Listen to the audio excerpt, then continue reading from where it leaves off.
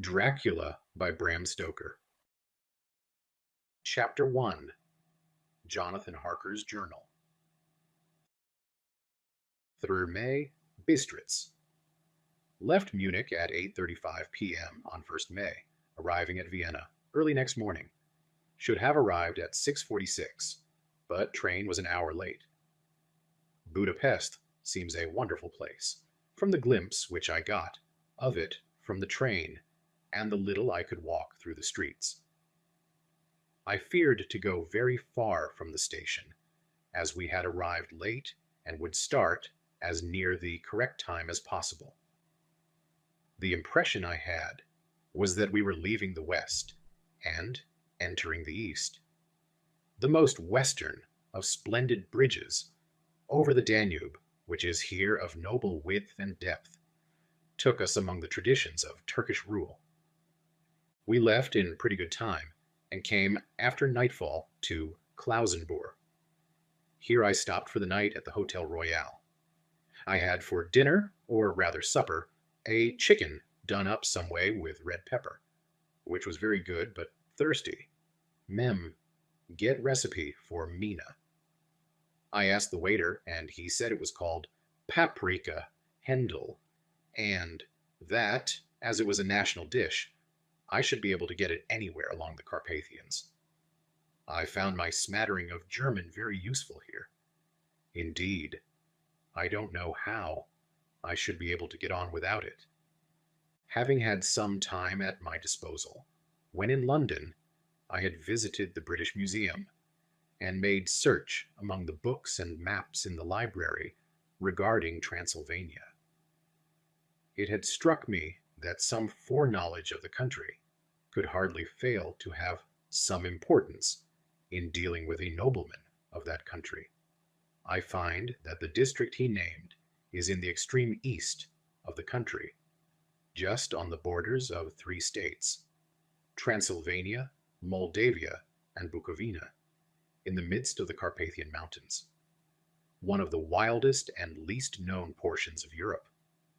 I was not able to light on any map or work giving the exact locality of the Castle Dracula, as there are no maps of this country as yet to compare with our own Ordnance Survey maps. But I found that Bistritz, the post town named by Count Dracula, is a fairly well-known place. I shall enter here some of my notes, as they may refresh my memory when I talk over my travels with Mina. In the population of Transylvania, there are 4 distinct nationalities. Saxons in the south, and mixed with them, the Wallachs, who are the descendants of the Dacians, Magyars in the west, and Shekelis in the east and north. I am going among the latter, who claim to be descended from Attila and the Huns. This may be so, for when the Magyars conquered the country in the 11th century, they found the Huns settled in it. I read that every known superstition in the world is gathered into the horseshoe of the Carpathians, as if it were the center of some sort of imaginative whirlpool. If so, my stay may be very interesting. Ma'am, I must ask the Count all about them. I did not sleep well, though my bed was comfortable enough, for I had all sorts of queer dreams. There was a dog howling all night under my window, which may have had something to do with it. Or it may have been the paprika, for I had to drink up all the water in my carafe, and was still thirsty. Towards morning I slept, and was wakened by the continuous knocking at my door, so I guess I must have been sleeping soundly then.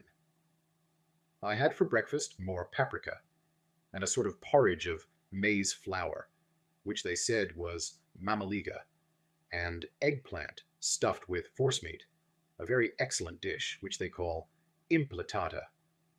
Mem, get recipe for this also. I had to hurry breakfast, for the train started a little before 8, or rather it ought to have done so, for after rushing to the station at 7:30, I had to sit in the carriage for more than an hour before we began to move. It seems to me that the further east you go, the more unpunctual are the trains. What ought they to be in China? All day long we seemed to dawdle through a country which was full of beauty of every kind. Sometimes we saw little towns or castles on the top of steep hills, such as we see in old missals. Sometimes we ran by rivers and streams, which seemed from the wide stony margin on each side of them to be subject to great floods. It takes a lot of water and running strong to sweep the outside edge of a river clear. At every station there were groups of people, sometimes crowds, and in all sorts of attire. Some of them were just like the peasants at home, or those I saw coming through France and Germany, with short jackets and round hats and homemade trousers. But others were very picturesque.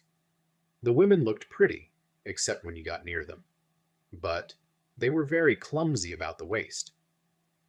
They had all full white sleeves of some kind or other, and most of them had big belts with a lot of strips of something fluttering from them, like the dresses in a ballet. But, of course, there were petticoats under them. The strangest figures we saw were the Slovaks, who were more barbarian than the rest, with their big cowboy hats, great baggy dirty white trousers, white linen shirts, and enormous heavy leather belts, nearly a foot wide, all studded over with brass nails. They wore high boots with their trousers tucked into them, and had long black hair and heavy black mustaches. They are very picturesque, but do not look prepossessing. On the stage they would be set down at once as some old oriental band of brigands. They are, however, I am told, very harmless and rather wanting in natural self-assertion. It was on the dark side of twilight when we got to Bistritz, which is a very interesting old place. Being practically on the frontier, for the Borgo Pass leads from it into Bukovina, it has had a very stormy existence, and it certainly shows marks of it. 50 years ago, a series of great fires took place, which made terrible havoc on 5 separate occasions. At the very beginning of the 17th century, it underwent a siege of 3 weeks and lost 13,000 people. The casualties of war proper being assisted by famine and disease. Count Dracula had directed me to go to the Golden Krone Hotel, which I found, to my great delight, to be thoroughly old-fashioned, for of course I wanted to see all I could of the ways of the country.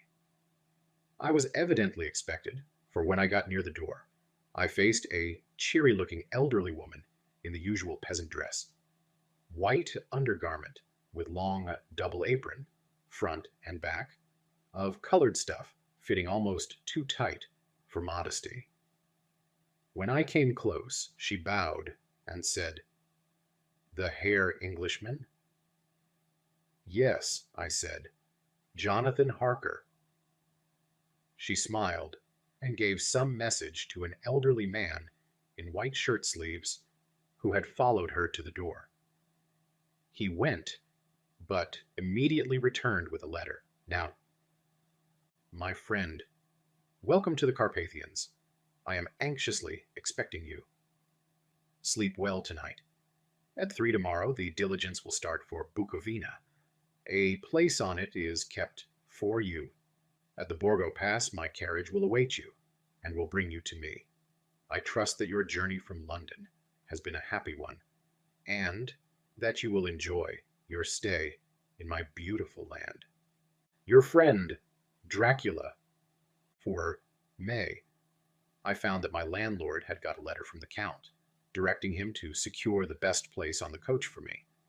But on making inquiries as to details, he seemed somewhat reticent, and pretended that he could not understand my German. This could not be true, because up to then he had understood it perfectly. At least, he answered my questions exactly as if he did. He and his wife the old lady who had received me, looked at each other in a frightened sort of way.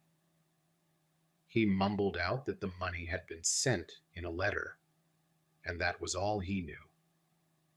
When I asked him if he knew Count Dracula and could tell me anything of his castle, both he and his wife crossed themselves, and, saying that they knew nothing at all, simply refused to speak further. It was so near the time of starting that I had no time to ask anyone else, for it was all very mysterious, and not by any means comforting. Just before I was leaving, the old lady came up to my room and said, in a very hysterical way, "Must you go? Oh, young hare, must you go?"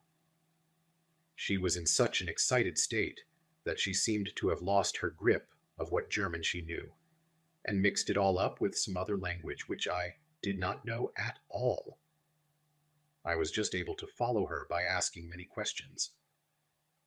When I told her that I must go at once, and that I was engaged on important business, she asked again, "Do you know what day it is?" I answered that it was the 4th of May.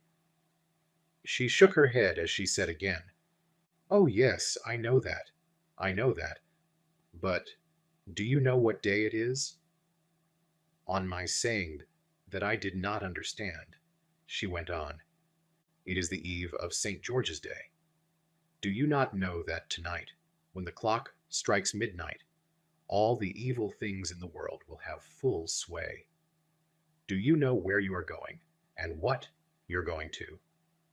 She was in such evident distress that I tried to comfort her, but without effect.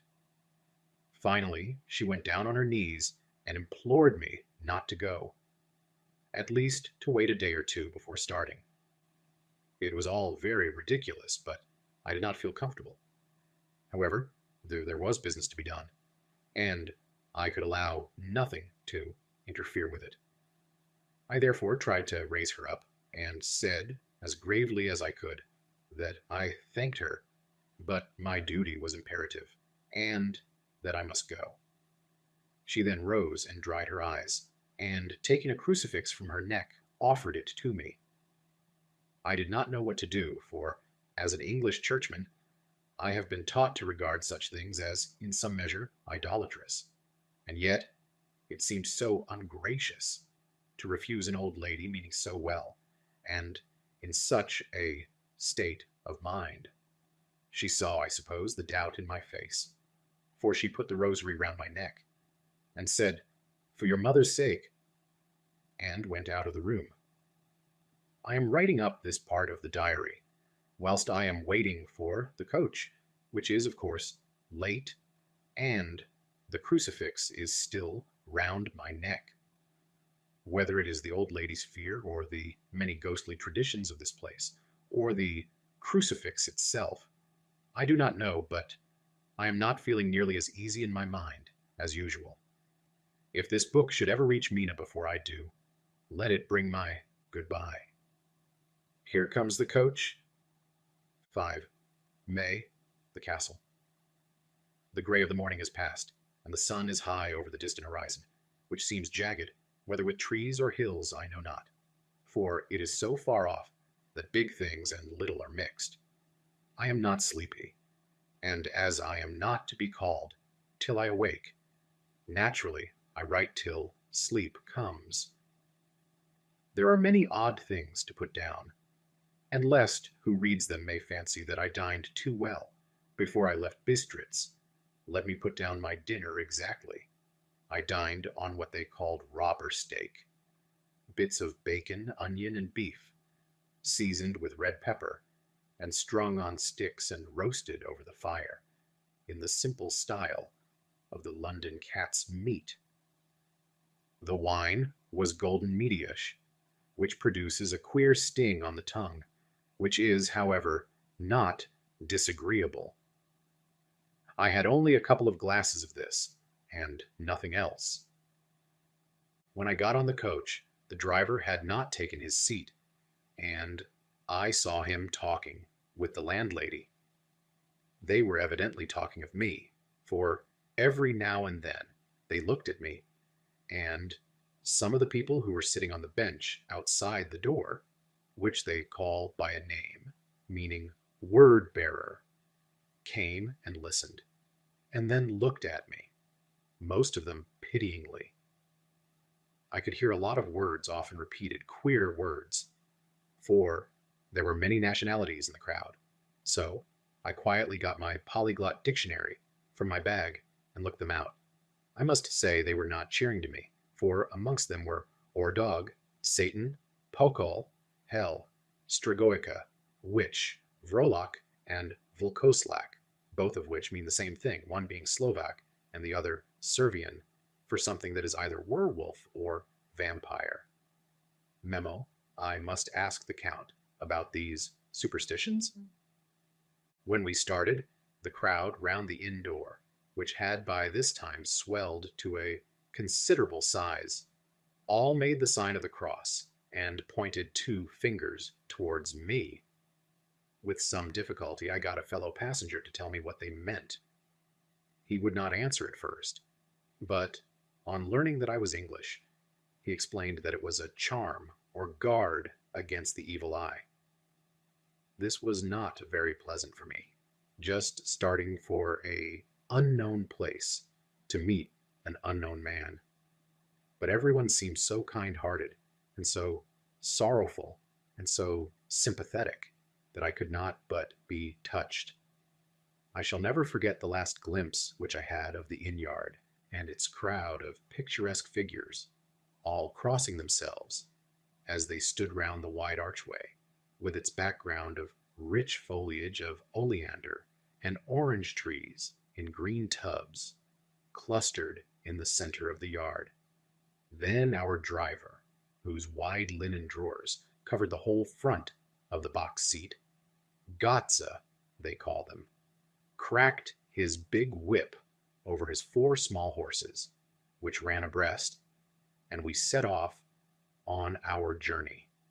I soon lost sight and recollection of ghostly fears in the beauty of the scene as we drove along, although had I known the language, or rather languages, which my fellow passengers were speaking, I might not have been able to throw them off so easily. Before us lay a green sloping land, full of forests and woods, with here and there steep hills, crowned with clumps of trees or with farmhouses, the blank gable end to the road.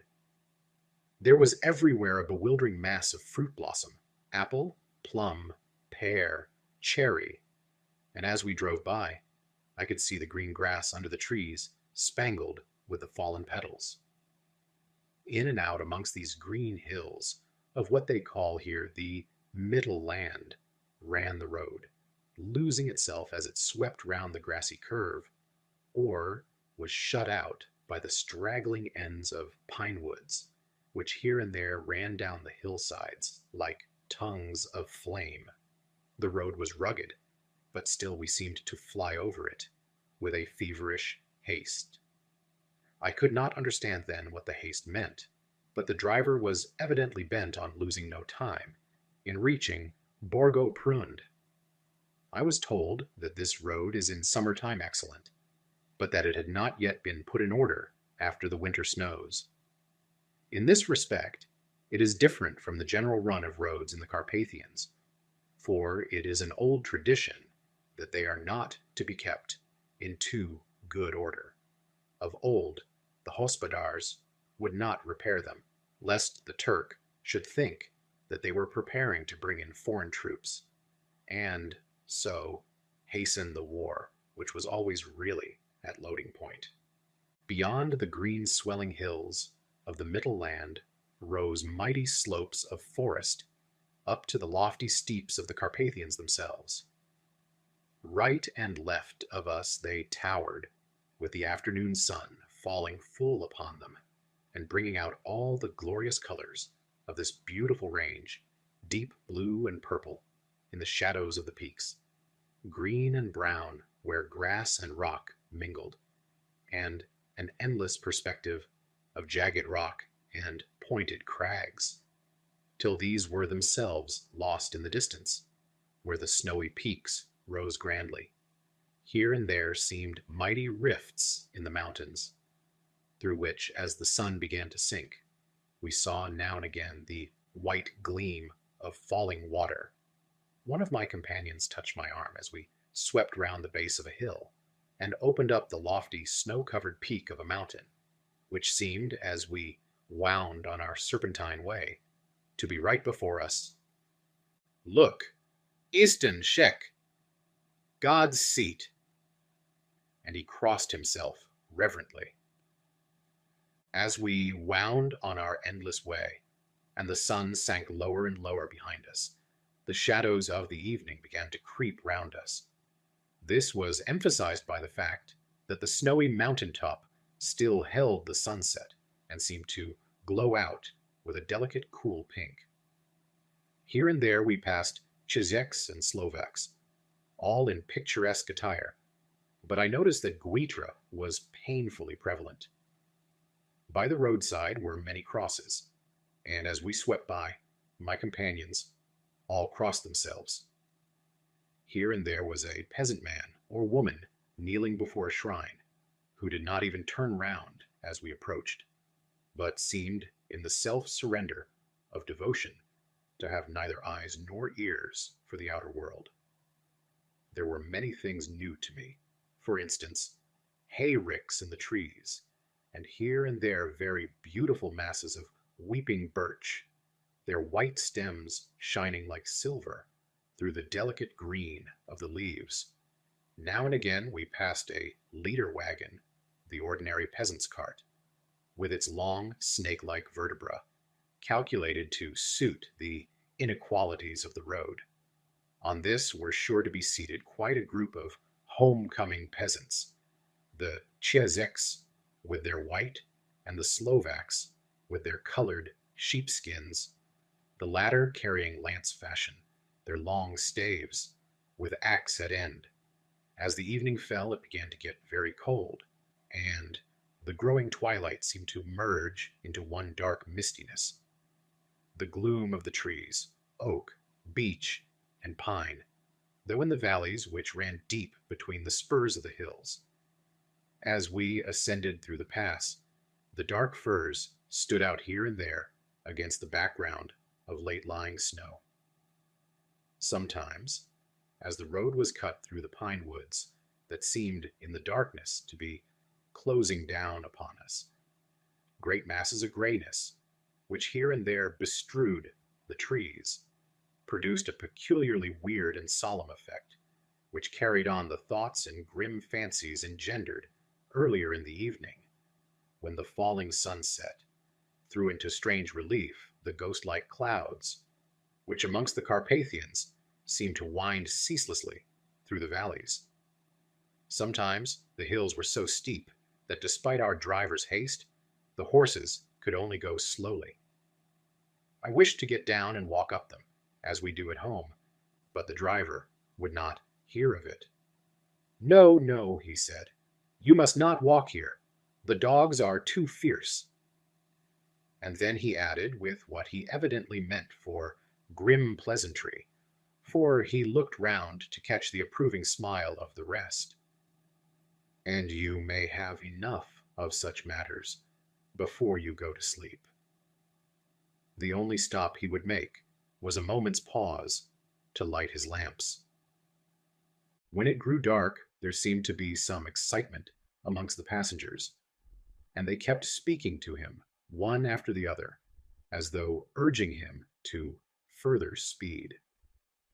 He lashed the horses unmercifully with his long whip, and with wild cries of encouragement urged them on to further exertions.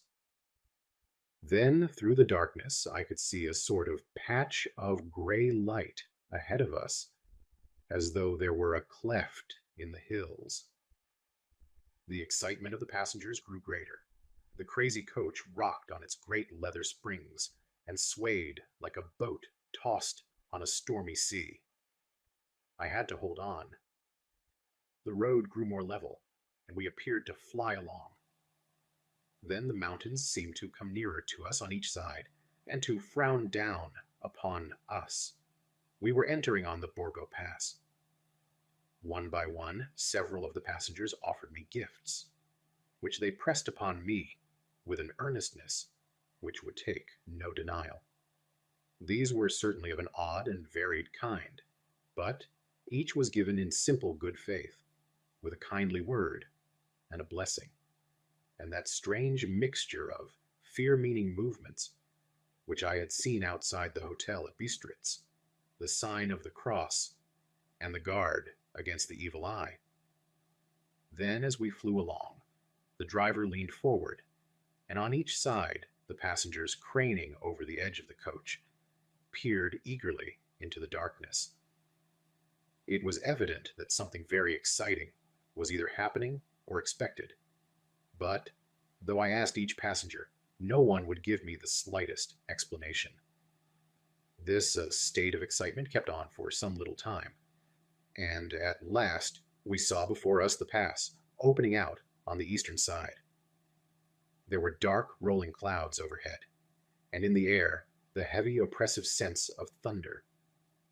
It seemed as though the mountain range had separated two atmospheres, and that now we had got into the thunderous one. I was now myself looking out for the conveyance which was to take me to the Count. Each moment I expected to see the glare of lamps through the blackness, but all was dark. The only light was the flickering rays of our own lamps, in which the steam from our hard-driven horses rose in a white cloud. We could see now the sandy road lying white before us, but there was on it no sign of a vehicle.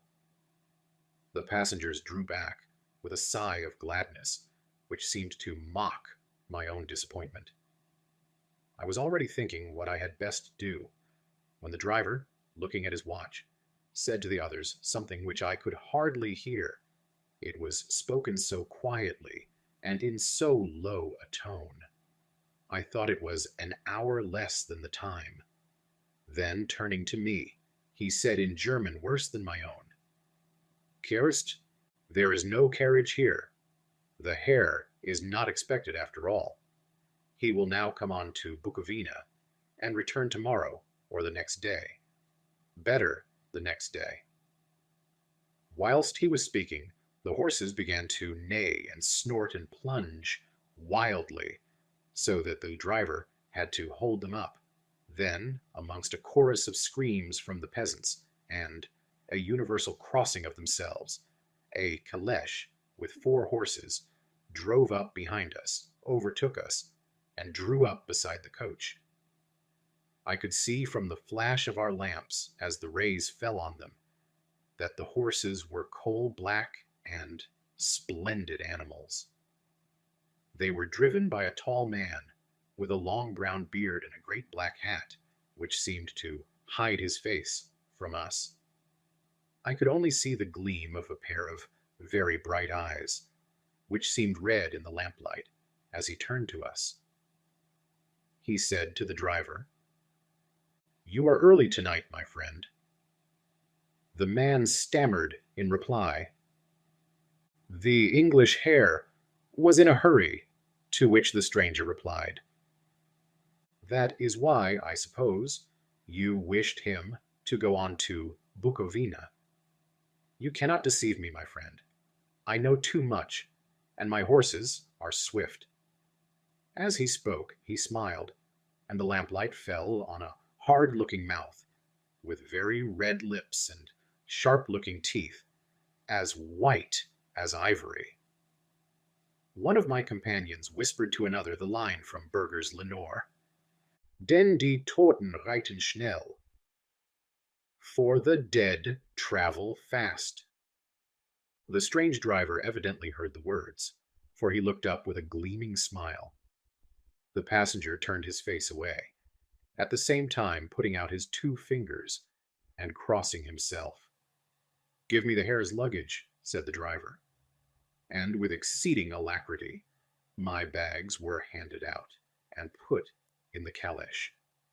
Then I descended from the side of the coach, as the caleche was close alongside. The the driver helping me with a hand, which caught my arm in a grip of steel. His strength must have been prodigious. Without a word, he shook his reins, the horses turned, and we swept into the darkness of the pass.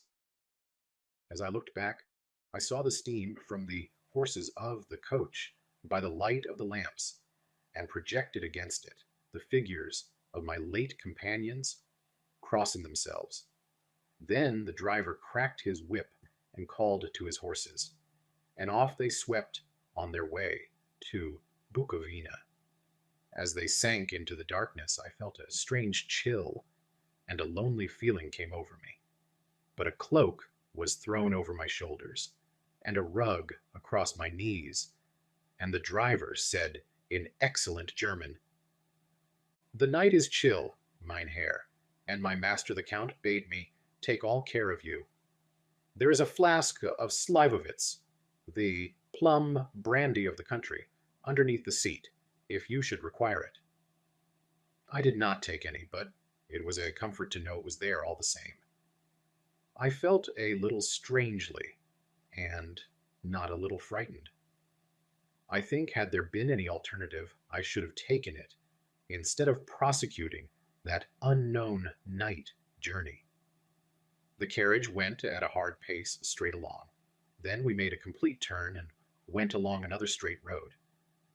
It seemed to me that we were simply going over and over the same ground again, and so I took note of some salient point and found that this was so.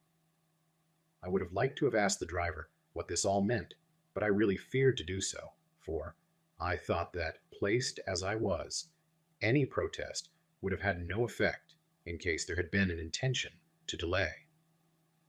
By and by, however, as I was curious to know how time was passing, I struck a match, and by its flame looked at my watch. It was within a few minutes of midnight. This gave me a sort of shock, for I suppose the general superstition about midnight was increased by my recent experiences. I waited with a sick feeling of suspense. Then a dog began to howl somewhere in a farmhouse, far down the road, a long, agonized wailing, as if from fear. The sound was taken up by another dog, and then another, and another, till, borne on the wind which now sighed softly through the pass, a wild howling began, which seemed to come from all over the country, as far as the imagination could grasp it, through the gloom of the night. At the first howl, the horses began to strain and rear, but the driver spoke to them soothingly, and they quieted down, but shivered and sweated as though after a runaway from sudden fright. Then, far off in the distance, from the mountains on each side of us, began a louder and a sharper howling, that of wolves, which affected both the horses and myself in the same way. For I was minded to jump from the caleche and run, whilst they reared again and plunged madly, so that the driver had to use all his great strength to keep them from bolting. In a few minutes, however, my own ears got accustomed to the sound, and the horses so far became quiet that the driver was able to descend and to stand before them. He petted and soothed them, and whispered something in their ears, as I have heard of horse tamers doing, and with extraordinary effect, for under his caresses they became quite manageable again, though they still trembled. The driver again took his seat, and shaking his reins, started off at a great pace. This time, after going to the far side of the pass, he suddenly turned down a narrow roadway, which ran sharply to the right. Soon we were hemmed in with trees, which in places arched right over the roadway, till we passed, as through a tunnel, and again great frowning rocks guarded us boldly on either side. Though we were in shelter, we could hear the rising wind, for it moaned and whistled through the rocks, and the branches of the trees crashed together as we swept along. It grew colder and colder still, and fine, powdery snow began to fall, so that soon we and all around us were covered with a white blanket. The keen wind still carried the howling of the dogs, though this grew fainter as we went on our way. The baying of the wolves sounded nearer and nearer, as though they were closing round on us from every side. I grew dreadfully afraid, and the horses shared my fear. The driver, however, was not in the least disturbed.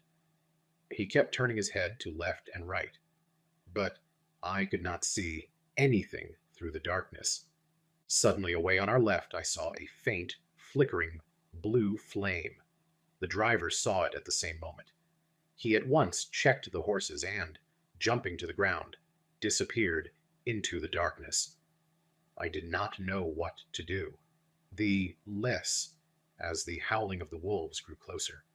But while I wondered, the driver suddenly appeared again, and without a word took his seat, and we resumed our journey.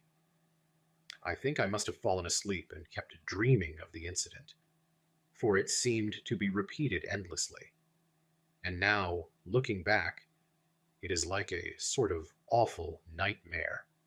Once the flame appeared so near the road that even in the darkness around us I could watch the driver's motions. He went rapidly to where the blue flame arose. It must have been very faint, for it did not seem to illumine the place around it at all, and gathering a few stones, formed them into some device. Once there appeared a strange optical effect. When he stood between me and the flame, he did not obstruct it, for I could see its ghostly flicker all the same. This startled me, but as the effect was only momentary, I took it that my eyes deceived me, straining through the darkness. Then, for a time, there were no blue flames, and we sped onwards through the gloom, with the howling of the wolves around us, as though they were following in a moving circle. At last there came a time when the driver went further afield than he had yet gone, and during his absence the horses began to tremble worse than ever, and to snort and scream with fright. I couldn't see any cause for it, for the howling of the wolves had ceased altogether. But just then the moon, sailing through the black clouds, appeared behind the jagged crest of a beetling, pine-clad rock, and by its light I saw around us a ring of wolves, with white teeth and lolling red tongues, with long sinewy limbs and shaggy hair. They were 100 times more terrible in the grim silence which held them than even when they howled. For myself, I felt a sort of paralysis of fear. It is only when a man feels himself face to face with such horrors that he can understand their true import. All at once the wolves began to howl, as though the moonlight had some peculiar effect on them. The horses jumped about and reared, and looked helplessly round, with eyes that rolled in a way painful to see. But the living ring of terror encompassed them on every side, and they had, perforce, to remain within it. I called to the coachman to come, for it seemed to me that our only chance was to try to break out through the ring and to aid his approach. I shouted and beat the side of the caleche, hoping by the noise to scare the wolves from that side, so as to give him a chance of reaching the trap. How he came there, I know not, but I heard his voice raised in a tone of imperious command, and looking towards the sound, saw him stand in the roadway. As he swept his long arms, as though brushing aside some impalpable obstacle, the wolves fell back and back further still. Just then a heavy cloud passed across the face of the moon, so that we were again in darkness. When I could see again, the driver was climbing into the caleche, and the wolves had disappeared. This was all so strange and uncanny that a dreadful fear came upon me, and I was afraid to speak or move. The time seemed interminable as we swept on our way, now in almost complete darkness, for the rolling clouds obscured the moon. We kept on ascending, with occasional periods of quick descent, but, in the main, always ascending. Suddenly I became conscious of the fact that the driver was in the act of pulling up the horses in the courtyard of a vast ruined castle, from whose tall black windows came no ray of light, and whose broken battlements showed a jagged line against the moonlit sky.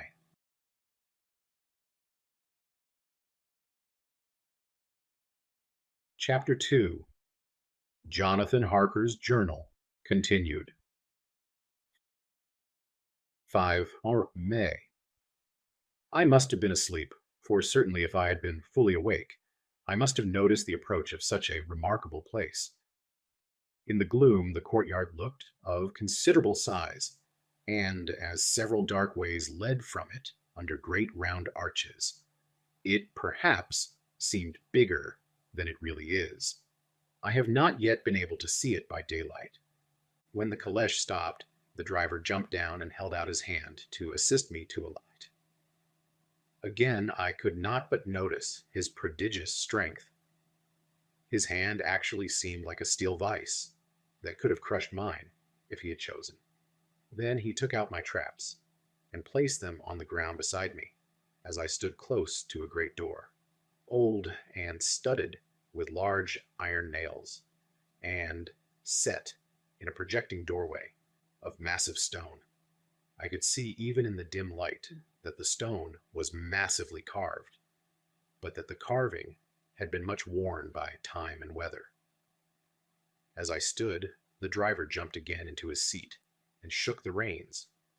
The horses started forward, and trap and all disappeared down one of the dark openings.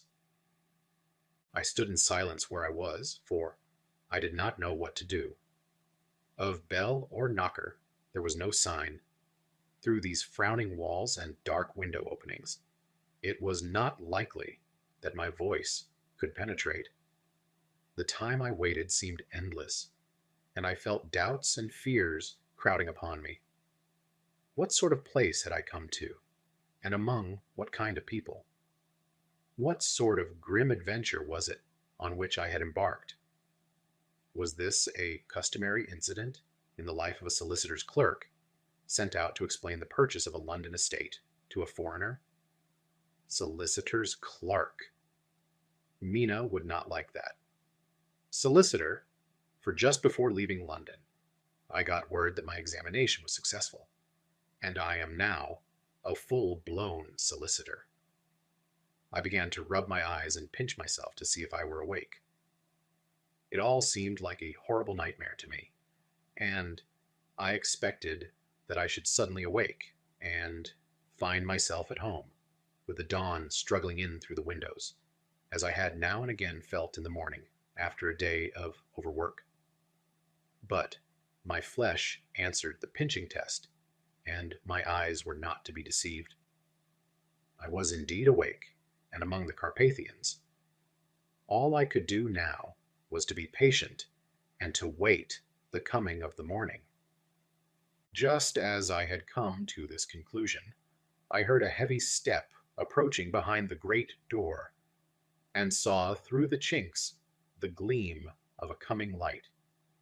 Then there was the sound of rattling chains and the clanking of massive bolts drawn back. A key was turned with the loud grating noise of long disuse, and the great door swung back. Within stood a tall old man, clean-shaven save for a long white mustache, and clad in black from head to foot, without a single speck of color about him anywhere. He held in his hand an antique silver lamp, in which the flame burned without chimney or globe of any kind, throwing long quivering shadows as it flickered in the draught of the open door. The old man motioned me in with his right hand, with a courtly gesture, saying in excellent English, but with a strange intonation, "Welcome to my house. Enter freely and of your own will." He made no motion of stepping to meet me, but stood like a statue, as though his gesture of welcome had fixed him into stone.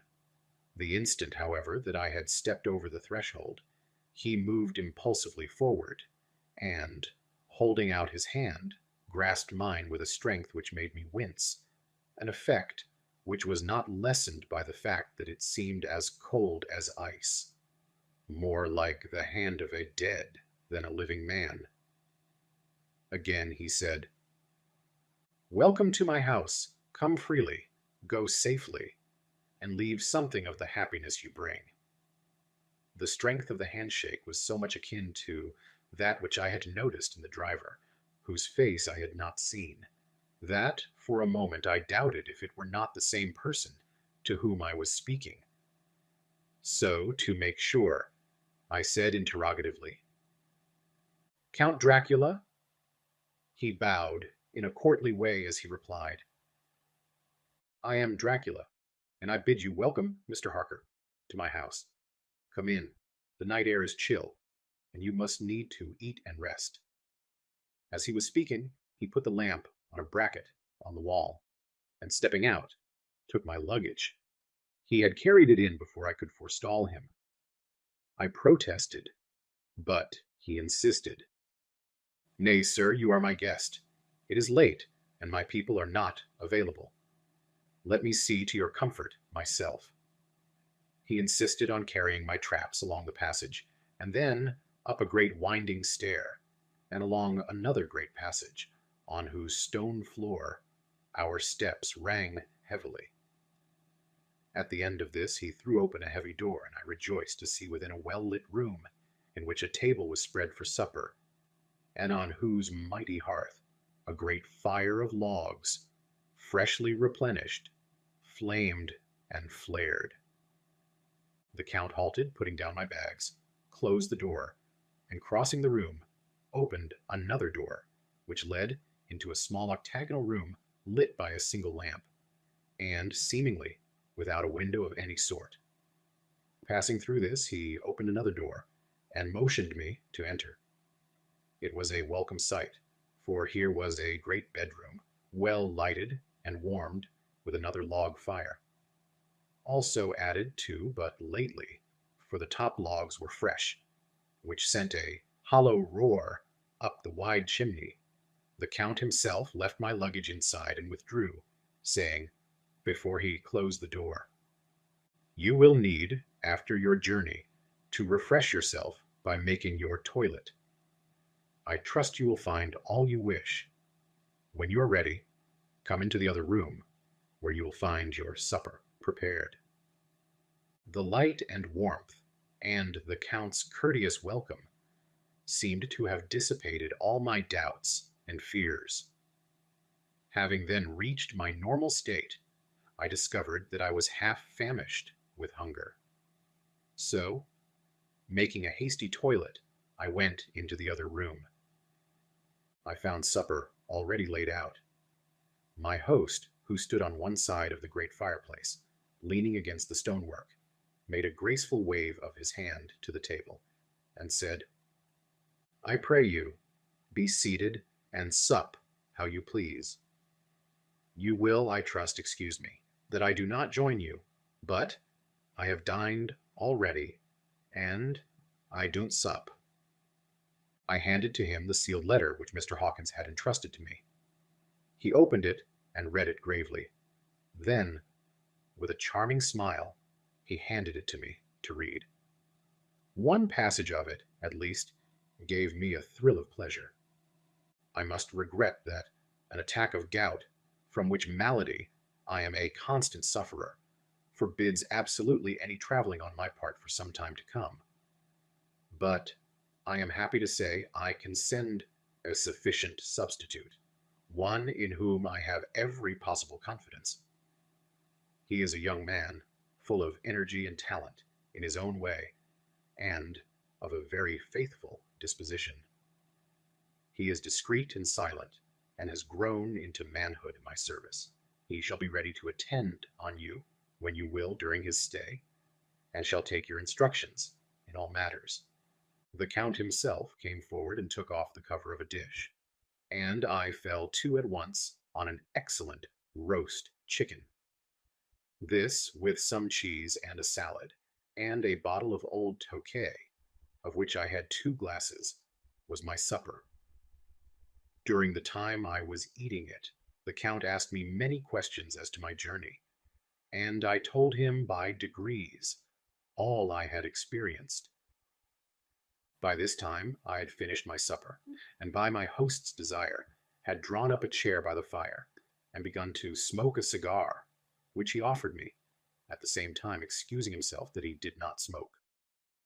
I had now an opportunity of observing him, and found him of a very marked physiognomy. His face was a very strong, aquiline, with high bridge of the thin nose and peculiarly arched nostrils, with lofty domed forehead, and hair growing scantily round the temples, but profusely elsewhere. His eyebrows were very massive, almost meeting over the nose, and with bushy hair that seemed to curl in its own profusion. The mouth, so far as I could see it under the heavy moustache, was fixed and rather cruel-looking, with peculiarly sharp white teeth. These protruded over the lips, whose remarkable ruddiness showed astonishing vitality in a man of his years. For the rest, his ears were pale, and at the tops extremely pointed.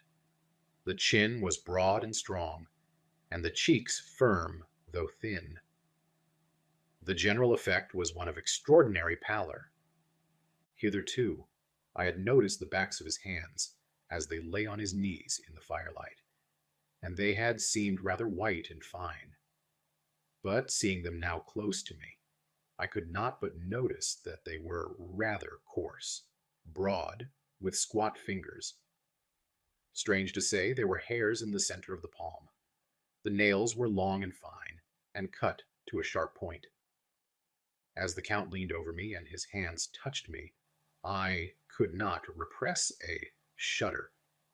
It may have been that his breath was rank, but a horrible feeling of nausea came over me, which, do what I would, I could not conceal. The Count, evidently noticing it, drew back, and with a grim sort of smile, which showed more than he had yet done his protuberant teeth, sat himself down again on his own side of the fireplace. We were both silent for a while, and as I looked towards the window, I saw the first dim streak of the coming dawn. There seemed a strange stillness over everything, but as I listened, I heard, as if from down below in the valley, the howling of many wolves. The Count's eyes gleamed, and he said, "Listen to them, the children of the night. What music they make." Seeing, I suppose, some expression in my face strange to him, he added, "Ah, sir, you dwellers in the city cannot enter into the feelings of the hunter." Then he rose and said, "But you must be tired. Your bedroom is all ready, and tomorrow you shall sleep as late as you will. I have to be away till the afternoon. So sleep well and dream well." With a courteous bow, he opened for me himself the door to the octagonal room, and I entered my bedroom. I am all in a sea of wonders. I doubt, I fear, I think strange things, which I dare not confess to my own soul. God keep me, if only for the sake of those dear to me. 7th May. It is again early morning, but I have rested and enjoyed the last 24 hours. I slept till late in the day, and awoke of my own accord. When I had dressed myself, I went into the room where we had supped, and found a cold breakfast laid out, with coffee kept hot by the pot being placed on the hearth. There was a card on the table, on which was written, "I have to be absent for a while. Do not wait for me.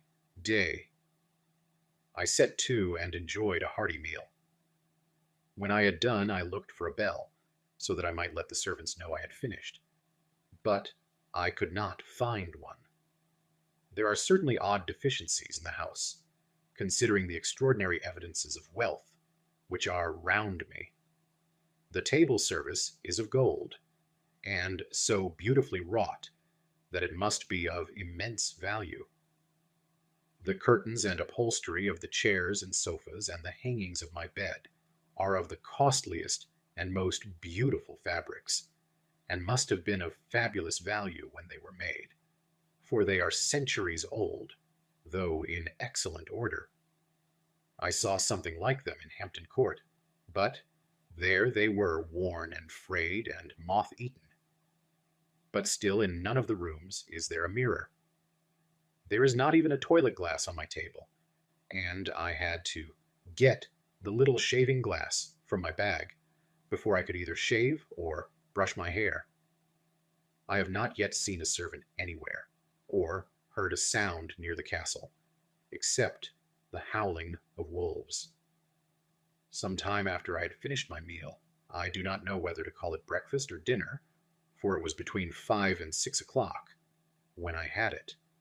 I looked about for something to read, for I did not like to go about the castle until I had asked the Count's permission. There was absolutely nothing in the room, book, newspaper, or even writing materials. So I opened another door in the room and found a sort of library. The door opposite mine I tried, but found it locked. In the library I found, to my great delight, a vast number of English books, whole shelves full of them, and bound volumes of magazines and newspapers. A table in the center was littered with English magazines and newspapers, though none of them were of very recent date. The books were of the most varied kind: history, geography, politics, political economy, botany, geology, law, all relating to England and English life and customs and manners. There were even such books of reference as the London Directory, the Red and Blue books, Whitaker's Almanac, the Army and Navy lists, and it somehow gladdened my heart to see it, the Law list. Whilst I was looking at the books, the door opened, and the Count entered. He saluted me in a hearty way, and hoped that I had had a good night's rest. Then he went on. "I am glad you found your way in here, for I am sure there is much that will interest you. These companions," and he laid his hand on some of the books, "have been good friends to me, and, for some years past, ever since I had the idea of going to London, have given me many, many hours of pleasure. Through them, I have come to know your great England, and to know her is to love her. I ought long to go through the crowded streets of your mighty London, to be in the midst of the whirl and rush of humanity, to share its life, its change, its death, and all that makes it what it is. But alas, as yet I only know your tongue through books. To you, my friend, I look that I know it to speak." "But, Count," I said, "you know and speak English thoroughly." He bowed gravely. "I thank you, my friend, for your all too flattering estimate, but yet I fear that I am but a little way on the road I would travel. True, I know the grammar and the words, but yet I know not how to speak them." "Indeed," I said, "you speak excellently." "Not so," he answered. "Well, I know that, did I move and speak in your London, none there are who would not know me for a stranger. That is not enough for me. Here I am noble, I am Bowyer, the common people know me, and I am master. But a stranger in a strange land, he is no one. Men know him not, and to know not is to care not for. I am content if I am like the rest, so that no man stops if he see me, or pause in his speaking if he hear my words. Ha, ha, ha! A stranger! I have been so long master that I would be master still. or at least that none other should be master of me. You come to me not alone as agent of my friend Peter Hawkins of Exeter to tell me all about my new estate in London. You shall, I trust, rest here with me a while, so that by our talking I may learn the English intonation. And I would that you tell me, when I make error, even of the smallest, in my speaking. I am sorry that I had to be away so long today, but you will, I know, forgive one who has so many important affairs in hand. Of course I said all I could about being willing, and asked if I might come into that room when I chose. He answered, yes, certainly, and added, you may go anywhere you wish in the castle, except where the doors are locked, where of course you will not wish to go. There is reason that all things are as they are, and did you see with my eyes, and know with my knowledge, you would perhaps better understand. I said I was sure of this, and then he went on. We are in Transylvania, and Transylvania is not England. Our ways are not your ways, and there shall be to you many strange things. Nay, from what you have told me of your experiences already, you know something of what strange things there may be. This led to much conversation, and as it was evident that he wanted to talk, if only for talking's sake, I asked him many questions regarding things that had already happened to me, or come within my notice. Sometimes he sheered off the subject, or turned the conversation by pretending not to understand. But generally he answered all I asked most frankly. Then, as time went on, and I had got somewhat bolder, I asked him of some of the strange things of the preceding night. As, for instance, why the coachman went to the places where he had seen the blue flames. He then explained to me that it was commonly believed that on a certain night of the year, last night in fact, when all evil spirits are supposed to have unchecked sway, a blue flame is seen over any place where treasure has been concealed. That treasure has been hidden, he went on, in the region through which you came last night. There can be but little doubt, for it was the ground fought over for centuries by the Wallachian, the Saxon, and the Turk. Why, there is hardly a foot of soil in all this region that has not been enriched by the blood of men, patriots, or invaders. In old days there were stirring times, when the Austrian and the Hungarian came up in hordes, and the patriots went out to meet them, men and women, the aged and the children too, and waited their coming on the rocks above the passes, that they might sweep destruction on them with their artificial avalanches. When the invader was triumphant, he found but little, for whatever there was had been sheltered in the friendly soil. But how, said I, can it have remained so long undiscovered, when there is a sure index to it, if men will but take the trouble to look? The Count smiled, and as his lips ran back over his gums, the long, sharp canine teeth showed out strangely. He answered, because your peasant is at heart a coward and a fool. Those flames only appear on one night, and on that night no man of this land will, if he can help it, stir without his doors. And, dear sir, even if he did, he would not know what to do. Why, even the peasant that you tell me of, who marked the place of the flame, would not know where to look in daylight, even for his own work. Even you would not, I dare be sworn, be able to find these places again. There you are right, I said. I know no more than the dead, where even to look for them.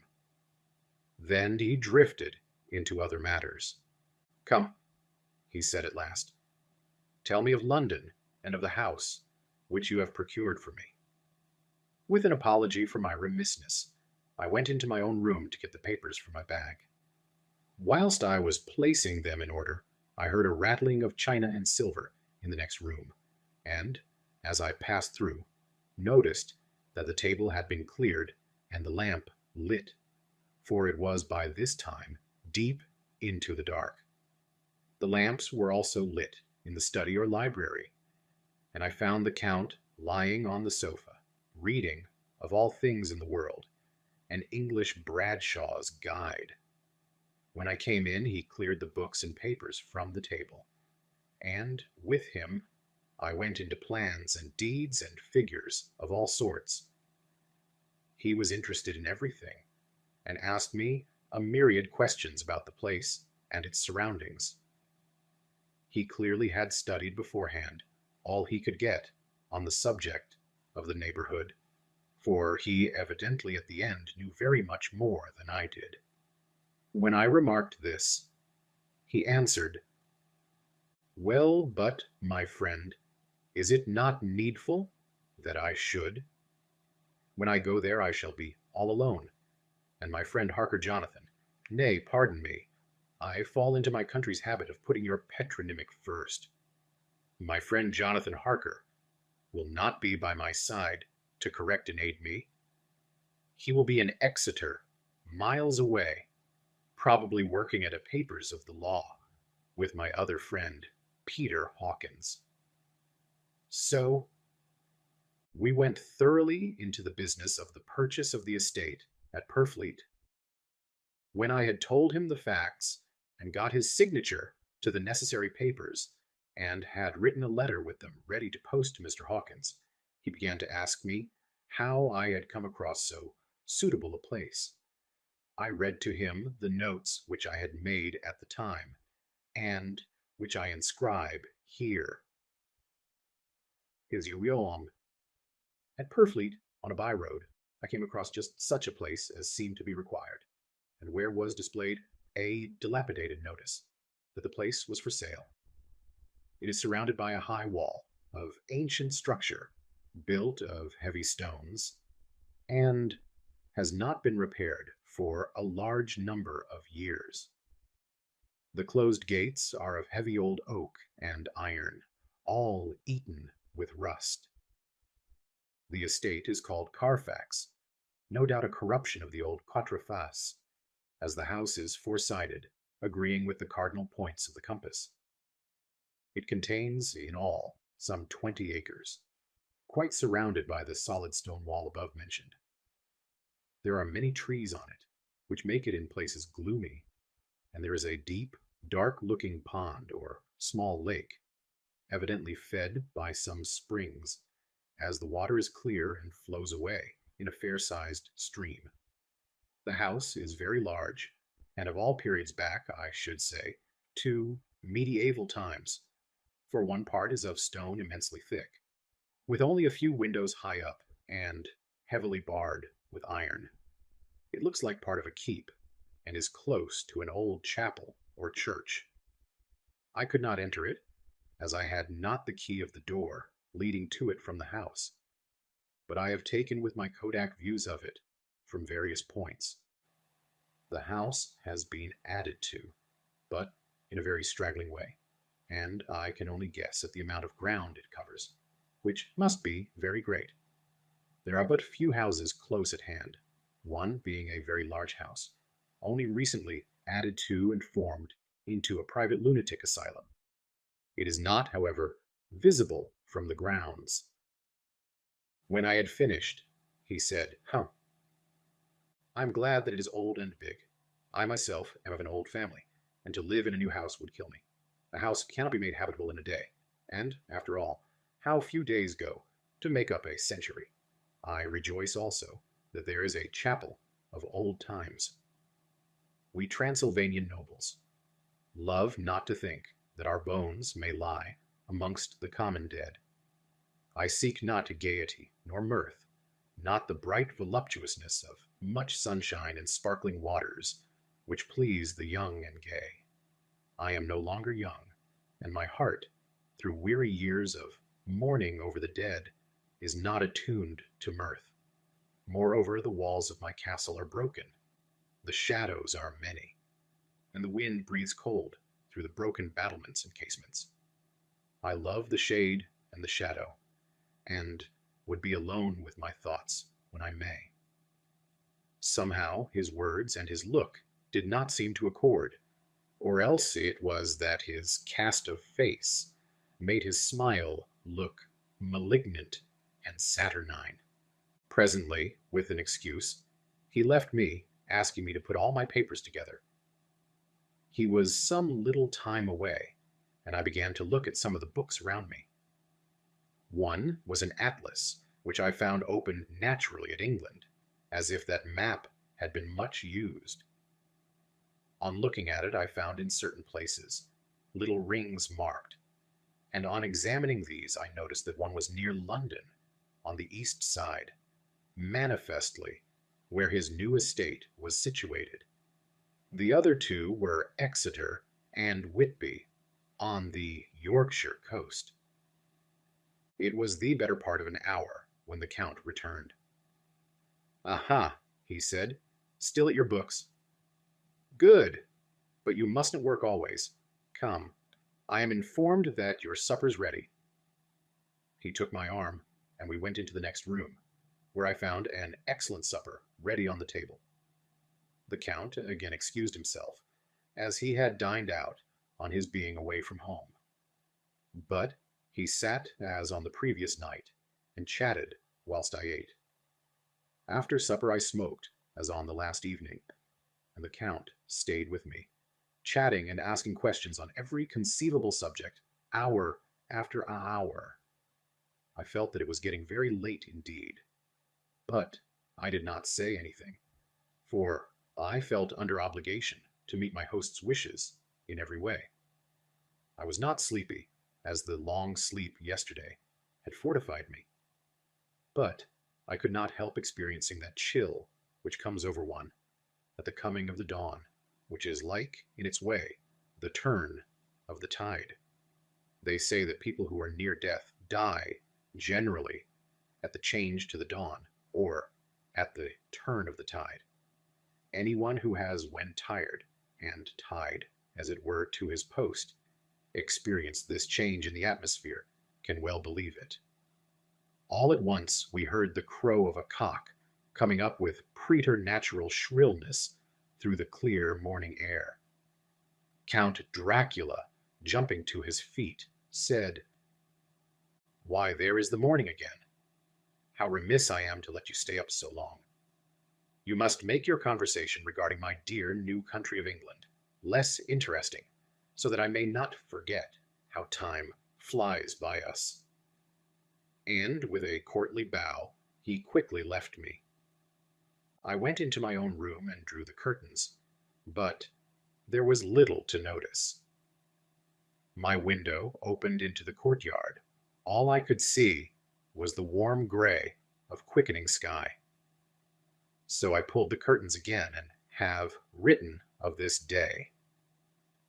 8 May.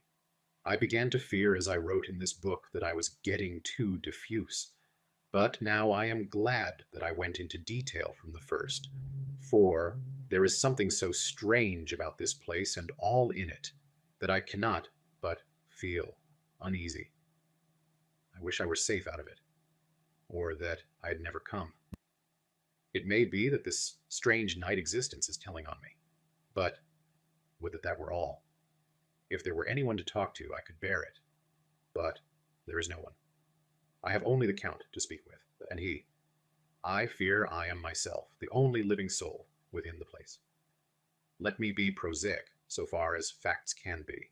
It will help me to bear up, and imagination must not run riot with me. If it does, I am lost. Let me say at once how I stand, or seem to. I only slept a few hours when I went to bed, and, feeling that I could not sleep any more, got up. I had hung my shaving glass by the window, and was just beginning to shave. Suddenly I felt a hand on my shoulder, and heard the Count's voice saying to me, "Good morning."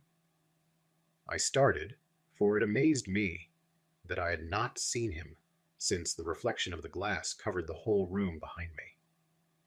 In starting, I had cut myself slightly, but did not notice it at the moment. Having answered the Count's salutation, I turned to the glass again to see how I had been mistaken. This time there could be no error, for the man was close to me, and I could see him over my shoulder. But there was no reflection of him in the mirror. The whole room behind me was displayed, but there was no sign of a man in it, except myself. This was startling, and, coming on the top of so many strange things, was beginning to increase that vague feeling of uneasiness which I always have when the Count is near. But at the instant I saw that the cut had bled a little, and the blood was trickling over my chin. I laid down the razor, turning as I did so, half round to look for some sticking plaster. When the Count saw my face, his eyes blazed with a sort of demoniac fury, and he suddenly made a grab at my throat. I drew away, and his hand touched the string of beads which held the crucifix. It made an instant change in him, for the fury passed so quickly that I could hardly believe that it was ever there. "Take care," he said. "Take care how you cut yourself. It is more dangerous than you think in this country." Then, seizing the shaving glass, he went on. "And this is the wretched thing that has done the mischief. It is a foul bauble of man's vanity. Away with it." And opening the heavy window with one wrench of his terrible hand, he flung out the glass, which was shattered into 1,000 pieces on the stones of the courtyard far below. Then he withdrew without a word. It is very annoying, for I don't see how I am to shave unless in my watch case or the bottom of the shaving pot, which is fortunately of metal. When I went into the dining room, breakfast was prepared, but I could not find the Count anywhere. So I breakfasted alone. It is strange that as yet I have not seen the Count eat or drink. He must be a very peculiar man. After breakfast, I did a little exploring in the castle. I went out on the stairs and found a room looking towards the south. The view was magnificent, and from where I stood, there was every opportunity of seeing it. The castle is on the very edge of a terrible precipice. A stone falling from the window would fall 1,000 feet without touching anything. As far as the eye can reach is a sea of green treetops, with occasionally a deep rift where there is a chasm. Here and there are silver threads, where the rivers wind in deep gorges through the forests. But I am not in heart to describe beauty, for when I had seen the view, I explored further. Doors, doors, doors everywhere, and all locked and bolted. In no place, save from the windows in the castle walls, is there an available exit. The castle is a veritable prison, and I am a prisoner.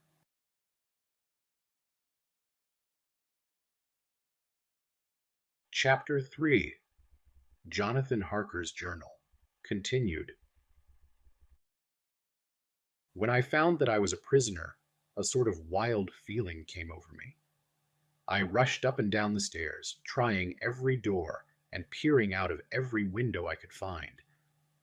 But after a little, the conviction of my helplessness overpowered all other feelings. When I look back after a few hours, I think I must have been mad for the time, for I behaved much as a rat does in a trap.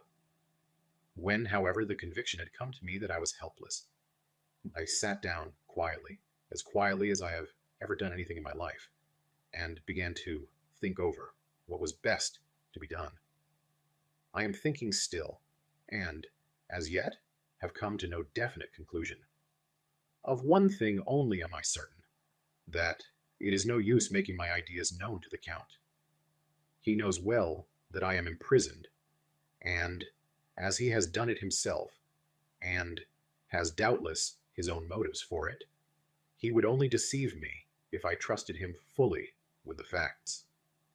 So far as I can see, my only plan will be to keep my knowledge and my fears to myself, and my eyes open. I am, I know, either being deceived, like a baby, by my own fears, or else I'm in desperate straits. And if the latter be so, I need, and shall need, all my brains to get through. I had hardly come to this conclusion when I heard the great door below shut, and knew that the Count had returned. He did not come at once into the library, so I went cautiously to my own room and found him making the bed. This was odd, but only confirmed what I had all day long thought, that there were no servants in the house. When later I saw him through the chink of the hinges of the door, laying the table in the dining room, I was assured of it. For if he does himself all these menial offices, surely it is proof that there is no one else to do them. This gave me a fright, for if there is no one else in the castle, it must have been the Count himself who was the driver of the coach that brought me here. This is a terrible thought, for if so, what does it mean that he could control the wolves, as he did by only holding up his hand in silence? How was it that all the people at Bistritz and on the coach had some terrible fear for me? What meant the giving of the crucifix, of the garlic, of the wild rose, of the mountain ash? Bless that good, good woman who hung the crucifix round my neck, for it is a comfort and a strength to me whenever I touch it. It is odd that a thing which I have been taught to regard with disfavor, and as idolatrous, should in a time of loneliness and trouble be of help. Is it that there is something in the essence of the thing itself, or that it is a medium, a tangible help, in conveying memories of sympathy and comfort? Sometime, if it may be, I must examine this matter, and try to make up my mind about it. In the meantime, I must find out all I can about Count Dracula, as it may help me to understand. Tonight, he may talk of himself if I turn the conversation that way. I must be very careful, however, not to awake his suspicion. Midnight. I have had a long talk with the Count. I asked him a few questions on Transylvania history, and he warmed up to the subject wonderfully. In his speaking of things and people, and especially of battles, he spoke as if he had been present at them all. This he afterwards explained by saying that to a boyar, the pride of his house and name is his own pride, that their glory is his glory, that their fate is his fate. Whenever he spoke of his house, he always said we, and spoke almost in the plural, like a king speaking. I wish I could put down all he said exactly as he said it, for, to me, it was Stanley's most fascinating. It seemed to have in it a whole history of the country. He grew excited as he spoke, and walked about the room, pulling his great white mustache, and grasping anything on which he laid his hands, as though he would crush it by main strength. One thing he said, which I shall put down as nearly as I can, for it tells, in its way, the story of his race. We Jacquelis have a right to be proud, for in our veins flows the blood of many brave races who fought as the lion fights, for lordship.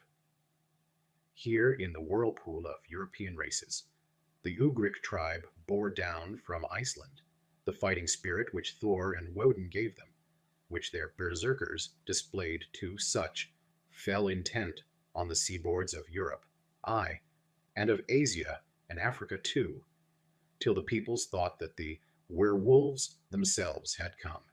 Here too, when they came, they found the Huns, whose warlike fury had swept the earth like a living flame, till the dying peoples held that in their veins ran the blood of those old witches, who, expelled from Scythia, had mated with the devils in the desert. Fools, fools! What devil or what witch was ever so great as Attila, whose blood is in these veins? He held up his arms. Is it a wonder that we were a conquering race, that we were proud, that when the Magyar, the Lombard, the Avar, the Bulgar, or the Turk poured his thousands on our frontiers, we drove them back? Is it strange that when Arpad and his legions swept through the Hungarian fatherland, he found us here when he reached the frontier? That the Honfoglalas was completed there? And when the Hungarian flood swept eastward, the Szekelyes were claimed as kindred by the victorious Magyars, and to us for centuries was trusted the guarding of the frontier of Turkeyland. Aye, and more than that, endless duty of the frontier guard, for, as the Turks say, water sleeps, and enemy is sleepless. Who more gladly than we throughout the four nations received the bloody sword, or, at its warlike call, flocked quicker to the standard of the king?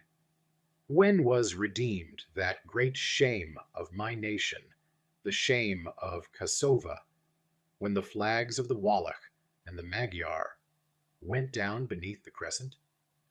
Who was it but one of my own race, who as voivode crossed the Danube and beat the Turk on his own ground? This was a Dracula indeed. Woe was it that his own unworthy brother, when he had fallen, sold his people to the Turk, and brought the shame of slavery on them. Was it not this Dracula indeed who inspired that other of his race, who in a later age again and again brought his forces over the great river into Turkey land, who, when he was beaten back, came again and again and again, though he had to come alone from the bloody field where his troops were being slaughtered, since he knew that he alone could ultimately triumph? They said that he thought only of himself. Bah! What good are peasants without a leader? Where ends the war without a brain and heart to conduct it? Again, when, after the Battle of Mohacs, we threw off the Hungarian yoke, we of the Dracula blood were amongst their leaders, for our spirit would not brook that we were not free. Ah, young sir, the Szekelyes and the Dracula, as their heart's blood, their brains, and their swords, can boast a record that mushroom growths, like the Habsburgs and the Romanovs, can never reach. The warlike days are over. Blood is too precious a thing in these days of dishonorable peace, and the glories of the great races are as a tale that is told. It was by this time close on morning, and we went to bed. Mem, this diary seems horribly like the beginning of the Arabian Nights, for everything has to break off at cockcrow, or like the ghost of Hamlet's father. 12th May. Let me begin with facts, bare, meager facts, verified by books and figures, and of which there can be no doubt. I must not confuse them with experiences which will have to rest on my own observation, or my memory of them. Last evening, when the Count came from his room, he began by asking me questions on legal matters, and on the doing of certain kinds of business. I had spent the day wearily over books, and, simply to keep my mind occupied, went over some of the matters I had been examining at Lincoln's Inn. There was a certain method in the Count's inquiries, so I shall try to put them down in sequence. The knowledge may somehow or some time be useful to me. First, he asked if a man in England might have 2 solicitors or more. I told him he might have a dozen if he wished, but that it would not be wise to have more than 1 solicitor engaged in one transaction, as only one could act at a time. and that to change would be certain to militate against his interest. He seemed thoroughly to understand, and went on to ask if there would be any practical difficulty in having one man to attend, say, to banking, and another to look after shipping, in case local help were needed in a place far from the home of the banking solicitor. I asked him to explain more fully, so that I might not by any chance mislead him. So he said, "I shall illustrate. Your friend and mine, Mr. Peter Hawkins, from under the shadow of your beautiful cathedral at Exeter, which is far from London, buys for me, through your good self, my place at London." Good. Now here let me say frankly, lest you should think it strange that I have sought the services of one so far off from London instead of someone resident there, that my motive was that no local interest might be served save my wish only. And as one of London residents might perhaps have some purpose of himself or friend to serve, I went thus afield to seek my agent, whose labors should be only to my interest. Now suppose I, who have much of affairs, wish to ship goods, say, to Newcastle, or to Durham, or Harwich, or Dover, might it not be that it could with more ease be done by consigning to all one in these ports? I answered that certainly it would be most easy, but that we solicitors had a system of agency one for the other, so that local work could be done locally on instruction from any solicitor, so that the client, simply placing himself in the hands of one man, could have his wishes carried out by him without further trouble. "But," said he, "I could be at liberty to direct myself. Is it not so?" "Of course," I replied, "and such is often done by men of business, who do not like the whole of their affairs to be known by any one person." "Good," he said, and then went on to ask about the means of making consignments and the forms to be gone through, and of all sorts of difficulties which might arise, but by forethought could be guarded against.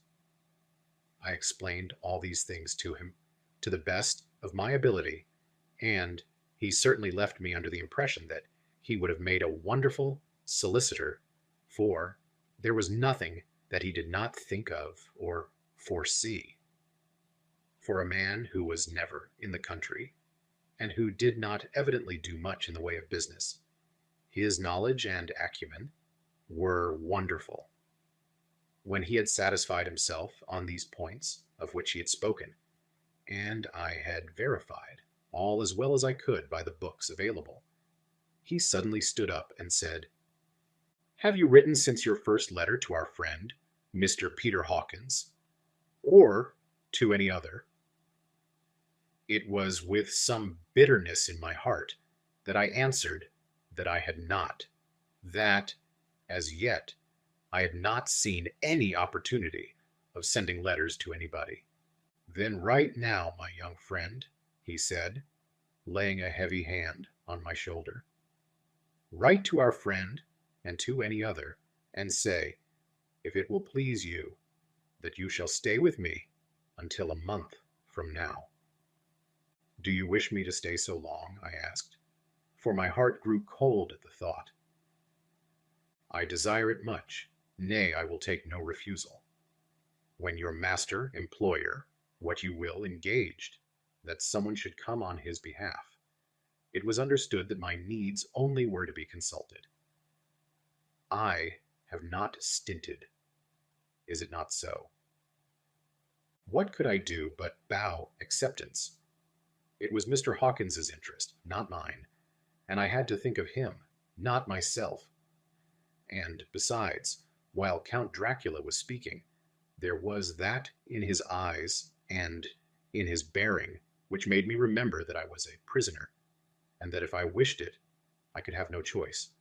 The Count saw his victory in my bow, and his mastery in the trouble of my face, for he began at once to use them, but in his own smooth, resistless way. I pray you, my good young friend, that you will not discourse of things other than business in your letters. It will doubtless please your friends to know that you are well, and that you look forward to getting home to them. Is it not so? As he spoke, he handed me 3 sheets of notepaper and 3 envelopes. They were all the thinnest foreign post, and looking at them, then at him, and noticing his quiet smile with the sharp canine teeth lying over the red underlip, I understood as well as if he had spoken that I should be careful what I wrote, for he would be able to read it. So I determined to write only formal notes now, but to write fully to Mr. Hawkins in secret, and also to Mina, for to her I could write in shorthand, which would puzzle the Count, if he did see it. When I had written my 2 letters, I sat quiet, reading a book, whilst the Count wrote several notes, referring, as he wrote them, to some books, on his table. Then he took up my 2, and placed them with his own, and put by his writing materials, after which the instant the door had closed behind him, I leaned over and looked at the letters, which were face down on the table. I felt no compunction in doing so, for, under the circumstances, I felt that I should protect myself in every way I could. One of the letters was directed to Samuel F. Billington, number 27, The Crescent, Whitby, another to Herr Leutner, Varna.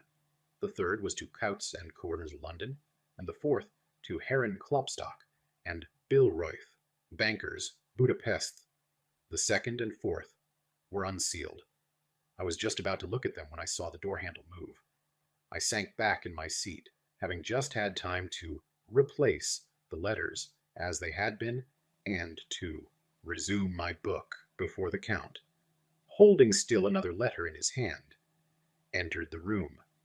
He took up the letters on the table and stamped them carefully, and then, turning to me, said, "I trust you will forgive me, but I have much work to do in private this evening. You will, I hope, find all things as you wish."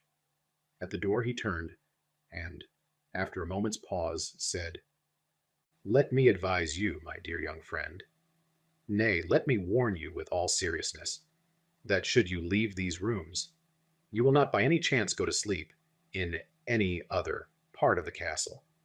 It is old, and has many memories, and there are bad dreams for those who sleep unwisely.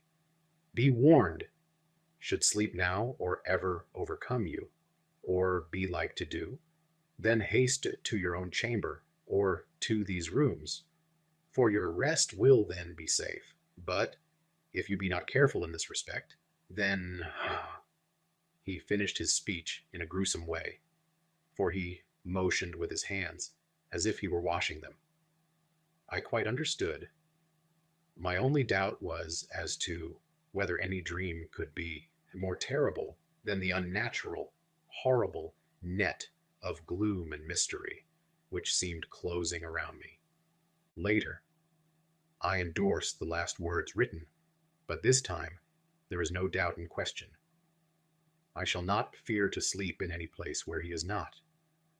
I have placed the crucifix over the head of my bed. I imagine that my rest is thus freer from dreams, and there it shall remain. When he left me, I went to my room. After a little while, not hearing any sound, I came out and went up the stone stair to where I could look out towards the south.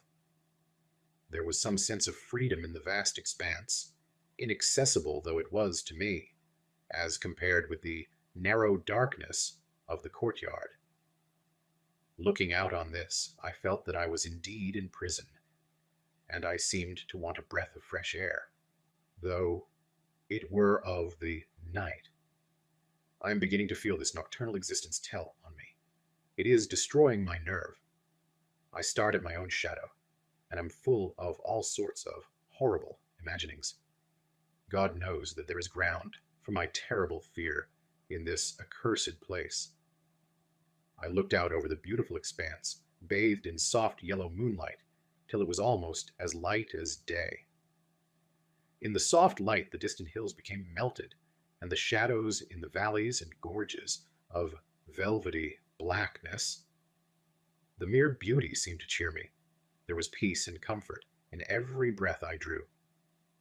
As I leaned from the window, my eye was caught by something moving a story below me, and somewhat to my left, where I imagined, from the order of the rooms, that the windows of the Count's own room would look out. The window at which I stood was tall and deep, stone mullioned, and, though weather-worn, was still complete. But it was evidently many a day since the case had been there. I drew back behind the stonework and looked carefully out. What I saw was the Count's head coming out from the window. I did not see the face, but I knew the man by the neck and the movement of his back and arms. In any case, I could not mistake the hands, which I had had so many opportunities of studying. I was at first interested and somewhat amused, for it is wonderful how small a matter will interest and amuse a man when he is a prisoner. But my very feelings changed to repulsion and terror when I saw the whole man slowly emerge from the window and begin to crawl down the castle wall over that dreadful abyss, face down with his cloak spreading out around him like great wings. At first, I couldn't believe my eyes. I thought it was some trick of the moonlight, some weird effect of shadow. But I kept looking, and it could be no delusion. I saw the fingers and toes grasp the corners of the stones, worn clear of the mortar by the stress of years, and by thus using every projection and inequality, move downwards with considerable speed, just as a lizard moves along a wall. What manner of man is this?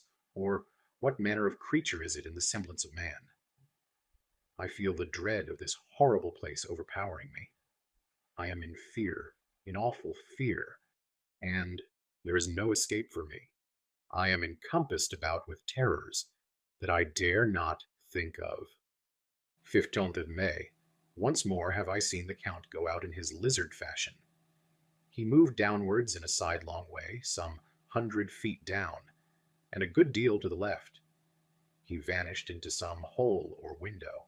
When his head had disappeared, I leaned out to try and see more, but without avail. The distance was too great to allow a proper angle of sight. I knew he had left the castle now, and thought to use the opportunity to explore more than I had dared to do as yet.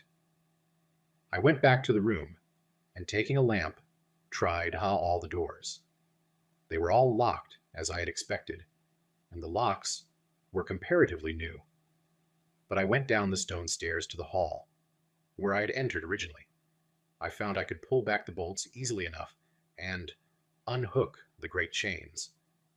But the door was locked, and the key was gone. That key must be in the Count's room.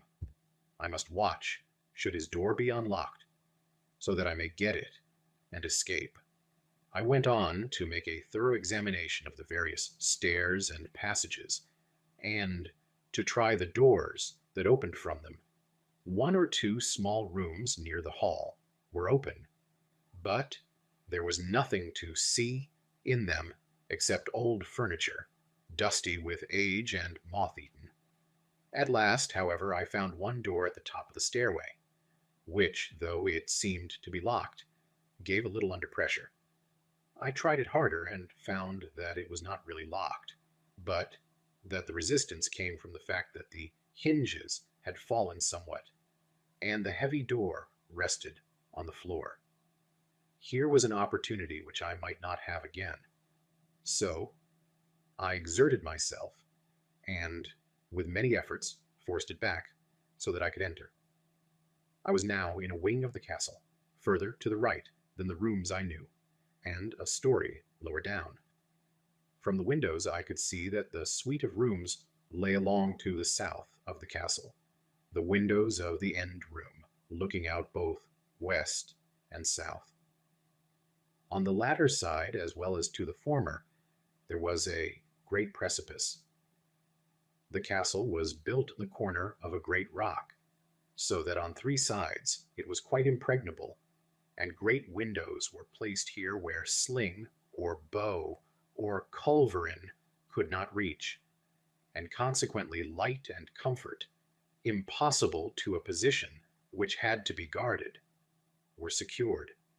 To the west was a great valley, and then, rising far away, great jagged mountain fastnesses, rising peak on peak, the sheer rock studded with mountain ash and thorn, whose roots clung in cracks and crevices and crannies of the stone.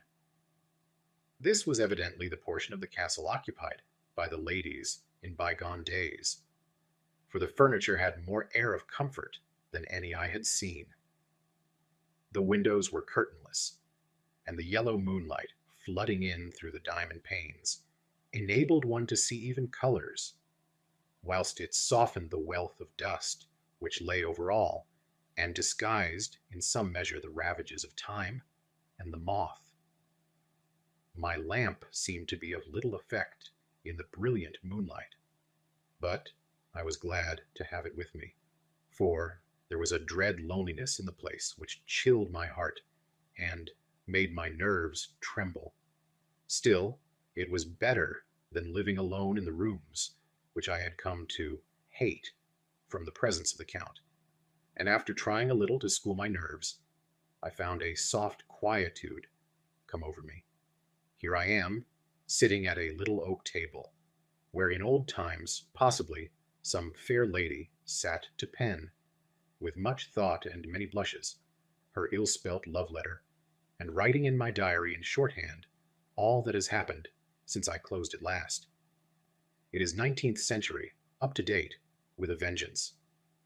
And yet, unless my senses deceive me, the old centuries had, and have, powers of their own which mere modernity cannot kill.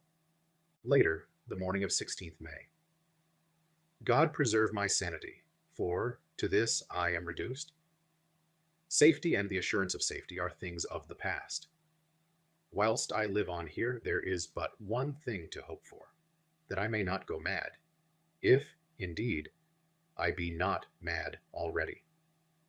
If I be sane, then surely it is maddening to think that of all the foul things that lurk in this hateful place, the Count is the least dreadful to me, that to him alone I can look for safety, even though this be only whilst I can serve his purpose. Great God, merciful God, let me be calm, for out of that way lies madness indeed. I begin to get new lights on certain things which have puzzled me. Up to now, I never quite knew what Shakespeare meant when he made Hamlet say, : My tablets, quick, my tablets, 'tis meet that I put it down, etc. For now, feeling as though my own brain were unhinged, or as if the shock had come which must end in its undoing, I turned to my diary for repose. The habit of entering accurately must help to soothe me. The Count's mysterious warning frightened me at the time.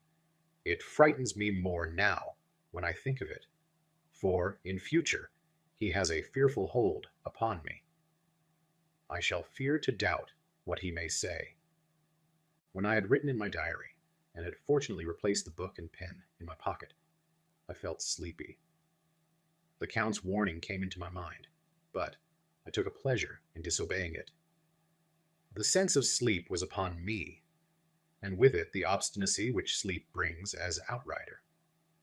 The soft moonlight soothed, and the wide expanse without gave a sense of freedom, which refreshed me.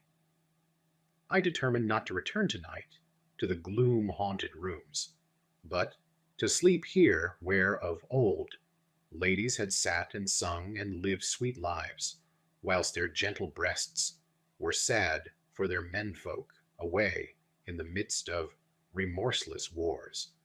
I drew a great couch out of its place near the corner, so that as I lay, I could look at the lovely view to east and south, and, unthinking of and uncaring for the dust, composed myself for sleep.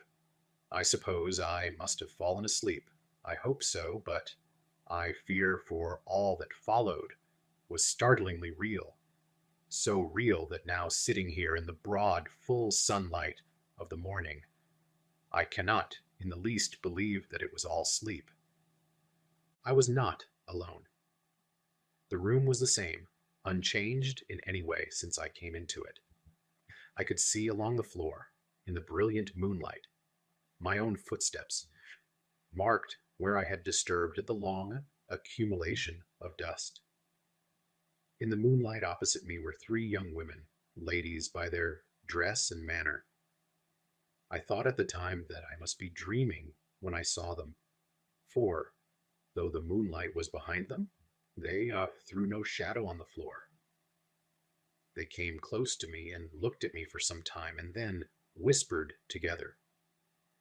2 were dark and had high aquiline noses, like the Count, and great dark piercing eyes that seemed to be almost red when contrasted with the pale yellow moon. The other was fair as can be, with great wavy masses of golden hair and eyes like pale sapphires. I seemed somehow to know her face, and to know it in connection with some dreamy fear, but I could not recollect at the moment how or where. All 3 had brilliant white teeth that shone like pearls against the ruby of their voluptuous lips. There was something about them that made me uneasy, some longing, and, at the same time, some deadly fear. I felt in my heart a wicked, burning desire that they would kiss me with those red lips.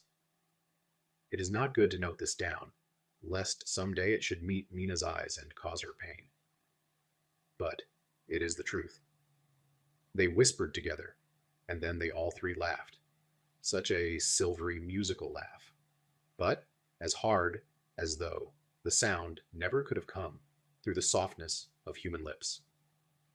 It was like the intolerable tingling sweetness of water glasses when played on by a cunning hand. The fair girl shook her head coquettishly, and the other 2 urged her on. One said, "Dash, dash! Go on, you're first, and we shall follow. Yours is the right to begin." The other added, "He is young and strong. There are kisses for us all." I lay quiet, looking out under my eyelashes, in an agony of delightful anticipation. The fair girl advanced and bent over me till I could feel the movement of her breath upon me. Sweet it was in one sense, honey-sweet, and sent the same tingling through the nerves as her voice, but with a bitter underlying the sweet, a bitter offensiveness, as one smells in blood. I was afraid to raise my eyelids, but looked out and saw perfectly under the lashes. The girl went on her knees and bent over me, simply gloating. There was a deliberate voluptuousness which was both thrilling and repulsive, and as she arched her neck, she actually licked her lips like an animal, till I could see in the moonlight the moisture shining on the scarlet lips and on the red tongue as it lapped the white sharp teeth. Lower and lower went her head, as the lips went below the range of my mouth and chin, and seemed about to fasten on my throat. Then she paused, and I could hear the churning sound of her tongue as it licked her teeth and lips, and could feel the hot breath on my neck. Then the skin of my throat began to tingle, as one's flesh does, when the hand that is to tickle it approaches nearer, nearer. I could feel the soft, shivering touch of the lips on the supersensitive skin of my throat, and the hard dents of 2 sharp teeth, just touching and pausing there. I closed my eyes in a languorous ecstasy and waited with beating heart. But at that instant, another sensation swept through me, as quick as lightning. I was conscious of the presence of the Count, and of his being as if lapped in a storm of fury. As my eyes opened involuntarily, I saw his strong hand grasp the slender neck of the fair woman, and with giant's power draw it back, the blue eyes transformed with fury, the white teeth champing with rage, and the fair cheeks blazing red with passion. But the Count, never did I imagine such wrath and fury, even to the demons of the pit. His eyes were positively blazing. The red light in them was lurid, as if the flames of hellfire blazed behind them. His face was deathly pale, and the lines of it were hard like drawn wires. The thick eyebrows that met over the nose now seemed like a heaving bar of white-hot metal. With a fierce sweep of his arm, he hurled the woman from him, and then motioned to the others, as though he were beating them back. It was the same imperious gesture that I had seen used to the wolves, in a voice which, though low and almost in a whisper, seemed to cut through the air, and then ring round the room. He said, "How dare you touch him, any of you? How dare you cast eyes on him, when I had forbidden it? Back, I tell you all. This man belongs to me. Beware how you meddle with him, or you'll have to deal with me."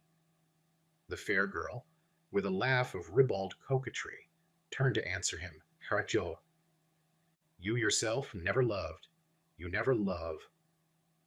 On this the other women joined, and such a mirthless, hard, soulless laughter rang through the room that it almost made me faint to hear. It seemed like the pleasure of fiends. Then the Count turned, after looking at my face attentively, and said in a soft whisper, "Yes, I too can love. You yourselves can tell it from the past. Is it not so? Well, now I promise you that when I am done with him, you shall kiss him at your will. Now go, go. I must awaken him, for there is work to be done." "Are we to have nothing tonight?" said one of them, with a low laugh, as she pointed to the bag which he had thrown upon the floor, and which moved as though there were some living thing within it.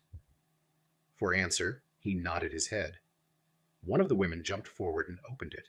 If my ears did not deceive me, there was a gasp and a low wail, as of a half-smothered child. The women closed round, whilst I was aghast with horror. But as I looked, they disappeared, and with them the dreadful bag. There was no door near them, and they could not have passed me without my noticing.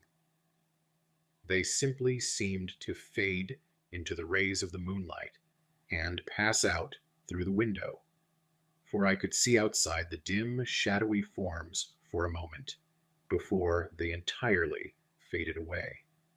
Then the horror overcame me, and I sank down unconscious.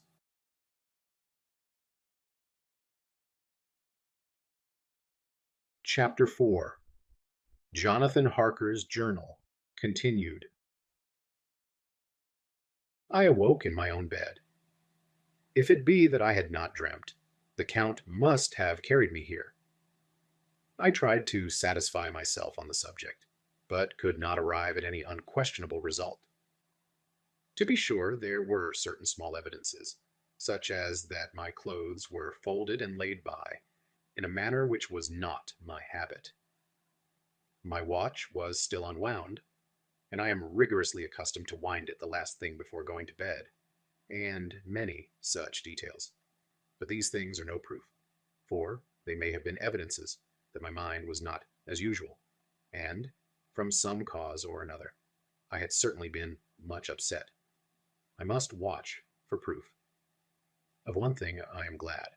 If it was that the Count carried me here and undressed me, he must have been hurried in his task, for my pockets are intact. I am sure this diary would have been a mystery to him, which he would not have brooked. He would have taken or destroyed it. As I look round this room, although it has been to me so full of fear, it is now a sort of sanctuary, for nothing can be more dreadful than those awful women who are, waiting to suck my blood. 18 May. I have been down to look at that room again in daylight, for I must know the truth. When I got to the doorway at the top of the stairs, I found it closed. It had been so forcibly driven against the jamb that part of the woodwork was splintered. I could see that the bolt of the lock had not been shot, but the door is fastened from the inside.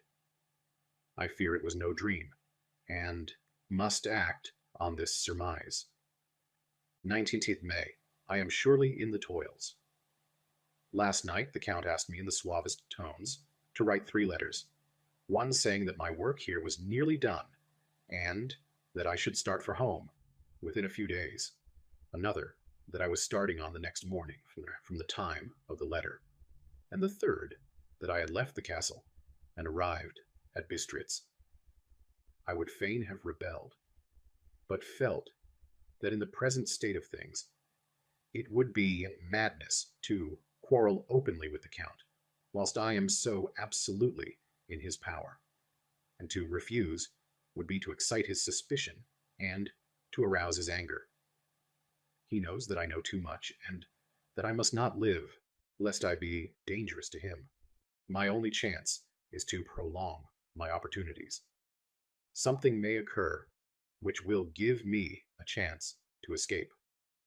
I saw in his eyes something of that gathering wrath which was manifest when he hurled that fair woman from him. He explained to me that posts were few and uncertain, and that my writing now would ensure ease of mind to my friends. And he assured me with so much impressiveness that he would countermand the later letters, which would be held over at Bistritz until due time, in case chance would admit of my prolonging my stay, that to oppose him would have been to create new suspicion.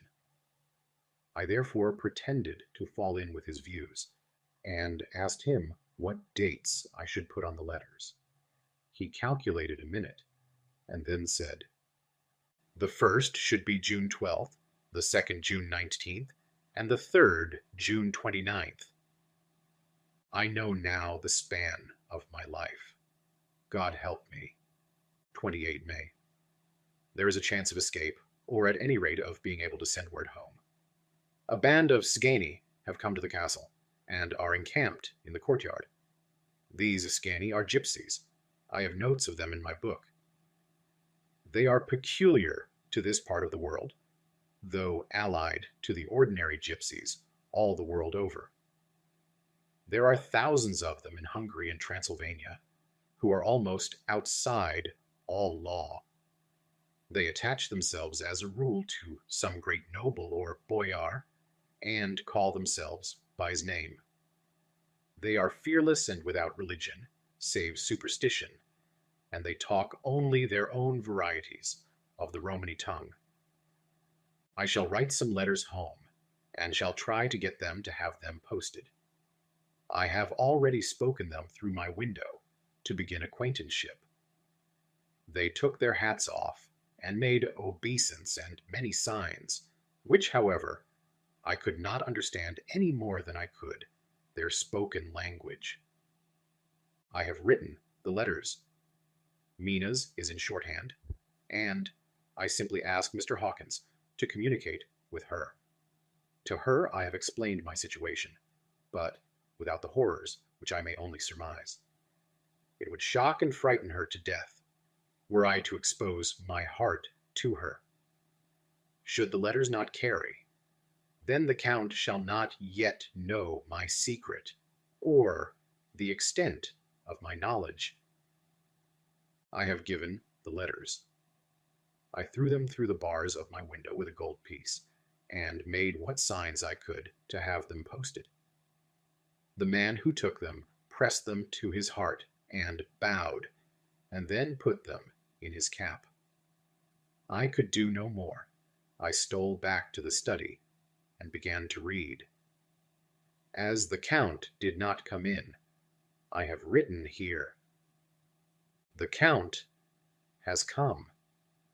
He sat down beside me and said in his smoothest voice, as he opened two letters, "The Sgani has given me these, of which, though I know not whence they come, I shall, of course, take care.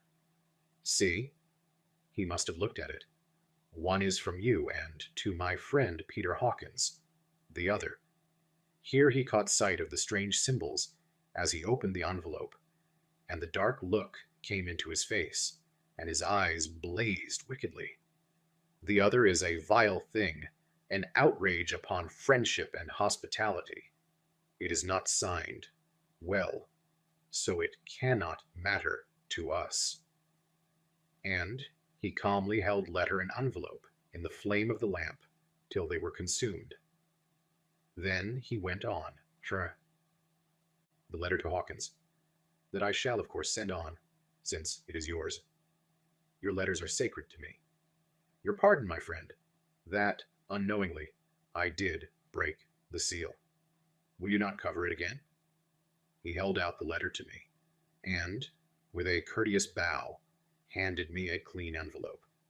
I could only redirect it and hand it to him in silence. When he went out of the room, I could hear the key turn softly. A minute later, I went over and tried it, and the door was locked. When an hour or two after, the Count came quietly into the room, his coming awakened me, for I had gone to sleep on the sofa. He was very courteous and very cheery in his manner, and, not minding that I had been sleeping, he said, "So, my friend, you are tired? Get to bed. There is the surest rest. I may not have the pleasure to talk tonight, since there are many labors to me. But you will sleep, I pray." I passed to my room and went to bed, and, strange to say, slept without dreaming. Despair has its own calms. 30 May. This morning, when I woke, I thought I would provide myself with some paper and envelopes from my bag, and keep them in my pocket, so that I might write in case I should get an opportunity. But again, a surprise. Again, a shock. Every scrap of paper was gone, and with it all my notes, my memoranda relating to railways and travel, my letter of credit. In fact, all that might be useful to me, were I once outside the castle. I sat and pondered a while, and then some thought occurred to me, and I made search of my portmanteau, and in the wardrobe where I had placed my clothes. The suit in which I had traveled was gone, and also my overcoat and rug. I could find no trace of them anywhere. This looked like some new scheme of villainy. 17th of June. This morning, as I was sitting on the edge of my bed, cudgeling my brains, I heard, without a cracking of whips and pounding and scraping of horses' feet, up the rocky path beyond the courtyard.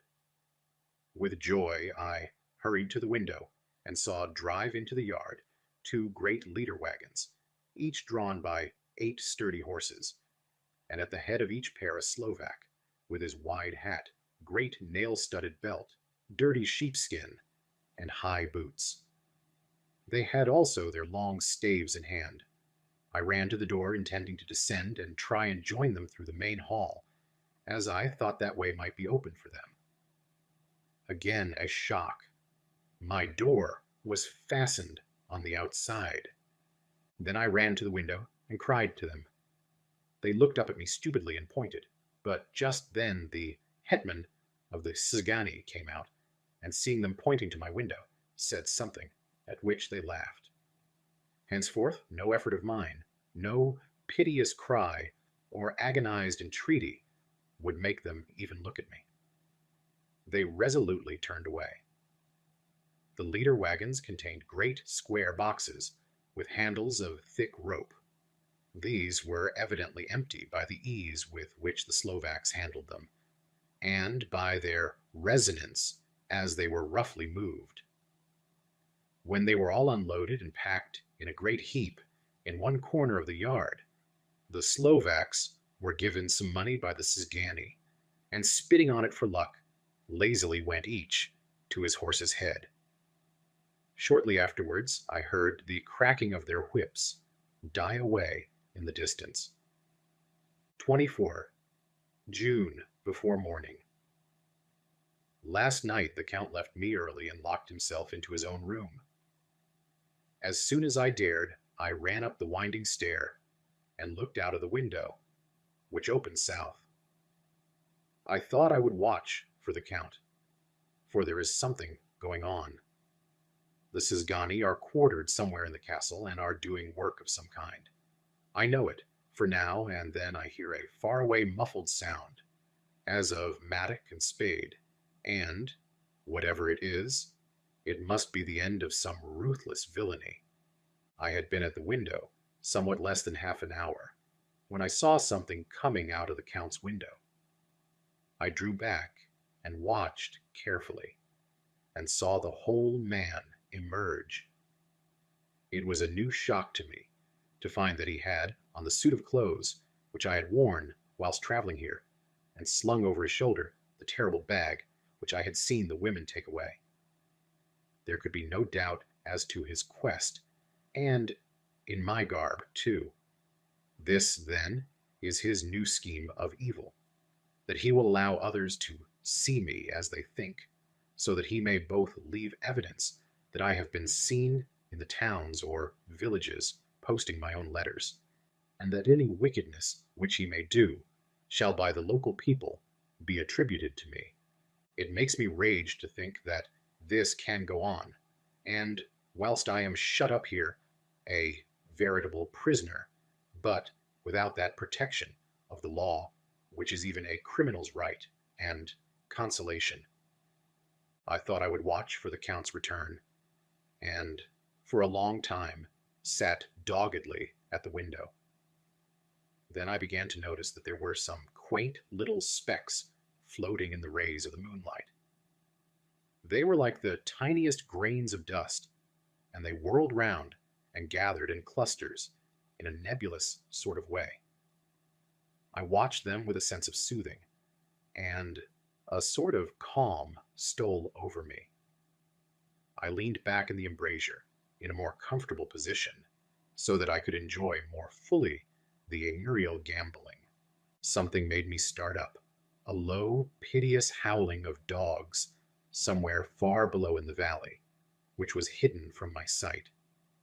Louder it seemed to ring in my ears, and the floating motes of dust to take new shapes to the sound as they danced in the moonlight. I felt myself struggling to awake to some call of my instincts. Nay, my very soul was struggling, and my half-remembered sensibilities were striving to answer the call. I was becoming hypnotized. Quicker and quicker danced the dust. The moonbeams seemed to quiver as they went by me into the mass of gloom beyond. More and more they gathered till they seemed to take dim, phantom shapes. And then I started, broad awake and in full possession of my senses, and ran screaming from the place. The phantom shapes, which were becoming gradually materialized from the moonbeams, were those of the three ghostly women to whom I was doomed. I fled, and felt somewhat safer in my own room, where there was no moonlight, and where the lamp was burning brightly. When a couple of hours had passed, I heard something stirring in the Count's room, something like a sharp wail, quickly suppressed. And then there was silence, deep, awful silence, which chilled me. With a beating heart, I tried the door, but I was locked in my prison and could do nothing. I sat down and simply cried. As I sat, I heard a sound in the courtyard without, the agonized cry of a woman. I rushed to the window and, throwing it up, peered out between the bars. There, indeed, was a woman with disheveled hair, holding her hands over her heart as one distressed with running. She was leaning against a corner of the gateway. When she saw my face at the window, she threw herself forward and shouted in a voice laden with menace, "Monster, give me my child." She threw herself on her knees, and raising up her hands, cried the same words in tones which wrung my heart. Then she tore her hair and beat her breast, and abandoned herself to all the violences of extravagant emotion. Finally, she threw herself forward, and, though I could not see her, I could hear the beating of her naked hands against the door. Somewhere high overhead, probably on the tower, I heard the voice of the Count calling in his harsh metallic whisper. His call seemed to be answered from far and wide by the howling of wolves. Before many minutes had passed, a pack of them poured like a pent-up dam when liberated through the wide entrance into the courtyard. There was no cry from the woman, and the howling of the wolves was but short. Before long, they streamed away singly, licking their lips. I could not pity her, for I knew now what had become of her child, and she was better dead. What shall I do? What can I do? How can I escape from this dreadful thing of night and gloom and fear? 25. June morning. No man knows, till he has suffered from the night, how sweet and how dear to his heart, and I, the morning can be. When the sun grew so high this morning that it struck the top of the great gateway opposite my window, the high spot which it touched seemed to me as if the dove from the ark had lighted there. My fear fell from me, as if it had been a vaporous garment which dissolved in the warmth. I must take action of some sort whilst the courage of the day is upon me. Last night one of my post-dated letters went to post, the first of that fatal series which is to blot out the very traces of my existence from the earth. Let me not think of it. Action. It has always been at night time that I have been molested or threatened, or in some way in danger or in fear. I have not yet seen the Count in the daylight. Can it be that he sleeps when others wake, that he may be awake whilst they sleep? If I could only get into his room. But there is no possible way. The door is always locked. No way for me. Yes, there is a way, if one dares to take it. Where his body has gone, why may not another body go? I have seen him myself crawl from his window. Why should not I imitate him and go in by his window? The chances are desperate, but my need is more desperate still. I shall risk it. At the worst, it can only be death, and a man's death is not a calf's, and the dreaded hereafter may still be open to me. God help me in my task. Goodbye, Mina, if I fail. Goodbye, my faithful friend and second father. Goodbye, all, and last of all, Mina. Same day later. I've made the effort, and God, helping me, have come safely back to this room. I must put down every detail in order. I went, whilst my courage was fresh, straight to the window on the south side, and at once got outside, on the narrow ledge of stone which runs around the building, on this side. The stones are big and roughly cut, and the mortar has, by process of time, been washed away between them. I took off my boots and ventured out on the desperate way. I looked down once so as to make sure that a sudden glimpse of the awful depth would not overcome me, but after that kept my eyes away from it. I knew pretty well the direction and distance of the Count's window, and made for it as well as I could, having regard to the opportunities available. I did not feel dizzy. I suppose I was too excited. and the time seemed ridiculously short till I found myself standing on the windowsill and trying to raise up the sash. I was filled with agitation, however, when I bent down and slid feet foremost in through the window. Then I looked around for the Count, but, with surprise and gladness, made a discovery. The room was empty. It was barely furnished with odd things, which seemed to have never been used. The furniture was something the same style as that in the south rooms, and was covered with dust. I looked for the key, but it was not in the lock, and I could not find it anywhere.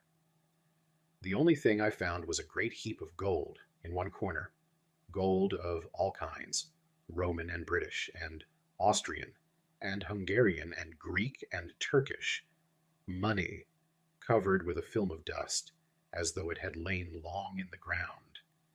None of it that I noticed was less than 300 years old. There were also chains and ornaments, some jeweled, but all of them old and stained. At one corner of the room was a heavy door. I tried it, for, since I could not find the key of the room or the key of the outer door, which was the main object of my search, I must make further examination, or all my efforts would be in vain. It was open, and led through a stone passage to a circular stairway, which went steeply down.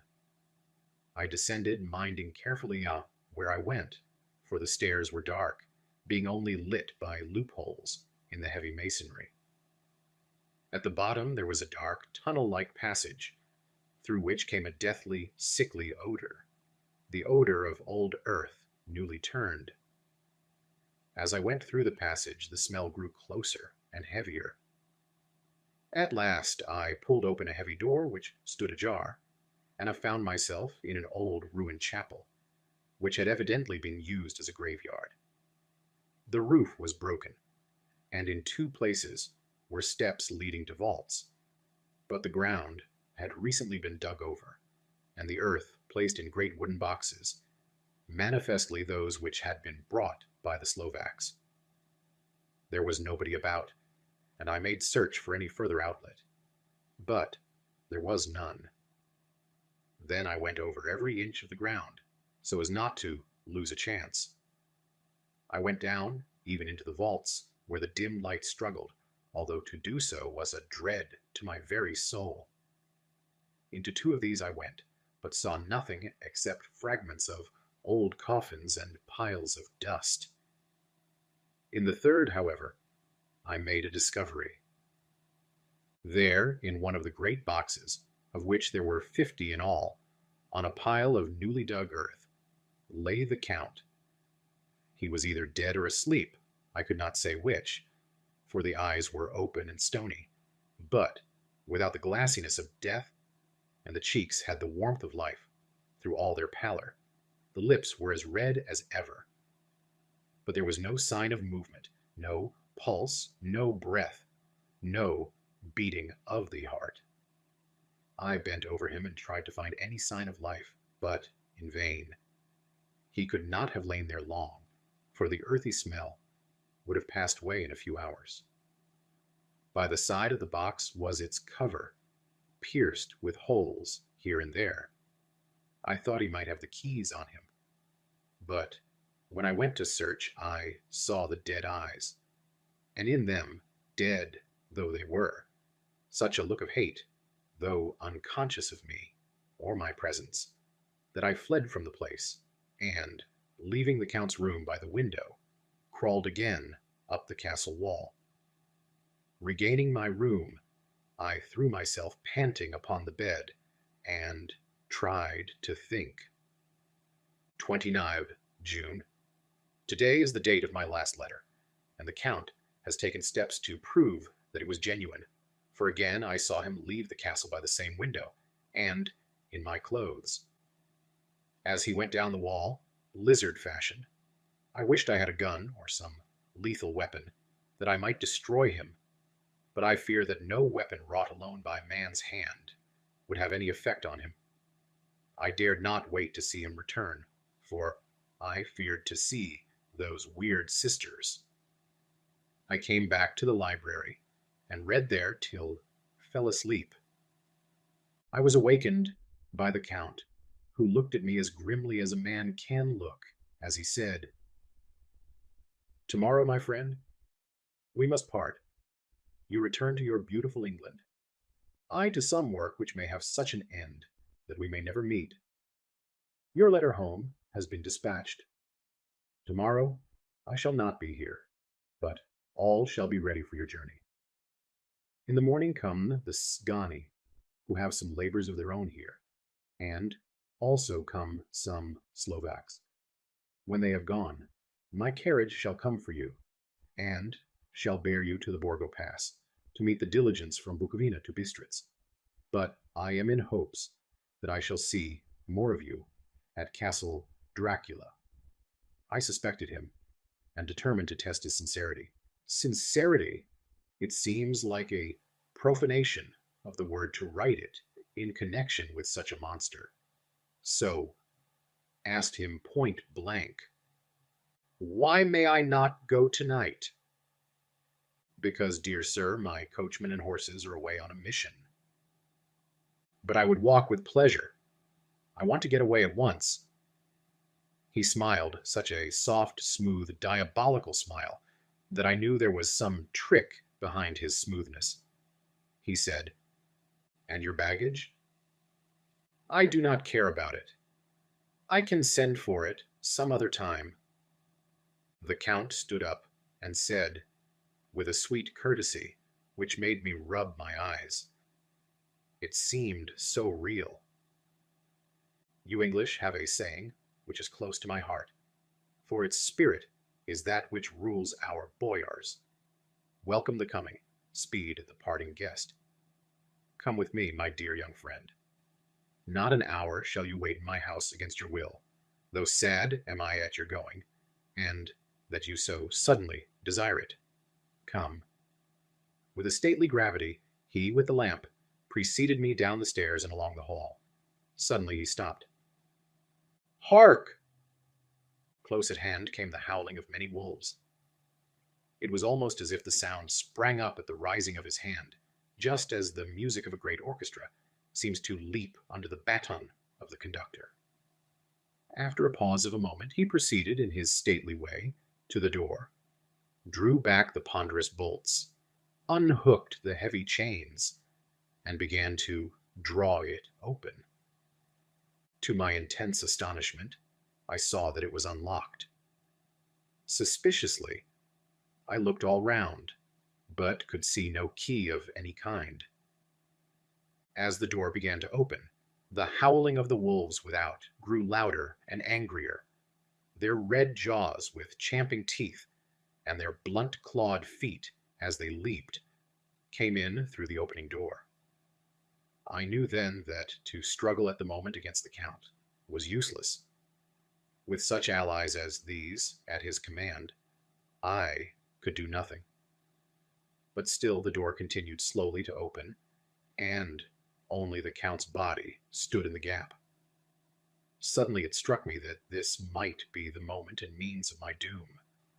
I was to be given to the wolves, and at my own instigation.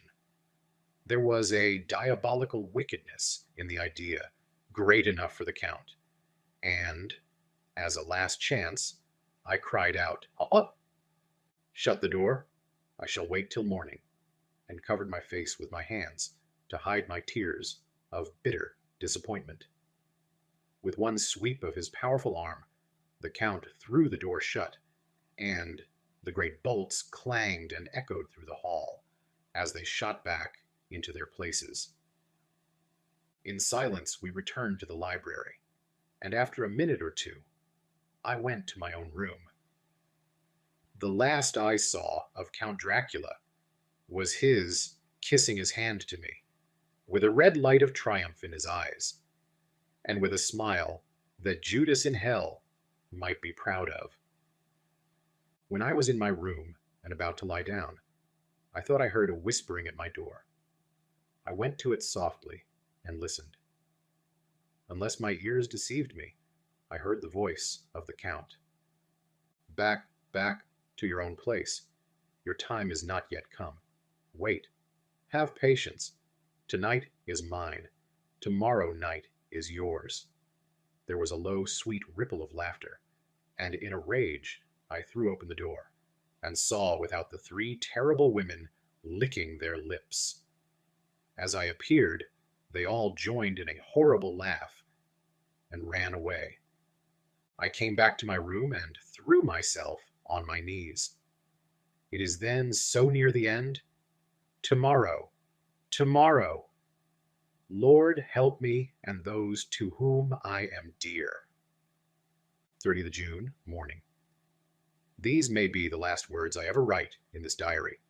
I slept till just before the dawn, and when I woke, threw myself on my knees, for I determined that if death came, he should find me ready. At last, I felt that subtle change in the air, and knew that the morning had come. Then came the welcome cock crow, and I felt that I was safe. With a glad heart, I opened my door and ran down to the hall. I had seen that the door was unlocked, and now escape was before me. With hands that trembled with eagerness, I unhooked the chains and drew back the massive bolts. But the door would not move. Despair seized me. I pulled and pulled at the door, and shook it till, massive as it was, it rattled in its casement. I could see the bolt shot. It had been locked after I left the Count.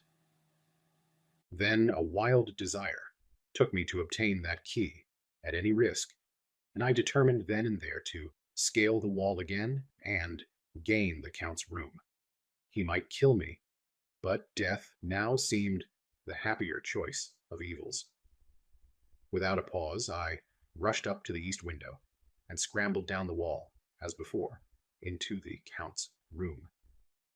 It was empty, but that was as I expected. I could not see a key anywhere, but the heap of gold remained. I went through the door in the corner, and down the winding stair, and along the dark passage to the old chapel. I knew now well enough where to find the monster I sought. The great box was in the same place, close against the wall, but the lid was laid on it, not fastened down, but with the nails ready in their places to be hammered home. I knew I must reach the body for the key, so I raised the lid and laid it back against the wall, and then I saw something which filled my very soul with horror. There lay the Count, but looking as if his youth had been half renewed, for the white hair and mustache were changed to dark iron gray. The cheeks were fuller, and the white skin seemed ruby red underneath. The mouth was redder than ever, for on the lips were gouts of fresh blood, which trickled from the corners of the mouth and ran over the chin and neck. Even the deep, burning eyes seemed set amongst swollen flesh, for the lids and pouches underneath were bloated. It seemed as if the whole awful creature were simply gorged with blood. He lay like a filthy leech, exhausted with his repletion. I shuddered as I bent over to touch him, and every sense in me revolted at the contact. But I had to search, or I was lost, though the coming night might see my own body a banquet, in a similar way to those horrid three. I felt all over the body, but no sign could I find of the key. Then I stopped and looked at the Count. There was a mocking smile on the bloated face, which seemed to drive me mad. This was the being I was helping to transfer to London, where, perhaps, for centuries to come, he might, amongst its teeming millions, satiate his lust for blood and create a new and ever-widening circle of semi-demons to batten on the helpless. The very thought drove me mad. A terrible desire came upon me to rid the world of such a monster. There was no lethal weapon at hand, but I seized a shovel, which the workmen had been using to fill the cases, and, lifting it high, struck with the edge downward at the hateful face. But as I did so, the head turned, and the eyes fell full upon me, with all their blaze of basilisk horror. The sight seemed to paralyze me, and the shovel turned in my hand and glanced from the face, merely making a deep gash above the forehead. The shovel fell from my hand across the box, and, as I pulled it away, the flange of the blade caught the edge of the lid, which fell over again, and hid the horrid thing from my sight. The last glimpse I had was of the bloated face, blood-stained and fixed with a grin of malice which would have held its own in the nethermost hell. I thought and thought what should be my next move, but my brain seemed on fire, and I waited with a despairing feeling growing over me. As I waited, I heard in the distance a gypsy song sung by merry voices coming closer, and through their song the rolling of heavy wheels and the cracking of whips. The Tsigani and the Slovaks, of whom the Count had spoken, were coming. With a last look around, and at the box which contained the vile body, I ran from the place and gained the Count's room, determined to rush out at the moment the door should be opened.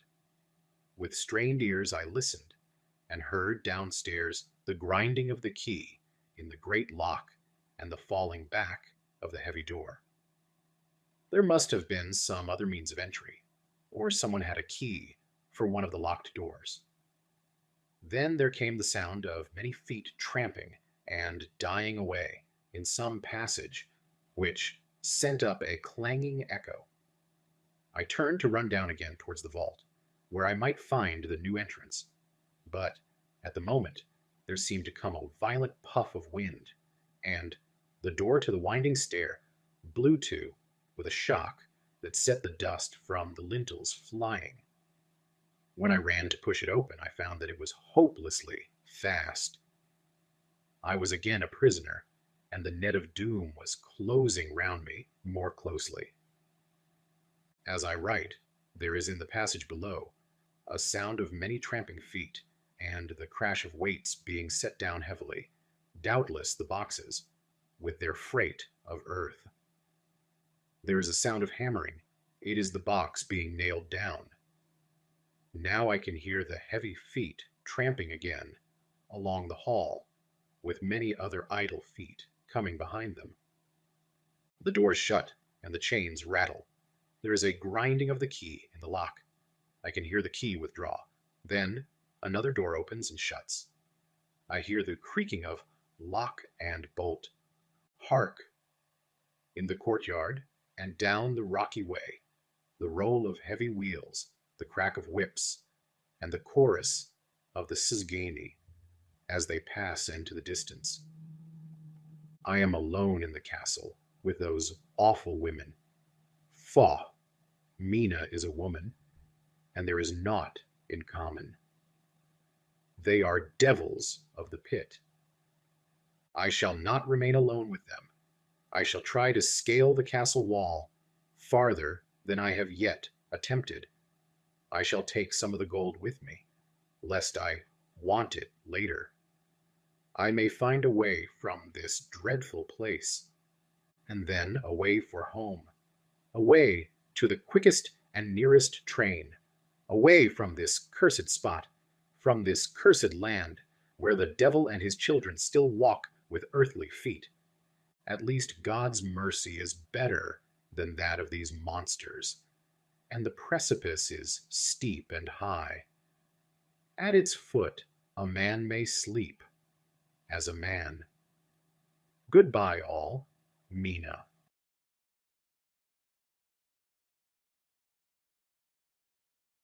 Chapter 5. Letter from Miss Mina Murray to Miss Lucy Westenra. Nawin May. My dearest Lucy, forgive my long delay in writing, but I have been simply overwhelmed with work. The life of an assistant schoolmistress is sometimes trying.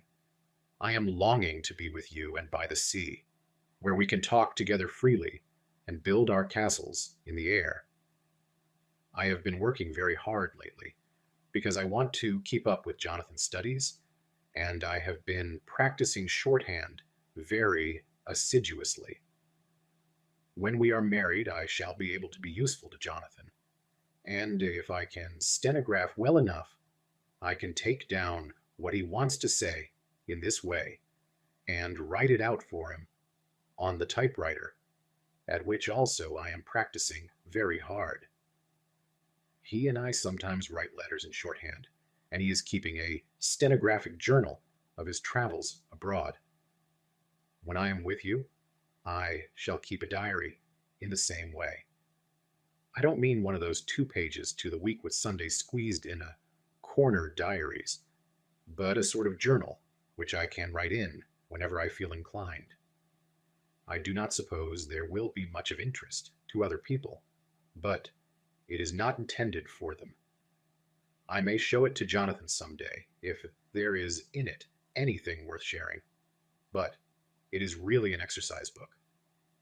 I shall try to do what I see lady journalists do, interviewing and writing descriptions and trying to remember conversations. I am told that with a little practice, one can remember all that goes on, or that one hears said during a day. However, we shall see. I will tell you of my little plans when we meet. I have just had a few hurried lines from Jonathan from Transylvania. He is well, and will be returning in about a week. I am longing to hear all his news. It must be so nice to see strange countries. I wonder if we, I mean Jonathan and I, shall ever see them together. There is the 10 o'clock bell ringing. Goodbye. Your loving Mina. Tell me all the news when you write. You have not told me anything for a long time. I hear rumors, and especially of a tall, handsome, curly-haired man. Letter, Lucy Westenra, to Mina Murray. 17, Chatham Street, Wednesday. My dearest Mina, I must say you tax me very unfairly with being a bad correspondent. I wrote to you twice since we parted, and your last letter was only your second. Besides, I have nothing to tell you. There is really nothing to interest you. Town is very pleasant just now, and we go a good deal to picture galleries and for walks and rides in the park. As to the tall, curly-haired man, I suppose it was the one who was with me at the last pop. Someone has evidently been telling tales. That was Mr. HOLMWOOD. He often comes to see us, and he and Mamma get on very well together. They have so many things to talk about in common. We met some time ago. A man that would just do for you if you were not already engaged to Jonathan. He is an excellent party, being handsome, well off, and of good birth. He is a doctor and really clever. Just fancy. He is only 9 and 20, and he has an immense lunatic asylum, all under his own care. Mr. HOLMWOOD introduced him to me, and he called here to see us, and often comes now. I think he is one of the most resolute men I ever saw, and yet the most calm. He seems absolutely imperturbable. I can fancy what a wonderful power he must have over his patients. He has a curious habit of looking one straight in the face, as if trying to read one's thoughts. He tries this on very much with me, but I flatter myself he's got a tough nut to crack. I know that from my glass. Do you ever try to read your own face? I do, and I can tell you it is not a bad study, and gives you more trouble than you can well fancy if you have never tried it. He says that I afford him a curious psychological study, and I humbly think I do. I do not, as you know, take sufficient interest in dress to be able to describe the new fashions. Dress is a bore. That is slang again. But never mind. Arthur says that every day. There It is all out. Mina, we have told all our secrets to each other since we were children. We have slept together, and eaten together, and laughed and cried together. And now, though I have spoken, I would like to speak more. Oh, Mina, couldn't you guess? I love him. I am blushing as I write, for, although I think he loves me, he has not told me so in words. But oh, Mina, I love him. I love him. I love him. There, that does me good. I wish I were with you, dear, sitting by the fire, undressing, as we used to sit. And I would try to tell you what I feel. I don't know how I am writing this, even to you. I am afraid to stop, or I should tear up the letter, and I don't want to stop, for I do so want to tell you all. Let me hear from you at once, and tell me all that you think about it.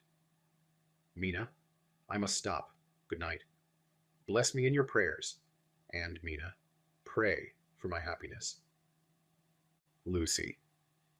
P.S. I need not tell you this is a secret. Good night again. L. Letter. Lucy Westenra to Mina Murray. 24 May.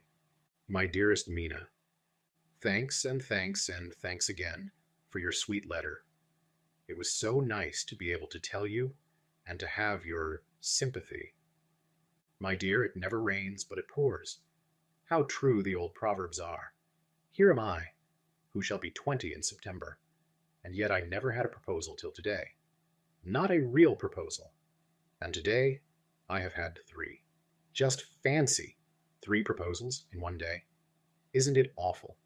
I feel sorry, really and truly sorry, for 2 of the poor fellows. Oh, Mina, I am so happy that I don't know what to do with myself. And 3 proposals. But, for goodness sake, don't tell any of the girls, or they would be getting all sorts of extravagant ideas, and imagining themselves injured and slighted if in their very first day at home they did not get 6 at least. Some girls are so vain. You and I, Mina dear, who are engaged and are going to settle down soon, soberly, into old married women, can despise vanity. Well, I must tell you about the 3, but you must keep it a secret, dear, from everyone, except, of course, Jonathan. You will tell him, because I would, if I were in your place, certainly tell Arthur.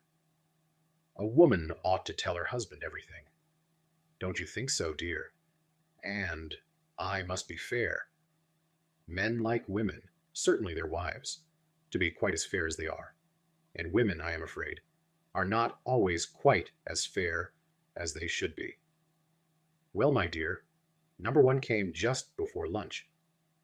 I told you of him, Dr. John Seward, the lunatic asylum man, with the strong jaw and the good forehead. He was very cool outwardly, but was nervous all the same. He had evidently been schooling himself as to all sorts of little things, and remembered them, but he almost managed to sit down on his silk hat, which men don't generally do when they are cool, and then, when he wanted to appear at ease, he kept playing with a lancet in a way that made me nearly scream. He spoke to me, Mina, very straightforwardly.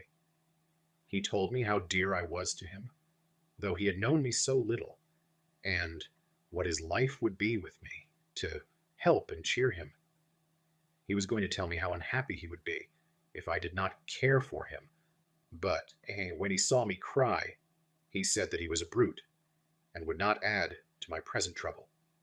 Then he broke off and asked if I could love him in time. And when I shook my head, his hands trembled, and then, with some hesitation, he asked me if I cared already for anyone else.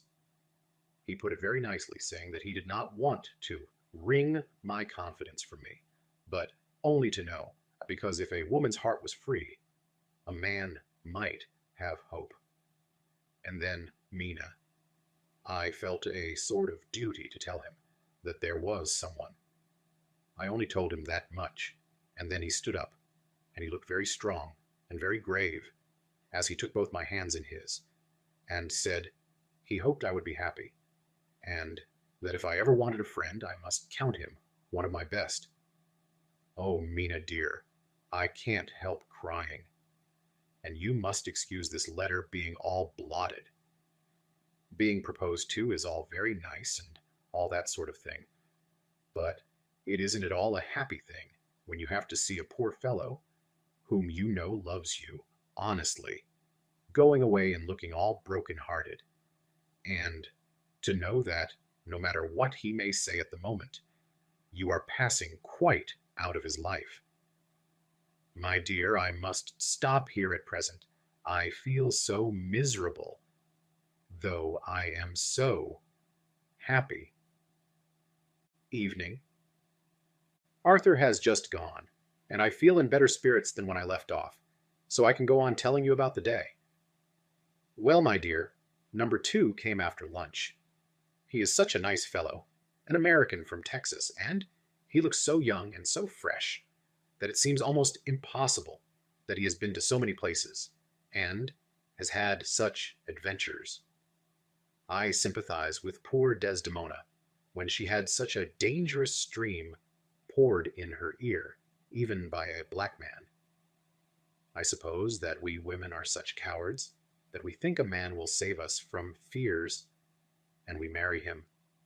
I know now what I would do if I were a man and wanted to make a girl love me.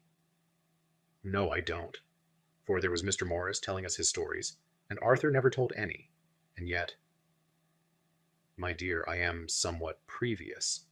Mr. Quincy P. Morris found me alone. It seems that a man always does find a girl alone.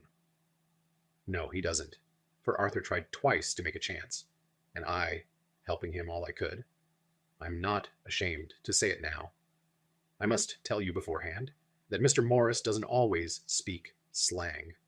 That is to say, he never does so to strangers or before them, for he is really well educated and has exquisite manners. But he found out that it amused me to hear him talk American slang. And whenever I was present, and there was no one to be shocked, he said such funny things. I am afraid, my dear, he has to invent it all, for it fits exactly into whatever else he has to say. But this is a way slang has. I don't know myself if I shall ever speak slang. I don't know if Arthur likes it, as I have never heard him use any as yet. Well, Mr. Morris sat down beside me and looked as happy and jolly as he could, but I could see all the same that he was very nervous. He took my hand in his and said ever so sweetly, "Miss Lucy, I know I ain't good enough to regulate the fixin's of your little shoes, but I guess if you wait till you find a man that is, you'll go join them 7 young women with the lamps when you quit. Won't you just hitch up alongside of me and let us go down the long road together, driving in double harness?" Well, he did look so good-humored and so jolly that it didn't seem half so hard to refuse him as it did poor Dr. Seward. So I said, as lightly as I could, that I did not know anything of hitching, and that I wasn't broken to harness at all yet. Then he said that he had spoken in a light manner, and he hoped that if he had made a mistake in doing so on so grave, so momentous an occasion for him, I would forgive him.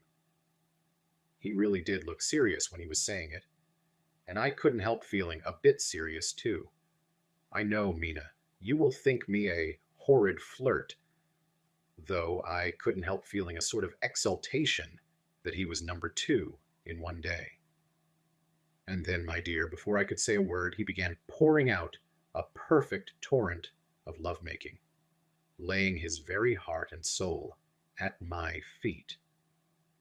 He looked so earnest over it that I shall never again think that a man must be playful, always, and never earnest, because he is merry at times. I suppose he saw something in my face which checked him, for he suddenly stopped and said with a sort of manly fervor that I could have loved him for if I had been free. "Lucy, you are an honest-hearted girl, I know. I should not be here speaking to you, as I am now, if I did not believe you clean grit, right through to the very depths of your soul. Tell me, like one good fellow to another, is there anyone else that you care for? And if there is, I'll never trouble you a hair's breadth again, but will be, if you will let me, a very faithful friend. My dear Mina, why are men so noble, when we women are so little worthy of them? Here was I almost making fun of this great-hearted, true gentleman. I burst into tears. I am afraid, my dear, you will think this a very sloppy letter in more ways than one, and I really felt very badly. Why can't they let a girl marry 3 men, or as many as want her, and save all this trouble? But this is heresy, and I must not say it. I'm glad to say that though I was crying, I was able to look into Mr. Morris's brave eyes, and I told him out straight. Yes, there is someone I love, though he has not told me yet that he even loves me. I was right to speak to him so frankly, for quite a light came into his face, and he put out both his hands and took mine. I think I put them into his, and said, in a hearty way, "That's my brave girl. It's better worth being late for a chance of winning you than being in time for any other girl in the world. Don't cry, my dear.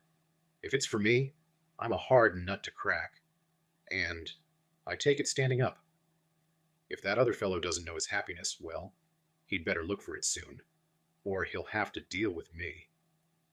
Little girl, your honesty and pluck have made me a friend, and that's rarer than a lover. It's more unselfish, anyhow. My dear, I'm going to have a pretty lonely walk between this and Kingdom Come. Won't you give me one kiss? It'll be something to keep off the darkness. Now and then. You can, if you like, for that other good fellow. He must be a good fellow, my dear, and a fine fellow, or you could not love him. Hasn't spoken yet. That quite won me, Mina, for it was brave and sweet of him, and noble, too, to a rival, wasn't it? And he so sad. So I leant over and kissed him. He stood up with my 2 hands in his, and as he looked down into my face, I'm afraid I was blushing very much, he said, "Little girl, I hold your hand, and you've kissed me, and if these things don't make us friends, nothing ever will. Thank you for your sweet honesty to me, and goodbye." He wrung my hand, and taking up his hat, went straight out of the room without looking back, without a tear or a quiver or a pause. And I am crying like a baby. Oh, why must a man like that be made unhappy, when there are lots of girls about who would worship the very ground he trod on? I know I would if I were free, only I don't want to be free. My dear, this quite upset me, and I feel I cannot write of happiness just at once after telling you of it, and I don't wish to tell of the number 3 until it can be all happy. Ever your loving Lucy. P.S. Oh, about number 3. I needn't tell you of number 3, need I? Besides, it was all so confused. It seemed only a moment from his coming into the room till both his arms were round me, and he was kissing me. I am very, very happy, and I don't know what I have done to deserve it. I must only try in the future to show that I am not ungrateful to God for all his goodness to me in sending to me such a lover, such a husband, and such a friend. Goodbye. Dr. Seward's Diary, kept in phonograph. 25th May. Ebb tide in appetite today. Cannot eat, cannot rest. So, diary instead. Since my rebuff of yesterday, I have a sort of empty feeling. Nothing in the world seems of sufficient importance to be worth the doing. As I knew that the only cure for this sort of thing was work, I went down amongst the patients.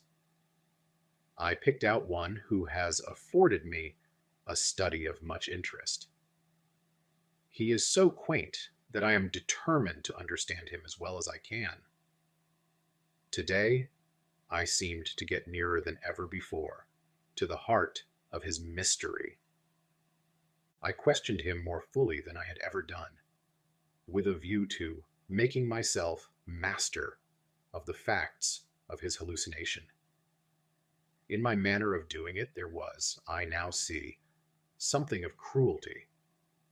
I seemed to wish to keep him to the point of his madness, a thing which I avoid with the patients, as I would the mouth of hell. Under what circumstances would I not avoid the pit of hell? Omnia Rome venalia sunt. Hell has its price. Verb. Sap. If there be anything behind this instinct, it will be valuable to trace it afterwards accurately. So, I had better commence to do so. Therefore, R. M. Renfield, Etat 59. Sanguine temperament, great physical strength, morbidly excitable, periods of gloom, ending in some fixed idea, which I can't make out. I presume that the sanguine temperament itself and the disturbing influence end in a mentally accomplished finish. A possibly dangerous man, probably dangerous if unselfish. In selfish men, caution is as secure an armor for their foes as for themselves. What I think of on this point is, when self is the fixed point, the centripetal force is balanced with the centrifugal. When duty, a cause, etc., is the fixed point, the latter force is paramount, and only accident or a series of accidents can balance it. Letter Quincy P. Morris to Hunish Arthur Holmwood. 25 May. My dear Art, we've told yarns by the campfire in the prairies, and dressed one another's wounds after trying a landing at the Marquesas, and drunk healths on the shore of Titicaca. There are more yarns to be told, and other wounds to be healed, and another health to be drunk. Won't you let this be at my campfire tomorrow night? I have no hesitation in asking you, as I know a certain lady is engaged to a certain dinner party, and that you are free. There will only be one other, our old pal at the Korea, Jack Seward. He's coming too, and we both want to mingle our weeps over the wine cup, and to drink a health with all our hearts to the happiest man in all the wide world, who has won the noblest heart that God has made, and the best worth winning.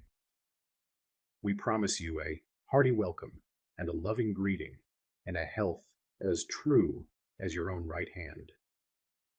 We shall both swear to leave you at home, if you drink too deep to a certain pair of eyes. Come. Yours as ever and always, Quincy P. Morris. Telegram from Arthur Holmwood to Quincy P. Morris. 26 May. Count me in every time. I bear messages which will make both your ears tingle. Art. Chapter 6. Mina Murray's Journal. 24th July, Whitby. Lucy met me at the station, looking sweeter and lovelier than ever, and we drove up to the house at the Crescent, in which they have rooms. This is a lovely place. The little river, the Esk, runs through a deep valley, which broadens out as it comes near the harbor. A great viaduct runs across, with high piers, through which the view seems somehow further away than it really is.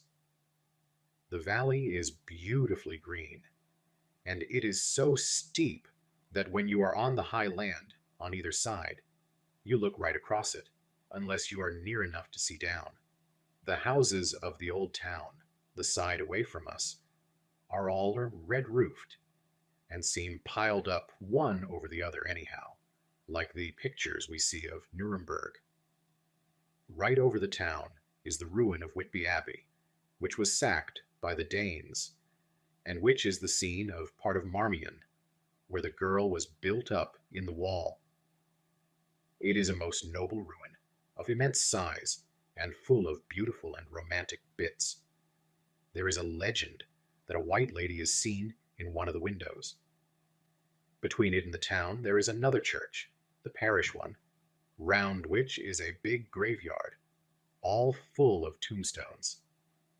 This is to my mind the nicest spot in Whitby, for it lies right over the town, and has a full view of the harbor, and all up the bay, to where the headland called Kettleness stretches out into the sea.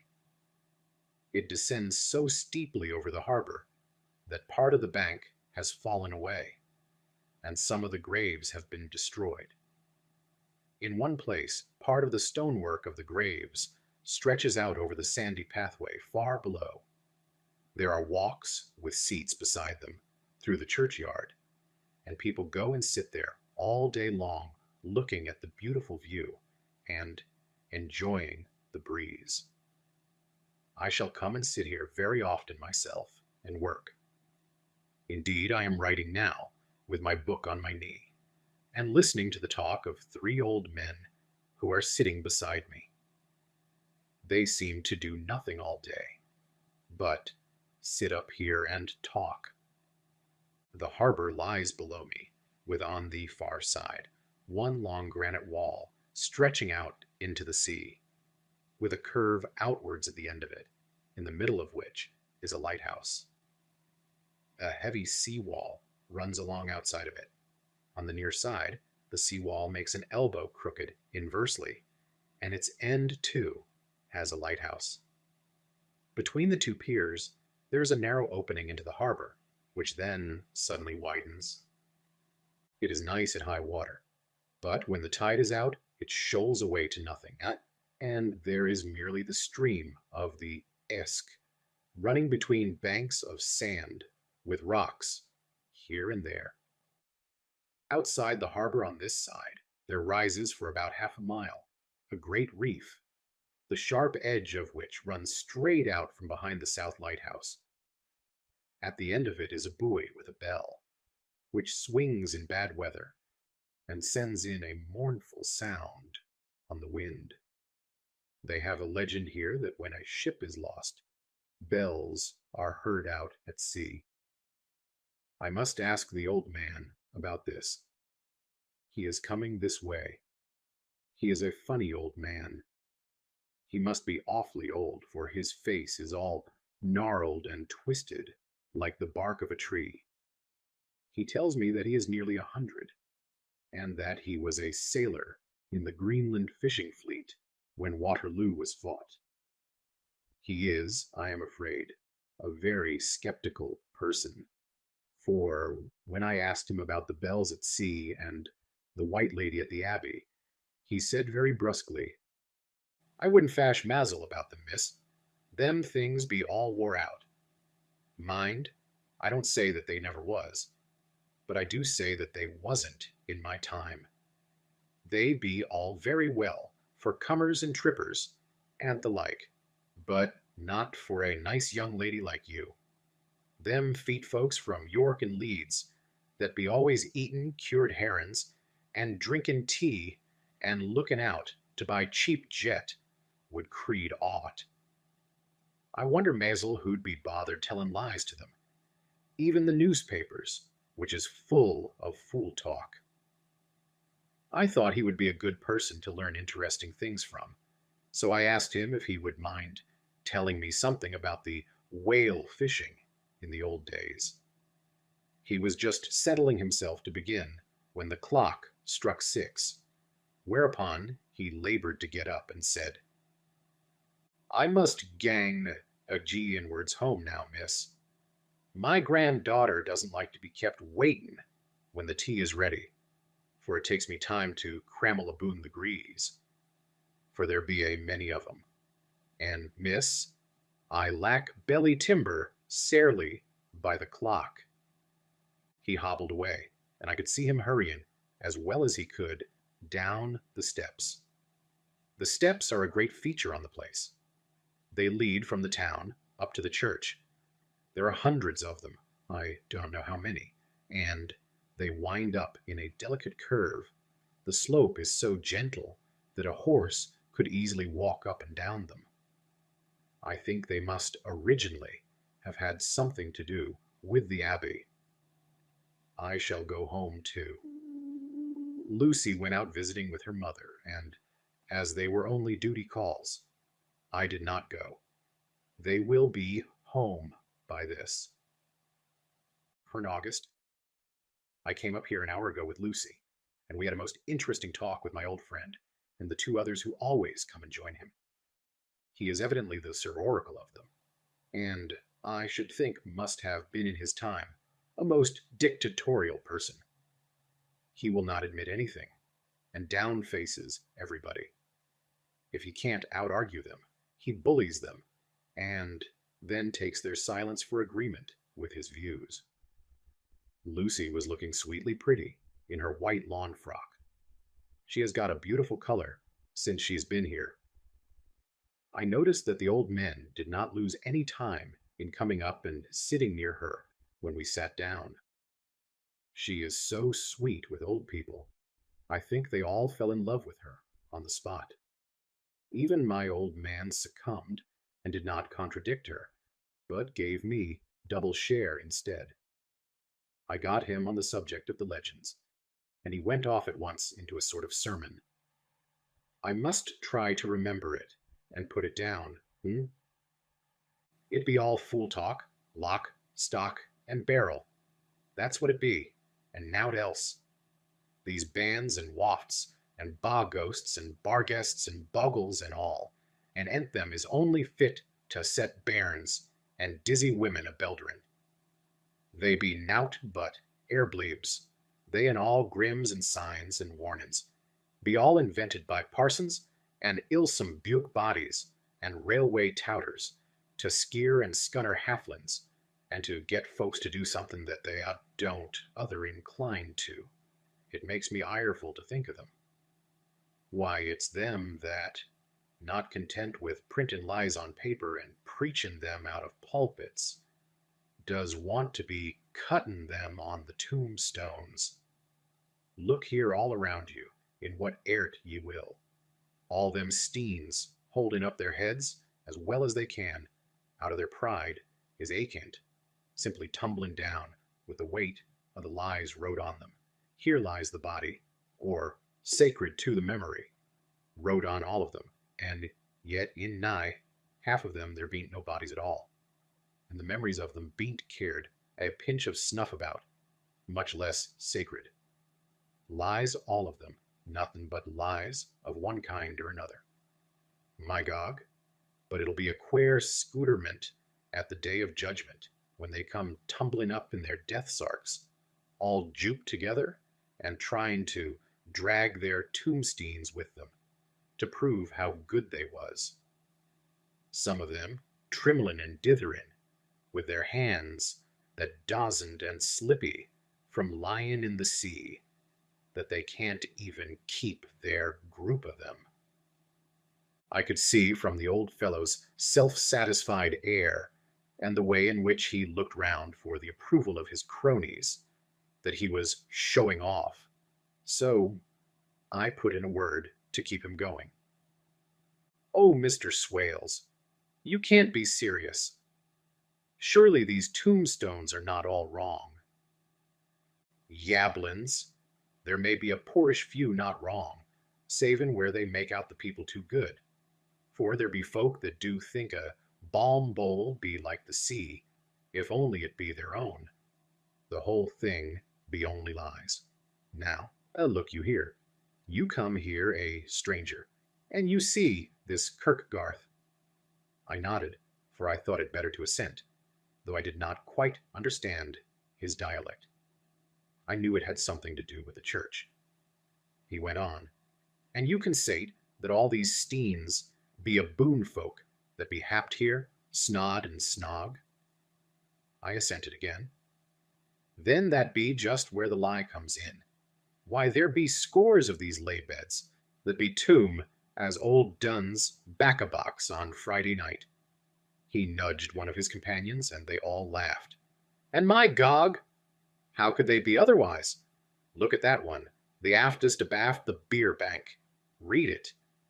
I went over and read. Edward Spensula, master mariner, murdered by pirates off the coast of Andres, April 1854, Etier 30. When I came back, Mr. Swales went on. Who brought him home, I wonder, to hap him here? Murdered off the coast of Andres, and you conceited his body lay under. Why, I could name ye a dozen whose bones lie in the Greenland seas above, he pointed northwards, or where the currents may have drifted them. There be the steens around ye. Ye can, with your young eyes, read the small print of the lies from here.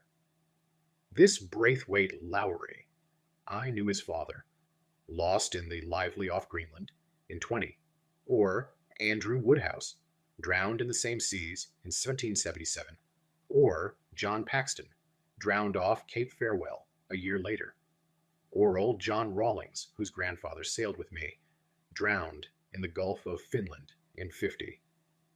Do you think that all these men will have to make a rush to Whitby when the trumpet sounds? I have me antherums aboot it. I tell you that when they got here, they'd be jomlin' and jostlin' one another that way. That it'd be like a fight up on the ice in the old days, when we'd be at one another from daylight to dark, and trying to tie up our cuts by the light of the aurora borealis. This was evidently local pleasantry, for the old man cackled over it, and his cronies joined in with gusto. But, I said, surely you are not quite correct, for you start on the assumption that all the poor people, or their spirits, will have to take their tombstones with them on the day of judgment. Do you think that will be really necessary? Well, what else be they tombstones for? Answer me that, miss. To please their relatives, I suppose. To please their relatives, you suppose? This he said with intense scorn. How will it pleasure their relatives to know that lies is wrote over them, and that everybody in the place knows that they be lies?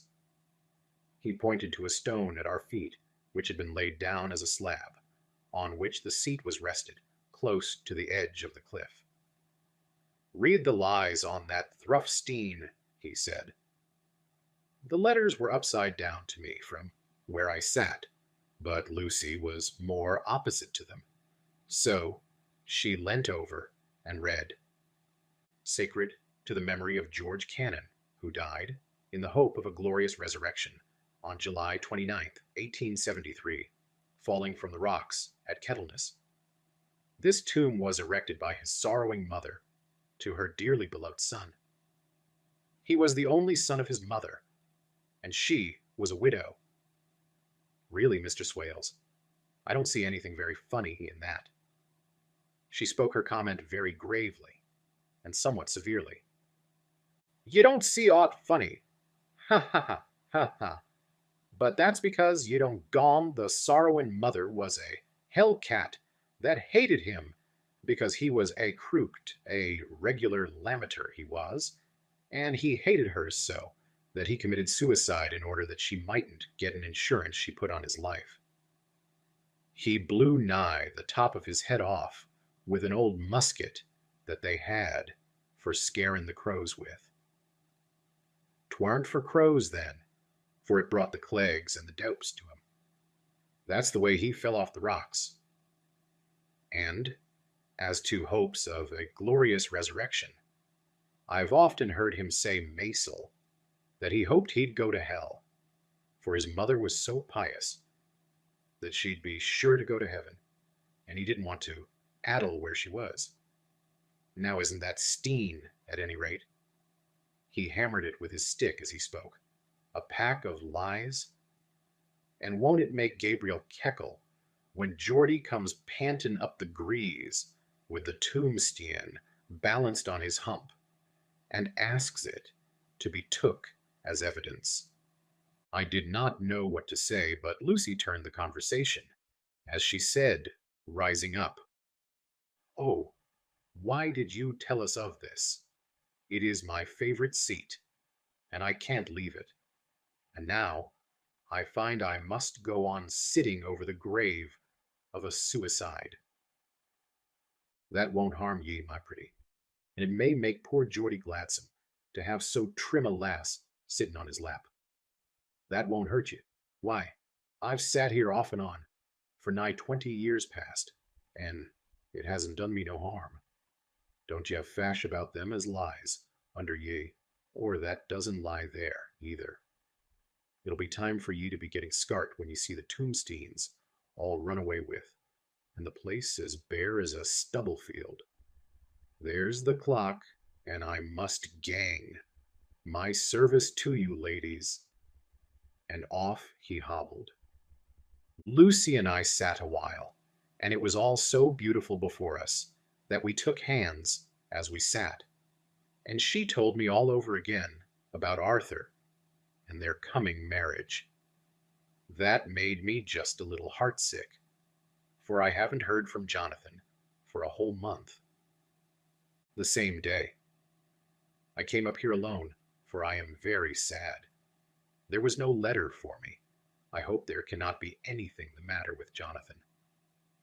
The clock has just struck 9. I see the lights scattered all over the town, sometimes in rows where the streets are, and sometimes singly. They run right up the Esk and die away in the curve of the valley. To my left, the view is cut off by a black line of roof of the old house next the abbey. The sheep and lambs are bleating in the fields, away behind me, and there is a clatter of a donkey's hooves up the paved road below. The band on the pier is playing a harsh waltz in good time, and further along the quay, there is a Salvation Army meeting in a back street. Neither of the bands hears the other, but up here I hear and see them both. I wonder where Jonathan is, and if he is thinking of me. I wish he were here. Dr. Seward's Diary. 5th June. The case of Renfield grows more interesting the more I get to understand the man. He has certain qualities very largely developed: selfishness, secrecy, and purpose. I wish I could get at what is the object of the latter. He seems to have some settled scheme of his own, but what it is, I do not yet know. His redeeming quality is a love of animals, though indeed he has such curious turns in it that I sometimes imagine he is only abnormally cruel. His pets are of odd sorts. Just now his hobby is catching flies. He has at present such a quantity that I have had myself to expostulate. To my astonishment, he did not break out into a fury as I expected, but took the matter in simple seriousness. He thought for a moment, and then said, "May I have 3 days? I shall clear them away." Of course I said that would do. I must watch him. 18th of June. He has turned his mind now to spiders, and has got several very big fellows in a box. He keeps feeding them with his flies, and the number of the latter is becoming sensibly diminished, although he has used half his food in attracting more flies from outside to his room. 1st July. His spiders are now becoming as great a nuisance as his flies, and today I told him that he must get rid of them. He looked very sad at this, so I said that he must clear out some of them, at all events. He cheerfully acquiesced in this, and I gave him the same time as before, for reduction.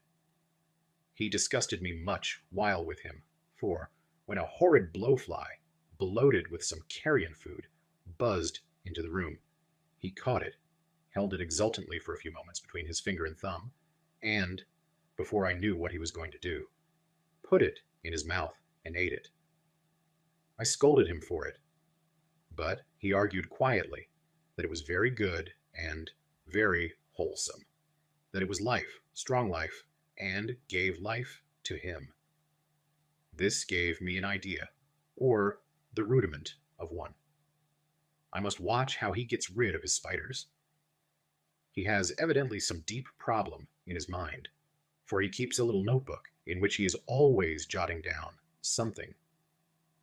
Whole pages of it are filled with masses of figures, generally single numbers added up in batches, and then the totals added in batches again, as though he were focusing some account, as the auditors put it. 8th of July. There is a method in his madness, and the rudimentary idea in my mind is growing.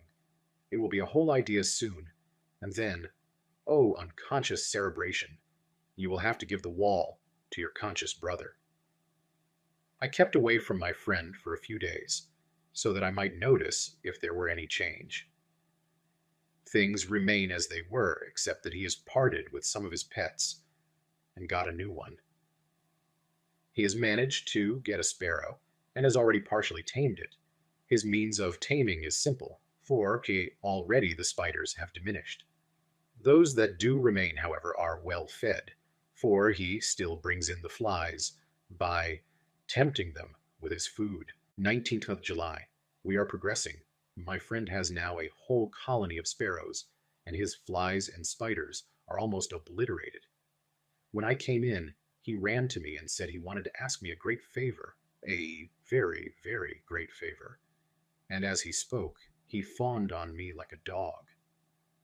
I asked him what it was, and he said, with a sort of rapture in his voice and bearing, "A kitten, a nice little, sleek, playful kitten that I can play with and teach and feed and feed and feed." I was not unprepared for this request, for I had noticed how his pets went on increasing in size and vivacity. But I did not care that his pretty family of tame sparrows should be wiped out in the same manner as the flies and the spiders. So I said I would see about it, and asked him if he would not rather have a cat than a kitten. His eagerness betrayed him as he answered, "Oh yes, I would like a cat. I only asked for a kitten, lest you should refuse me a cat. No one would refuse me a kitten, would they?" I shook my head, and said that at present I feared it would not be possible, but that I would see about it. His face fell, and I could see a warning of danger in it, for there was a sudden fierce sidelong look, which meant killing. The man is an undeveloped homicidal maniac. I shall test him with his present craving, and see how it will work out. Then I shall know more. 10 p.m. I have visited him again and found him sitting in a corner brooding. When I came in, he threw himself on his knees before me, and implored me to let him have a cat, that his salvation depended upon it. I was firm, however, and told him that he could not have it, whereupon he went without a word, and sat down, gnawing his fingers, in the corner where I had found him. I shall see him in the morning early. 20th of July. Visited Renfield very early, before the attendant went his rounds. Found him up and humming a tune. He was spreading out his sugar, which he had saved, in the window, and was manifestly beginning his fly-catching again, and beginning it cheerfully and with a good grace. I looked around for his birds, and not seeing them, asked him where they were. He replied, without turning round, that they had all flown away. There were a few feathers about the room, and on his pillow a drop of blood. I said nothing, but went and told the keeper to report to me if there were anything odd about him during the day. 11 a.m. The attendant has just been to me to say that Renfield has been very sick and has disgorged a whole lot of feathers. My belief is, doctor, he said, that he has eaten his birds, and that he just took and ate them raw. 11 p.m. I gave Renfield a strong opiate tonight, enough to make even him sleep, and took away his pocketbook to look at it. The thought that has been buzzing about my brain lately is complete, and the theory proved. My homicidal maniac is of a peculiar kind. I shall have to invent a new classification for him, and call him a zoophagous, life-eating maniac. What he desires is to absorb as many lives as he can, and he's laid himself out to achieve it in a cumulative way. He gave many flies to one spider, and many spiders to one bird, and then wanted a cat to eat the many birds. What would have been his later steps? It would almost be worthwhile to complete the experiment. It might be done if there were only a sufficient cause. Men sneered at vivisection, and yet look at its results today. Why not advance science in its most difficult and vital aspect, the knowledge of the brain? Had I even the secret of one such mind? Did I hold the key to the fancy of even one lunatic, I might advance my own branch of science to a pitch compared with which Burden Sanderson's physiology or Ferrier's brain knowledge would be as nothing. If only there were a sufficient cause. I must not think too much of this, or I may be tempted. A good cause might turn the scale with me, for may not I too be of an exceptional brain, congenitally? How well the man reasoned. Lunatics always do, within their own scope. I wonder at how many lives he values a man, or if at only one. He has closed the account most accurately, and today begun a new record. How many of us begin a new record with each day of our lives? To me it seems only yesterday that my whole life ended with my new hope, and that truly I began a new record. So it will be until the great recorder sums me up and closes my ledger account with a balance to profit or loss. Oh, Lucy, Lucy, I cannot be angry with you, nor can I be angry with my friend, whose happiness is yours. But I must only wait on hopeless and work. Work, work! If I only could have as strong a cause as my poor mad friend there, a good, unselfish cause to make me work, that would be indeed happiness. Mina Murray's Journal. 26th July. I am anxious, and it soothes me to express myself here. It is like whispering to oneself and listening at the same time. And there is also something about the shorthand symbols that makes it different from writing. I am unhappy about Lucy and about Jonathan. I had not heard from Jonathan for some time, and was very concerned. But yesterday, dear Mr. Hawkins, who is always so kind, sent me a letter from him. I had written asking him if he had heard, and he said the enclosed had just been received. It is only a line dated from Castle Dracula, and says that he is just starting for home. That is not like Jonathan. I do not understand it, and it makes me uneasy. Then, too, Lucy, although she is so well, has lately taken to her old habit of walking in her sleep. Her mother has spoken to me about it, and we have decided that I'm to lock the door of our room every night. Mrs. Westenra has got an idea that sleepwalkers always go out on roofs of houses and along the edges of cliffs, and then get suddenly wakened and fall over with a despairing cry that echoes all over the place. Poor dear, she is naturally anxious about Lucy, and she tells me that her husband, Lucy's father, had the same habit, that he would get up in the night and dress himself and go out, if he were not stopped. Lucy is to be married in the autumn, and she is already planning out her dresses and how her house is to be arranged. I sympathize with her, for I do the same. Only Jonathan and I will start in life in a very simple way, and shall have to try to make both ends meet. Mr. Holmwood, he is the Arnor Arthur Holmwood, only son of Lord Godalming, is coming up here very shortly, as soon as he can leave town, for his father is not very well, and I think dear Lucy is counting the moments till he comes. She wants to take him up to the seat on the churchyard cliff, and show him the beauty of Whitby. I dare say it is the waiting which disturbs her. She will be all right when he arrives. 27th July. No news from Jonathan. I am getting quite uneasy about him, though why I should I do not know, but I do wish that he would write, if it were only a single line.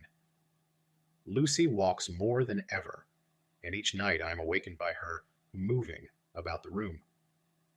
Fortunately, the weather is so hot that she can't get cold, but still the anxiety and the perpetually being wakened is beginning to tell on me, and I am getting nervous and wakeful myself. Thank God, Lucy's health keeps up, and Norwich Holmwood has been suddenly called to Ring to see his father, who has been taken seriously ill. Lucy frets at the postponement of seeing him, but it does not touch her looks. She is a trifle stouter, and her cheeks are a lovely rose pink. She has lost that anemic look which she had. I pray it will all last. 3rd of August. Another week gone, and no news from Jonathan, not even to Mr. Hawkins, from whom I have heard. Oh, I do hope he is not ill. He surely would have written. I look at that last letter of his, but somehow it does not satisfy me.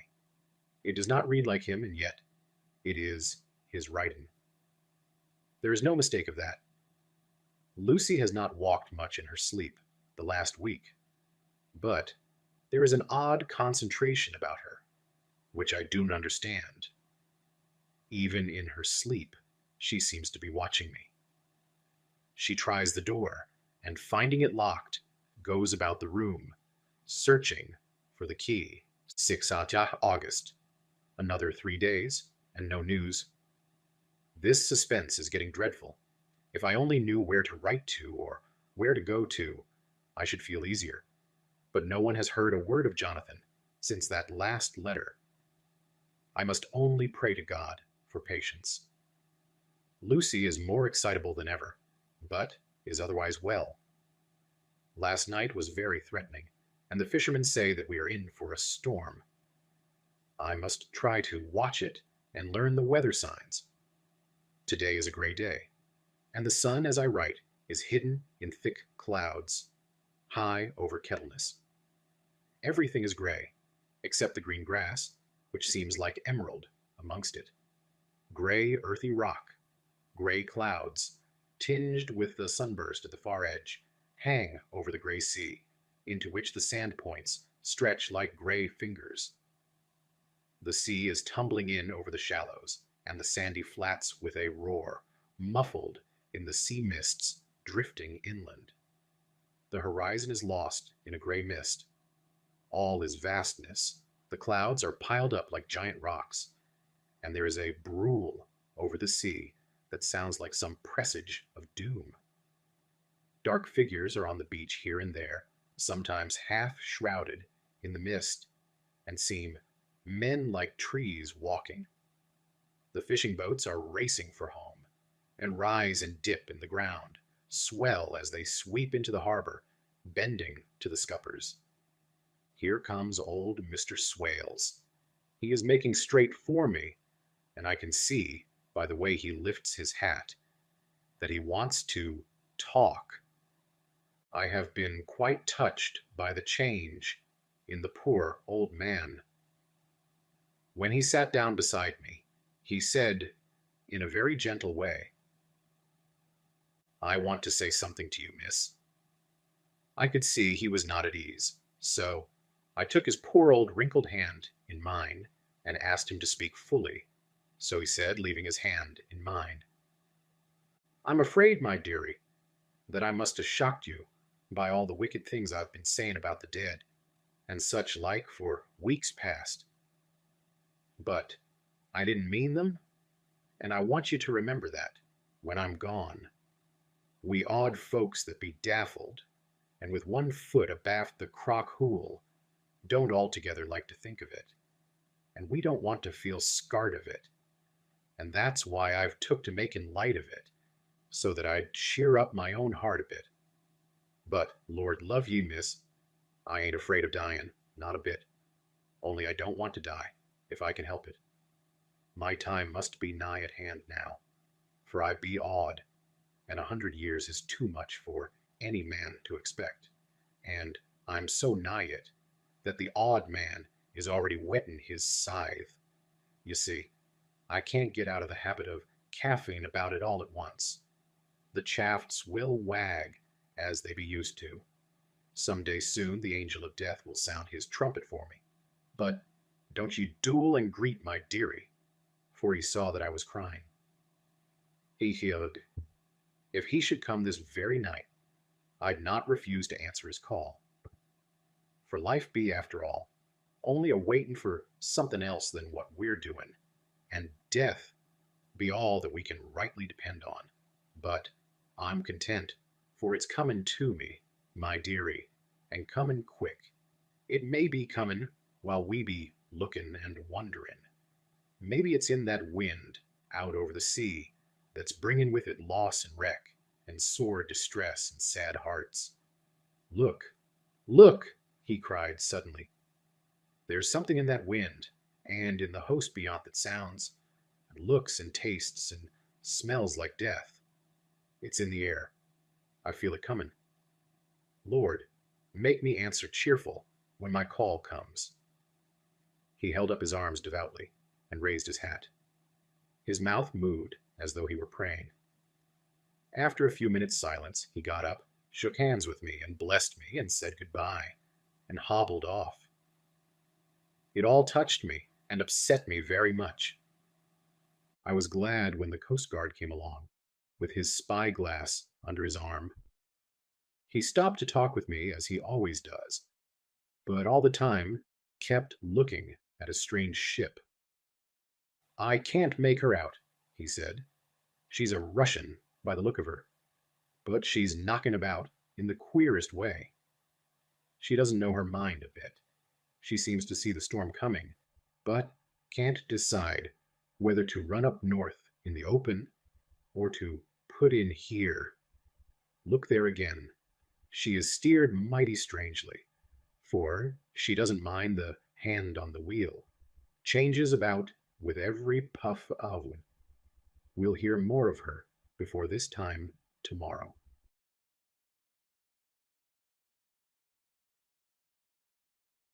Chapter 7. Cutting from the Dailygraph, 8 August. Pasted in Mina Murray's journal. From a correspondent. Whitby. One of the greatest and suddenest storms on record has just been experienced here, with results both strange and unique. The weather had been somewhat sultry, but not to any degree uncommon in the month of August. Saturday evening was as fine as was ever known, and the great body of holiday makers laid out yesterday for visits to Mulgrave Woods, Robin Hood's Bay, Rig Mill, Runswick, Staithes, and the various trips in the neighborhood of Whitby. The steamers Emma and Scarborough made trips up and down the coast, and there was an unusual amount of tripping both to and from Whitby.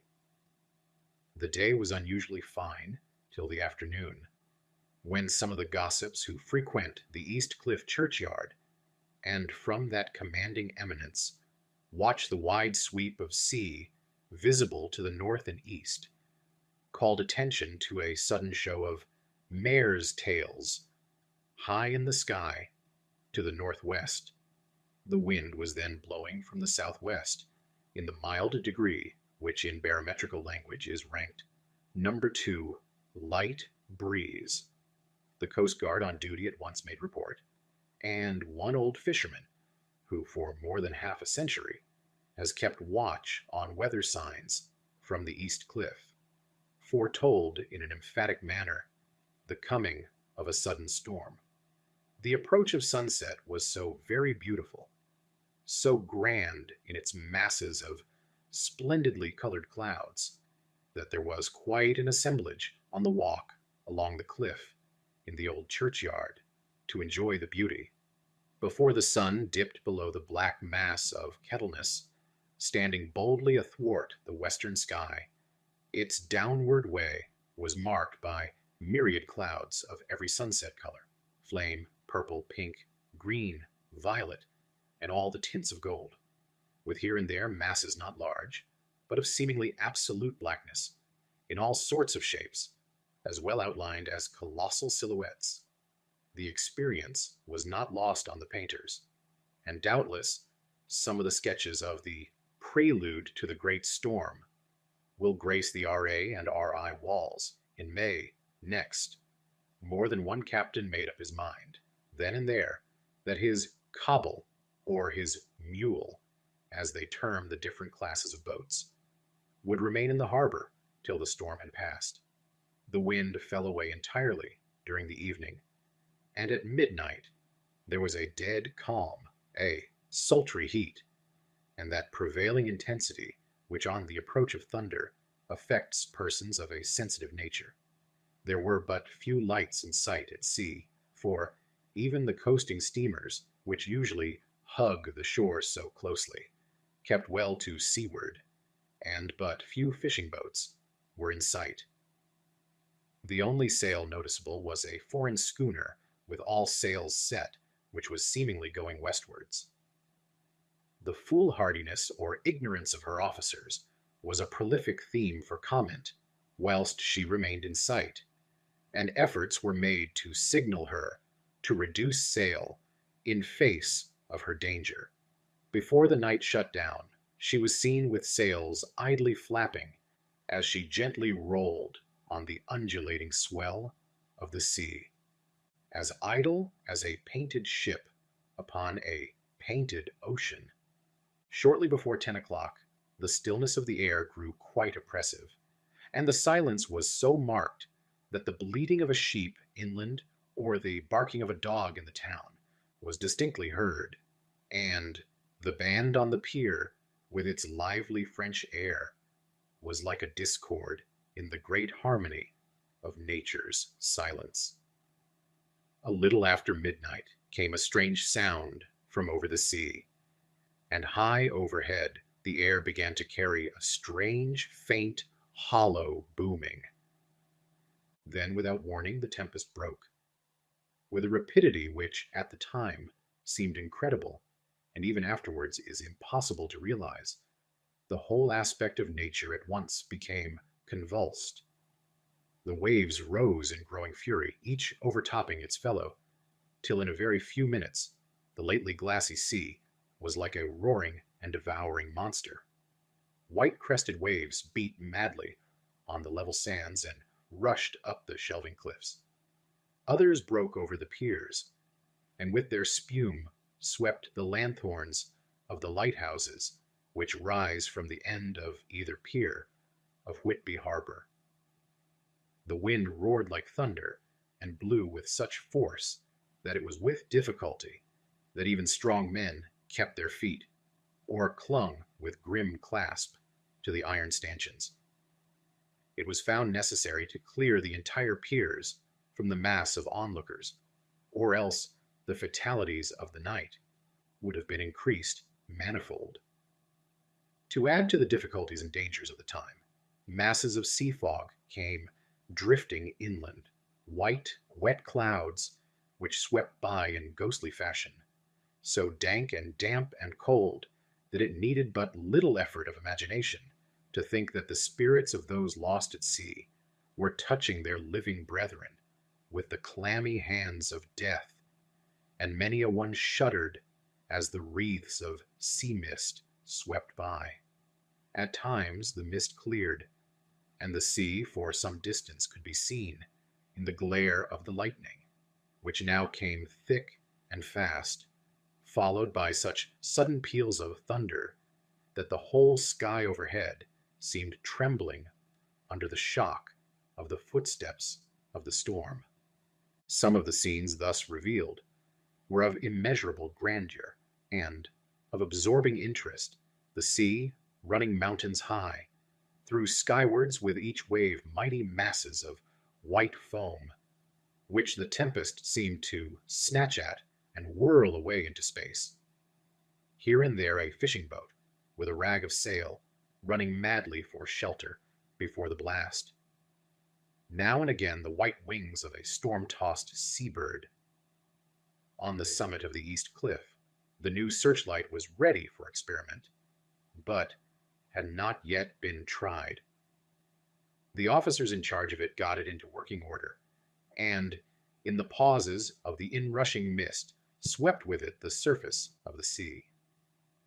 Once or twice its service was most effective, as when a fishing boat, with gunwale under water, rushed into the harbor, able, by the guidance of the sheltering light, to avoid the danger of dashing against the piers. As each boat achieved the safety of the port, there was a shout of joy from the mass of people on shore, a shout which for a moment seemed to cleave the gale, and was then swept away in its rush. Before long, the searchlight discovered some distance away a schooner with all sails set, apparently the same vessel which had been noticed earlier in the evening. The wind had by this time backed to the east, and there was a shudder amongst the watchers on the cliff as they realized the terrible danger in which she now was. Between her and the port lay the great flat reef on which so many good ships have from time to time suffered, and, with the wind blowing from its present quarter, it would be quite impossible that she should fetch the entrance of the harbor. It was now nearly the hour of high tide, but the waves were so great that in their troughs the shallows of the shore were almost visible, and the schooner, with all sails set, was rushing with such speed that, in the words of one old salt, she must fetch up somewhere, if it was only in hell. Then came another rush of sea fog, greater than any hitherto, a mass of dank mist, which seemed to close on all things like a gray pall, and left available to men only the organ of hearing, for the roar of the tempest, and the crash of the thunder, and the booming of the mighty billows, came through the damp oblivion, even louder than before. The rays of the searchlight were kept fixed on the harbor mouth across the east pier, where the shock was expected, and men waited breathless. The wind suddenly shifted to the northeast, and the remnant of the sea fog melted in the blast. And then, mirabile dictu, between the piers, leaping from wave to wave as it rushed at headlong speed, swept the strange schooner before the blast, with all sail set, and gained the safety of the harbor. The searchlight followed her, and a shudder ran through all who saw her, for, lashed to the helm, was a corpse with drooping head, which swung horribly to and fro at each motion of the ship. No other form could be seen on deck at all. A great awe came on all, as they realized that the ship, as if by a miracle, had found the harbor, unsteered, save by the hand of a dead man. However, all took place more quickly than it takes to write these words. The schooner paused not, but, rushing across the harbor, pitched herself on that accumulation of sand and gravel, washed by many tides and many storms, into the southeast corner of the pier, jutting under the east cliff, known locally as Tate Hill Pier. There was, of course, a considerable concussion as the vessel drove up on the sand heap. Every spar, rope, and stay was strained, and some of the top hammer came crashing down. But strangest of all, the very instant the shore was touched, an immense dog sprang up on deck from below, as if shot up by the concussion, and running forward, jumped from the bow on the sand. Making straight for the steep cliff, where the churchyard hangs over the laneway to the east pier so steeply that some of the flat tombstones, thruff-steens or through-stones, as they call them in the Whitby vernacular, actually project over where the sustaining cliff has fallen away. It disappeared in the darkness, which seemed intensified just beyond the focus of the searchlight. It so happened that there was no one at the moment on Tate Hill Pier, as all those whose houses are in close proximity were either in bed or were out on the heights above. Thus, the Coast Guard, on duty on the eastern side of the harbor, who at once ran down to the little pier, was the first to climb on board. The men working the searchlight, after scouring the entrance of the harbor without seeing anything, then turned the light on the derelict and kept it there. The Coast Guard ran aft, and when he came beside the wheel, bent over to examine it, and recoiled at once as though under some sudden emotion. This seemed to pique general curiosity, and quite a number of people began to run. It is a good way round from the West Cliff by the drawbridge to Tate Hill Pier, but your correspondent is a fairly good runner and came well ahead of the crowd. When I arrived, however, I found already assembled on the pier a crowd whom the Coast Guard and police refused to allow to come on board. By the courtesy of the chief boatman, I was, as your correspondent, permitted to climb on deck, and was one of a small group who saw the dead seaman whilst actually lashed to the wheel. It was no wonder that the Coast Guard was surprised, or even awed, for not often can such a sight have been seen. The man was simply fastened by his hands, tied one over the other, to a spoke of the wheel. Between the inner hand and the wood was a crucifix, the set of beads on which it was fastened being around both wrists and wheel, and all kept fast by the binding cords. The poor fellow may have been seated at one time, but the flapping and buffeting of the sails had worked through the rudder of the wheel and dragged him to and fro, so that the cords with which he was tied had cut the flesh to the bone. Accurate note was made of the state of things, and a doctor, Surgeon J.M. Caffin of 33 East Elliot Place, who came immediately after me, declared after making examination that the man must have been dead for quite 2 days. In his pocket was a bottle, carefully corked, empty save for a little roll of paper, which proved to be the addendum to the log.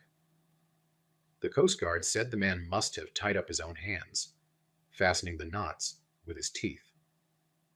The fact that a Coast Guard was the first on board may save some complications later on in the Admiralty Court. For Coast Guards cannot claim the salvage, which is the right of the first civilian entering on a derelict. Already, however, the legal tongues are wagging, and one young law student is loudly asserting that the rights of the owner are already completely sacrificed, his property being held in contravention of the statutes of Mortmain, since the tiller, as emblemship, if not proof, of delegated possession, is held in a dead hand. It is needless to say that the dead steersman has been reverently removed from the place where he held his honorable watch and ward till death, a steadfastness as noble as that of the young Casabianca, and placed in the mortuary to await inquest. Already the sudden storm is passing, and its fierceness is abating. Crowds are scattering homeward, and the sky is beginning to redden over the Yorkshire wolds. I shall send in time for your next issue further details of the derelict ship which found her way so miraculously into harbor in the storm. Whitby, 9th August. The sequel to the strange arrival of the derelict in the storm last night is almost more startling than the thing itself. It turns out that the schooner is a Russian from Varna and is called the Demeter. She is almost entirely in ballast of silver sand, with only a small amount of cargo, a number of great wooden boxes filled with mold. This cargo was consigned to a Whitby solicitor, Mr. S. F. Billington of 7 the Crescent, who this morning went aboard and formally took possession of the goods consigned to him. The Russian consul, too, acting for the charter party, took formal possession of the ship and paid all harbor dues, etc. Nothing is talked about here today, except the strange coincidence. The officials of the Board of Trade have been most exacting in seeing that every compliance has been made with existing regulations. As the matter is to be a 9 days wonder, they are evidently determined that there shall be no cause of after complaint. A good deal of interest was abroad concerning the dog which landed when the ship struck, and more than a few of the members of the SPCA, which is very strong in Whitby, have tried to befriend the animal. To the general disappointment, however, it was not to be found. It seems to have disappeared entirely from the town. It may be that it was frightened and made its way onto the moors, where it is still hiding in terror. There are some who look with dread on such a possibility, lest later on it should in itself become a danger, for it is evidently a fierce brute. Early this morning a large dog, a half-bred mastiff belonging to a coal merchant close to Tate Hill Pier, was found dead in the roadway opposite to its master's yard. It had been fighting and manifestly had a savage opponent, for its throat was torn away and its belly was slit open, as if with a savage claw. Later, by the kindness of the Board of Trade inspector, I have been permitted to look over the logbook of the Demeter, which was in order up to within 3 days, but contained nothing of special interest except as to facts of missing men. The greatest interest, however, is with regard to the paper found in the bottle, which was today produced at the inquest, and a more strange narrative than the two between them unfold it has not been my lot to come across. As there is no motive for concealment, I am permitted to use them, and accordingly send you a rescript, simply omitting technical details of seamanship and supercargo. It almost seems as though the captain had been seized with some kind of mania before he had got well into blue water, and that this had developed persistently throughout the voyage. Of course, my statement must be taken cum grano, since I am writing from the dictation of a clerk of the Russian consul, who kindly translated for me, time being short. Log of the Demeter, Varna to Whitby. Written 18th of July, things so strange happening that I shall keep accurate note henceforth till we land. On 6th July, we finished taking in cargo, silver sand, and boxes of earth. At noon set sail, east wind, fresh. Crew, 5 hands, 2 mates, cook, and myself, captain. On 11th of July at dawn, entered Bosphorus, boarded by Turkish customs officers. Back, sheesh, all correct. Underway at 4 p.m. on 12th of July through Dardanelles, more customs officers and flag boat of guarding squadron. Back sheesh again. Work of officers thorough, but quick. Want us off soon. At dark, passed into archipelago. On the 13th of July, passed Cape Matapan. Crew dissatisfied about something. Seemed scared, but would not speak out. On 14th of July, was somewhat anxious about crew. Men all steady fellows, who sailed with me before. Mate could not make out what was wrong. They only told him there was something, and crossed themselves. Mate lost temper with one of them that day, and struck him. Expected fierce quarrel, but all was quiet. On 16th of July, mate reported in the morning that one of crew, Petrovsky, was missing. Could not account for it. Took larboard watch 8 bells last night. Was relieved by Abramoff, but did not go to bunk. Men more downcast than ever. All said they expected something of the kind, but would not say more than there was something aboard. Mate getting very impatient with them. Feared some trouble ahead. On 17th of July yesterday, one of the men, Olgarin, came to my cabin and, in an awestruck way, confided to me that he thought there was a strange man aboard the ship.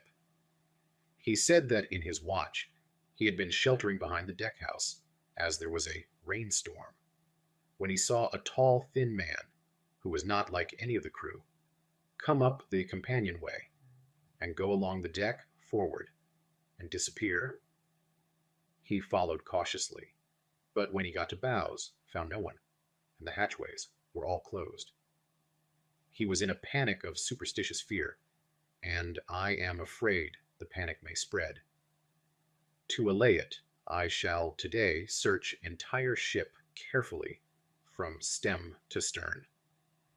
Later in the day, I got together the whole crew and told them, as they evidently thought there was someone in the ship, we would search from stem to stern. First mate, angry, said it was folly, and to yield to such foolish ideas would demoralize the men. Said he would engage to keep them out of trouble with a handspike. I let him take the helm, while the rest began thorough search, all keeping abreast with lanterns. We left no corner unsearched. As there were only the big wooden boxes, there were no odd corners where a man could hide. Men much relieved when search over, and went back to work cheerfully. First mate scowled, but said nothing. 23rd of July. Rough weather last 3 days, and all hands busy with sails. No time to be frightened. Men seem to have forgotten their dread. Mate cheerful again, and all on good terms. Praised men for work in bad weather. Past Gibraltar and out through straits. All well. 24th of July. There seems some doom over this ship. Already a hand short, and entering on the Bay of Biscay, with wild weather ahead. And yet last night another man lost. Disappeared. Like the first, he came off his watch and was not seen again.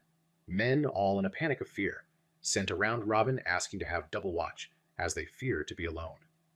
Mate angry, fear there will be some trouble, as either he or the men will do some violence. 28th July. 4 days in hell, knocking about in a sort of maelstrom, and the wind a tempest. No sleep for anyone. Men all worn out.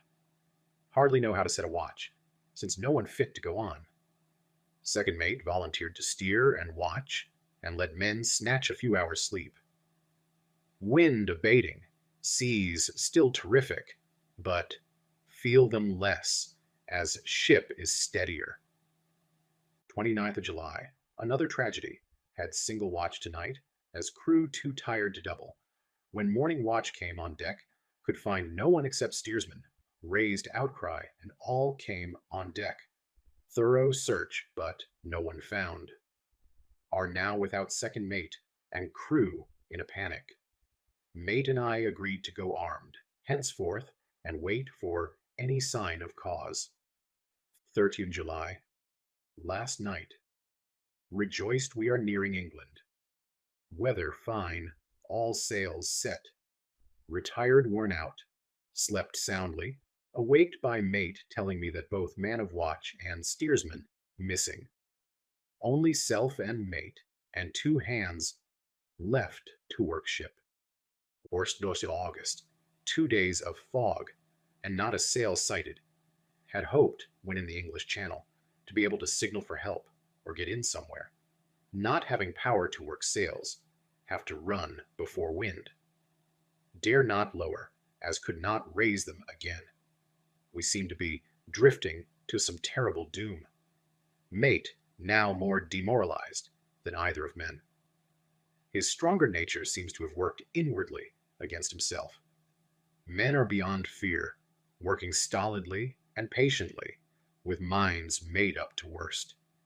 They are Russian, he Romanian. First in August, midnight, woke up from few minutes' sleep by hearing a cry, seemingly outside my port. Could see nothing in fog. Rushed on deck and ran against mate. Tells me heard cry and ran, but no sign of man on watch. One more gone. Lord, help us. Mate says we must be past Straits of Dover, as in a moment of fog lifting, he saw North Foreland, just as he heard the man cry out.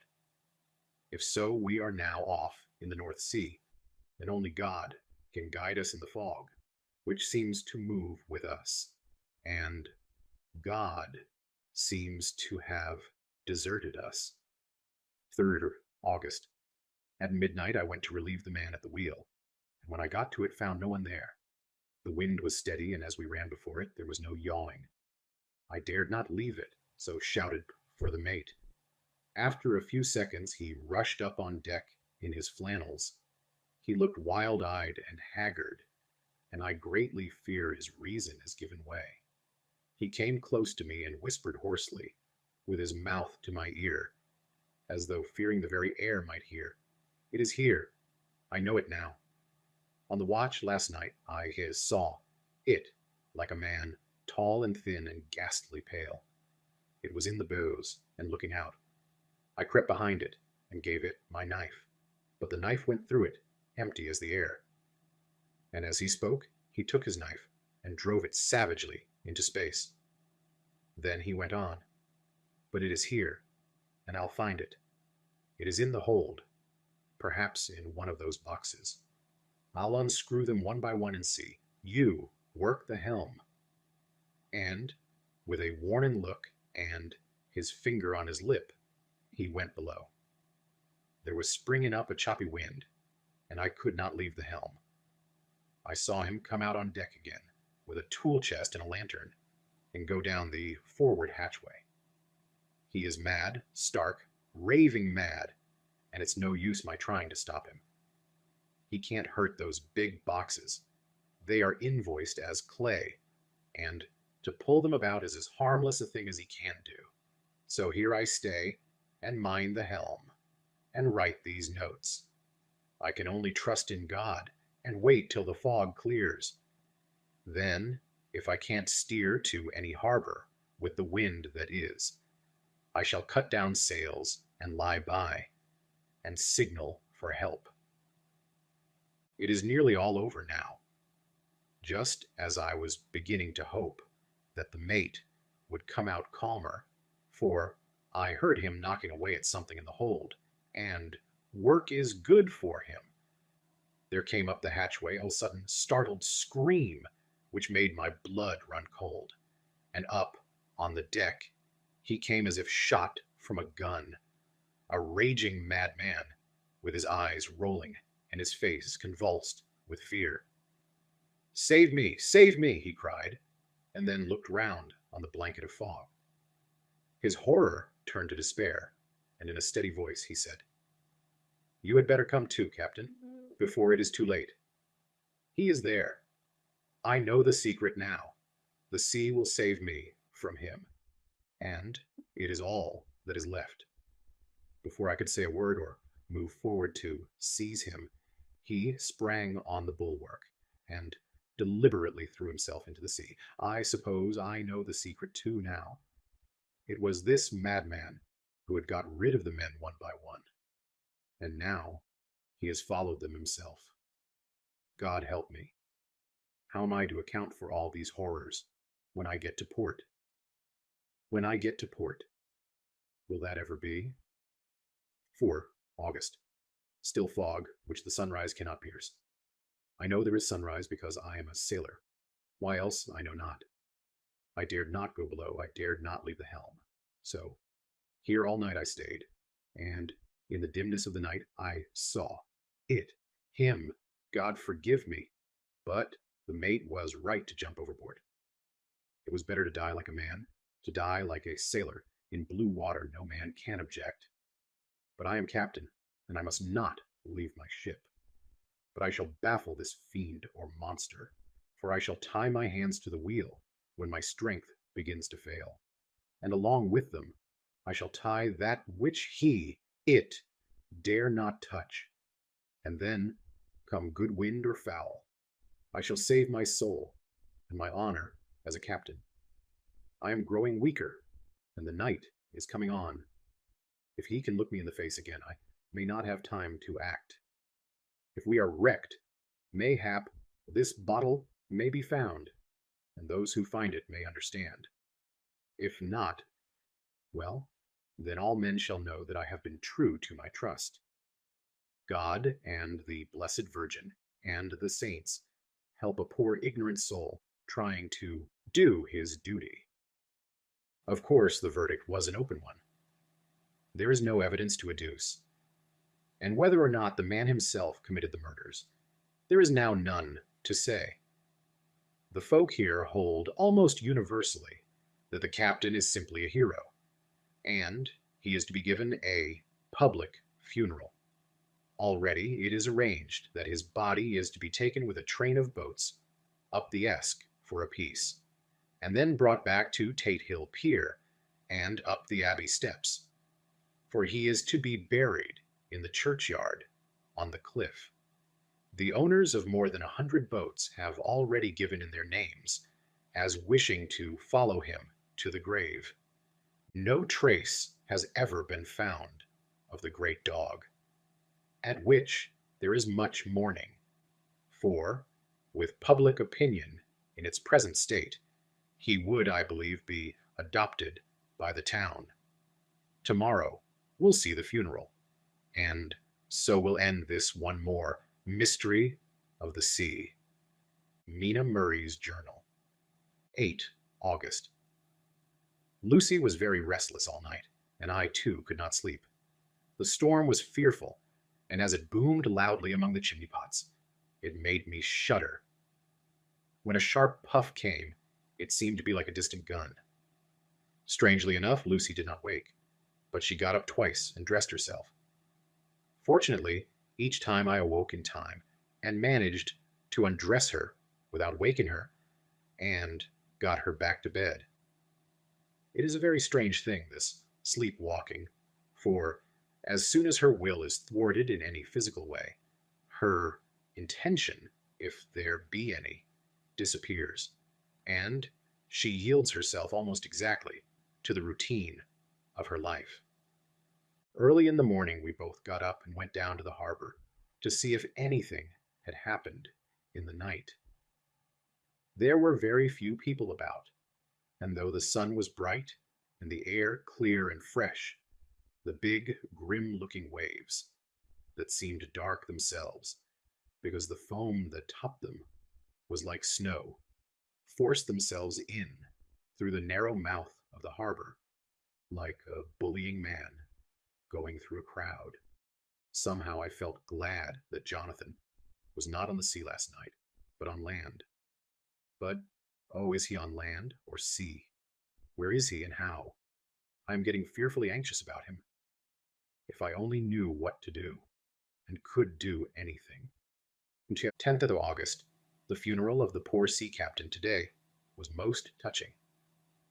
Every boat in the harbor seemed to be there, and the coffin was carried by captains all the way from Tate Hill Pier up to the churchyard.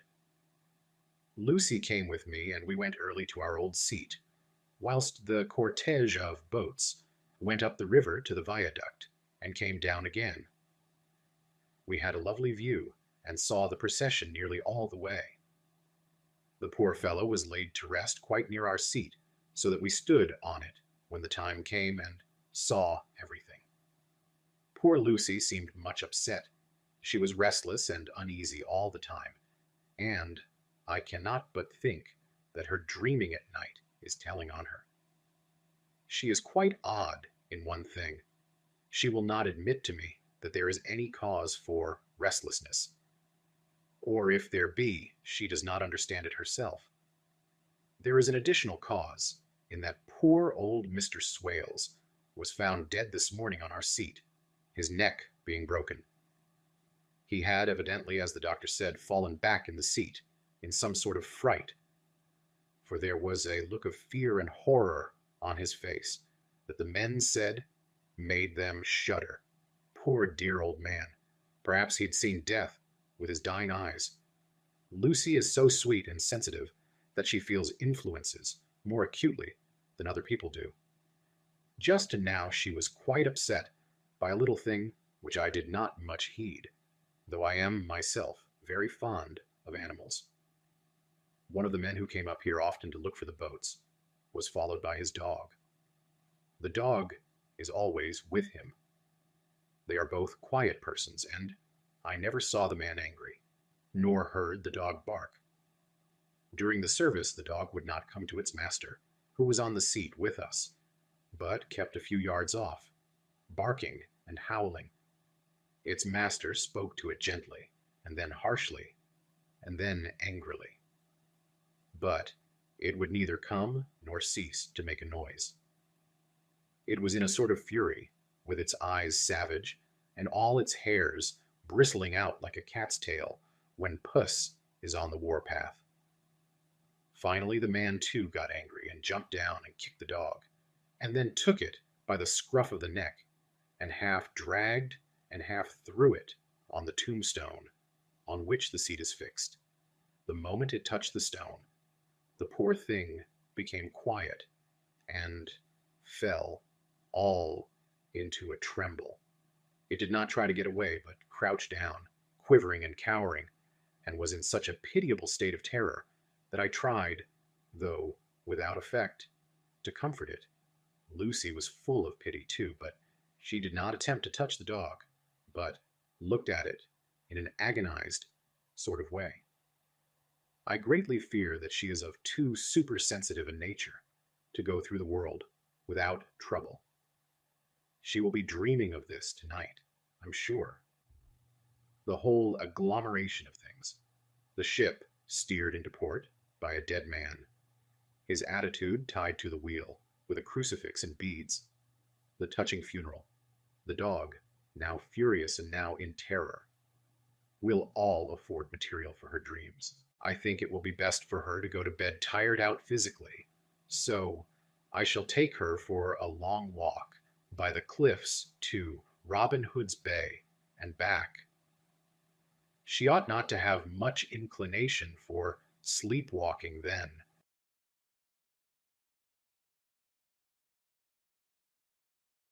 Transylvania, Mina Murray's journal. Same day, 11 o'clock p.m. Oh, but I am tired. If it were not that I'd made my diary a duty, I should not open it tonight. We had a lovely walk. Lucy, after a while, was in gay spirits, owing, I think, to some dear cows who came nosing towards us in a field close to the lighthouse and frightened the wits out of us. I believe we forgot everything except, of course, personal fear, and it seemed to wipe the slate clean and give us a fresh start. We had a capital severe tea at Robin Hood's Bay in a sweet little old-fashioned inn with a bow window right over the seaweed-covered rocks of the Strand. I believe we should have shocked the new woman with our appetites. Men are more tolerant, bless them. Then we walked home with some, or rather many, stoppages to rest, and with our hearts full of a constant dread of wild bulls. Lucy was really tired, and we intended to creep off to bed as soon as we could. The young curate came in, however, and Mrs. Westenra asked him to stay for supper. Lucy and I had both a fight for it with the dusty miller. I know it was a hard fight on my part, and I am quite heroic. I think that some day the bishops must get together and see about breeding up a new class of curates who don't take supper, no matter how they may be pressed to, and who will know when girls are tired. Lucy is asleep and breathing softly. She has more color in her cheeks than usual, and looks, oh, so sweet. If Mr. Holmwood fell in love with her, seeing her only in the drawing room, I wonder what he would say. if he saw her now. Some of the new women writers will someday start an idea that men and women should be allowed to see each other asleep before proposing or accepting. But I suppose the new woman won't condescend in future to accept. She will do the proposing herself. And a nice job she will make of it too. There's some consolation in that. I am so happy tonight because dear Lucy seems better. I really believe she's turned the corner and that we are over her troubles with dreaming. I should be quite happy if I only knew. If Jonathan. God bless and keep him. 11th August, 3 a.m. Diary again. No sleep now, so I may as well write. I am too agitated to sleep. We have had such an adventure, such an agonizing experience. I fell asleep as soon as I had closed my diary. Suddenly I became broad awake and sat up, with a horrible sense of fear upon me, and of some feeling of emptiness around me. The room was dark, so I could not see Lucy's bed. I stole across and felt for her. The bed was empty. I lit a match and found that she was not in the room. The door was shut but not locked, as I had left it. I feared to wake her mother, who has been more than usually ill lately, so threw on some clothes and got ready to look for her. As I was leaving the room, it struck me that the clothes she wore might give me some clue to her dreaming intention. Dressing gown would mean house. Dress outside. Dressing gown and dress were both in their places. Thank God, I said to myself, she cannot be far, as she is only in her nightdress.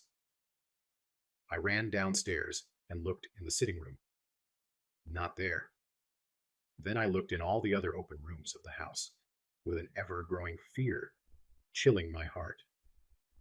Finally, I came to the hall door and found it open. It was not wide open, but the catch of the lock had not caught. The people of the house are careful to lock the door every night, so I feared that Lucy must have gone out, as she was. There was no time to think of what might happen. A vague, overmastering fear obscured all details. I took a big heavy shawl and ran out. The clock was striking 1 as I was in the crescent, and there was not a soul in sight. I ran along the north terrace, but could see no sign of the white figure which I expected. At the edge of the west cliff above the pier, I looked across the harbor to the east cliff, in the hope or fear, I don't know which, of seeing Lucy in our favorite seat. There was a bright full moon, with heavy black driving clouds, which threw the whole scene into a fleeting diorama of light and shade as they sailed across. For a moment or two I could see nothing, as the shadow of a cloud obscured St. Mary's Church and all around it. Then, as the cloud passed, I could see the ruins of the abbey coming into view, and, as the edge of a narrow band of light, as sharp as a sword cut, moved along, the church and the churchyard became gradually visible. Whatever my expectation was, it was not disappointed, for there, on our favorite seat, the silver light of the moon struck a half-reclining figure, snowy white. The coming of the cloud was too quick for me to see much, for shadow shut down on light almost immediately. But it seemed to me as though something dark stood behind the seat, where the white figure shone and bent over it.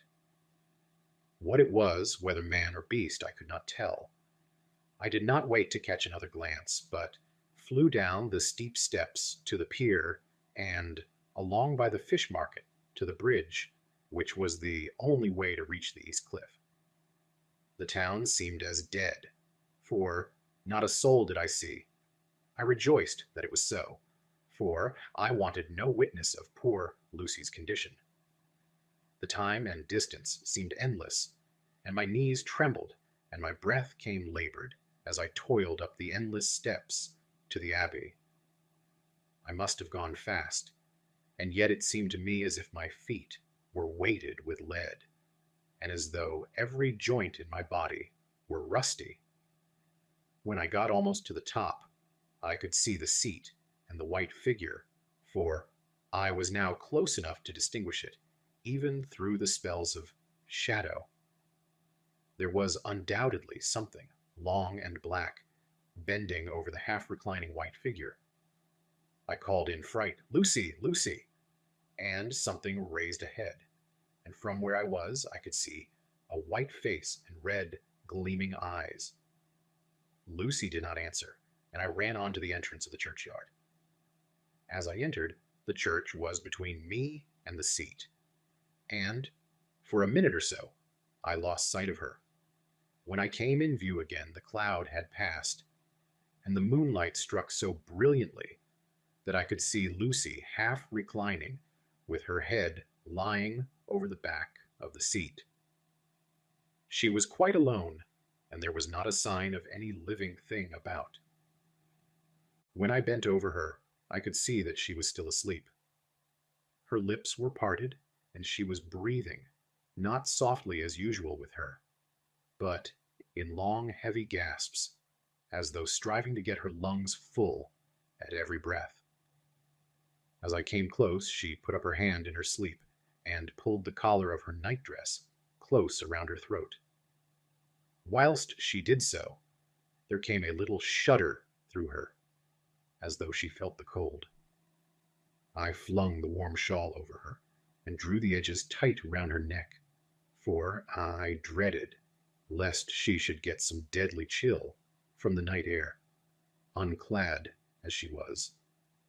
I feared to wake her all at once, so, in order to have my hands free, that I might help her, I fastened the shawl at her throat with a big safety pin. But I must have been clumsy in my anxiety, and pinched or pricked her with it, for by and by, when her breathing became quieter, she put her hand to her throat again and moaned. When I had her carefully wrapped up, I put my shoes on her feet, and then began very gently to wake her. At first she did not respond, but gradually she became more and more uneasy in her sleep, moaning and sighing occasionally.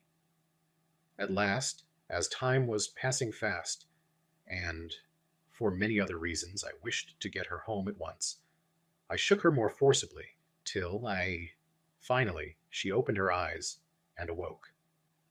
She did not seem surprised to see me, as, of course, she did not realize all at once where she was.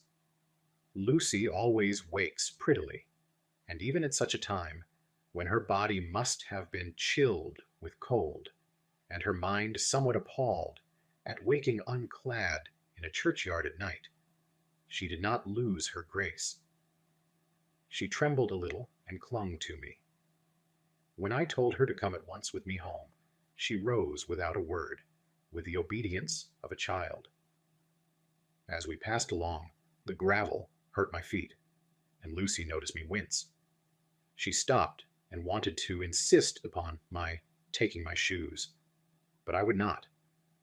However, when we got to the pathway outside the churchyard, where there was a puddle of water remaining from the storm, I daubed my feet with mud, using each foot in turn on the other, so that as we went home, no one, in case we should meet anyone, should notice my bare feet. Fortune favored us, and we got home without meeting a soul. Once we saw a man, who seemed not quite sober, passing along a street in front of us, but we hid in a door, till he had disappeared up an opening such as there are here, steep little closes, or winds, as they call them in Scotland. My heart beat so loud all the time that sometimes I thought I should faint. I was filled with anxiety about Lucy, not only for her health, lest she should suffer from the exposure, but for her reputation in case the story should get wind. When we got in and had washed our feet and had said a prayer of thankfulness together, I tucked her into bed. Before falling asleep, she asked, even implored, me not to say a word to anyone, even her mother, about her sleepwalking adventure. I hesitated at first to promise, but on thinking of the state of her mother's health, and how the knowledge of such a thing would fret her, and thinking, too, of how such a story might become distorted, nay, infallibly would, in case it should leak out, I thought it wiser to do so. I hope I did right. I have locked the door, and the key is tied to my wrist, so perhaps I shall not be again disturbed. Lucy is sleeping soundly. The reflex of the dawn is high and far over the sea. Same day, noon. All goes well. Lucy slept till I woke her, and seemed not to have even changed her side. The adventure of the night does not seem to have harmed her. On the contrary, it has benefited her, for she looks better this morning than she has done for weeks. I was sorry to notice that my clumsiness with the safety pin hurt her. Indeed, it might have been serious, for the skin of her throat was pierced.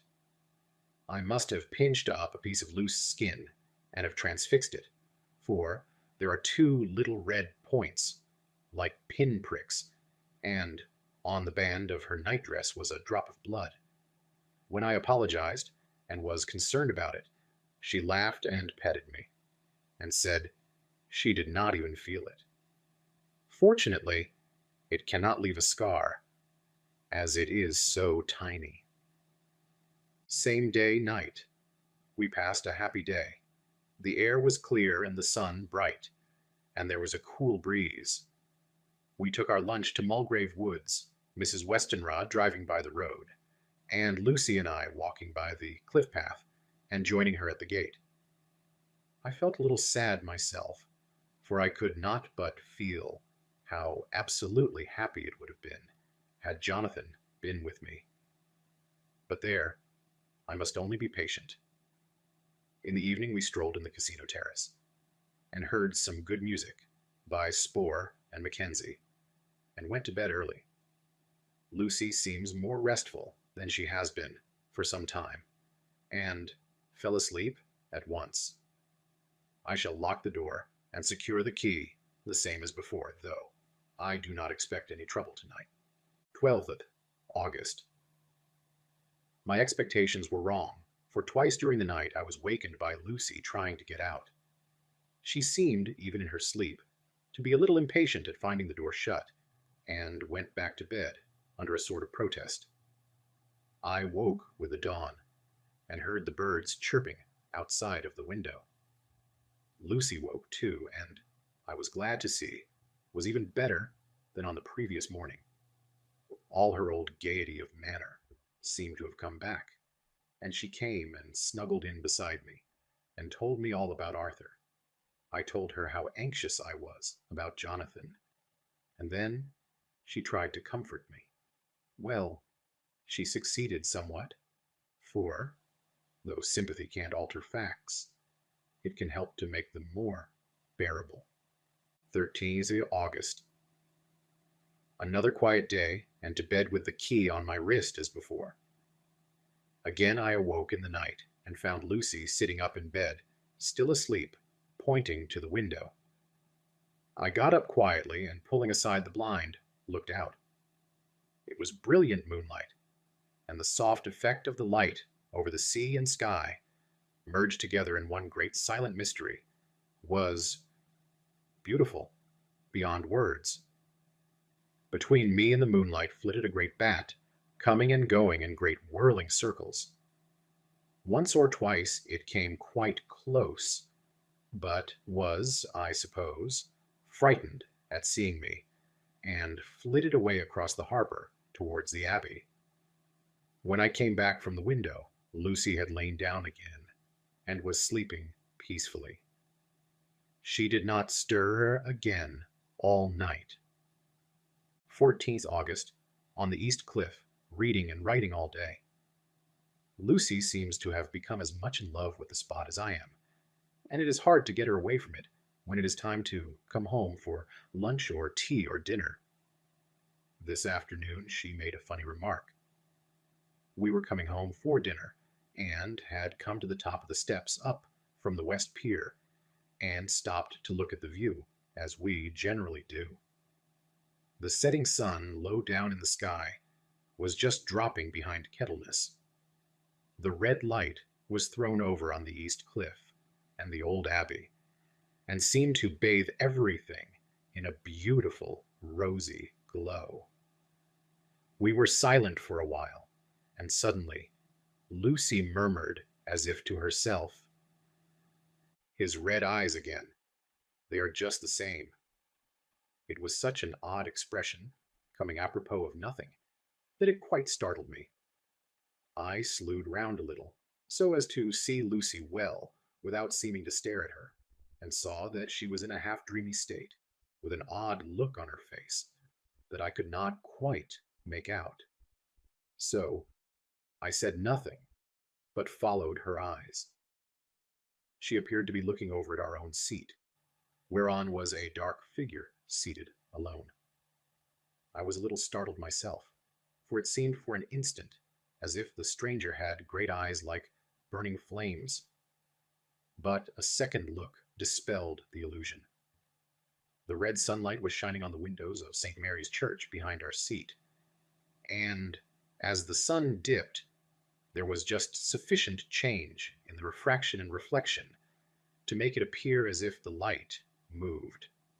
I called Lucy's attention to the peculiar effect, and she became herself with a start. But she looked sad, all the same. It may have been that she was thinking of that terrible night up there. We never refer to it, so I said nothing, and we went home to dinner. Lucy had a headache and went early to bed. I saw her asleep and went out for a little stroll myself. I walked along the cliffs to the westward, and was full of sweet sadness, for I was thinking of Jonathan.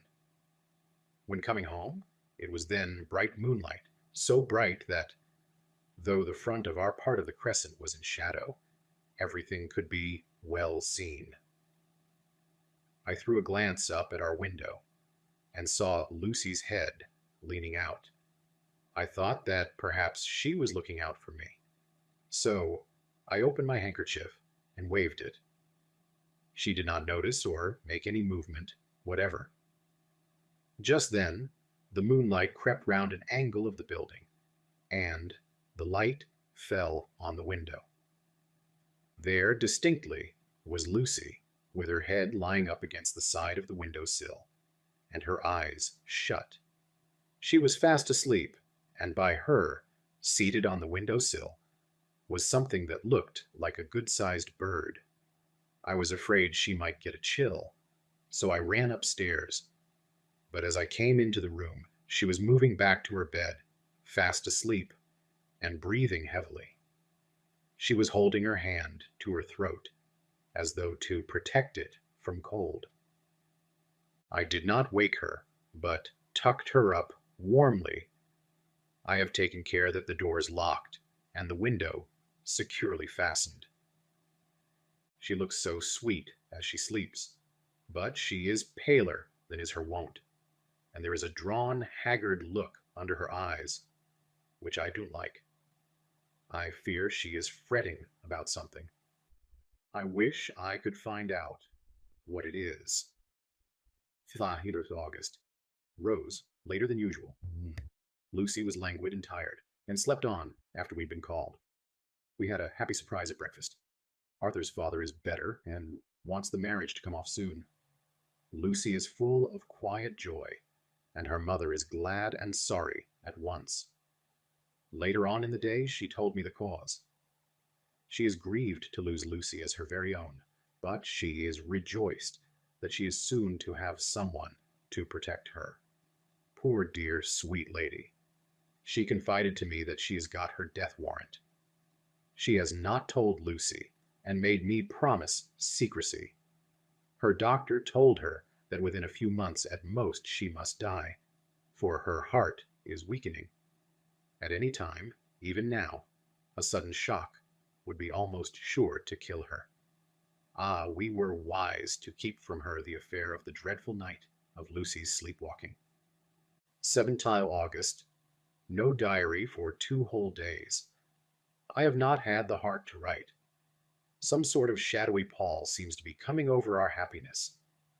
No news from Jonathan, and Lucy seems to be growing weaker, whilst her mother's hours are numbering to a close. I do not understand Lucy's fading away, as she is doing. She eats well and sleeps well, and enjoys the fresh air. But all the time, the roses in her cheeks are fading, and she gets weaker and more languid day by day. At night I hear her gasping, as if for air. I keep the key of our door always fastened to my wrist at night, but she gets up and walks about the room, and sits at the open window. Last night I found her leaning out when I woke up, and when I tried to wake her, I could not. She was in a faint. When I managed to restore her, she was as weak as water, and cried silently between long, painful struggles for breath. When I asked her how she came to be at the window, she shook her head and turned away. I trust her feeling ill may not be from that unlucky prick of the safety pin. I looked at her throat just now as she lay asleep, and the tiny wounds seem not to have healed. They are still open and, if anything, larger than before, and the edges of them are faintly white. They are like little white dots with red centers. Unless they heal within a day or two, I shall insist on the doctor seeing about them. Letter, Samuel F. Billington and Son, Solicitors, Whitby, to Messrs. Carter, Patterson and Co., London. 17th August. Dear Sirs, herewith please receive invoice of goods sent by Great Northern Railway. Same are to be delivered at Carfax near Purfleet, immediately on receipt, at Goods Station, King's Cross. The house is at present empty, but enclosed. Please find keys, all of which are labeled. You will please deposit the boxes, 50 in number, which form the consignment, in the partially ruined building forming part of the house, and marked A on rough diagram enclosed. Your agent will easily recognize the locality, as it is the ancient chapel of the mansion. The goods leave by the train at 9:30 tonight, and will be due at King's Cross at 4:30 tomorrow afternoon. As our client wishes the delivery made as soon as possible, we shall be obliged by your having teams ready at King's Cross at the time named and forthwith conveying the goods to destination, in order to obviate any delays possible through any routine requirements as to payment in your departments. We enclose check herewith for £10, 10, receipt of which please acknowledge. Should the charge be less than this amount, you can return balance. If greater, we shall at once send check for difference on hearing from you. You are to leave the keys on coming away in the main hall of the house, where the proprietor may get them on his entering the house by means of his duplicate key. Pray do not take us as exceeding the bounds of business courtesy in pressing you in all ways to use the utmost expedition. We are, dear sirs, faithfully yours, Samuel F. Billington and Son. Letter, Messrs. Carter, Patterson, and Co., London, to Messrs. Billington, and Son, Whitby. 21st August. Dear Sirs, we beg to acknowledge $10 received and to return check 1 sellers 17s. That's 90 amount of overplus, as shown in receipted account herewith. Goods are delivered in exact accordance with instructions, and keys left in parcel in main hall, as directed. We are, dear sirs, yours respectfully. Pro Carter, Patterson and Co. Mina Murray's Journal. 18th August. I am happy today and write sitting on the seat in the churchyard. Lucy is ever so much better. Last night she slept well all night and did not disturb me once. The roses seem coming back already to her cheeks, though she is still sadly pale and wan-looking. If she were in any way anemic, I could understand it. But she's not. She's in gay spirits and full of life and cheerfulness. All the morbid reticence seems to have passed from her, and she has just reminded me, as if I needed any reminding, of that night, and that it was here, on this very seat, I found her asleep. As she told me, she tapped playfully with the heel of her boot on the stone slab and said, "O Miss Curry, malevolent here late than all." My poor little feet didn't make much noise then. I dare say poor old Mr. Swales would have told me that it was because I didn't want to wake up Geordie. As she was in such a communicative humor, I asked her if she had dreamed at all that night. Before she answered, that sweet puckered look came into her forehead, which Arthur, I call him Arthur from her habit, says he loves. And indeed, I don't wonder that he does. Then she went on in a half-dreaming kind of way, as if trying to recall it to herself. I didn't quite dream, but it all seemed to be real. I only wanted to be here in this spot. I don't know why, for I was afraid of something. I don't know what. I remember, though I suppose I was asleep, passing through the streets and over the bridge. A fish leaped as I went by, and I leaned over to look at it. And I heard a lot of dogs howling. The whole town seemed as if it must be full of dogs, all howling at once, as I went up the steps. Then I had a vague memory of something long and dark, with red eyes, just as we saw in the sunset, and something very sweet and very bitter all around me at once. And then I seemed sinking into deep green water, and there was a singing in my ears, as I have heard there is to drowning men. And then everything seemed passing away from me. My soul seemed to go out from my body and float about the air.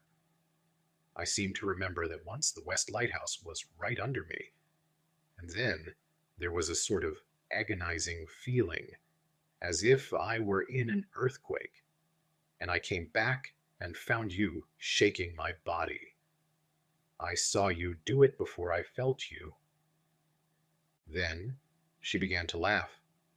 It seemed a little uncanny to me, and listened to her breathlessly. I did not quite like it, and thought it better not to keep her mind on the subject. So we drifted on to other subjects, and Lucy was like her old self again. When we got home, the fresh breeze had braced her up, and her pale cheeks were really more rosy. Her mother rejoiced when she saw her, and we all spent a very happy evening together. 19th of August. Joy, joy, joy, although not all joy. At last, news of Jonathan. The dear fellow has been ill. That is why he did not write. I am not afraid to think it or say it, now that I know. Mr. Hawkins sent me on the letter, and wrote himself, "Oh, so kindly. I am to leave in the morning, and go over to Jonathan, and to help to nurse him if necessary, and to bring him home. Mr. Hawkins says it would not be a bad thing, if we were to be married out there." I have cried over the good sister's letter, till I can feel it wet against my bosom, where it lies. It is of Jonathan, and must be next my heart, for he is in my heart. My journey is all mapped out, and my luggage ready. I am only taking one change of dress. Lucy will bring my trunk to London, and keep it till I send for it may be that. I must write no more. I must keep it to say to Jonathan, my husband. The letter that he has seen and touched must comfort me till we meet. Letter, Sister Agatha, Hospital of St. Joseph and St. Mary, Budapest, to Miss Wilhelmina Murray. 12th August. Dear Madam, I write by desire of Mr. Jonathan Harker, who is himself not strong enough to write, though progressing well, thanks to God and St. Joseph and St. Mary. He has been under our care for nearly 6 weeks, suffering from a violent brain fever. He wishes me to convey his love, and to say that by this post I write for him to Mr. Peter Hawkins, Exeter, to say, with his dutiful respects, that he is sorry for his delay, and that all of his work is completed. He will require some few weeks' rest in our sanatorium in the hills, but will then return. He wishes me to say that he has not sufficient money with him, and that he would like to pay for his staying here, so that others who need shall not be wanting for help. Believe me, yours, with sympathy and all blessings, Sister Agatha. P.S. My patient being asleep, I open this to let you know something more. He has told me all about you, and that you are shortly to be his wife. All blessings to you both. He has had some fearful shocks, so says our doctor, and in his delirium his ravings have been dreadful, of wolves and poison and blood, of ghosts and demons, and I fear to say of what. Be careful with him always, that there may be nothing to excite him of this kind for a long time to come. The traces of such an illness as his do not lightly die away. We should have written long ago, but we knew nothing of his friends, and there was on him nothing that anyone could understand. He came in the train from Klausenburg, and the guard was told by the station master there that he rushed into the station, shouting for a ticket for home. Seeing from his violent demeanor that he was English, they gave him a ticket for the furthest station on the way thither that the train reached. Be assured that he is well cared for. He has won all hearts by his sweetness and gentleness. He is truly getting on well, and I have no doubt will in a few weeks be all himself. But be careful of him for safety's sake. There are, I pray God and St. Joseph and Sainted Mary, many, many happy years for you both. Dr. Seward's Diary. The 19th August. Strange and sudden change in Renfield last night. About 8 o'clock he began to get excited and sniff about as a dog does when setting. The attendant was struck by his manner and, knowing my interest in him, encouraged him to talk. He is usually respectful to the attendant, and at times servile. But tonight, the man tells me, he was quite haughty, would not condescend to talk with him at all. All he would say was, "I don't want to talk to you. You don't count now. The master is at hand." The attendant thinks it is some sudden form of religious mania which has seized him. If so, we must look out for squalls, for a strong man with homicidal and religious mania at once might be dangerous. The combination is a dreadful one. At 9 o'clock I visited him myself. His attitude to me was the same as that to the attendant. In his sublime self-feeling, the difference between myself and attendant seemed to him as nothing.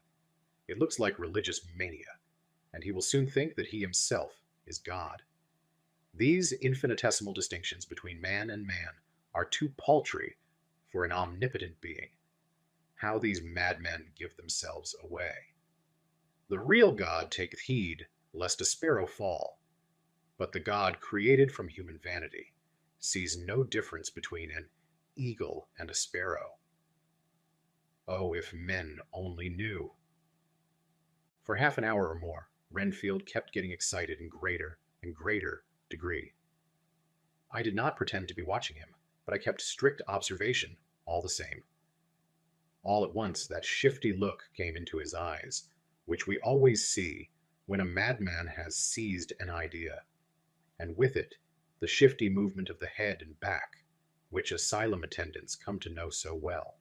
He became quite quiet and went and sat on the edge of his bed resignedly and looked into space with lackluster eyes. I thought I would find out if his apathy were real or only assumed, and tried to lead him to talk of his pets, a theme which had never failed to excite his attention. At first, he made no reply, but at length said testily, "Bother them all. I don't care a pin about them." "What?" I said. "You don't mean to tell me you don't care about spiders?" Spiders at present are his hobby, and the notebook is filling up with columns of small figures. To this he answered enigmatically, "Do the bride maidens rejoice the eyes that wait the coming of the bride? But when the bride draweth nigh, then the maidens shine not to the eyes that are filled." He would not explain himself, but remained obstinately seated on his bed all the time I remained with him. I am weary tonight and low in spirits. I cannot but think of Lucy, and how different things might have been. If I don't sleep at once, chloral, the modern Morpheus, C2HClO, H2O, I must be careful not to let it grow into a habit. No, I shall take none tonight. I have thought of Lucy, and I shall not dishonor her by mixing the two. If need be, tonight shall be sleepless. Later. Glad I made the resolution, gladder that I kept to it. I had lain tossing about, and had heard the clock strike only twice, when the night watchman came to me, sent up from the ward, to say that Renfield had escaped. I threw on my clothes and ran down at once. My patient is too dangerous a person to be roaming about. Those ideas of his might work out dangerously with strangers. The attendant was waiting for me. He said he had seen him not 10 minutes before, seemingly asleep in his bed when he had looked through the observation trap in the door.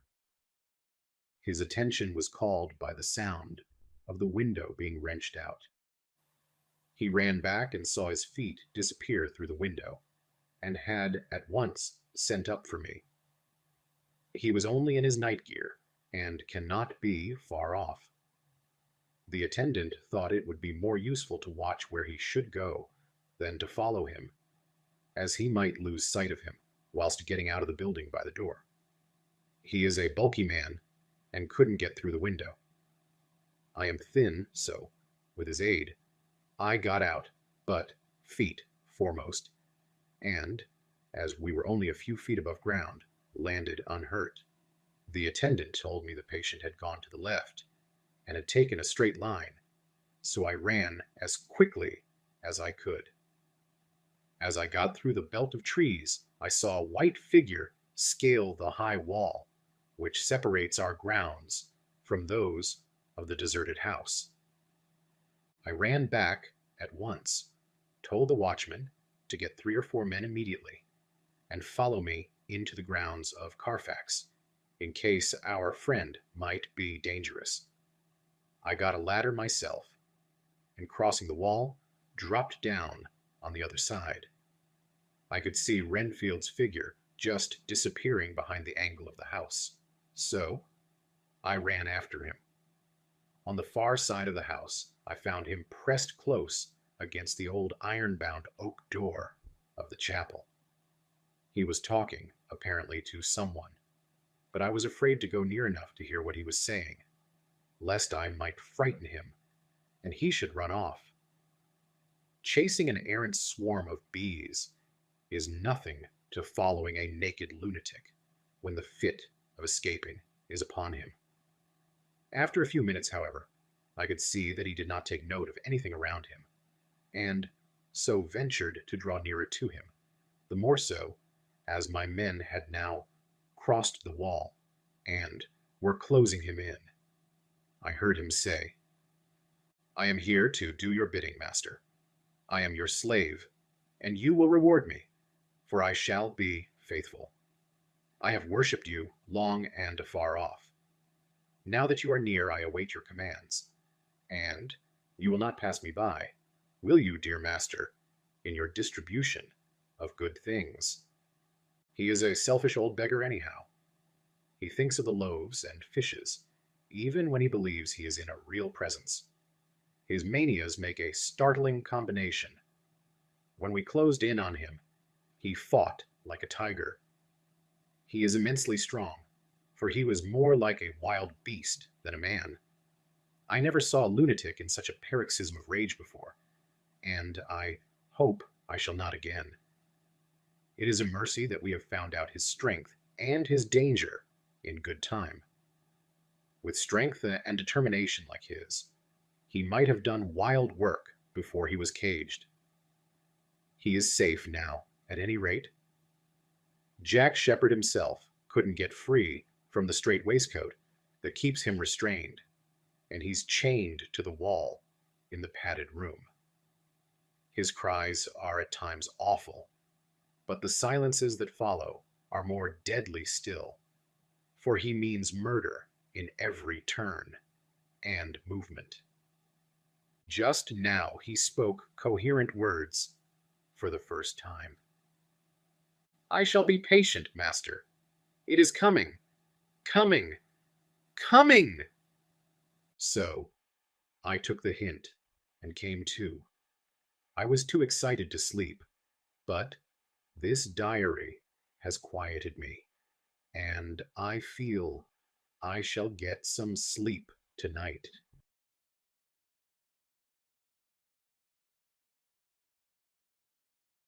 Chapter. Letter, Mina Harker, to Lucy Westenra, Budapest, 24th of August.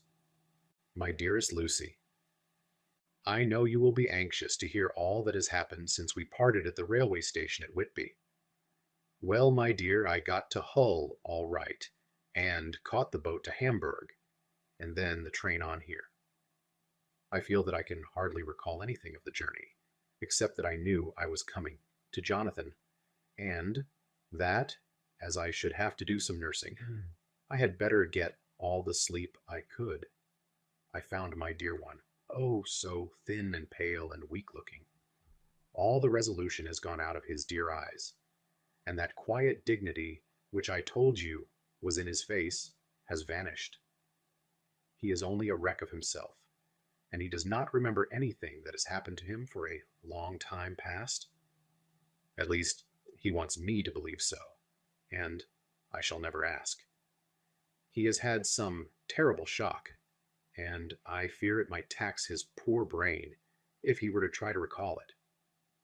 Sister Agatha, who is a good creature and a born nurse, tells me that he raved of dreadful things whilst he was off his head. I wanted her to tell me what they were, but she would only cross herself and say she would never tell, that the ravings of the sick were the secrets of God, and that if a nurse through her vocation should hear them, she should respect her trust. She is a sweet, good soul, and the next day when she saw I was troubled, she opened up the subject again, and, after saying that she could never mention what my poor dear raved about, added, I can tell you this much, my dear, that it was not about anything which he has done wrong himself, and you, as his wife-to-be, have no cause to be concerned. He has not forgotten you, or what he owes to you. His fear was of great and terrible things, which no mortal can treat of. I do believe the dear soul thought I might be jealous, lest my poor dear should have fallen in love with any other girl. The idea of my being jealous about Jonathan. And yet, my dear, let me whisper, I felt a thrill of joy through me when I knew that no other woman was a cause of trouble. I am now sitting by his bedside, where I can see his face while he sleeps. He is waking. When he woke, he asked me for his coat, as he wanted to get something from the pocket. I asked Sister Agatha, and she brought all his things. I saw that amongst them was his notebook, and was going to ask him to let me look at it, for I knew then that I might find some clue to his trouble. But I suppose he must have seen my wish in my eyes, for he sent me over to the window, saying he wanted to be quite alone for a moment. Then he called me back, and when I came, he had his hand over the notebook, and he said to me very solemnly, "Wilhelmina." I knew then that he was in deadly earnest, for he has never called me by that name since he asked me to marry him. You know, dear, my ideas of the trust between husband and wife. There should be no secret, no concealment. I have had a great shock, and when I try to think of what it is, I feel my head spin round, and I don't know if it was all real, or the dreaming of a madman. You know I have had brain fever, and that is to be mad. The secret is here, and I don't want to know it. I want to take up my life here, with our marriage. For, my dear, we had decided to be married as soon as the formalities are complete. Are you willing, Wilhelmina, to share my ignorance? Here is the book. Take it and keep it. Read it, if you will, but never let me know, unless indeed some solemn duty should come upon me, to go back to the bitter hours, asleep or awake, sane or mad, recorded here. He fell back exhausted, and I put the book under his pillow and kissed him. I have asked Sister Agatha to beg the Superior to let our wedding be this afternoon, and am waiting her reply. She has come and told me that the chaplain of the English Mission Church has been sent for. We are to be married in an hour, or as soon after as Jonathan awakes. Lucy, the time has come and gone. I feel very solemn, but very, very happy. Jonathan woke a little after the hour, and all was ready, and he sat up in bed, propped up with pillows. He answered his "I will" firmly and strongly. I could hardly speak. My heart was so full that even those words seemed to choke me. The dear sisters were so kind. Please God, I shall never, never forget them, nor the grave and sweet responsibilities I have taken upon me. I must tell you of my wedding present. When the chaplain and the sisters had left me alone with my husband, oh, Lucy, it is the first time I have written the words, my husband. Left me alone with my husband. I took the book from under his pillow and wrapped it up in white paper and tied it with a little bit of pale blue ribbon, which was round my neck, and sealed it over the knot with sealing wax. And for my seal, I used my wedding ring. Then I kissed it and showed it to my husband, and told him that I would keep it so, and then it would be an outward and visible sign for us all our lives that we trusted each other, that I would never open it unless it were for his own dear sake, or for the sake of some stern duty. Then he took my hand in his. And oh, Lucy, it was the first time he took his wife's hand and said that it was the dearest thing in all the wide world, and that he would go through all the past again to win it, if need be. The poor dear meant to have said a part of the past, but he cannot think of time yet, and I shall not wonder if at first he mixes up not only the month, but the year. Well, my dear, what could I say? I could only tell him that I was the happiest woman in all the wide world, and that I had nothing to give him except myself, my life, and my trust, and that with these went my love and duty for all the days of my life. And my dear, when he kissed me and drew me to him with his poor, weak hands, it was like a very solemn pledge between us. Lucy, dear, do you know why I tell you all this? It is not only because it is all sweet to me, but because you have been and are very dear to me. It was my privilege to be your friend and guide when you came from the schoolroom to prepare for the world of life.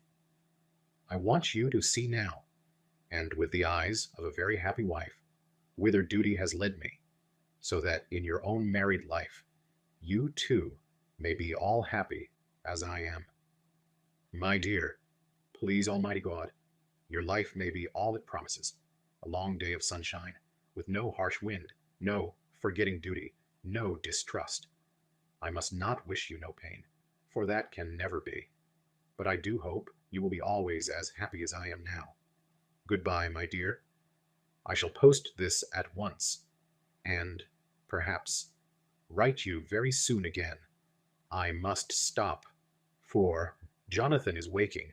I must attend to my husband. Your ever-loving Mina Harker. Letter, Lucy Westenra to Mina Harker. Whitby, 30th August. My dearest Mina, oceans of love and millions of kisses, and may you soon be in your own home with your husband. I wish you could be coming home soon enough to stay with us here. The strong air would soon restore Jonathan. It has quite restored me. I have an appetite like a cormorant, am full of life, and sleep well. You will be glad to know that I have quite given up walking in my sleep. I think I have not stirred out of my bed for a week. That is when I once got into it at night. Arthur says I'm getting fat. By the way, I forgot to tell you that Arthur is here. We have such walks and drives and rides and rowing and tennis and fishing together. And I love him more than ever. He tells me that he loves me more. But I doubt that, for at first he told me that he couldn't love me more than he did then. But this is nonsense. There he is calling to me. So no more just at present from your loving Lucy. P.S. Mother sends her love. She seems better, poor dear. P.P.S. We are to be married on 28th September. HOLMWOOD'S Diary. 20th of August. The case of Renfield grows even more interesting. He has now so far quieted that there are spells of cessation from his passion. For the first week after his attack, he was perpetually violent. Then one night, just as the moon rose, he grew quiet and kept murmuring to himself, "Now I can wait. Now I can wait." The attendant came to tell me, so I ran down at once to have a look at him. He was still in the strait waistcoat and in the padded room, but the suffused look had gone from his face, and his eyes had something of their old pleading, I might almost say cringing, softness. I was satisfied with his present condition, and directed him to be relieved. The attendants hesitated, but finally carried out my wishes without protest. It was a strange thing that the patient had humor enough to see their distrust, for, coming close to me, he said in a whisper, all the while looking furtively at them, "They think I could hurt you. Fancy me hurting you, the fools." It was soothing somehow to the feelings to find myself dissociated, even in the mind of this poor madman, from the others. But all the same, I don't follow his thought. Am I to take it that I have anything in common with him, so that we are, as it were, to stand together? Or has he to gain from me some good so stupendous that my well-being is needful to him? I must find out later on. Tonight he will not speak. Even the offer of a kitten, or even a full-grown cat, will not tempt him. He will only say, "I don't take any stock in cats. I have more to think of now, and I can wait. I can wait." After a while, I left him.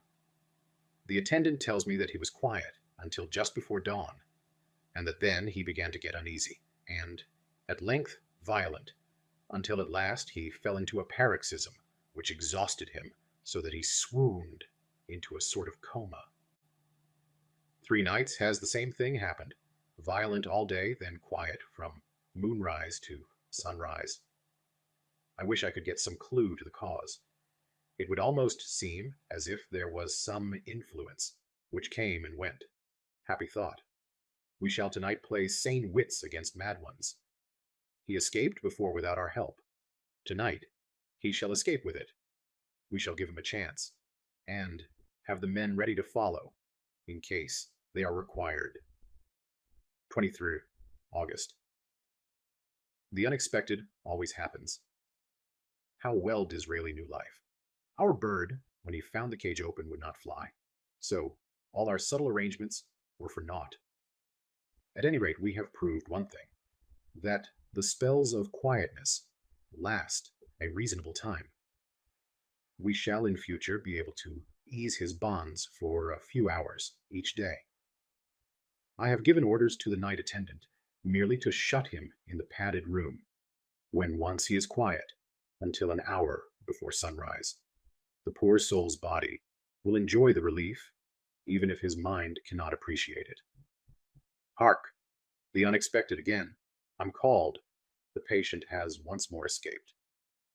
Later, another night adventure.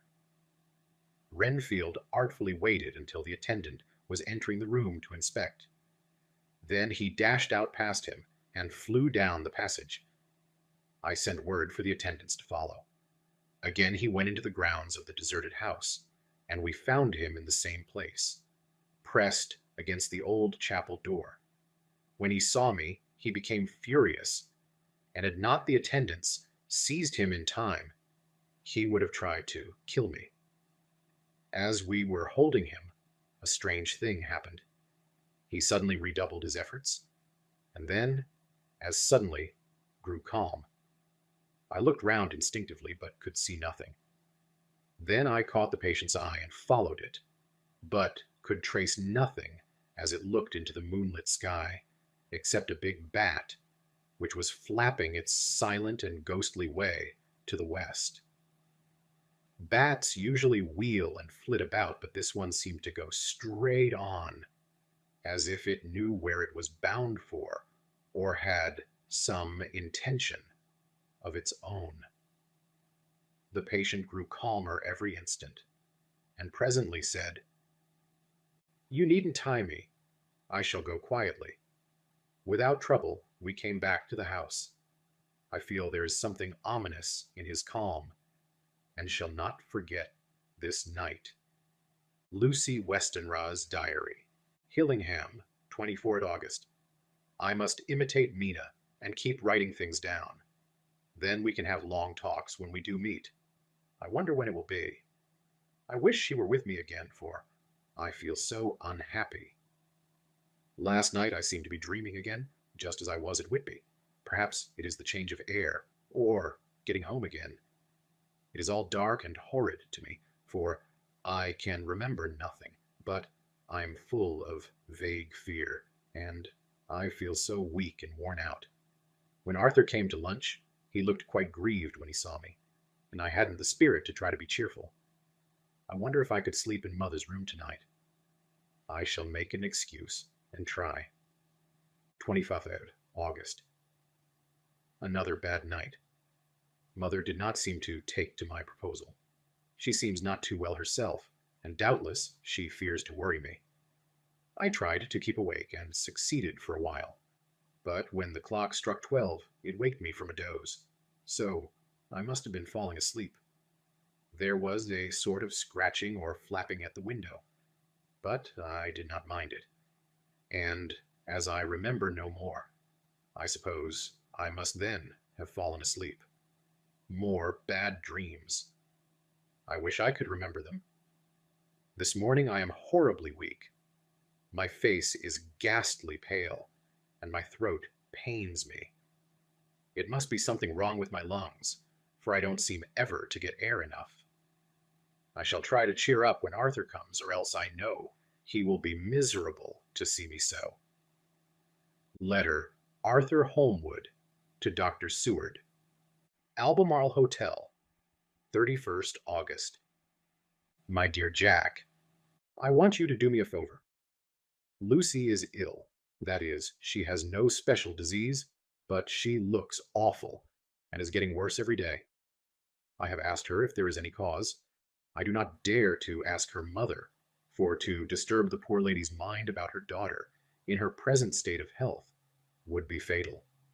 Mrs. Westenra has confided to me that her doom is spoken, disease of the heart, though poor Lucy does not know it yet. I am sure that there is something preying on my dear girl's mind. I am almost distracted when I think of her. To look at her gives me a pang. I told her I should ask you to see her, and though she demurred at first, I know why, old fellow, she finally consented. It will be a painful task for you, I know, old friend, but it is for her sake, and must not hesitate to ask, or you to act. You are to come to lunch at Hillingham tomorrow, 2 o'clock, so as not to arouse any suspicion in Mrs. Westenra, and after lunch, Lucy will take an opportunity of being alone with you. I shall come in for tea, and we can go away together. I am filled with anxiety, and want to consult with you alone as soon as I can after you have seen her. Do not fail. Arthur. Telegram, Arthur Holmwood to Seward. 1st September. Am summoned to see my father, who is worse. Am writing. Write me fully by tonight's post to ring. Wire me if necessary. Letter from Dr. Seward to Arthur Holmwood. Young September, my dear old fellow. With regard to Miss Westenra's health, I hasten to let you know at once that, in my opinion, there is not any functional disturbance or any malady that I know of. At the same time, I am not by any means satisfied with her appearance. She is woefully different from what she was when I saw her last. Of course, you must bear in mind that I did not have full opportunity of examination, such as I should wish. Our very friendship makes a little difficulty, which not even medical science or custom can bridge over. I had better tell you exactly what happened, leaving you to draw, in a measure, your own conclusions. I shall then say what I have done and propose doing. I found Miss Westenra in seemingly gay spirits. Her mother was present, and in a few seconds I made up my mind that she was trying all she knew to mislead her mother and prevent her from being anxious. I have no doubt she guesses, if she does not know, what need of caution there is. We lunched alone, and as we all exerted ourselves to be cheerful, we got, as some kind of reward for our labors, some real cheerfulness amongst us. Then Mrs. Westenra went to lie down, and Lucy was left with me. We went into her boudoir. Until we got there, her gaiety remained, for the servants were coming and going. As soon as the door was closed, however, the mask fell from her face, and she sank down into a chair with a great sigh, and hid her eyes with her hand. When I saw that her high spirits had failed, I at once took advantage of her reaction to make a diagnosis. She said to me very sweetly, "I cannot tell you how I loathe talking about myself." I reminded her that a doctor's confidence was sacred, but that you were grievously anxious about her. She caught on to my meaning at once, and settled that matter in a word. "Tell Arthur everything you choose. I don't care for myself, but all for him. So, I am quite free." I could easily see that she is somewhat bloodless, but I could not see the usual anemic signs, and by a chance, I was actually able to test the quality of her blood, for in opening a window which was stiff, a cord gave way, and she cut her hand slightly with broken glass. It was a slight matter in itself, but it gave me an evident chance, and I secured a few drops of the blood, and have analyzed them. The qualitative analysis gives a quite normal condition and shows, I should infer, in itself a vigorous state of health. In other physical matters, I was quite satisfied that there is no need for anxiety. But, as there must be a cause somewhere, I have come to the conclusion that it must be something mental. She complains of difficulty in breathing satisfactorily at times, and of heavy lethargic sleep, with dreams that frighten her, but regarding which she can remember nothing. She says that as a child she used to walk in her sleep, and that when in Whitby the habit came back, and that once she walked out in the night and went to East Cliff, where Miss Murray found her. But she assures me that of late the habit has not returned. I am in doubt, and so have done the best thing I know of. I have written to my old friend and master, Professor Van Helsing, of Amsterdam, who knows as much about obscure diseases as anyone in the world. I have asked him to come over, and, as you told me that all things were to be at your charge, I have mentioned to him who you are, and your relations to Miss Westenra. This, my dear fellow, is in obedience to your wishes, for I am only too proud and happy to do anything I can for her. Van Helsing would, I know, do anything for me for a personal reason, so, no matter on what ground he comes, we must accept his wishes. He is a seemingly arbitrary man, but this is because he knows what he is talking about better than anyone else. He is a philosopher and a metaphysician, and one of the most advanced scientists of his day. And he has, I believe, an absolutely open mind.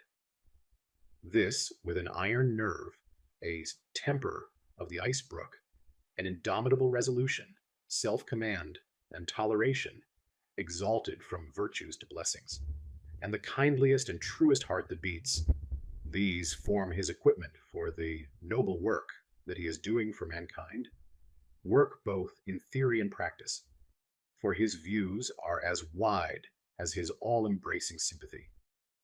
I tell you these facts that you may know why I have such confidence in him. I have asked him to come at once.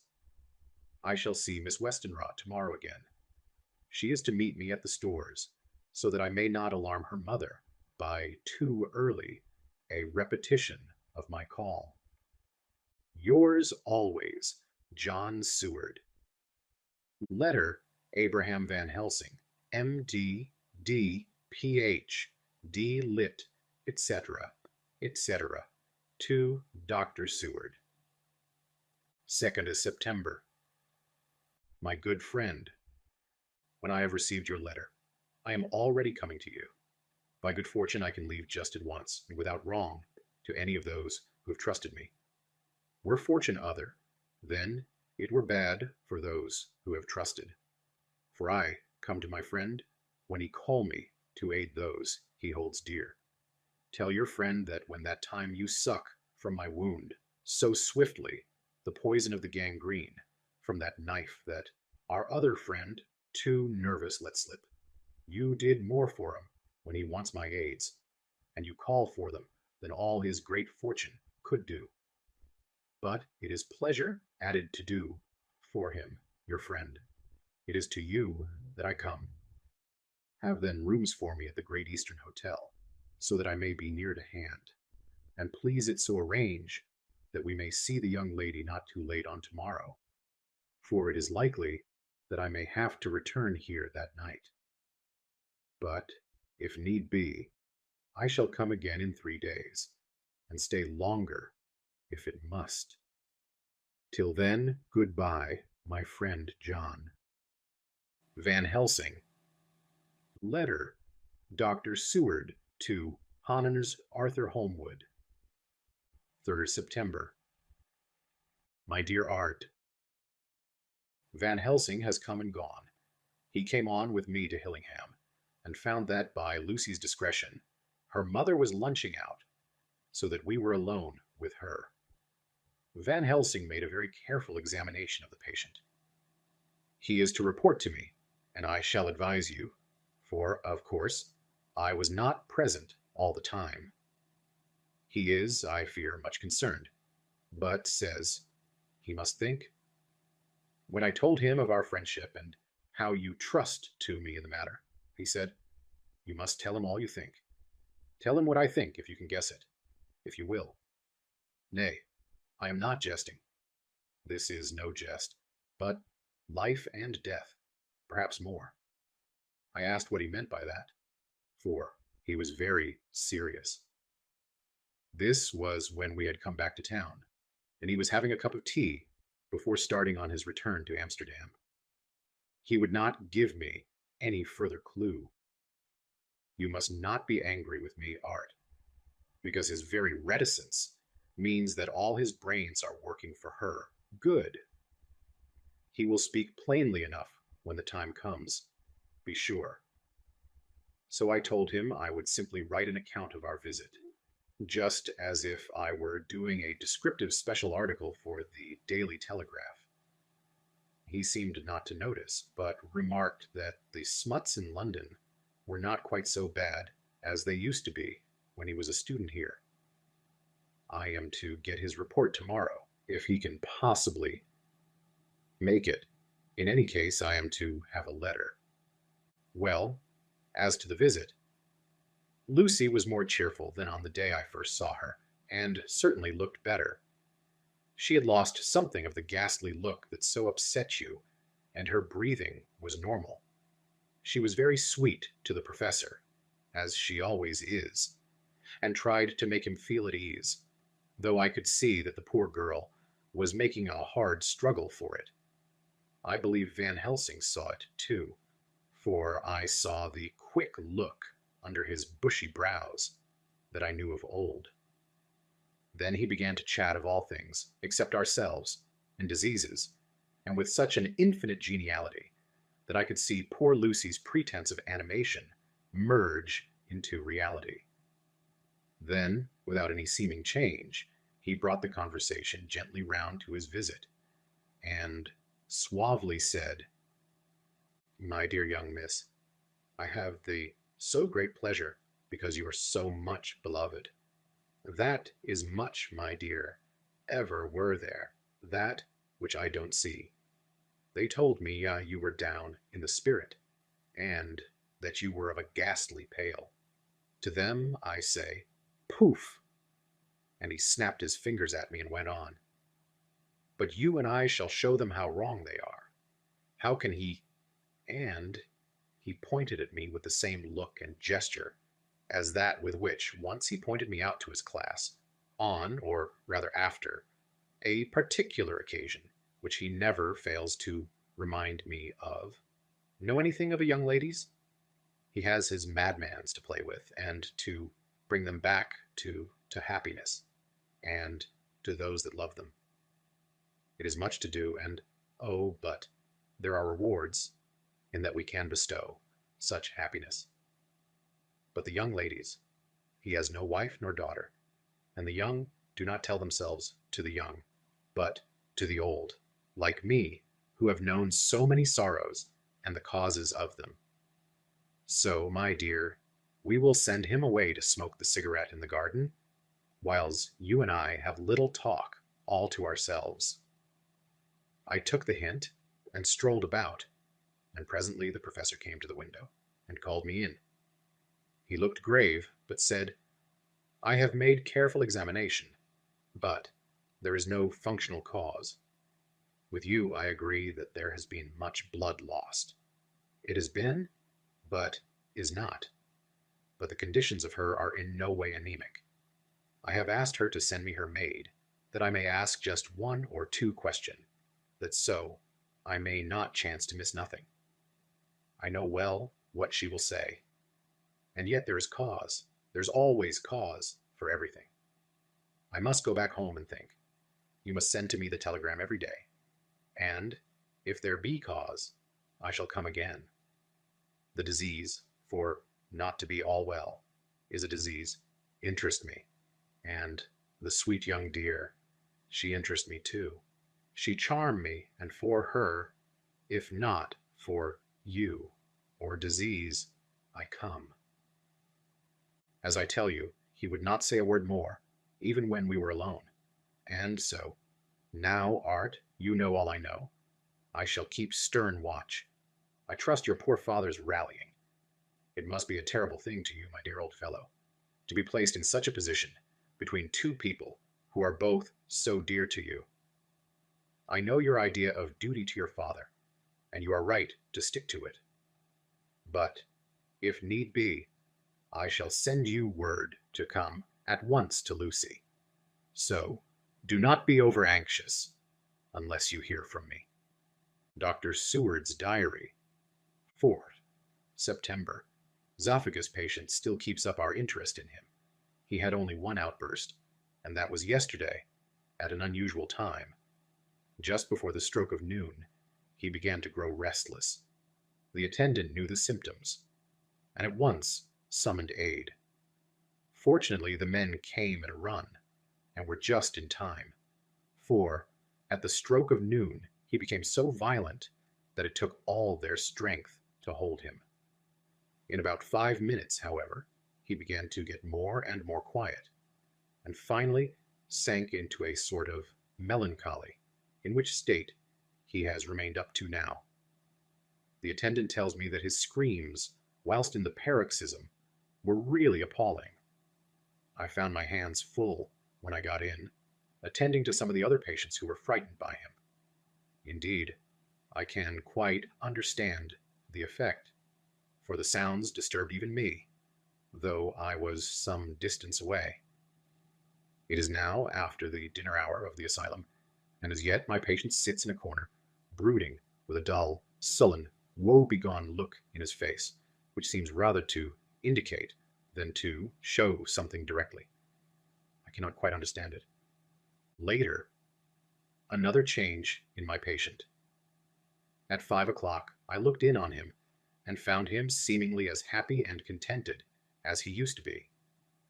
He was catching flies and eating them, and was keeping note of his capture by making nail marks on the edge of the door, between the ridges of padding. When he saw me, he came over and apologized for his bad conduct, and asked me, in a very humble, cringing way, to be led back to his own room, and to have his notebook again.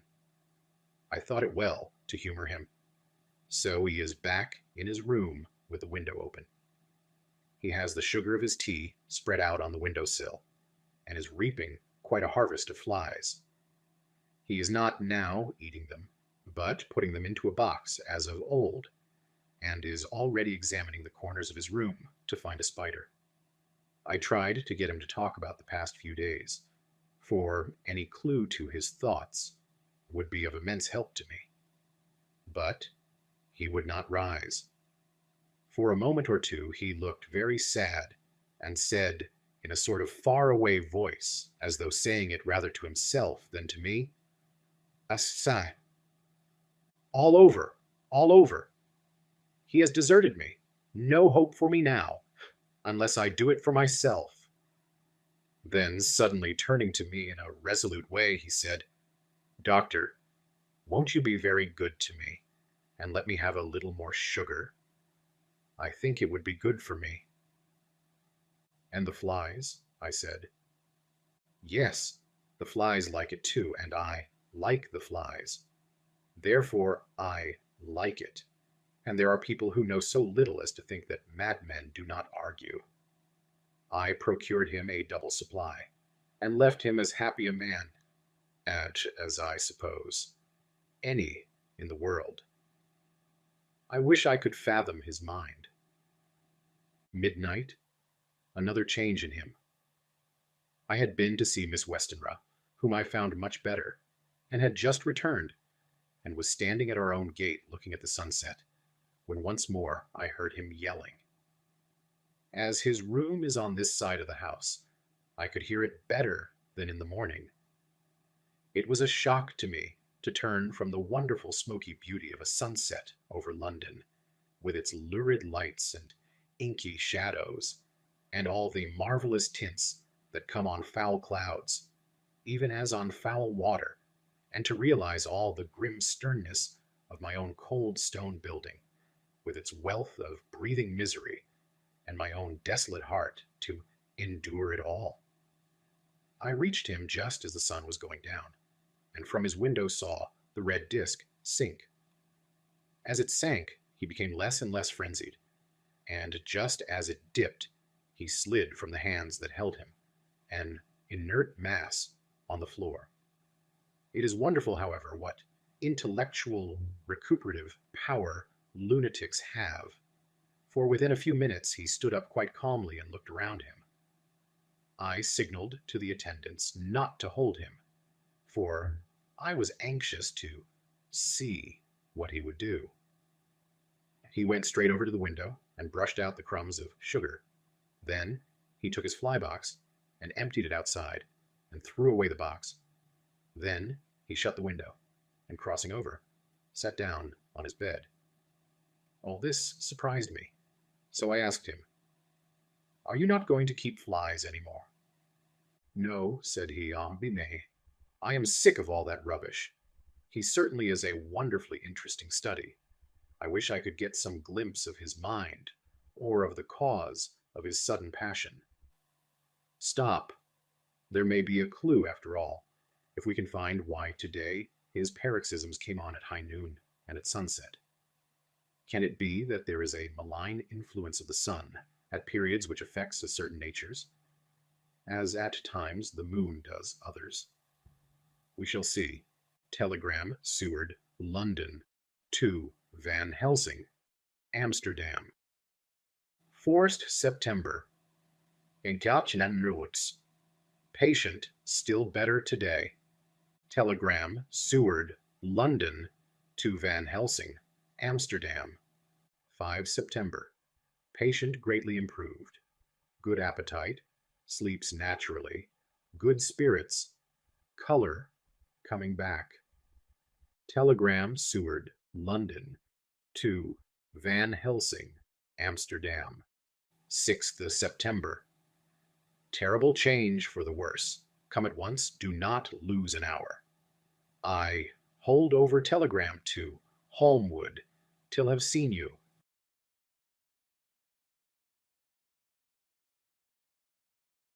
Chapter 10. Letter, Dr. Seward, to Hanan, Arthur Holmwood. 6th September.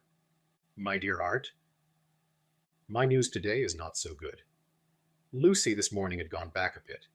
There is, however, one good thing which has arisen from it. Mrs. Westenra was naturally anxious concerning Lucy, and has consulted me professionally about her. I took advantage of the opportunity, and told her that my old master, Van Helsing, the great specialist, was coming to stay with me, and that I would put her in his charge, conjointly with myself. So now we can come and go, without alarming her unduly, for a shock to her would mean sudden death, and this, in Lucy's weak condition, might be disastrous to her. We are hedged in with difficulties, all of us, my poor old fellow. But, please God, we shall come through them all right. If any need, I shall write, so that, if you don't hear from me, take it for granted that I am simply waiting for news. In haste. Yours ever, John Seward. Dr. Seward's Diary. 7th September. The first thing Van Helsing said to me when we met at Liverpool Street was, "Have you said anything to our young friend, the lover of her?" "No," I said. "I waited till I had seen you, as I said in my telegram. I wrote him a letter, simply telling him that you were coming, as Miss Westenra was not so well, and that I should let him know if need be." "Right, my friend," he said. "Quite right. Better he not know as yet. Perhaps he shall never know. I pray so. But if it be needed, then he shall know all. And, my good friend John, let me caution you. You deal with the madmen. All men are mad in some way or the other.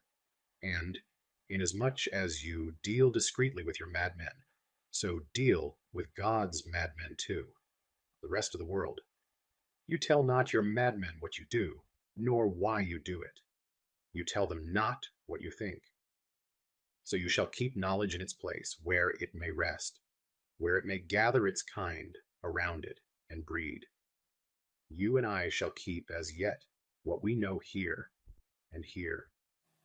He touched me on the heart and on the forehead, and then touched himself the same way. I have for myself thoughts at the present. Later I shall unfold to you. Why not now? I asked. It may do some good. We may arrive at some decision. He stopped and looked at me and said, "Aha, my friend John, when the corn is grown, even before it has ripened, while the milk of its mother earth is in him, and the sunshine has not yet begun to paint him with his gold, the husbandman he pull the ear and rub him between his rough hands, and blow away the green chaff, and say to you, 'Look, he's good corn. He will make good crop when the time comes.'" I did not see the application, and told him so. For reply, he reached over and took my ear in his hand, and pulled it playfully, as he used long ago to do at lectures, and said, "The good husbandman tell you so then, because he knows, but not till then. But you do not find the good husbandman dig up his planted corn to see if he grow. That is for the children who play at husbandry, and not for those who take it as of the work of their life. See you now, friend John? I have sown my corn, and nature has her work to do in making it sprout. If he sprout at all, there's some promise. And I wait till the ear begins to swell." He broke off, for he evidently saw that I understood. Then he went on, and very gravely, "You were always a careful student, and your case book was more full than the rest. You were only student then. Now you are master, and I trust that good habit have not fail. Remember, my friend, that knowledge is stronger than memory, and we should not trust the weaker, even if you have not kept the good practice. Let me tell you that this case of our dear Miss is one that may be, mind, I say may be, of such interest to us and others, that all the rest may not make him kick the beam, as your peoples say. Take then good note of it. Nothing is too small. I counsel you, put down in record even your doubts and surmises. Hereafter it may be of interest to you to see how true you guess. We learn from failure, not from success." When I described Lucy's symptoms, the same as before, but infinitely more marked, he looked very grave, but said nothing. He took with him a bag in which were many instruments and drugs, the ghastly paraphernalia of our beneficial trade, as he once called, in one of his lectures, the equipment of a professor of the healing craft. When we were shown in, Mrs. Westenra met us. She was alarmed, but not nearly so much as I expected to find her. Nature, in one of her beneficent moods, has ordained that even death has some antidote to its own terrors. Here, in a case where any shock may prove fatal, matters are so ordered that from some cause or other, the things not personal, even the terrible change in her daughter, to whom she is so attached, do not seem to reach her. It is something like the way Dame Nature gathers around a foreign body an envelope of some insensitive tissue which can protect from evil that which it would otherwise harm by contact. If this be an ordered selfishness, then we should pause before we condemn anyone for the vice of egoism, for there may be deeper root for its causes than we have knowledge of. I used my knowledge of this phase of spiritual pathology, and laid down a rule that she should not be present with Lucy, or think of her illness, more than was absolutely required. She assented readily, so readily that I saw again the hand of nature fighting for life. Van Helsing and I were shown up to Lucy's room. If I was shocked when I saw her yesterday, I was horrified when I saw her today. She was ghastly, chalkily pale. The red seemed to have gone even from her lips and gums, and the bones of her face stood out prominently. Her breathing was painful to see or hear. Van Helsing's face grew set as marble, and his eyebrows converged till they almost touched over his nose. Lucy lay motionless and did not seem to have strength to speak. So, for a while, we were all silent. Then Van Helsing beckoned to me, and we went gently out of the room. The instant we had closed the door, he stepped quickly along the passage to the next door, which was open. Then he pulled me quickly in with him and closed the door. "My God," he said, "this is dreadful. There is no time to be lost. She will die for sheer want of blood to keep the heart's action as it should be. There must be transfusion of blood at once. Is it you or me? I am younger and stronger, Professor. It must be me. Then get ready at once. I will bring up my bag. I am prepared." I went downstairs with him, and as we were going, there was a knock at the hall door. When we reached the hall, the maid had just opened the door, and Arthur was stepping quickly in. He rushed up to me, saying in an eager whisper, "Jack, I was so anxious. I read between the lines of your letter, and have been in an agony. The dad was better, so I ran down here to see for myself. Is not that gentleman Dr. Van Helsing? I am so thankful to you, sir, for coming." When first the professor's eye had lit upon him, he had been angry at his interruption at such a time. But now, as he took in his stalwart proportions, and recognized the strong young manhood which seemed to emanate from him, his eyes gleamed. Without a pause, he said to him gravely, as he held out his hand, "Sir, you have come in time. You are the lover of our dear Miss. She is bad, very, very bad. Nay, my child, don't go like that." For he suddenly grew pale and sat down in a chair, almost fainting. "You are to help her. You can do more than any that live, and your courage is your best help." "What can I do?" asked Arthur hoarsely. "Tell me, and I shall do it. My life is hers, and I would give the last drop of blood in my body for her." The professor has a strongly humorous side, and I could, from old knowledge, detect a trace of its origin in his answer. "My young sir, I do not ask so much as that. Not the last." What shall I do? There was fire in his eyes, and his open nostril quivered with intent.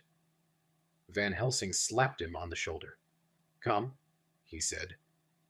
"You're a man, and it is a man we want. You are better than me, better than my friend John." Arthur looked bewildered, and the professor went on by explaining in a kindly way. "Young Miss is bad, very bad. She wants blood, and blood she must have or die.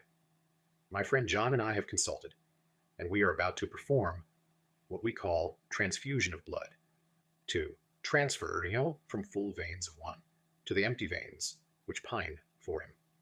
John was to give his blood, as he is the more young and strong than me." Here Arthur took my hand and wrung it hard in silence.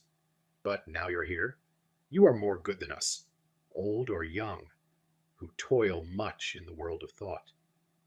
Our nerves are not so calm, and our blood not so bright than yours." Arthur turned to him and said, "If you only knew how gladly I would die for her. You would understand." He stopped, with a sort of choke in his voice. "Good boy," said Van Helsing. "In the not so far off, you will be happy that you have done all for her you love. Come now and be silent. You shall kiss her once before it is done, but then you must go, and you must leave at my sign. Say no word to Madame. You know how it is with her. There must be no shock. Any knowledge of this would be won. Come." We all went up to Lucy's room. Arthur, by direction, remained outside. Lucy turned her head and looked at us, but said nothing. She was not asleep, but she was simply too weak to make the effort. Her eyes spoke to us, that was all. Van Helsing took some things from his bag and laid them on a little table out of sight. Then he mixed a narcotic and, coming over to the bed, said cheerily, "Now, little miss, here is your medicine. Drink it off, like a good child. See, I lift you so that to swallow is easy. Yes." She had made the effort with success. It astonished me how long the drug took to act. This, in fact, marked the extent of her weakness. The time seemed endless until sleep began to flicker in her eyelids. At last, however, the narcotic began to manifest its potency, and she fell into a deep sleep. When the professor was satisfied, he called Arthur into the room and bade him strip off his coat. Then he added, "You may take that one little kiss, whiles I bring over the table. Friend John, help to me." So neither of us looked whilst he bent over her. Van Helsing, turning to me, said, "He is so young and strong, and of blood so pure, that we need not defibrillate it." Then, with swiftness, but with absolute method, Van Helsing performed the operation. As the transfusion went on, something like life seemed to come back to poor Lucy's cheeks, and, through Arthur's growing pallor, the joy of his face seemed absolutely to shine. After a bit I began to grow anxious, for the loss of blood was telling on Arthur, strong man as he was. It gave me an idea of what a terrible strain Lucy's system must have undergone that, what weakened Arthur, only partially restored her. For the professor's face was set, and he stood watch in hand, and with his eyes fixed now on the patient, and now on Arthur. I could hear my own heartbeat. Presently he said in a soft voice, "Do not stir an instant. It is enough. You attend him. I will look to her." When all was over, I could see how much Arthur was weakened. I dressed the wound and took his arm to bring him away, when Van Helsing spoke without turning round. The man seems to have eyes in the back of his head. The brave lover, I think, deserve another kiss, which he shall have presently. And, as he had now finished his operation, he adjusted the pillow to the patient's head. As he did so, the narrow black velvet band, which she seems always to wear round her throat, buckled with an old diamond buckle which her lover had given her, was dragged a little up, and showed a red mark on her throat. Arthur did not notice it, but I could hear the deep hiss of indrawn breath, which is one of Van Helsing's ways of betraying emotion. He said nothing at the moment, but turned to me, saying, "Now take down our brave young lover, give him of the port wine, and let him lie down a while. He must then go home and rest, sleep much and eat much, that he may be recruited of what he has so given to his love. He must not stay here. Hold a moment. I may take it, sir, that you are anxious of result. Then bring it with you that in all ways the operation is successful. You have saved her life this time, and you can go home and rest easy in mind that all that can be is. I shall tell her all when she is well, She shall love you none the less for what you have done. Goodbye. When Arthur had gone, I went back to the room. Lucy was sleeping gently, but her breathing was stronger. I could see the counterpane move as her breast heaved. By the bedside sat Van Helsing, looking at her intently. The velvet band again covered the red mark. I asked the professor in a whisper, "What do you make of that mark on her throat?" "What do you make of it?" "I have not examined it yet," I answered, and then and there proceeded to loose the band. Just over the external jugular vein, there were 2 punctures, not large, but not wholesome looking. There was no sign of disease, but the edges were white and worn-looking, as if by some trituration. It at once occurred to me that this wound, or whatever it was, might be the means of that manifest loss of blood. But I abandoned the idea as soon as formed, for such a thing couldn't be. The whole bed would have been drenched to a scarlet with the blood which the girl must have lost, to leave such a pallor as she had before the transfusion. "Well?" said Van Helsing. "Well," said I can make nothing of it." The professor stood up. "I must go back to Amsterdam tonight," he said. "There are books and things there which I want. You must remain here all the night, and you must not let your sight pass from her." "Shall I have a nurse?" I asked. "We are the best nurses, you and I. You keep watch all night. See that she is well fed, and that nothing disturbs her. You must not sleep all of the night. Later on, we can sleep, you and I. I shall be back as soon as possible, and then we may begin." "May begin?" I said. "What on earth do you mean?" "We shall see," he answered, as he hurried out. He came back a moment later, and put his head inside the door, and said, with warning finger held up, "Remember, she is your charge. If you leave her, and harm befall, you shall not sleep easy hereafter." Dr. Seward's Diary continued. 8 September. I sat up all night with Lucy. The opiate worked itself off towards dusk, and she waked naturally. She looked a different being from what she had been before the operation. Her spirits even were good, and she was full of a happy vivacity. But I could see evidences of the absolute prostration which she had undergone. When I told Mrs. Westenra that Dr. Van Helsing had directed that I should sit up with her, she almost pooh-poohed the idea, pointing out her daughter's renewed strength and excellent spirits. I was firm, however, and made preparations for my long vigil.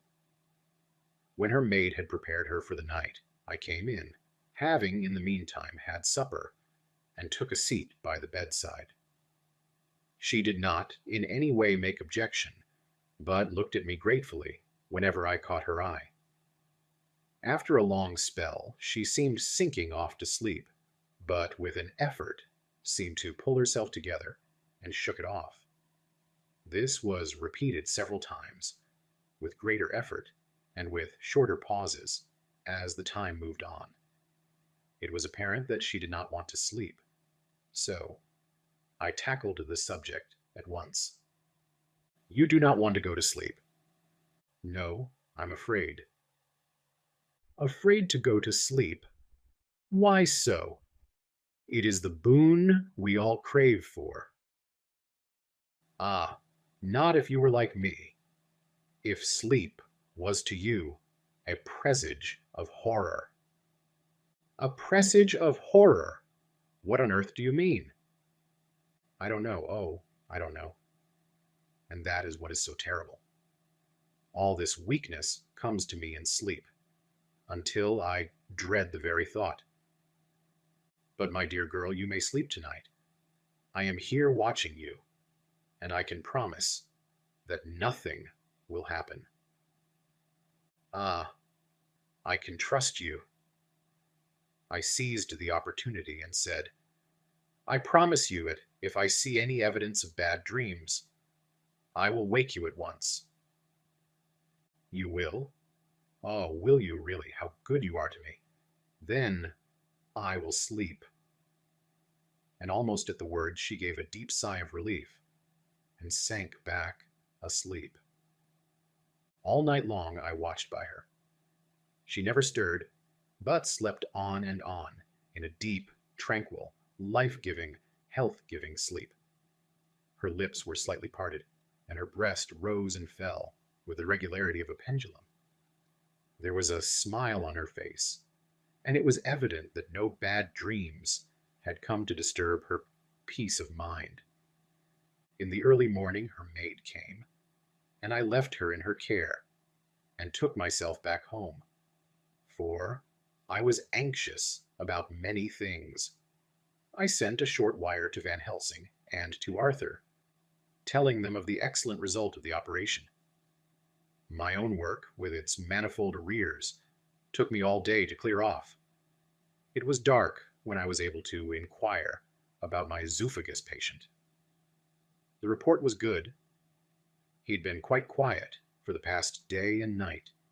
A telegram came from Van Helsing at Amsterdam whilst I was at dinner, suggesting that I should be at Hillingham tonight, as it might be well to be at hand, and stating that he was leaving by the night mail and would join me early in the morning, 9th September. I was pretty tired and worn out when I got to Hillingham. For 2 nights I had hardly had a wink of sleep, and my brain was beginning to feel that numbness which marks cerebral exhaustion. Lucy was up and in cheerful spirits. When she shook hands with me, she looked sharply in my face and said, "No sitting up tonight for you. You are worn out. I'm quite well again. Indeed, I am. And if there is to be any sitting up, it is I who will sit up with you." I would not argue the point, but went and had my supper. Lucy came with me, and, enlivened by her charming presence, I made an excellent meal and had a couple of glasses of the more than excellent port. Then Lucy took me upstairs and showed me a room next her own, where a cozy fire was burning. "Now," she said, "you must stay here. I shall leave this door open, and my door too. You can lie on the sofa, for I know that nothing would induce any of you doctors to go to bed whilst there is a patient above the horizon. If I want anything, I shall call out, and you can come to me at once." I could not but acquiesce, for I was dog-tired, and could not have sat up had I tried. So, on her renewing her promise to call me if she should want anything, I lay on the sofa and forgot all about everything. Lucy Westenra's Diary. 9th September. I feel so happy tonight. I have been so miserably weak that to be able to think and move about is like feeling sunshine after a long spell of east wind out of a steel sky. Somehow, Arthur feels very, very close to me. I seem to feel his presence warm about me. I suppose it is that sickness and weakness are selfish things, and turn our inner eyes and sympathy on ourselves, whilst health and strength give love rein, and, in thought and feeling, he can wander where he wills. I know where my thoughts are, if Arthur only knew. My dear, your ears must tingle as you sleep, as mine do waking. Oh, the blissful rest of last night! How I slept, with that dear good Dr. Seward watching me, and tonight I shall not fear to sleep, since he is close at hand, and within call. Thank everybody for being so good to me. Thank God. Good night, Arthur. Dr. Seward's Diary. 10th September. I was conscious of the professor's hand on my head, and started awake all in a second. That is one of the things that we learn in an asylum, at any rate. And how is our patient? Well, when I left her, or rather when she left me, I answered. Come, let us see, he said. And together we went into the room. The blind was down, and I went over to raise it gently, whilst Van Helsing stepped, with his soft, cat-like tread, over to the bed. As I raised the blind, and the morning sunlight flooded the room, I heard the professor's low hiss of inspiration, and, knowing its rarity, a deadly fear shot through my heart. As I passed over, he moved back, and his exclamation of horror, "Gott in Himmel!" needed no enforcement from his agonized face. He raised his hand and pointed to the bed, and his iron face was drawn and ashen white. I felt my knees begin to tremble. There on the bed, seemingly in a swoon, lay poor Lucy, more horribly white and wan-looking than ever. Even the lips were white, and the gums seemed to have shrunken back from the teeth, as we sometimes see in a corpse, after a prolonged illness. Van Helsing raised his foot to stamp in anger, but the instinct of his life and all the long years of habit stood to him, and he put it down again softly. "Quick," he said. "Bring the brandy." I flew to the dining room and returned with the decanter. He wetted the poor white lips with it, and together we rubbed palm and wrist and heart. He felt her heart, and after a few moments of agonizing suspense said, "It is not too late. It beats, though but feebly. All our work is undone. We must begin again. There is no young Arthur here now. I have to call on you yourself this time, friend John." As he spoke, he was dipping into his bag and producing the instruments for transfusion. I had taken off my coat and rolled up my shirt sleeve. There was no possibility of an opiate just at present, and no need of one. And so, without a moment's delay, we began the operation. After a time, it did not seem a short time either, for the draining away of one's blood, no matter how willingly it be given, is a terrible feeling. Van Helsing held up a warning finger. "Do not stir," he said, "but I fear that with growing strength she may wake, and that would make danger. Oh, so much danger. But I shall precaution take. I shall give hypodermic injection of morphia." He proceeded then, swiftly and deftly, to carry out his intent. The effect on Lucy was not bad, for the faint seemed to merge subtly into the narcotic sleep. It was with a feeling of personal pride that I could see a faint tinge of color steal back into the pallid cheeks and lips.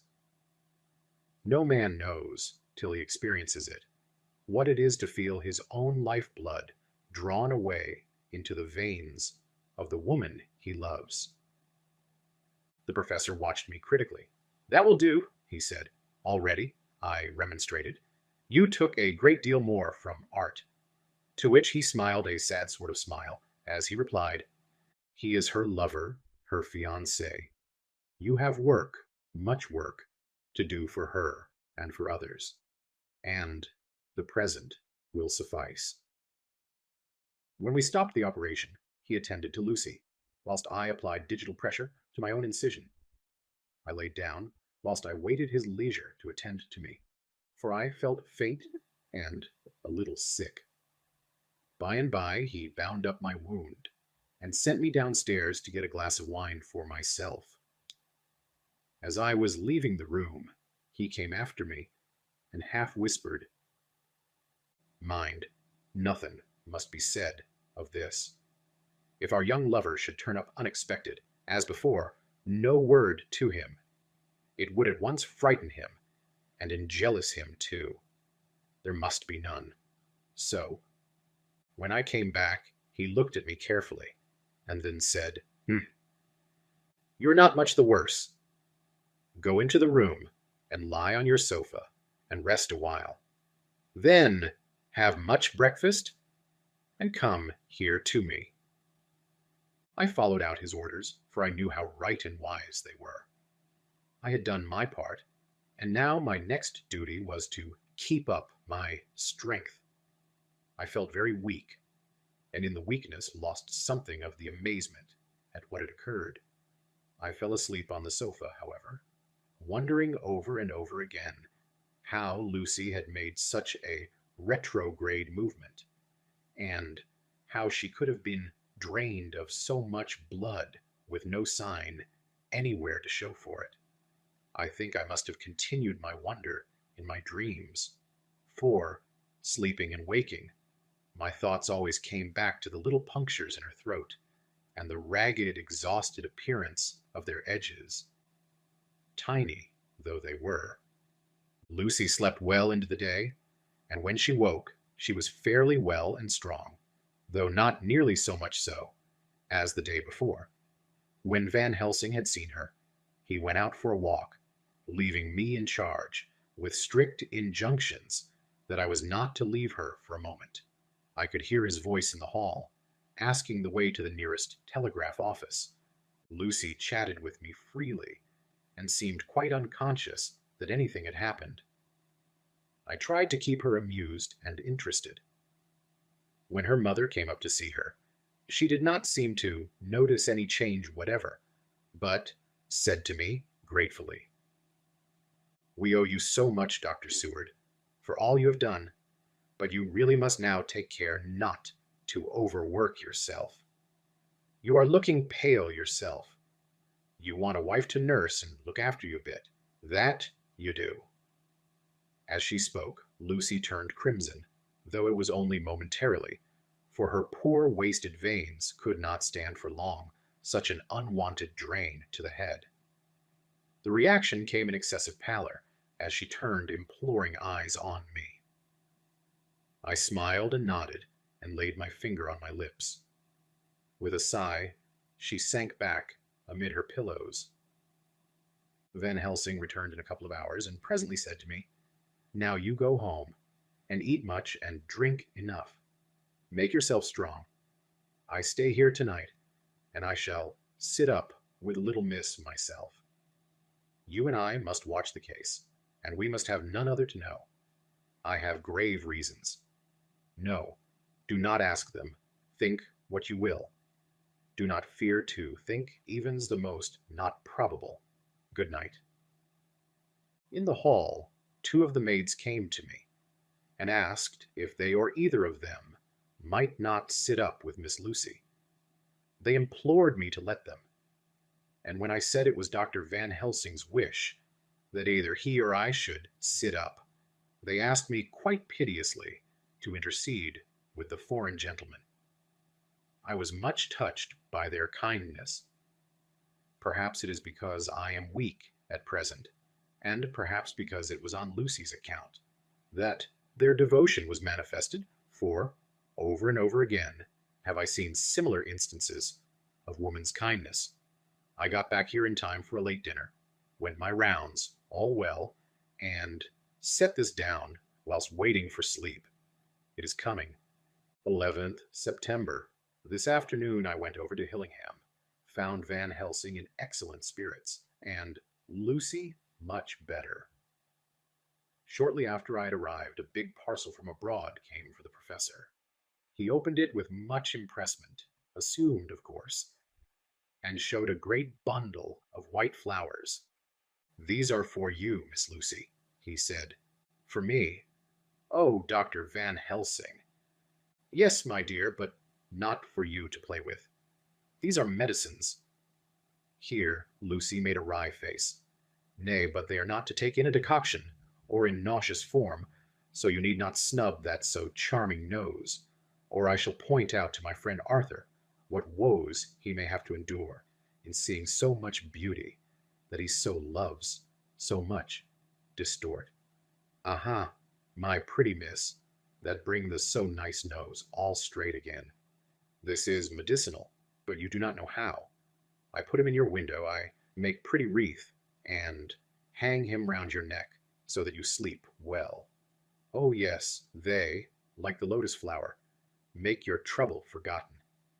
It smells so like the waters of Lethe, and of that fountain of youth that the conquistadores sought for in the Floridas, and find him all too late. Whilst he was speaking, Lucy had been examining the flowers and smelling them. Now she threw them down, saying, with half laughter and half disgust, "Oh, Professor, I believe you're only putting up a joke on me. Why, these flowers are only common garlic." To my surprise, Van Helsing rose up and said with all his sternness, his iron jaw set, and his bushy eyebrows, "Meeting? No trifling with me. I never jest. There is grim purpose in all I do, and I warn you that you do not thwart me. Take care, for the sake of others, if not for your own." Then, seeing poor Lucy scared, as she might well be, he went on more gently. "Oh, little miss, my dear, do not fear me. I only do for your good, but there is much virtue to you in those so common flowers. See, I place them myself in your room. I make myself the wreath that you are to wear. But hush, no telling to others that make so inquisitive questions. We must obey, and silence is a part of obedience, and obedience is to bring you strong and well into loving arms that wait for you. Now sit still a while. Come with me, friend John, and you shall help me deck the room with my garlic, which is all the way from Haarlem, where my friend Vanderpool raise herb in his glass houses all the year. I had to telegraph yesterday, or they would not have been here." We went into the room, taking the flowers with us. The professor's actions were certainly odd, and not to be found in any pharmacopoeia that I ever heard of. First, he fastened up the windows and latched them securely. Next, taking a handful of the flowers, he rubbed them all over the sashes, as though to ensure that every whiff of air that might get in would be laden with the garlic smell. Then, with the wisp, he rubbed all over the jamb of the door, above, below, and at each side, and round the fireplace in the same way. It all seemed grotesque to me, and presently I said, "Well, Professor, I know you always have a reason for what you do, but this certainly puzzles me. It is well we have no skeptic here, or he would say that you were working some spell to keep out an evil spirit." "Perhaps I am," he answered quietly, as he began to make the wreath which Lucy was to wear round her neck. We then waited whilst Lucy made her toilet for the night, and when she was in bed, he came and himself fixed the wreath of garlic round her neck. The last words he said to her were, "Take care you don't disturb it, and even if the room feel close, don't tonight open the window or the door." "I promise," said Lucy, "and thank you both 1,000 times for all your kindness to me. Oh, what have I done to be blessed with such friends?" As we left the house in my fly, which was waiting, Van Helsing said, "Tonight I can sleep in peace, and sleep I want. 2 nights of travel, much reading in the day between, and much anxiety on the day to follow, and a night to sit up without to wink. Tomorrow in the morning early you call for me, and we come together to see our pretty miss, so much more strong for my spell, which I have work. Ho, ho." He seemed so confident that I, remembering my own confidence 2 nights before, and with the baneful result, felt awe and vague terror. It must have been my weakness that made me hesitate to tell it to my friend, but I felt it all the more, like unshed tears.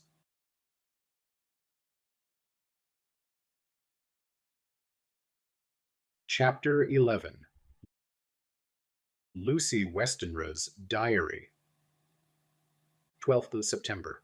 How good they all are to me. I quite love that dear Dr. Van Helsing. I wonder why he was so anxious about these flowers. He positively frightened me. He was so fierce, and yet he must have been right, for I feel comfort from them already.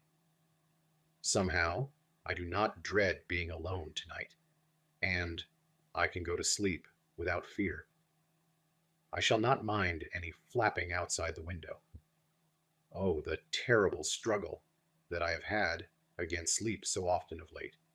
The pain of the sleeplessness, or the pain of the fear of sleep, with such unknown horrors as it has for me. How blessed are some people whose lives have no fears, no dreads, to whom sleep is a blessing that comes nightly and brings nothing but sweet dreams. Well, here I am tonight, hoping for sleep, and lying like Ophelia in the play, with virgin krantz and maiden struments. I never liked garlic before, but tonight it is delightful. There is peace in its smell. I feel sleep coming already. Good night, everybody. Dr. SEWARD'S Diary. 13th of September. Called at the Berkeley and found Van Helsing, as usual, up to time. The carriage ordered from the hotel was waiting. The professor took his bag, which he always brings with him now. Let all be put down exactly. Van Helsing and I arrived at Hillingham at 8 o'clock. It was a lovely morning. The bright sunshine and all the fresh feeling of early autumn seemed like the completion of nature's annual work. The leaves were turning to all kinds of beautiful colors, but had not yet begun to drop from the trees. When we entered, we met Mrs. Westenra coming out of the morning room. She is always an early riser.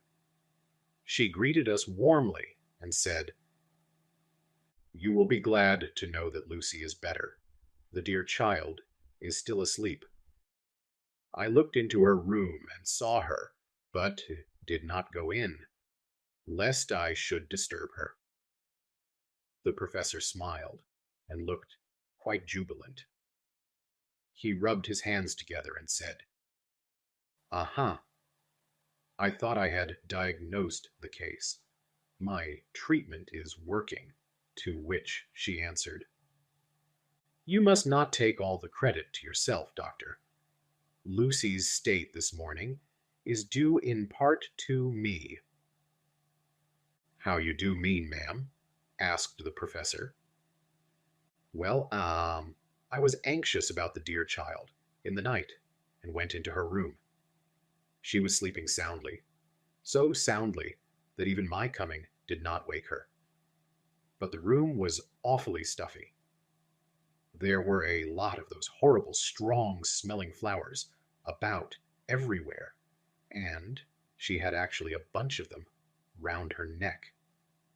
I feared that the heavy odor would be too much for the dear child in her weak state, so I took them all away and opened a bit of the window to let in a little fresh air. You will be pleased with her, I am sure." She moved off into her boudoir, where she usually breakfasted early. As she had spoken, I watched the professor's face and saw it turn ashen gray. He had been able to retain his self-command whilst the poor lady was present, for he knew her state and how mischievous a shock would be. He actually smiled on her as he held open the door for her to pass into her room. But the instant she had disappeared, he pulled me, suddenly and forcibly, into the dining room and closed the door. Then, for the first time in my life, I saw Van Helsing break down. He raised his hands over his head in a sort of mute despair, and then beat his palms together in a helpless way. Finally, he sat down on a chair, and putting his hands before his face, began to sob with loud, dry sobs that seemed to come from the very racking of his heart. Then he raised his arms again, as though appealing to the whole universe. "God! God! God!" he said. "What have we done? What has this poor thing done, that we are so sore beset? Is there fate amongst us still, sent down from the pagan world of old, that such things must be, and in such way? This poor mother, all unknowing, and all for the best as she think, does such thing as lose her daughter body and soul, and we must not tell her, we must not even warn her, or she die, and then both die. Oh, how we are beset! How are all the powers of the devils against us? Suddenly he jumped to his feet. Come, he said, come, we must see and act. Devils or no devils, or are all the devils at once, it matters not. We fight him all the same. He went to the hall door for his bag, and together we went up to Lucy's room. Once again I drew up the blind, whilst Van Helsing went towards the bed. This time he did not start, as he looked on the poor face with the same awful waxen pallor as before. He wore a look of stern sadness and infinite pity. As I expected, he murmured, with that hissing inspiration of his, which meant so much. Without a word he went and locked the door, and then began to set out, on the little table, the instruments for yet another operation of transfusion of blood. I had long ago recognized the necessity, and begun to take off my coat. But he stopped me with a warning hand. No, he said. Today you must operate, I shall provide. You are weakened already. As he spoke, he took off his coat and rolled up his shirt sleeve. Again the operation, again the narcotic, again some return of color to the ashy cheeks and the regular breathing of healthy sleep. This time I watched, whilst Van Helsing recruited himself and rested. Presently he took an opportunity of telling Mrs. Westenra that she must not remove anything from Lucy's room without consulting him, that the flowers were of medicinal value, and that the breathing of their odor was a part of the system of cure. Then he took over the care of the case himself, saying that he would watch this night and the next, and would send me word when to come. After another hour, Lucy waked from her sleep, fresh and bright, and seemingly not much the worse for her terrible ordeal. What does it all mean? I am beginning to wonder if my long habit of life amongst the insane is beginning to tell upon my own brain. WESTENRA'S diary. 17th September. 4 days and nights of peace. I am getting so strong again that I hardly know myself. It is as if I had passed through some long nightmare and had just awakened to see the beautiful sunshine and feel the fresh air of the morning around me. I have a dim half-remembrance of long anxious times of waiting and fearing. Darkness in which there was not even the pain of hope to make present distress more poignant. And then long spells of oblivion, and the rising back to life as a diver coming up through a great press of water. Since, however, Dr. Van Helsing has been with me, all this bad dreaming seems to have passed away. The noises that used to frighten me out of my wits, the flapping against the windows, the distant voices which seemed so close to me, the harsh sounds that came from I know not where, and commanded me to do I know not what, have all ceased. I go to bed now without any fear of sleep. I do not even try to keep awake. I have grown quite fond of the garlic, and a boxful arrives for me every day from Haarlem. Tonight, Dr. Van Helsing is going away, as he has to be for a day in Amsterdam. But I need not be watched. I am well enough to be left alone. Thank God for Mother's sake, and dear Arthur's, and for all our friends who have been so kind. I shall not even feel the change, for last night Dr. Van Helsing slept in his chair a lot of the time. I found him asleep twice when I awoke, But I did not fear to go to sleep again, although the boughs or bats or something napped almost angrily against the window panes. The Pall Mall Gazette. 18th September, the escaped wolf. Perilous adventure of our interviewer. Interview with the keeper in the Zoological Gardens. After many inquiries and almost as many refusals, and perpetually using the words Pall Mall Gazette as a sort of talisman, I managed to find the keeper of the section of the Zoological Gardens in which the wolf department is included. Thomas Builder lives in one of the cottages in the enclosure behind the elephant house, and was just sitting down to his tea when I found him. Thomas and his wife are hospitable folk, elderly and without children, and if the specimen I enjoyed of their hospitality be of the average kind, their lives must be pretty comfortable. The keeper would not enter on what he called business until the supper was over, and we were all satisfied.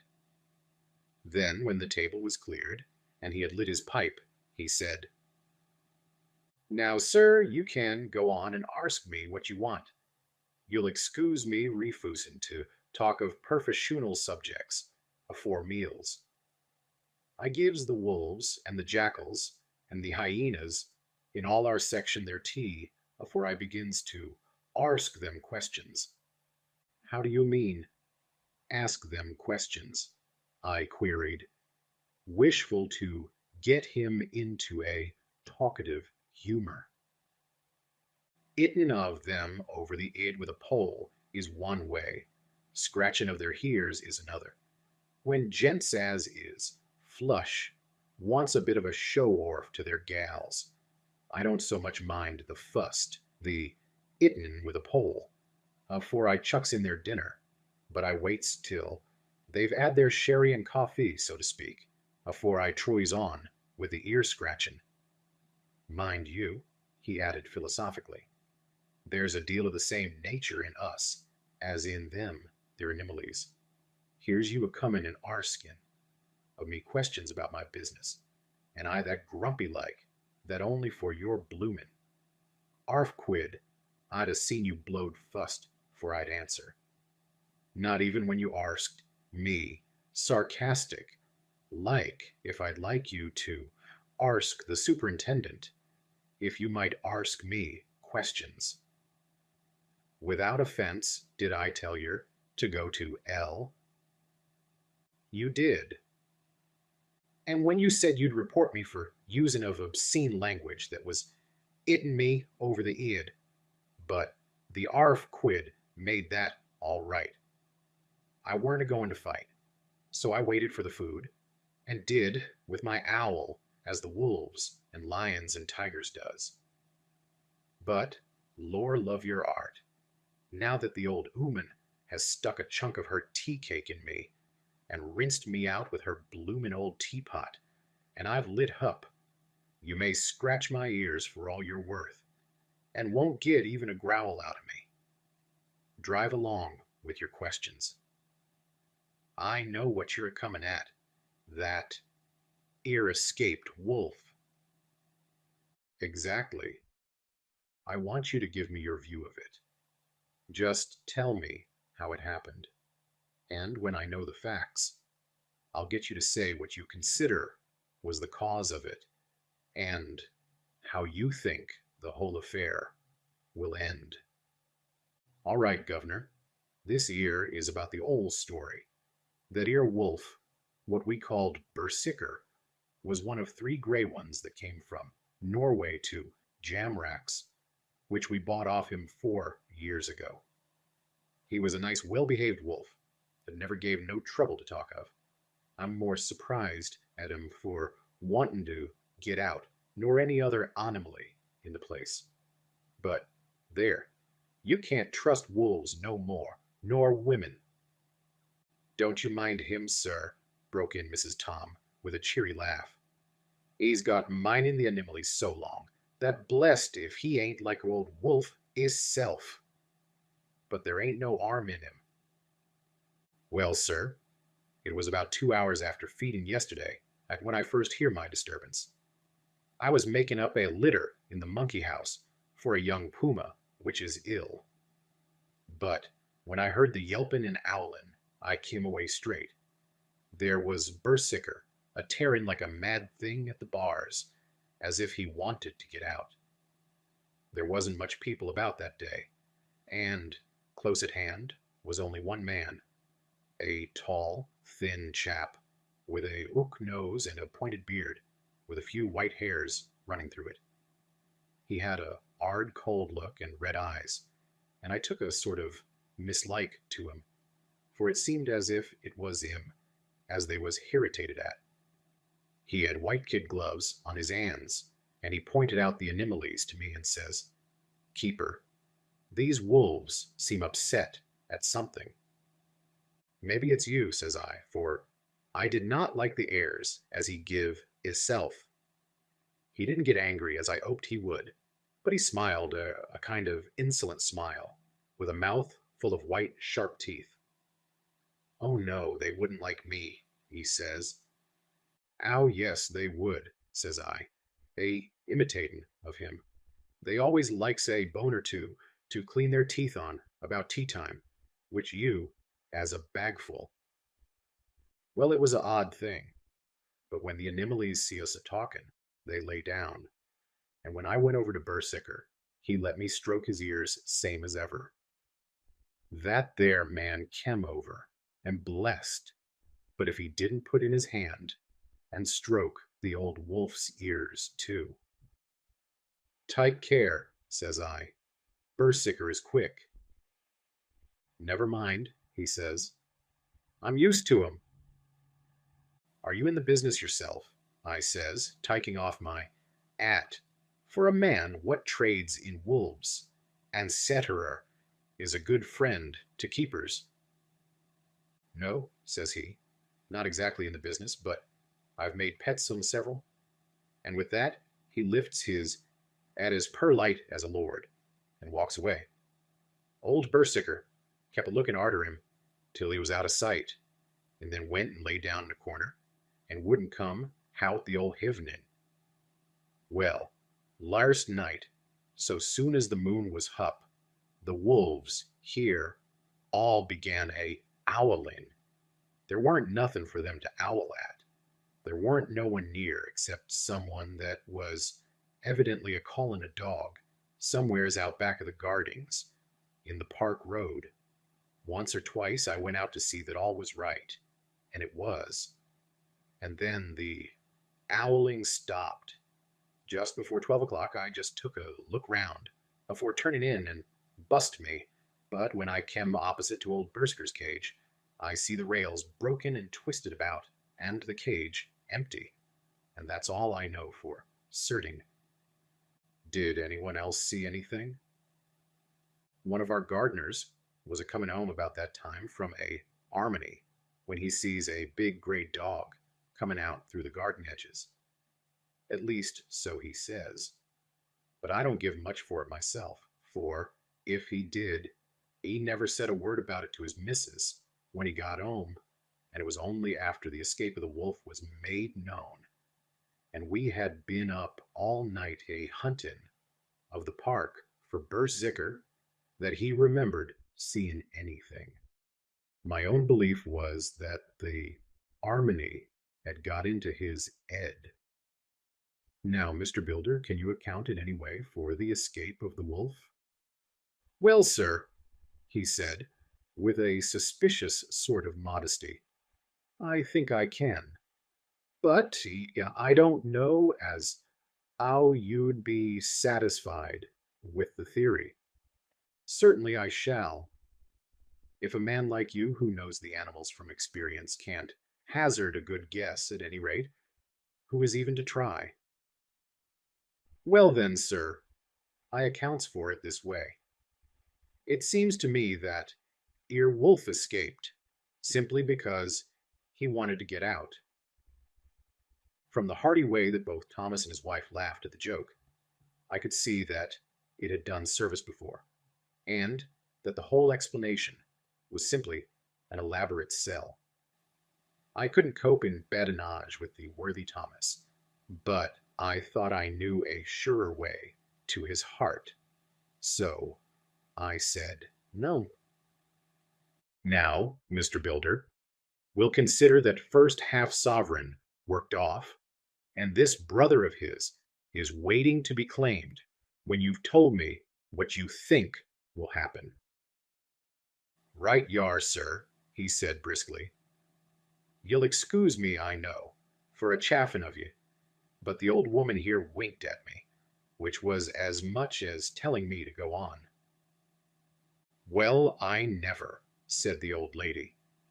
My opinion is this, that here Wolf is a hidden of somewheres. The gardener Watt didn't remember, said he was a gallopin' northward, faster than a horse could go. But I don't believe him, for, you see, sir, wolves don't gallop no more, nor dogs does. They not bein' built that way. Wolves is fine things in a storybook, and I dessay, when they gets in packs, and does be chivvyin' something that's more afeard than they is, they can make a devil of a noise and chop it up, whatever it is. But, Lord bless you, in real life, a wolf is only a low creature, not half so clever or bold as a good dog, and not half a quarter so much fight in him. This one ain't been used to fightin', or even to providin' for hisself, and more like he's somewhere round the park, a eatin' and a shiverin' of, and, if he thinks at all, wonderin' where he is to get his breakfast from. Or maybe he's got down some area and is in a coal cellar. My eye, won't some cook get a rum start when she sees his green eyes a-shining at her out of the dark? If he can't get food, he's bound to look for it, and, mayhap, he may chance to light on a butcher's shop in time. If he doesn't, and some nursemaid goes a walkin' orv with a soldier, leavin' of the hinfant in the perambulator, well then, I shouldn't be surprised if the census is one babby the less. That's all. I was handing him the half-sovereign when something came bobbing up against the window, and Mr. Builder's face doubled its natural length with surprise. God bless me, he said, if there ain't old Berserker come back by hisself. He went to the door and opened it. A most unnecessary proceeding, it seemed to me.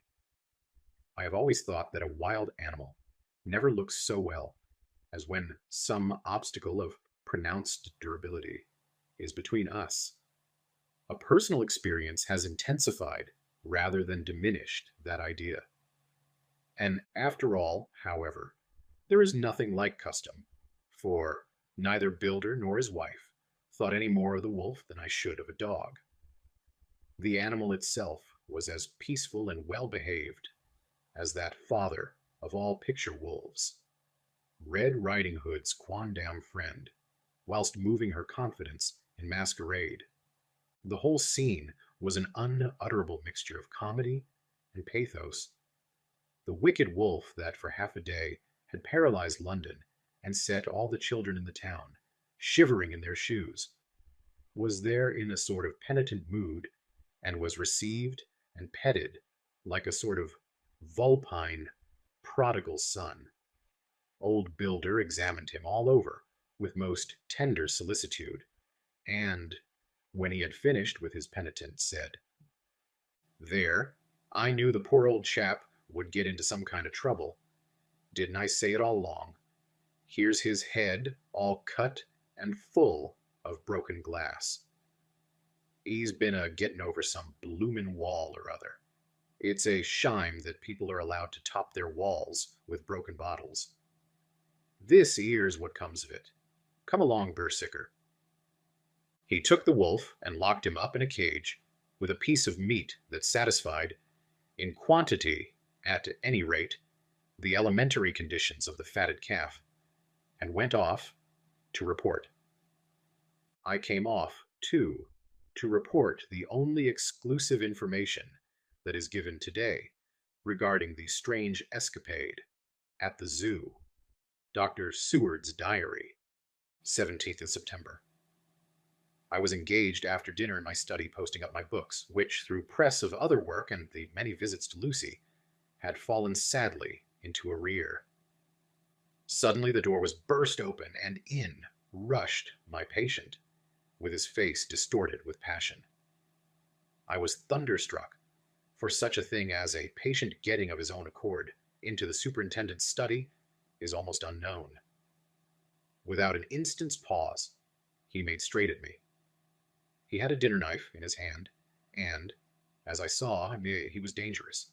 I tried to keep the table between us. He was too quick and too strong for me, however, for before I could get my balance, he had struck at me and cut my left wrist rather severely. Before he could strike again, however, I got in my right, and he was sprawling on his back on the floor. My wrist bled freely, and quite a little pool trickled onto the carpet. I saw that my friend was not intent on further effort, and occupied myself binding up my wrist, keeping a wary eye on the prostrate figure all the time. When the attendants rushed in and we turned our attention to him, his employment positively sickened me. He was lying on his belly on the floor, licking up, like a dog, the blood which had fallen from my wounded wrist. He was easily secured, and, to my surprise, went with the attendants quite placidly, simply repeating over and over again, "The blood is the life. The blood is the life." I cannot afford to lose blood just at present. I have lost too much of late for my physical good, and then the prolonged strain of Lucy's illness and its horrible phases is telling on me. I am overexcited and weary, and I need rest, rest, rest. Happily, Van Helsing has not summoned me, so I need not forego my sleep. Tonight I could not well do without it. Telegram, Van Helsing, Antwerp, to Seward, Carfax. Sent to Carfax, Sussex, as no county given. Delivered late by 22 hours. 7th September. Do not fail to be at Hillingham tonight. If not watching all the time frequently, visit and see that flowers are as placed. Very important. Do not fail. Shall be with you as soon as possible after arrival. Dr. SEWARD'S Diary, 18th of September. Jonathan Harker just off for train to London. The arrival of Van Helsing's telegram filled me with dismay. A whole night lost, and I know by bitter experience what may happen in a night. Of course, it is possible that all may be well, but what may have happened? Surely there is some horrible doom hanging over us, that every possible accident should thwart us in all we try to do. I shall take this cylinder with me, and then I can complete my entry on Lucy's phonograph. Memorandum left by Lucy Westenra. 7th September. Night. I write this and leave it to be seen, so that no one may by any chance get into trouble through me. This is an exact record of what took place tonight. I feel I am dying of weakness, and have barely strength to write, but it must be done if I die in the doing. I went to bed as usual, taking care that the flowers were placed as Dr. Van Helsing directed, and soon fell asleep. I was waked by the flapping at the window, which had begun after that sleep walking on the cliff at Whitby, when Mina saved me, and which now I know so well. I was not afraid, but I did wish that Dr. Seward was in the next room, as Dr. Van Helsing said he would be, so that I might have called him. I tried to go to sleep, but could not. Then there came to me the old fear of sleep, and I determined to keep awake. Perversely, sleep would try to come then, when I did not want it. So, as I feared to be alone, I opened my door and called out, "Is there anybody there?" There was no answer. I was afraid to wake Mother, and so closed my door again. Then, outside in the shrubbery, I heard a sort of howl like a dog's, but more fierce and deeper. I went to the window and looked out, but could see nothing except a big bat, which had evidently been buffeting its wings against the window. So, I went back to bed again, but determined not to go to sleep. Presently, the door opened, and Mother looked in. Seeing by my moving that I was not asleep, came in and sat by me. She said to me, even more sweetly and softly than her wont, "I was uneasy about you, darling, and came in to see that you were all right. I feared she might catch cold sitting there, and asked her to come in and sleep with me. So she came into bed and lay down beside me. She did not take off her dressing gown, for she said she would only stay a while and then go back to her own bed. As she lay there in my arms, and I in hers, the flapping and buffeting came to the window again. She was startled and a little frightened, and cried out, 'What is that?' I tried to pacify her, and at last succeeded, and she lay quiet. But I could hear her poor dear heart still beating terribly. After a while there was the low howl again, out in the shrubbery, and shortly after there was a crash at the window, and a lot of broken glass was hurled on the floor. The window blind blew back with the wind that rushed in, and in the aperture of the broken panes there was the head of a great gaunt gray wolf. Mother cried out in a fright, and struggled up into a sitting posture, and clutched wildly at anything that would help her. Amongst other things, she clutched the wreath of flowers that Dr. Van Helsing insisted on my wearing round my neck, and tore it away from me. For a second or two she sat up, pointing at the wolf, and there was a strange and horrible gurgling in her throat. Then she fell over, as if struck with lightning, and her head hit my forehead, and made me dizzy for a moment or two. The room and all round seemed to spin round. I kept my eyes fixed on the window, but the wolf drew his head back, and a whole myriad of little specks seemed to come blowing in through the broken window, and wheeling and circling round like the pillar of dust that travelers describe when there's a simoon in the desert. I tried to stir, but there was some spell upon me, and dear Mother's poor body, which seemed to grow cold already, for her dear heart had ceased to beat, weighed me down, and I remembered no more for a while. The time did not seem long, but very, very awful, till I recovered consciousness again. Somewhere near, a passing bell was tolling. The dogs all round the neighborhood were howling, and in our shrubbery, seemingly just outside, a nightingale was singing. I was dazed and stupid with pain and terror and weakness, but the sound of the nightingale seemed like the voice of my dead mother, come back to comfort me.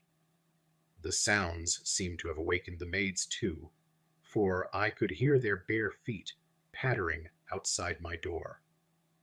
I called to them, and they came in, and when they saw what had happened, and what it was that lay over me on the bed, they screamed out. The wind rushed in through the broken window, and the door slammed to. They lifted off the body of my dear mother, and laid her, covered up with a sheet, on the bed after I'd got up.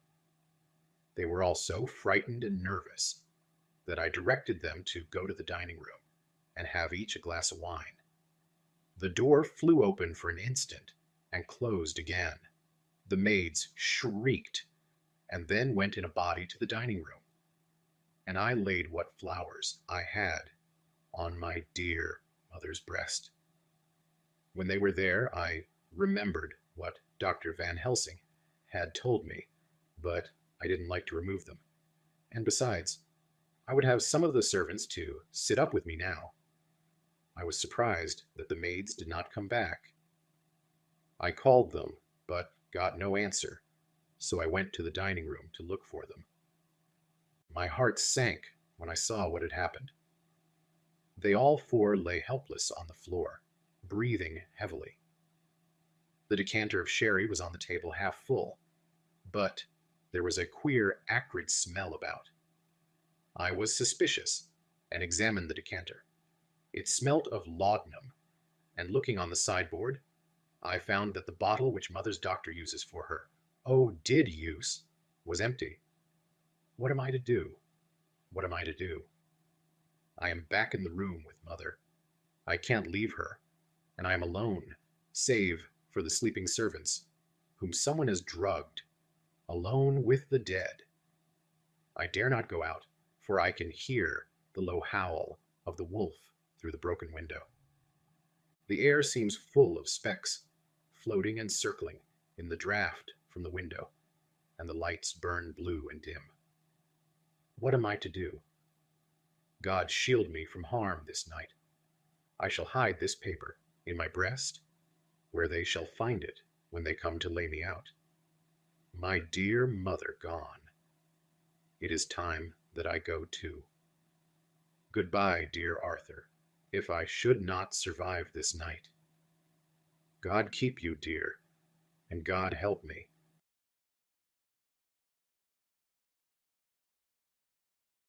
Chapter 12. Dr. Seward's Diary. 18th September. I drove at once to Hillingham and arrived early. Keeping my cab at the gate, I went up the avenue alone. I knocked gently and rang as quietly as possible, for I feared to disturb Lucy or her mother, and hoped to only bring a servant to the door. After a while, finding no response, I knocked and rang again. Still no answer. I cursed the laziness of the servants, that they should lie abed at such an hour, for it was now 10 o'clock, and so rang and knocked again, but more impatiently, but still without response. Hitherto I had blamed only the servants, but now a terrible fear began to assail me. Was this desolation but another link in the chain of doom which seemed drawing tight around us? Was it indeed a house of death to which I had come too late? I knew that minutes, even seconds of delay, might mean hours of danger to Lucy, if she had had again one of those frightful relapses. And I went round the house to try if I could find, by chance, an entry anywhere. I could find no means of ingress. Every window and door was fastened and locked, and I returned baffled to the porch. As I did so, I heard the rapid pit-pat of a swiftly driven horse's feet. They stopped at the gate, and a few seconds later, I met Van Helsing running up the avenue. When he saw me, he gasped out, "Then it was you, and just arrived. How is she? Are we too late? Did you not get my telegram?" I answered as quickly and coherently as I could that I had only got his telegram early in the morning, and had not lost a minute in coming here, and that I could not make anyone in the house hear me. He paused and raised his hat as he said solemnly, "HARKER'S." Then I fear we are too late. God's will be done.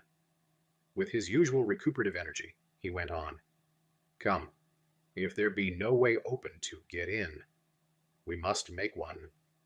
Time is all in all to us now." We went round to the back of the house, where there was a kitchen window. The professor took a small surgical saw from his case, and handing it to me, pointed to the iron bars which guarded the window. I attacked them at once, and had very soon cut through 3 of them. Then, with a long thin knife, we pushed back the fastening of the sashes, and opened the window. I helped the professor in and followed him. There was no one in the kitchen or in the servants' rooms, which were close at hand. We tried all the rooms as we went along, and in the dining room, dimly lit by rays of light through the shutters, found 4 servant women lying on the floor. There was no need to think them dead, for their stertorous breathing and the acrid smell of laudanum in the room left no doubt as to their condition. Van Helsing and I looked at each other, and as we moved away, he said, "We can attend to them later." Then we ascended to Lucy's room. For an instant or two we paused at the door to listen, but there was no sound that we could hear. With white faces and trembling hands, we opened the door gently and entered the room. How shall I describe what we saw? On the bed lay 2 women, Lucy and her mother.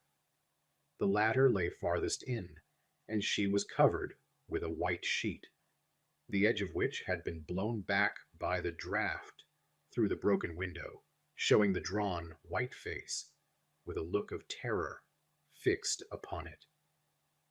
By her side lay Lucy, with face white and still more drawn. The flowers which had been round her neck we found upon her mother's bosom, and her throat was bare, showing the 2 little wounds which we had noticed before, but looking horribly white and mangled. Without a word the professor bent over the bed, his head almost touching poor Lucy's breast. Then he gave a quick turn of his head, as of one who listens, and leaping to his feet, he cried out to me, "It is not yet too late. Quick, quick, bring the brandy." I flew downstairs and returned with it, taking care to smell and taste it, lest it, too, were drugged like the decanter of sherry which I found on the table. The maids were still breathing, but more restlessly, and I fancied that the narcotic was wearing off. I did not stay to make sure, but returned to Van Helsing. He rubbed the brandy, as on another occasion, on her lips and gums and on her wrists and the palms of her hands. He said to me, "I can do this, all that can be at the present. You go wake those maids. Flick them in the face with a wet towel, and flick them hard. Make them get heat and fire and a warm bath. This poor soul is nearly as cold as that beside her. She will need be heated before we can do anything more." I went at once and found little difficulty in waking 3 of the women. The 4th was only a young girl, and the drug had evidently affected her more strongly, so I lifted her on the sofa and let her sleep. The others were dazed at first, but as remembrance came back to them, they cried and sobbed in a hysterical manner. I was stern with them, however, and would not let them talk. I told them that one life was bad enough to lose, and that if they delayed, they would sacrifice Miss Lucy. So, sobbing and crying, they went about their way, half clad as they were, and prepared fire and water. Fortunately, the kitchen and boiler fires were still alive, and there was no lack of hot water. We got a bath and carried Lucy out as she was, and placed her in it. Whilst we were busy chafing her limbs, there was a knock at the hall door. One of the maids ran off, hurried on some more clothes, and opened it. Then she returned and whispered to us that there was a gentleman who had come with a message from Mr. Holmwood. I bade her simply tell him that he must wait, for we could see no one now. She went away with the message, and, engrossed with our work, I clean forgot all about him. I never saw in all my experience the professor work in such deadly earnest. I knew, as he knew, that it was a stand-up fight with death, and, in a pause, told him so. He answered me in a way that I did not understand, but with the sternest look that his face could wear, pen. If that were all, I would stop here where we are now and let her fade away into peace, for I see no light in life over her horizon. He went on with his work with, if possible, renewed and more frenzied vigor. Presently, we both began to be conscious that the heat was beginning to be of some effect. Lucy's heart beat a trifle more audibly to the stethoscope, and her lungs had a perceptible movement. Van Helsing's face almost beamed, and as we lifted her from the bath and rolled her in a hot sheet to dry her, he said to me, "The first gain is ours. Check to the king." We took Lucy into another room, which had by now been prepared, and laid her in bed and forced a few drops of brandy down her throat. I noticed that Van Helsing tied a soft silk handkerchief round her throat. She was still unconscious, and was quite as bad as, if not worse than, we had ever seen her. Van Helsing called in one of the women, and told her to stay with her, and not to take her eyes off her till we returned, and then beckoned me out of the room. "We must consult as to what is to be done," he said, as we descended the stairs. In the hall, he opened the dining room door, and we passed in, he closing the door carefully behind him. The shutters had been opened, but the blinds were already down, with that obedience to the etiquette of death which the British woman of the lower classes always rigidly observes. The room was, therefore, dimly dark. It was, however, light enough for our purposes. Van Helsing's sternness was somewhat relieved by a look of perplexity. He was evidently torturing his mind about something. So I waited for an instant, and he spoke. "What are we to do now? Where are we to turn for help? We must have another transfusion of blood, and that soon, or that poor girl's life won't be worth an hour's purchase. You are exhausted already. I am exhausted too. I fear to trust those women, even if they would have courage to submit. What are we to do for someone who will open his veins for her?" "What's the matter with me, anyhow?" The voice came from the sofa across the room, and its tones brought relief and joy to my heart, for they were those of Quincy Morris. Van Helsing started angrily at the first sound, but his face softened, and a glad look came into his eyes, as I cried out, "Quincy Morris!" and rushed towards him with outstretched hands. "What brought you here?" I cried as our hands met. "I guess art is the cause." He handed me a telegram :"... Have not heard from Seward for 3 days, and am terribly anxious. Cannot leave. Father still in same condition. Send me word how Lucy is. Don't delay. HOLMWOOD." I think I came just in the nick of time. You know you have only to tell me what to do. Van Helsing strode forward and took his hand, looking him straight in the eyes as he said, "A brave man's blood is the best thing on this earth when a woman is in trouble. You're a man, and no mistake. Well, the devil may work against us for all he's worth, but God sends us men when we want them." Once again, we went through that ghastly operation. I have not the heart to go through with the details.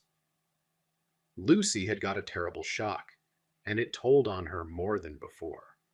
For though plenty of blood went into her veins, her body did not respond to the treatment as well as on the other occasions. Her struggle back into life was something frightful to see and hear. However, the action of both heart and lungs improved, and Van Helsing made a subcutaneous injection of morphia, as before, and with good effect. Her faint became a profound slumber. The professor watched whilst I went downstairs with Quincy Morris and sent one of the maids to pay off one of the cabmen who were waiting. I left Quincy lying down after having a glass of wine and told the cook to get ready a good breakfast.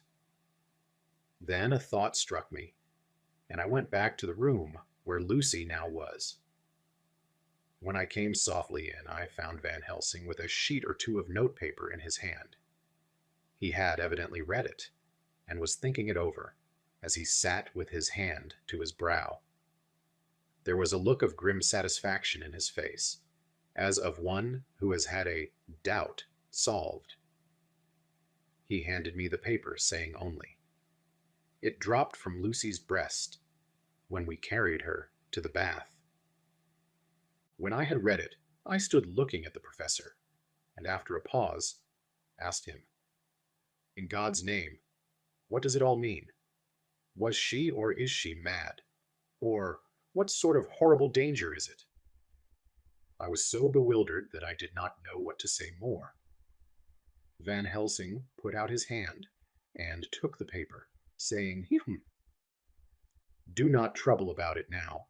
Forget it for the present. You shall know and understand it all in good time. But it will be later.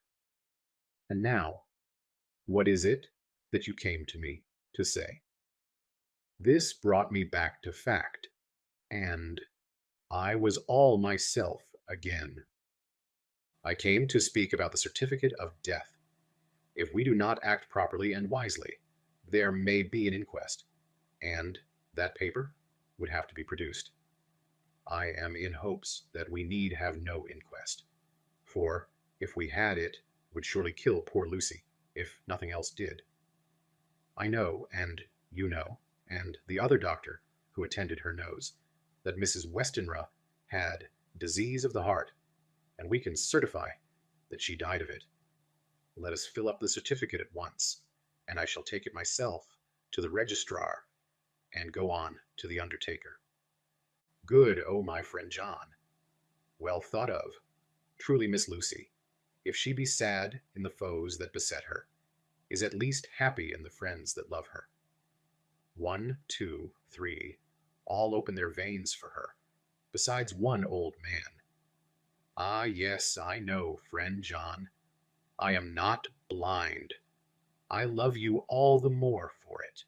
Now go. In the hall, I met Quincy Morris, with a telegram for Arthur telling him that Mrs. Westenra was dead, that Lucy also had been ill, but was now going on better, and that Van Helsing and I were with her. I told him where I was going, and he hurried me out, but, as I was going, said, "When you come back, Jack, may I have 2 words with you all to ourselves?" I nodded in reply and went out. I found no difficulty about the registration, and arranged with the local undertaker to come up in the evening to measure for the coffin and to make arrangements. When I got back, Quincy was waiting for me. I told him I would see him as soon as I knew about Lucy, and went up to her room. She was still sleeping, and the professor seemingly had not moved from his seat at her side. From his putting his finger to his lips, I gathered that he expected her to wake before long, and was afraid of forestalling nature. So I went down to Quincy and took him into the breakfast room, where the blinds were not drawn down, and which was a little more cheerful, or rather less cheerless, than the other rooms. When we were alone, he said to me, "Jack Seward, I don't want to shove myself in anywhere where I've no right to be, but this is no ordinary case. You know I love that girl and wanted to marry her, but although that's all past and gone, I can't help feeling anxious about her all the same. What is it that's wrong with her? The Dutchman, and a fine old fellow he is, I can see that, said, that time you 2 came into the room, that you must have another transfusion of blood, and that both you and he were exhausted. Now I know well that you medical men speak in camera, and that a man must not expect to know what they consult about in private. But this is no common matter, and, whatever it is, I have done my part. Is not that so? That's so, I said, and he went on. I take it that both you and Van Helsing had done already what I did today. Is not that so? That's so. And I guess Art was in it too. When I saw him 4 days ago, down at his own place, he looked queer. I have not seen anything pulled down so quick since I was on the pampas, and had a mare that I was fond of go to grass all in a night. One of those big bats that they call vampires had got at her in the night, and what with his gorge and the vein left open, there wasn't enough blood in her to let her stand up, and I had to put a bullet through her as she lay. Jack, if you may tell me, without betraying confidence, Arthur was the first, is not that so? As he spoke, the poor fellow looked terribly anxious. He was in a torture of suspense regarding the woman he loved, and his utter ignorance of the terrible mystery which seemed to surround her intensified his pain. His very heart was bleeding, and it took all the manhood of him, and there was a royal lot of it, too, to keep him from breaking down. I paused before answering, for I felt that I must not betray anything which the professor wished kept secret. But already he knew so much, and guessed so much, that there could be no reason for not answering. So I answered in the same phrase. That's so. And how long has this been going on? About 10 days. 10 days. Then I guess Jack Seward, that poor pretty creature that we all love, has had put into her veins, within that time, the blood of 4 strong men. Man alive, her whole body wouldn't hold it.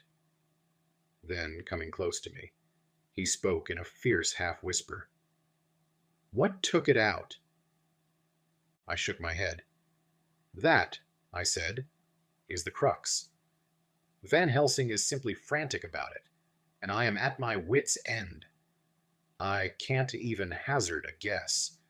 There has been a series of little circumstances which have thrown out all our calculations as to Lucy being properly watched. But these shall not occur again. Here we stay until all be well, or ill.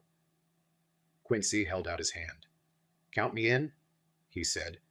You and the Dutchman will tell me what to do, and I'll do it. When she woke late in the afternoon, Lucy's first movement was to feel in her breast, and, to my surprise, produce the paper which Van Helsing had given me to read. The careful professor had replaced it where it had come from, lest on waking she should be alarmed. Her eye then lit on Van Helsing, and on me, too, and gladdened. Then she looked around the room, and seeing where she was, shuddered. She gave a loud cry, and put her poor thin hands before her pale face. We both understood what that meant, that she had realized to the full her mother's death. So we tried what we could to comfort her. Doubtless sympathy eased her somewhat, but she was very low in thought and spirit, and wept silently and weakly for a long time. We told her that either or both of us would now remain with her all the time, and that seemed to comfort her. Towards dusk she fell into a doze. Here a very odd thing occurred. Whilst still asleep, she took the paper from her breast and tore it in two. Van Helsing stepped over and took the pieces from her. All the same, however, she went on with the action of tearing, as though the material were still in her hands. Finally, she lifted her hands and opened them as though scattering the fragments. Van Helsing seemed surprised, and his brows gathered as if in thought. but he said nothing. 19th September. All last night she slept fitfully, being always afraid to sleep, and something weaker when she woke from it. The professor and I took it in turns to watch, and we never left her for a moment unattended. Quincy Morris said nothing about his intention, but I knew that all night long he patrolled round and round the house. When the day came, its searching light showed the ravages in poor Lucy's strength. She was hardly able to turn her head, and the little nourishment which she could take seemed to do her no good. At times she slept, and both Van Helsing and I noticed the difference in her between sleeping and waking. Whilst asleep she looked stronger, although more haggard, and her breathing was softer. Her open mouth showed the pale gums drawn back from the teeth, which thus looked positively longer and sharper than usual. When she woke, the softness of her eyes evidently changed the expression, for she looked her own self, although a dying one. In the afternoon she asked for Arthur, and we telegraphed for him. Quincy went off to meet him at the station. When he arrived, it was nearly 6 o'clock, and the sun was setting full and warm, and the red light streamed in through the window and gave more color to the pale cheeks. When he saw her, Arthur was simply choking with emotion, and none of us could speak. In the hours that had passed, the fits of sleep, or the comatose condition that passed for it, had grown more frequent, so that the pauses when conversation was possible were shortened. Arthur's presence, however, seemed to act as a stimulant. She rallied a little and spoke to him more brightly than she had done since we arrived.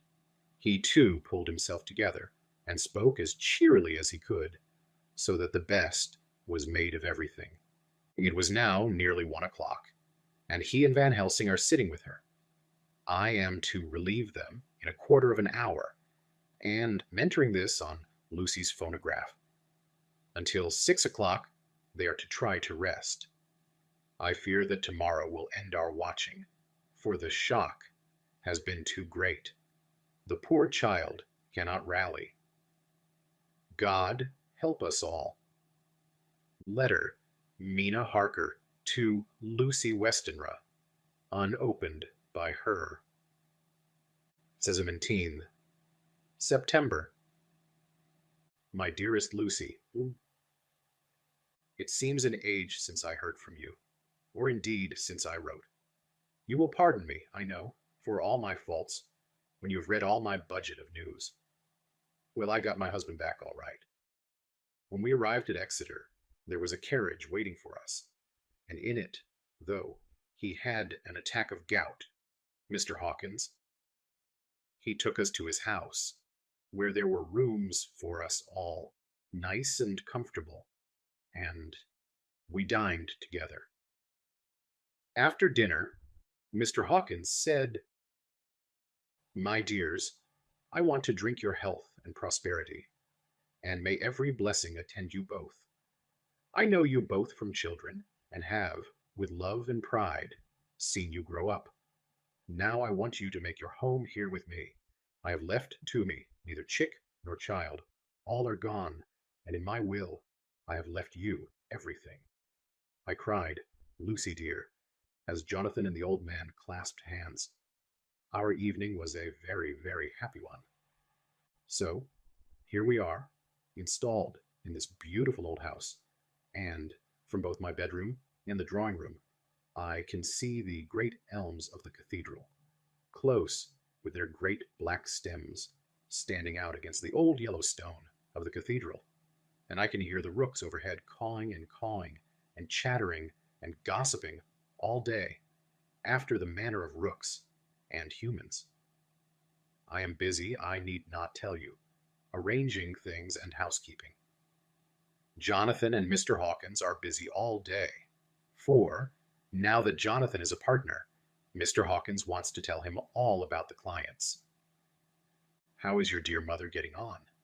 I wish I could run up to town for a day or two to see you, dear. But I dare not go yet, with so much on my shoulders. And Jonathan wants looking after still. He is beginning to put some flesh on his bones again, but he was terribly weakened by the long illness.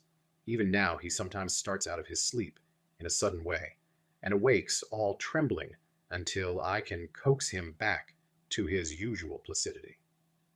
However, thank God, these occasions grow less frequent as the days go on, and they will in time pass away altogether, I trust. And now I have told you my news. Let me ask yours. When are you to be married, and where and who is to perform the ceremony? And what are you to wear, and is it to be a public or a private wedding? Tell me all about it, dear. Tell me all about everything, for there is nothing which interests you which will not be dear to me. Jonathan asks me to send his respectful duty, but I do not think that is good enough from the junior partner of the important firm, Hawkins and Harker. And so, as you love me, and he loves me, and I love you with all the moods and tenses of the verb, I send you simply his love instead.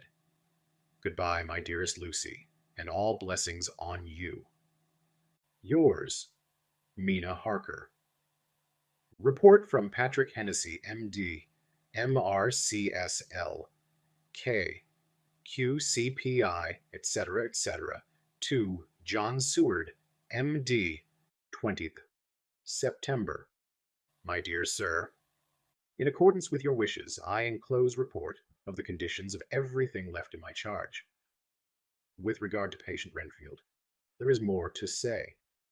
He has had another outbreak, which might have had a dreadful ending, but which, as it fortunately happened, was unattended with any unhappy results. This afternoon, a carrier's cart with 2 men made a call at the empty house, whose grounds abut on ours, the house to which, you will remember, the patient twice ran away.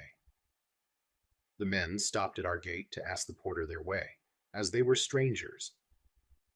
I was myself looking out of the study window, having a smoke after dinner, and saw one of them come up to the house. As he passed the window of Renfield's room, the patient began to rate him from within, and called him all the foul names he could lay his tongue to. The man, who seemed a decent fellow enough, contented himself by telling him to shut up for a foul-mouthed beggar, whereon our man accused him of robbing him and wanting to murder him, and said that he would hinder him if he were to swing for it. I opened the window and signed to the man not to notice. So he contented himself, after looking the place over, and making up his mind as to what kind of a place he'd got to by saying, "Lor bless yer, sir, I wouldn't mind what was said to me in a bloomin' madhouse. I pity ye and the governor for having to live in the house with a wild beast like that." Then he asked his way civilly enough, and I told him where the gate of the empty house was. He went away, followed by threats and curses and revilings from our man. I went down to see if I could make out any cause for his anger, since he is usually such a well-behaved man, and, except his violent fits, nothing of the kind had ever occurred. I found him, to my astonishment, quite composed and most genial in his manner. I tried to get him to talk of the incident, but he blandly asked me questions as to what I meant, and led me to believe that he was completely oblivious of the affair. It was, I am sorry to say, however, only another instance of his cunning, for, within half an hour, I heard of him again. This time he had broken out through the window of his room, and was running down the avenue. I called to the attendants to follow me and ran after him, for I feared he was intent on some mischief. My fear was justified when I saw the same cart which had passed before coming down the road having on it some great wooden boxes. The men were wiping their foreheads and were flushed in the face, as if with violent exercise. Before I could get up to him, the patient rushed at them, and, pulling one of them off the cart, began to knock his head against the ground. If I had not seized him just at the moment, I believe he would have killed the man there and then. The other fellow jumped down and struck him over the head with the butt end of his heavy whip. It was a terrible blow, but he did not seem to mind it, but seized him also, and struggled with the three of us, pulling us to and fro, as if we were kittens. You know I am no lightweight, and the others were both burly men. At first he was silent in his fighting, but as we began to master him, and the attendants were putting a straight waistcoat on him, he began to shout, "I'll frustrate them! They shan't rob me! They shan't murder me by inches! I'll fight for my lord and master!" And all sorts of similar incoherent ravings. It was with very considerable difficulty that they got him back to the house and put him in the padded room. One of the attendants, Hardy, had a finger broken. However, I set it all right, and he is going on well. The two carriers were at first loud in their threats of actions for damages, and promised to rain all the penalties of the law on us. Their threats were, however, mingled with some sort of indirect apology for the defeat of the two of them by a feeble madman. They said that if it had not been for the way their strength had been spent in carrying and raising the heavy boxes to the cart, they would have made short work of him. They gave as another reason for their defeat the extraordinary state of drouth to which they had been reduced by the dusty nature of their occupation, and the reprehensible distance from the scene of their labors of any place of public entertainment. I quite understood their drift, and after a stiff glass of grog, or rather more of the same, and with each a sovereign in hand, they made light of the attack, and swore that they would encounter a worse madman any day for the pleasure of meeting so blooming good a bloke as your correspondent. I took their names and addresses in case they might be needed. They are as follows: Jack Smollett of Dudding's Rents, King George's Road, Great Walworth, and Thomas Snelling, Peter Farley's Row, Guide Court, Bethnal Green. They are both in the employment of Harris and Sons, Moving and Shipment Company, Orange Masters Yard, Soho. I shall report to you any matter of interest occurring here, and shall wire you at once if there is anything of importance. Believe me, dear sir, yours faithfully, Patrick Hennessy. Letter, Mina Harker to Lucy Westenra, unopened by her. 18th of September. My dearest Lucy, such a sad blow has befallen us. Mr. Hawkins has died very suddenly. Some may not think it so sad for us, but we had both come to so love him that it really seems as though we had lost a father. I never knew either father or mother, so that the dear old man's death is a real blow to me. Jonathan is greatly distressed. It is not only that he feels sorrow, deep sorrow, for the dear good man who has befriended him all his life, and now at the end has treated him like his own son, and left him a fortune which to people of our modest bringing up is wealth beyond the dream of avarice. But Jonathan feels it on another account. He says the amount of responsibility which it puts upon him makes him nervous. He begins to doubt himself. I try to cheer him up, and my belief in him helps him to have a belief in himself.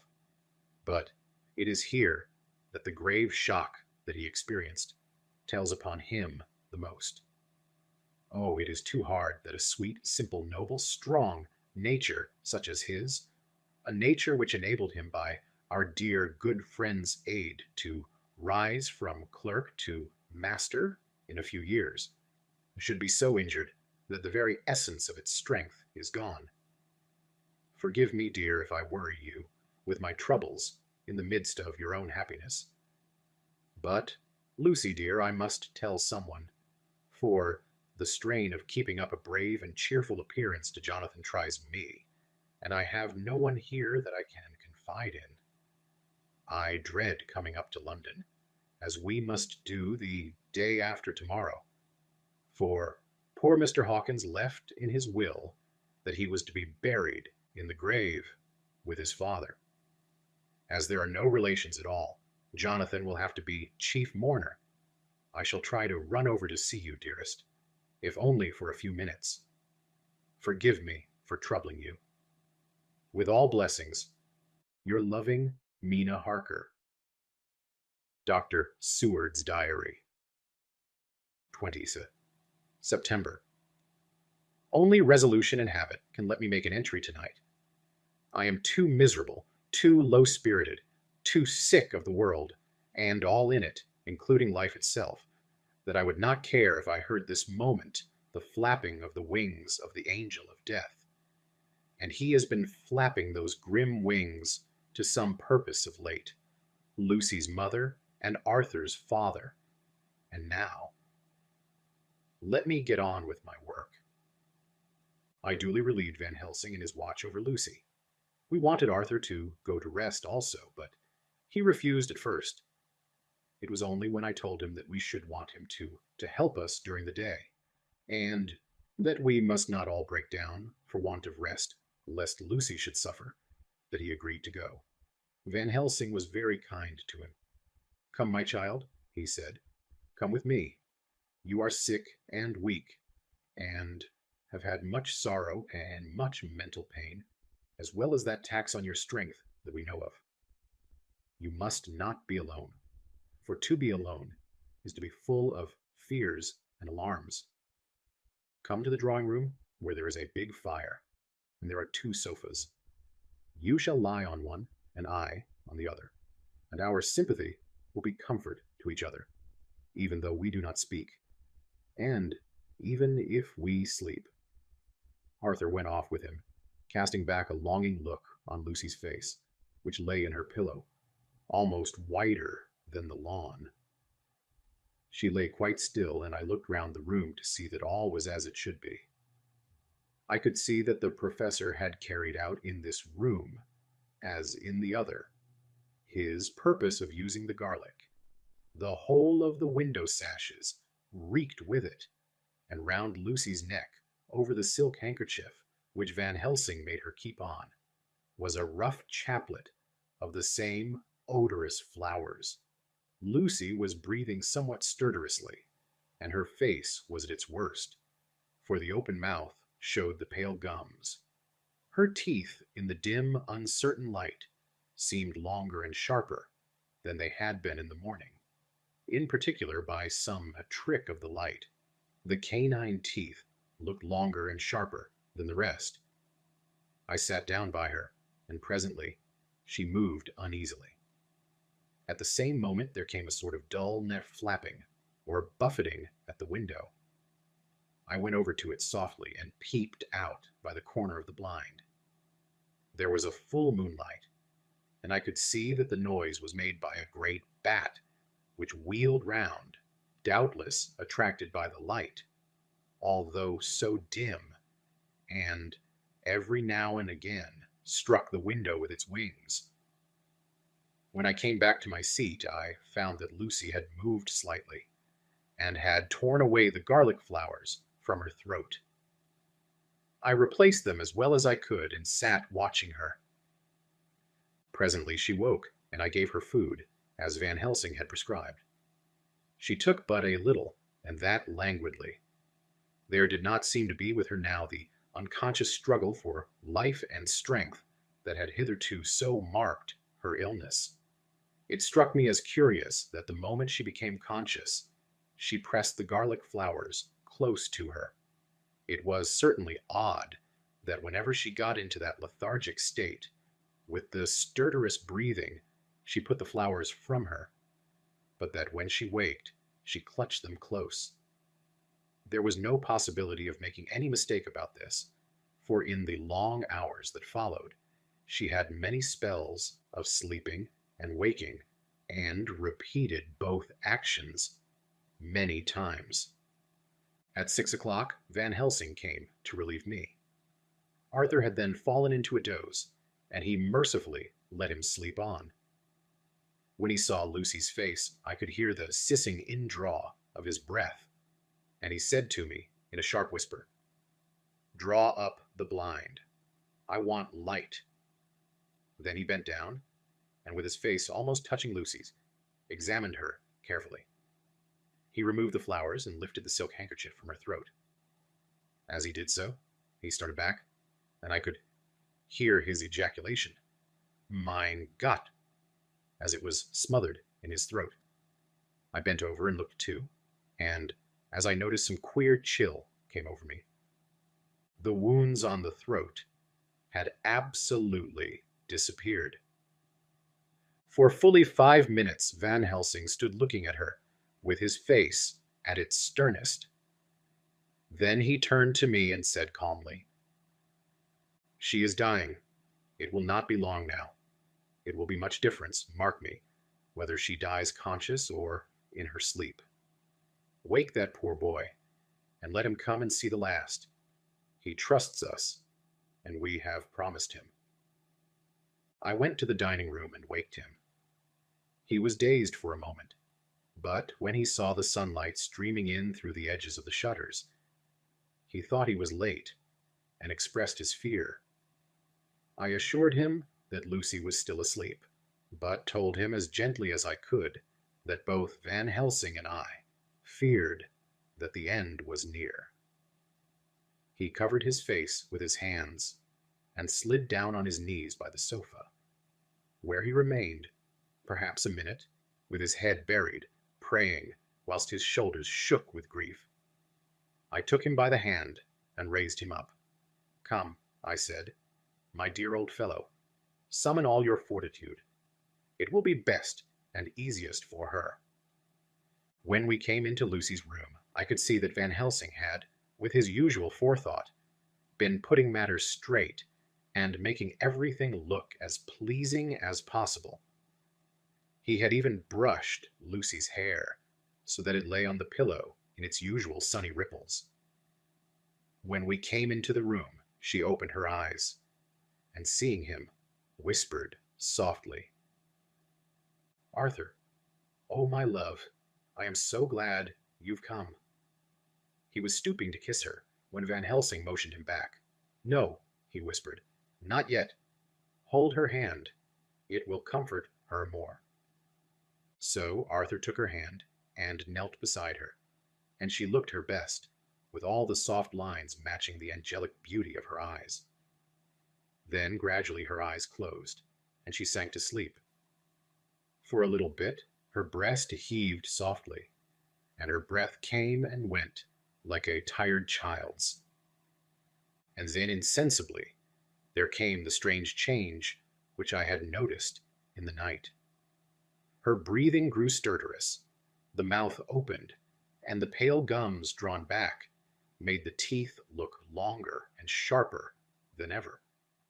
In a sort of sleep-waking, vague, unconscious way, she opened her eyes, which were now dull and hard at once, and said in a soft, voluptuous voice, such as I had never heard from her lips, "Arthur, oh my love, I am so glad you have come. Kiss me."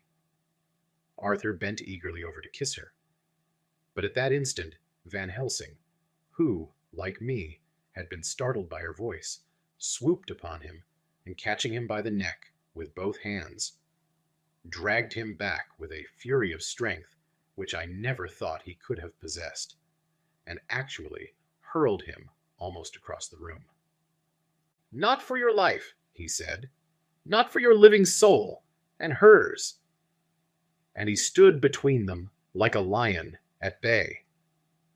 Arthur was so taken aback that he did not for a moment know what to do or say, and before any impulse of violence could seize him, he realized the place and the occasion, and stood silent, waiting.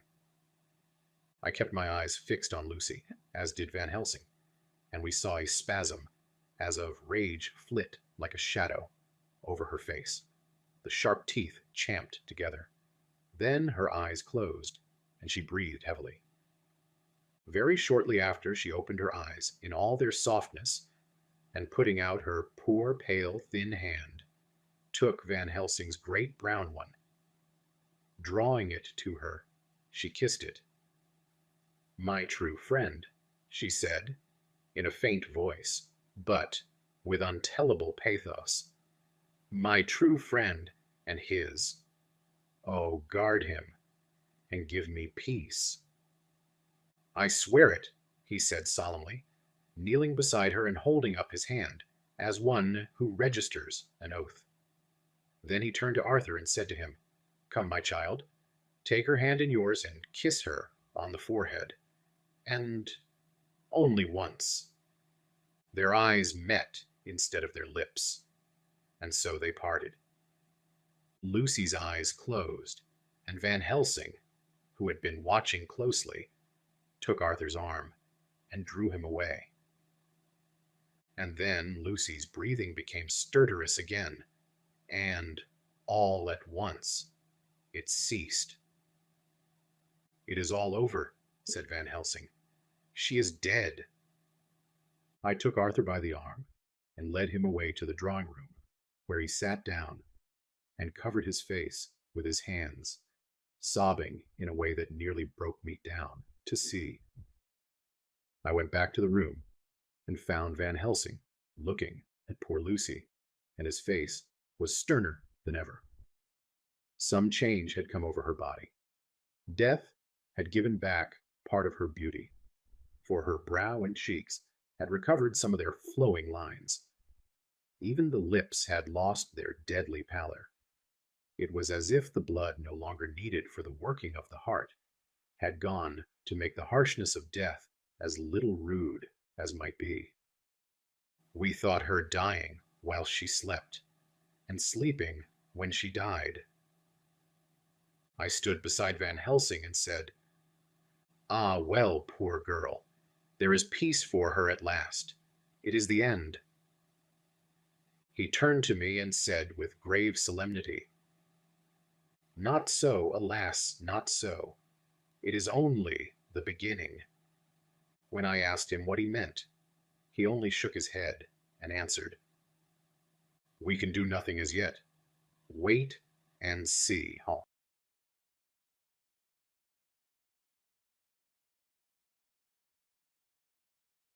Chapter 13. Dr. Seward's Diary continued.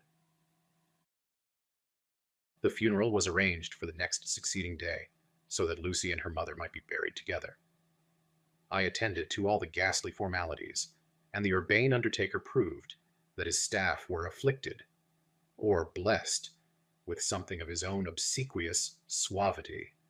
Even the woman who performed the last offices for the dead remarked to me, in a confidential, brother-professional way, when she had come out from the death chamber, "In Christ hermisturics. She makes a very beautiful corpse, sir. It's quite a privilege to attend on her. It's not too much to say that she will do credit to our establishment." I noticed that Van Helsing never kept far away. This was possible from the disordered state of things in the household. There were no relatives at hand, and, as Arthur had to be back the next day to attend at his father's funeral, we were unable to notify anyone who should have been bidden. Under the circumstances, Van Helsing and I took it upon ourselves to examine papers, etc. He insisted upon looking over Lucy's papers himself. I asked him why, for I feared that he, being a foreigner, might not be quite aware of English legal requirements, and so might in ignorance make some unnecessary trouble. He answered me, I know, You forget that I am a lawyer as well as a doctor, but this is not altogether for the law. You knew that when you avoided the coroner. I have more than him to avoid. There may be papers more, such as this." As he spoke, he took from his pocketbook the memorandum which had been in Lucy's breast, and which she had torn in her sleep. "When you find anything of the solicitor, who is for the late Mrs. Westenra, seal all her papers and write him tonight. For me, I watch here in the room and in Miss Lucy's old room all night, and myself search for what may be. It is not well that her very thoughts go into the hands of strangers." I went on with my part of the work, and in another half hour had found the name and address of Mrs. Westenra's solicitor, and had written to him. All the poor lady's papers were in order. Explicit directions regarding the place of burial were given. I had hardly sealed the letter when, to my surprise, Van Helsing walked into the room, saying, "Can I help you, friend John? I am free, and if I may, my service is to you." "Have you got what you looked for?" I asked, to which he replied, "I did not look for any specific thing. I only hoped to find, and find I have, all that there was, only some letters and a few memoranda, and a diary new begun. But I have them here, and we shall for the present say nothing of them. I shall see that poor lad tomorrow evening, and, with his sanction, I shall use some." When we had finished the work in hand, he said to me, "Give per." "And now, friend John, I think we may to bed. We want sleep, both you and I, and rest to recuperate. Tomorrow we shall have much to do, but for the tonight there is no need of us, alas." Before turning in, we went to look at poor Lucy. The undertaker had certainly done his work well, for the room was turned into a small chapelle ardente.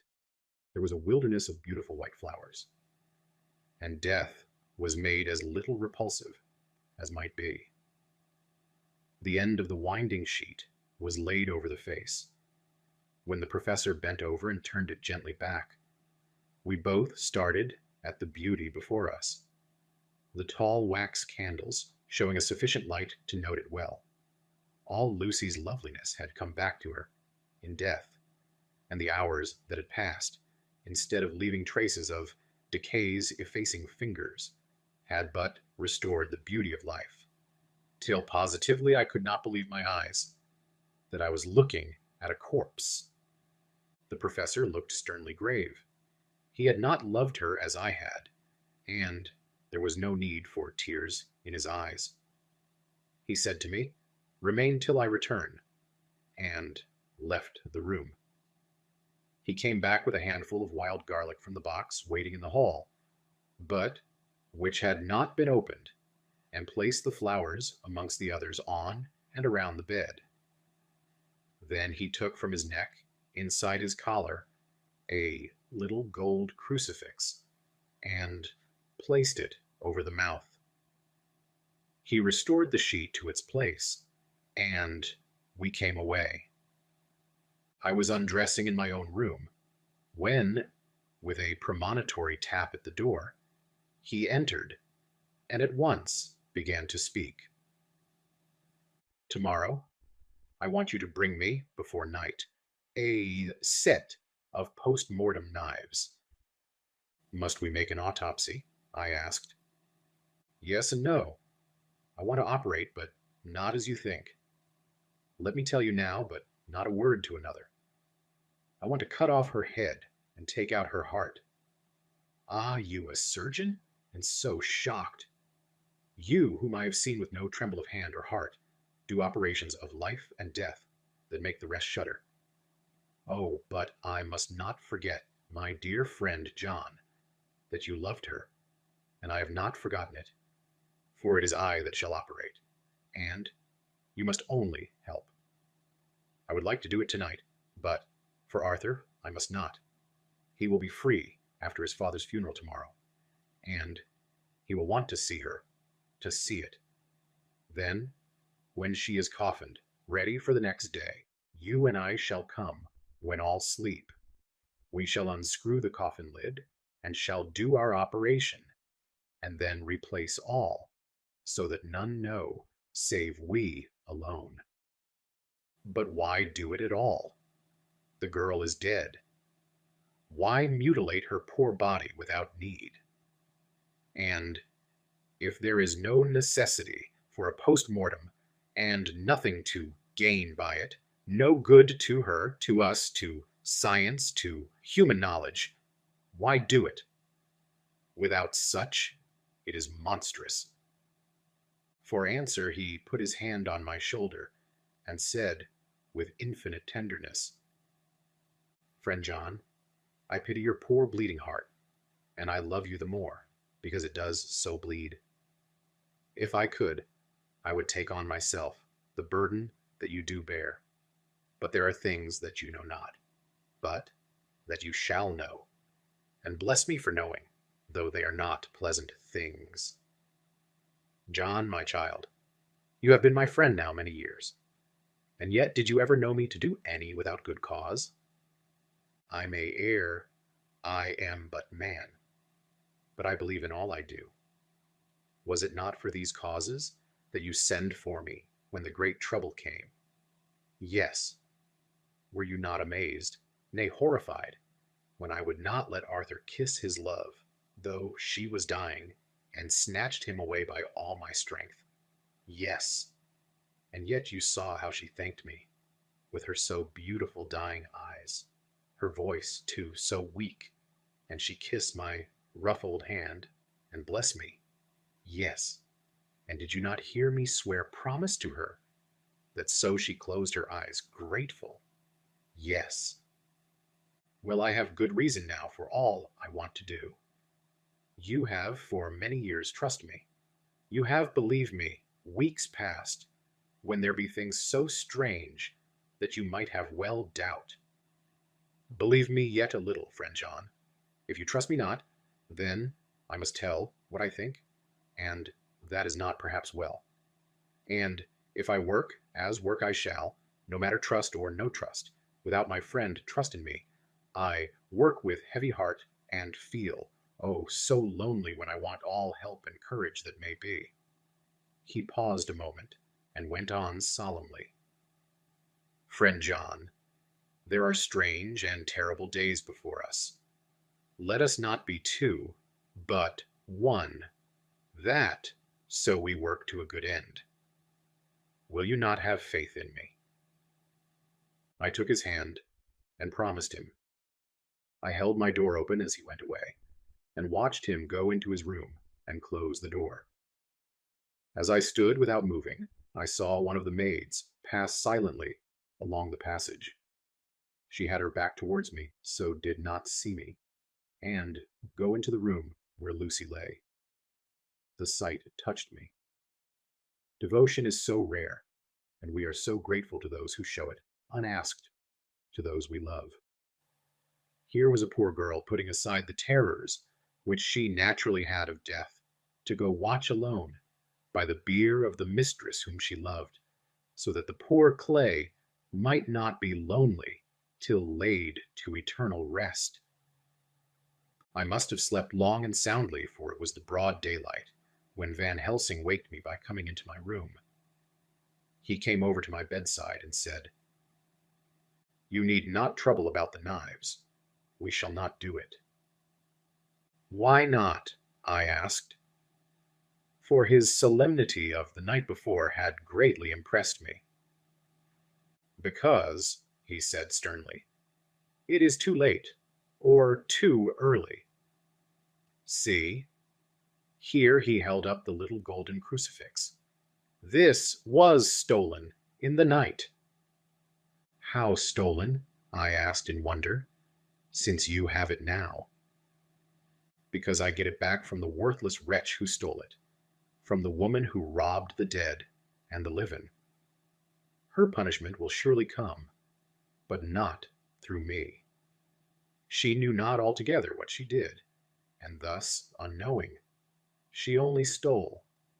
Now we must wait. He went away on the word, leaving me with a new mystery to think of, a new puzzle to grapple with. The forenoon was a dreary time, but at noon the solicitor came, Mr. Marquand of Holman, Sons, Marquand and Litterdale. He was very genial and very appreciative of what we had done, and took off our hands all cares as to details.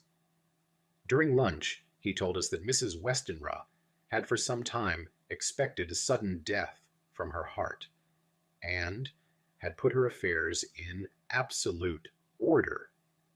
He informed us that, with the exception of a certain entailed property of Lucy's father's, which now, in default of direct issue, went back to a distant branch of the family, the whole estate, real and personal, was left absolutely to Arthur Holmwood. When he had told us so much, he went on, "Frankly, we did our best to prevent such a testamentary disposition, and pointed out certain contingencies that might leave her daughter either penniless or not so free as she should be to act regarding a matrimonial alliance. Indeed, we pressed the matter so far that we almost came into collision, for she asked us if we were or were not prepared to carry out her wishes. Of course, we had then no alternative but to accept. We were right in principle, and 99 times out of 100 we should have proved by the logic of events the accuracy of our judgment. Frankly, however, I must admit that, in this case, any other form of disposition would have rendered impossible the carrying out of her wishes. For by her predeceasing her daughter, the latter would have come into possession of the property, and, even had she only survived her mother by 5 minutes, her property would, in case there were no will, and a will was a practical impossibility in such a case, have been treated at her decease as under intestacy, in which case Lord Godalming, though so dear a friend, would have had no claim in the world, and the inheritors, being remote, would not be likely to abandon their just rights for sentimental reasons regarding an entire stranger. I assure you, my dear sirs, I am rejoiced at the result, perfectly rejoiced." He was a good fellow, but his rejoicing at the one little part, in which he was officially interested, of so great a tragedy, was an object lesson in the limitations of sympathetic understanding. He did not remain long, but said he would look in later in the day and see Lord Godalming. His coming, however, had been a certain comfort to us, since it assured us that we should not have to dread hostile criticism as to any of our acts. Arthur was expected at 5 o'clock, so little before that time we visited the death chamber. It was so in very truth, for now both mother and daughter lay in it. The undertaker, true to his craft, had made the best display he could of his goods, and there was a mortuary air about the place that lowered our spirits at once. Van Helsing ordered the former arrangement to be adhered to, explaining that, as Lord Godalming was coming very soon, it would be less harrowing to his feelings to see all that was left of his fiancée quite alone. The undertaker seemed shocked at his own stupidity, and exerted himself to restore things to the condition in which we left them the night before, so that when Arthur came, such shocks to his feelings as we could avoid were saved. Poor fellow! He looked desperately sad and broken. Even his stalwart manhood seemed to have shrunk somewhat under the strain of his much-tried emotions. He had, I knew, been very genuinely and devotedly attached to his father, and to lose him, and at such a time, was a bitter blow to him. With me he was warm as ever, and to Van Helsing he was sweetly courteous. but I could not help seeing that there was some constraint with him. The professor noticed it too and motioned me to bring him upstairs. I did so and left him at the door of the room, as I felt he would like to be quite alone with her. But he took my arm and led me in, saying huskily, "You loved her too, old fellow. She told me all about it, and there was no friend had a closer place in her heart than you. I don't know how to thank you for all you have done for her. I can't think yet." Here he suddenly broke down and threw his arms round my shoulders and laid his head on my breast, crying, "Oh, Jack, Jack, what shall I do? The whole of life seems gone from me all at once, and there is nothing in the wide world for me to live for." I comforted him as well as I could. In such cases, men do not need much expression. A grip of the hand, the tightening of an arm over the shoulder, a sob in unison, are expressions of sympathy dear to a man's heart. I stood still and silent till his sobs died away, and then I said softly to him, "Come and look at her." Together we moved over to the bed, and I lifted the lawn from her face. God, how beautiful she was! Every hour seemed to be enhancing her loveliness. It frightened and amazed me somewhat. And as for Arthur, he fell a trembling, and finally was shaken with doubt, as with an ague. At last, after a long pause, he said to me in a faint whisper, "Jack, is she really dead?" I assured him sadly that it was so, and went on to suggest, for I felt that such a horrible doubt should not have life for a moment longer than I could help, that it often happened that after death faces became softened and even resolved into their youthful beauty, that this was especially so when death had been preceded by any acute or prolonged suffering. It seemed to quite do away with any doubt, and after kneeling beside the couch for a while and looking at her lovingly and long, he turned aside. I told him that that must be goodbye, as the coffin had to be prepared. So he went back and took her dead hand in his, and kissed it, and bent over and kissed her forehead. He came away fondly looking back over his shoulder at her as he came. I left him in the drawing room and told Van Helsing that he had said goodbye. So the latter went to the kitchen to tell the undertaker's men to proceed with the preparations and to screw up the coffin. When he came out of the room again, I told him of Arthur's question, and he replied, "I am not surprised. Just now I doubted for a moment myself." We all dined together, and I could see that poor Art was trying to make the best of things. Van Helsing had been silent all dinner time, but when we had lit our cigars, he said, "Lord—" But Arthur interrupted him. "No, no, not that, for God's sake. Not yet, at any rate. Forgive me, sir. I did not mean to speak offensively. It is only because my loss is so recent." The professor answered very sweetly, "I only used that name because I was in doubt. I must not call you, Mr.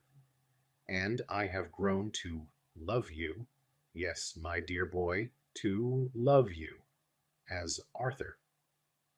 Arthur held out his hand and took the old man's warmly. "Call me what you will," he said. "I hope I may always have the title of a friend. And let me say that I am at a loss for words to thank you for your goodness to my poor dear." He paused a moment and went on. "I know that she understood your goodness even better than I do, and if I was rude or in any way wanting at that time, you acted so, you remember." The professor nodded. "You must forgive me." he answered with a grave kindness. I know it was hard for you to quite trust me then, for to trust such violence needs to understand. And I take it that you do not, that you can't, trust me now, for you don't yet understand. And there may be more times when I shall want you to trust when you cannot, and may not, and must not yet understand. But the time will come when your trust shall be whole and complete in me, and when you shall understand as though the sunlight himself shone through. Then you shall bless me from first to last, for your own sake, and for the sake of others, and for her dear sake, to whom I swore to protect. And indeed, sir, said Arthur warmly, I shall in all ways trust you. I know and believe you have a very noble heart, and you are Jack's friend, and you are hers. You shall do what you like.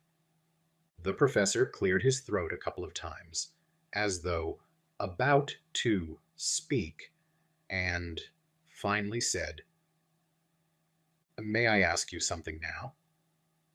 Certainly. You know that Mrs. Westenra left you all her property? No, poor dear.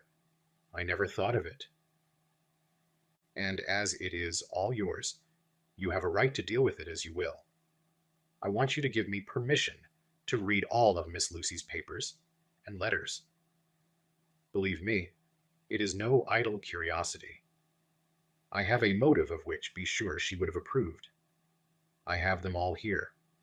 I took them before we knew that all was yours, so that no strange hand might touch them, no strange eye look through words into her soul. I shall keep them, if I may. Even you may not see them yet, but I shall keep them safe. No word shall be lost, and in the good time I shall give them back to you. It's a hard thing I ask, but you will do it, will you not, for Lucy's sake? Arthur spoke out heartily, like his old self. Dr. Van Helsing, you may do what you will. I feel that in saying this I am doing what my dear one would have approved. I shall not trouble you with questions till the time comes. The old professor stood up, as he said solemnly, And you are right. There will be pain for us all, but it will not be all pain, nor will this pain be the last. We and you too, you most of all, my dear boy, will have to pass through the bitter water before we reach the sweet. But we must be brave of heart and unselfish, and do our duty, and all will be well. I slept on a sofa in Arthur's room that night. Van Helsing did not go to bed at all.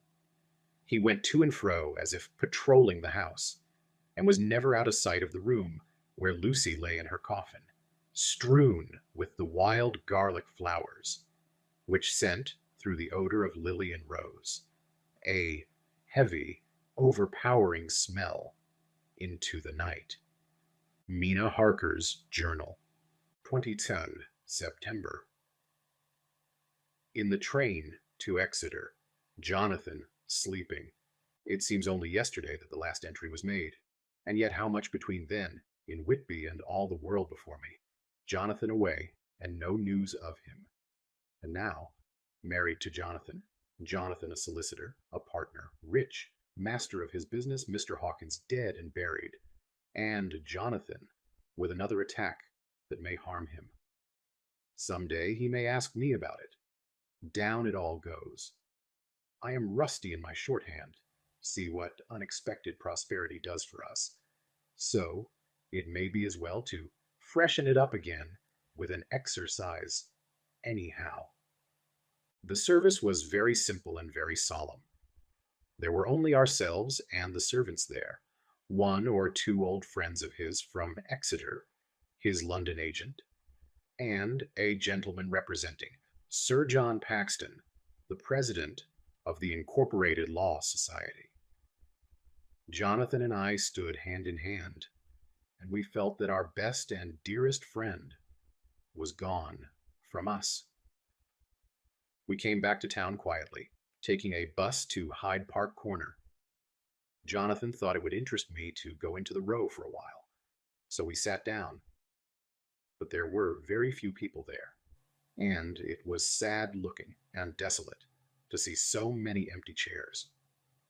It made us think of the empty chair at home, so we got up and walked it down Piccadilly. Jonathan was holding me by the arm, the way he used to in old days before I went to school. I felt it very improper, for you can't go on for some years teaching etiquette and decorum to other girls without the pedantry of it biting into yourself a bit. But it was Jonathan, and he was my husband, and we didn't know anybody who saw us, and we didn't care if they did. So on we walked. I was looking at a very beautiful girl in a big cartwheel hat, sitting in a Victoria outside Giuliano's, when I felt Jonathan clutch my arm so tight that he hurt me, and he said under his breath, "My God!" I am always anxious about Jonathan, for I fear that some nervous fit may upset him again.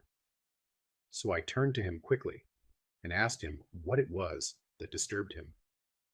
He was very pale, and his eyes seemed bulging out as, half in terror and half in amazement, he gazed at a tall, thin man with a beaky nose and black mustache and pointed beard, who was also observing the pretty girl.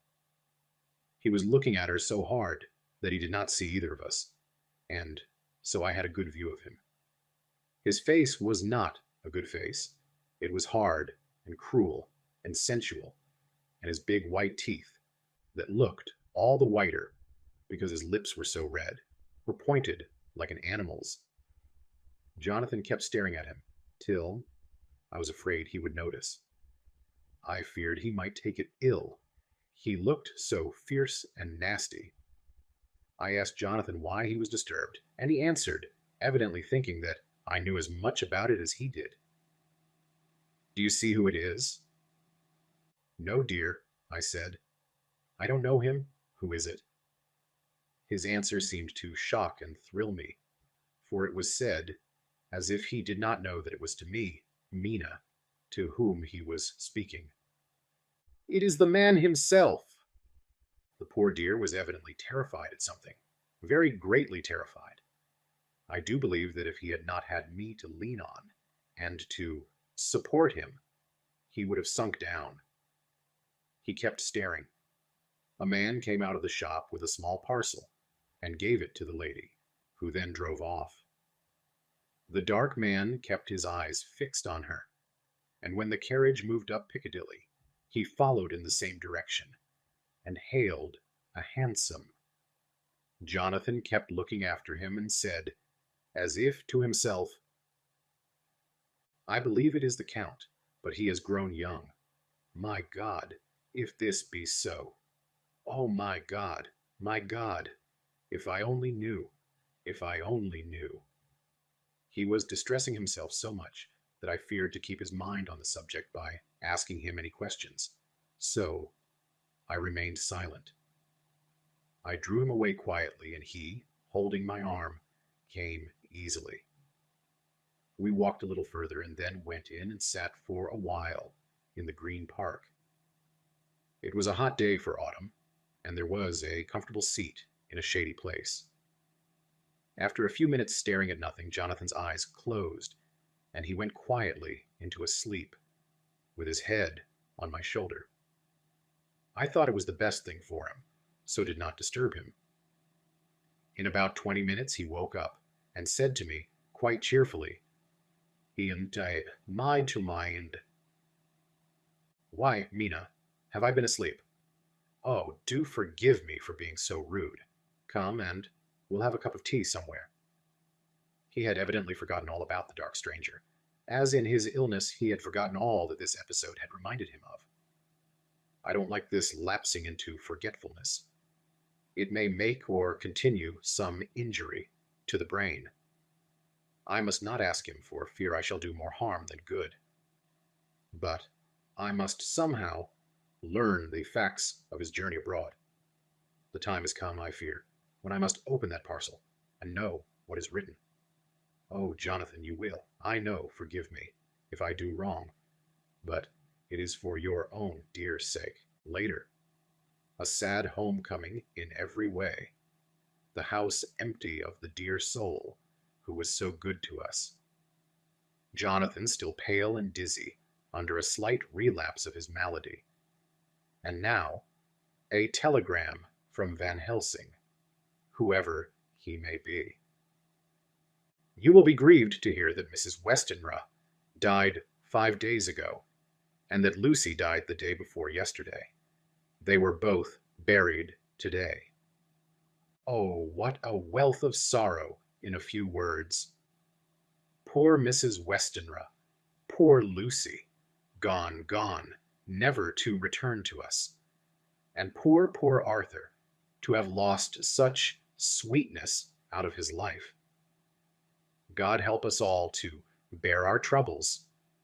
Dr. Seward's Diary, 22nd September. It is all over. Arthur has gone back to Ring and has taken Quincy Morris with him. What a fine fellow is Quincy. I believe in my heart of hearts that he suffered as much about Lucy's death as any of us. But he bore himself through it like a moral Viking. If America can go on breeding men like that, she will be a power in the world indeed. Van Helsing is lying down, having a rest preparatory to his journey. He goes over to Amsterdam tonight, but says he returns tomorrow night. That he only wants to make some arrangements, which can only be made personally. He is to stop with me then, if he can. He says he has work to do in London, which may take him some time. Poor old fellow. I fear that the strain of the past week has broken down even his iron strength. All the time of the burial he was, I could see, putting some terrible restraint on himself. When it was all over, we were standing beside Arthur, who, poor fellow, was speaking of his part in the operation, where his blood had been transfused to his Lucy's veins. I could see Van Helsing's face grow white and purple by turns. Arthur was saying that he felt since then as if they two had been really married, and that she was his wife in the sight of God. None of us said a word of the other operations, and none of us ever shall. Arthur and Quincy went away together to the station, and Van Helsing and I came on here. The moment we were alone in the carriage, he gave way to a regular fit of hysterics. He has denied to me since that it was hysterics, and insisted that it was only his sense of humor, asserting itself under very terrible conditions. He laughed till he cried, and I had to draw down the blinds, lest anyone should see us and misjudge. And then he cried, till he laughed again, and laughed and cried together, just as a woman does. I tried to be stern with him, as one is to a woman under the circumstances, but it had no effect.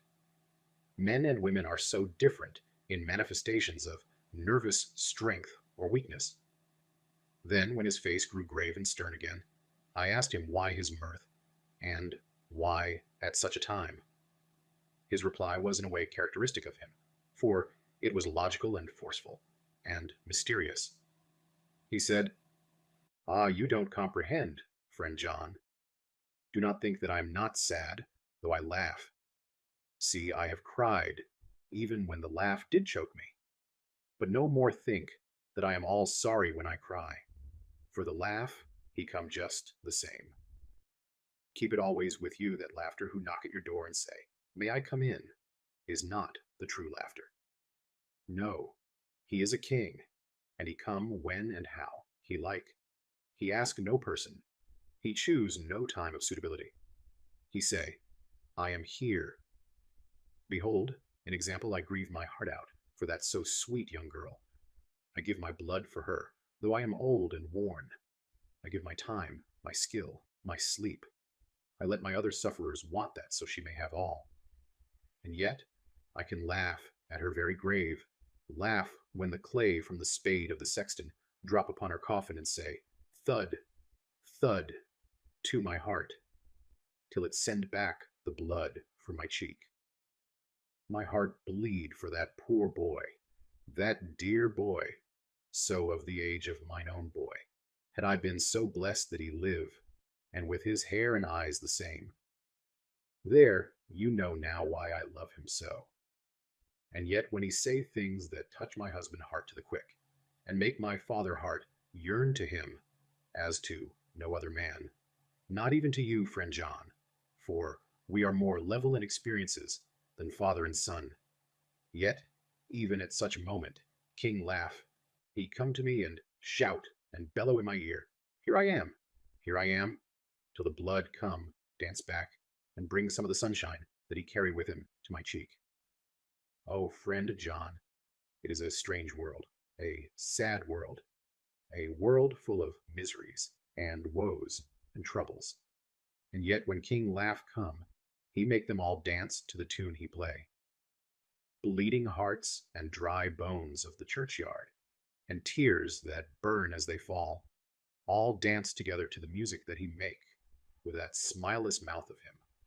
And believe me, friend John, that he is good to come, and kind. Ah, we men and women are like ropes drawn tight with strain that pull us different ways. Then tears come, and, like the rain on the ropes, they brace us up until perhaps the strain become too great, and we break.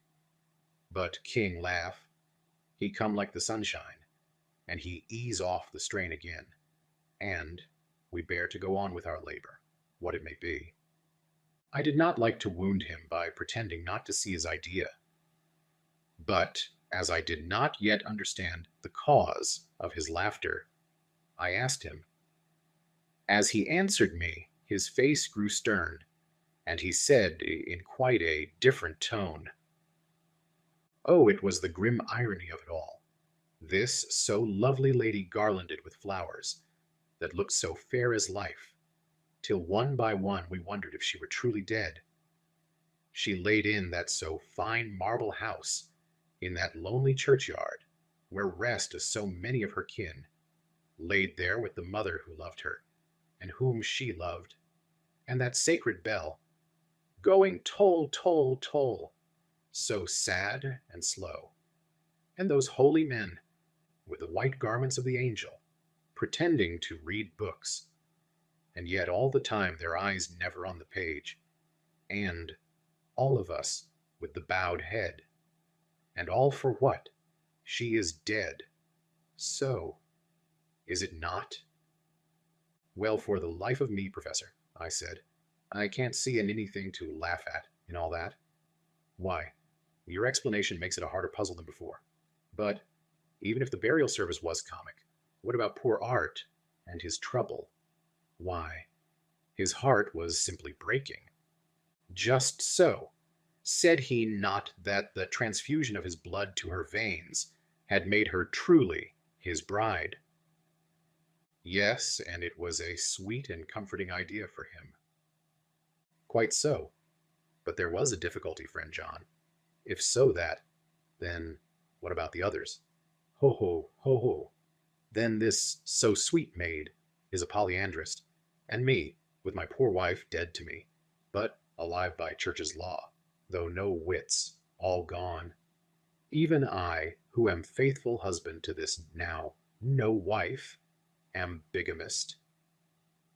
I don't see where the joke comes in there either, I said, and I did not feel particularly pleased with him for saying such things. He laid his hand on my arm and said, Friend John, forgive me if I pain. I showed not my feeling to others when it would wound, but only to you, my old friend, whom I can trust. If you could have looked into my very heart, then when I want to laugh, if you could have done so when the laugh arrived, if you could do so now, when King Laugh have pack up his crown, and all that is to him, for he go far, far away from me, and for a long, long time. Maybe you would perhaps pity me the most of all. I was touched by the tenderness of his tone, and asked why, because I know. And now we are all scattered, and for many a long day, loneliness will sit over our roofs with brooding wings. Lucy lies in the tomb of her kin, a lordly death house in a lonely churchyard, away from teeming London, where the air is fresh and the sun rises over Hampstead Hill, and where wild flowers grow of their own accord. So I can finish this diary, and God only knows if I shall ever begin another. If I do, or if I even open this again, it will be to deal with different people and different themes. For here at the end, where the romance of my life is told, ere I go back to take up the thread of my life work, I say sadly and without hope, Finis, the Westminster Gazette, 25 September. A Hampstead Mystery. The neighborhood of Hampstead is just at present exercised with a series of events which seem to run on lines, parallel to those of what was known to the writers of headlines as the Kensington Horror, or the Stabbing Woman, or the Woman in Black. During the past 2 or 3 days, several cases have occurred of young children straying from home, or neglecting to return from their playing on the heath. In all these cases, the children were too young to give any properly intelligible account of themselves, but the consensus of their excuses is that they had been with a bloofer lady. It has always been late in the evening when they have been missed, and on 2 occasions, the children haven't been found until early in the following morning. It is generally supposed in the neighborhood that, as the first child missed, gave as his reason for being away, that a bloofer lady had asked him to come for a walk. The others had picked up the phrase and used it as occasion served. This is the more natural, as the favorite game of the little ones at present is luring each other away by wiles. A correspondent writes us that to see some of the tiny tots pretending to be the bloofer lady is supremely funny. Some of our caricaturists might, he says, take a lesson in the irony of grotesque by comparing the reality and the picture. It is only in accordance with general principles of human nature that the bloofer lady should be the popular role at these al fresco performances. Our correspondent naively says that even Ellen Terry could not be so winningly attractive as some of these grubby-faced little children pretend, and even imagine themselves to be. There is, however, possibly a serious side to the question, for some of the children, indeed all who have been missed at night, have been slightly torn or wounded in the throat. The wounds seem such as might be made by a rat or a small dog, and although of not much importance individually, would tend to show that whatever animal inflicts them has a system or method of its own. The police of the division have been instructed to keep a sharp lookout for straying children, especially when very young, in and around Hampstead Heath, and for any stray dog which may be about. The Westminster Gazette, 25 September. Extra special. The Hampstead Horror. Another child injured. The bloofer lady. We have just received intelligence that another child, missed last night, was only discovered late in the morning under a furze bush at the Shooter's Hillside of Hampstead Heath, which is perhaps less frequented than the other parts. It has the same tiny wound in the throat as has been noticed in other cases. It was terribly weak and looked quite emaciated. It too, when partially restored, had the common story to tell of being lured away by the Bloofer Lady.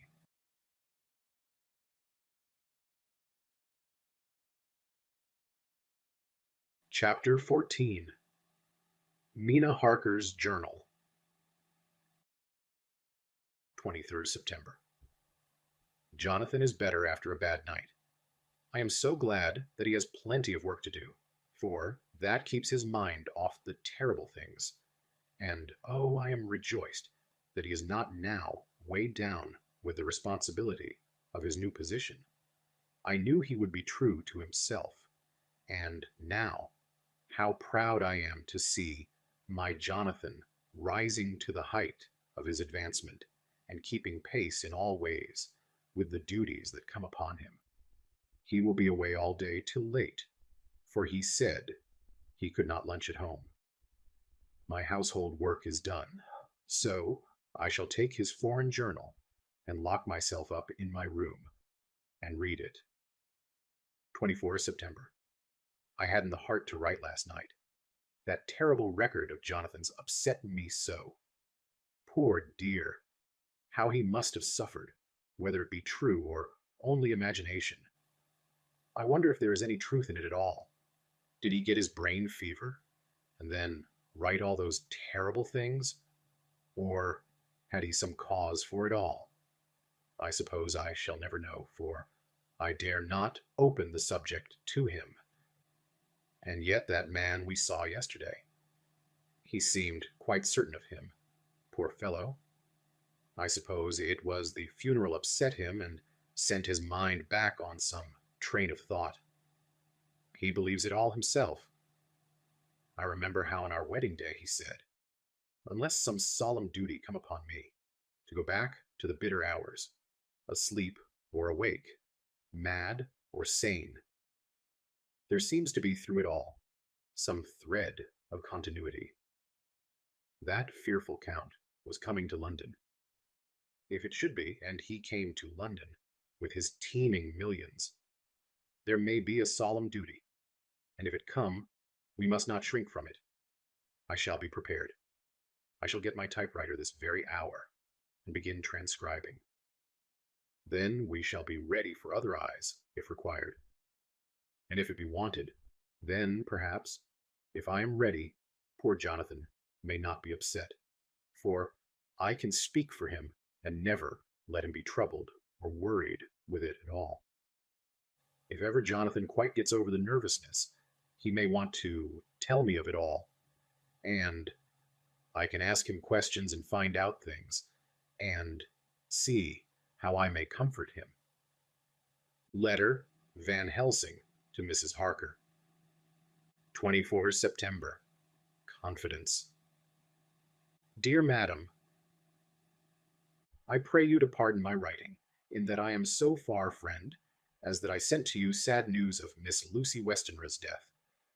By the kindness of Lord Godalming, I am empowered to read her letters and papers, for I am deeply concerned about certain matters vitally important.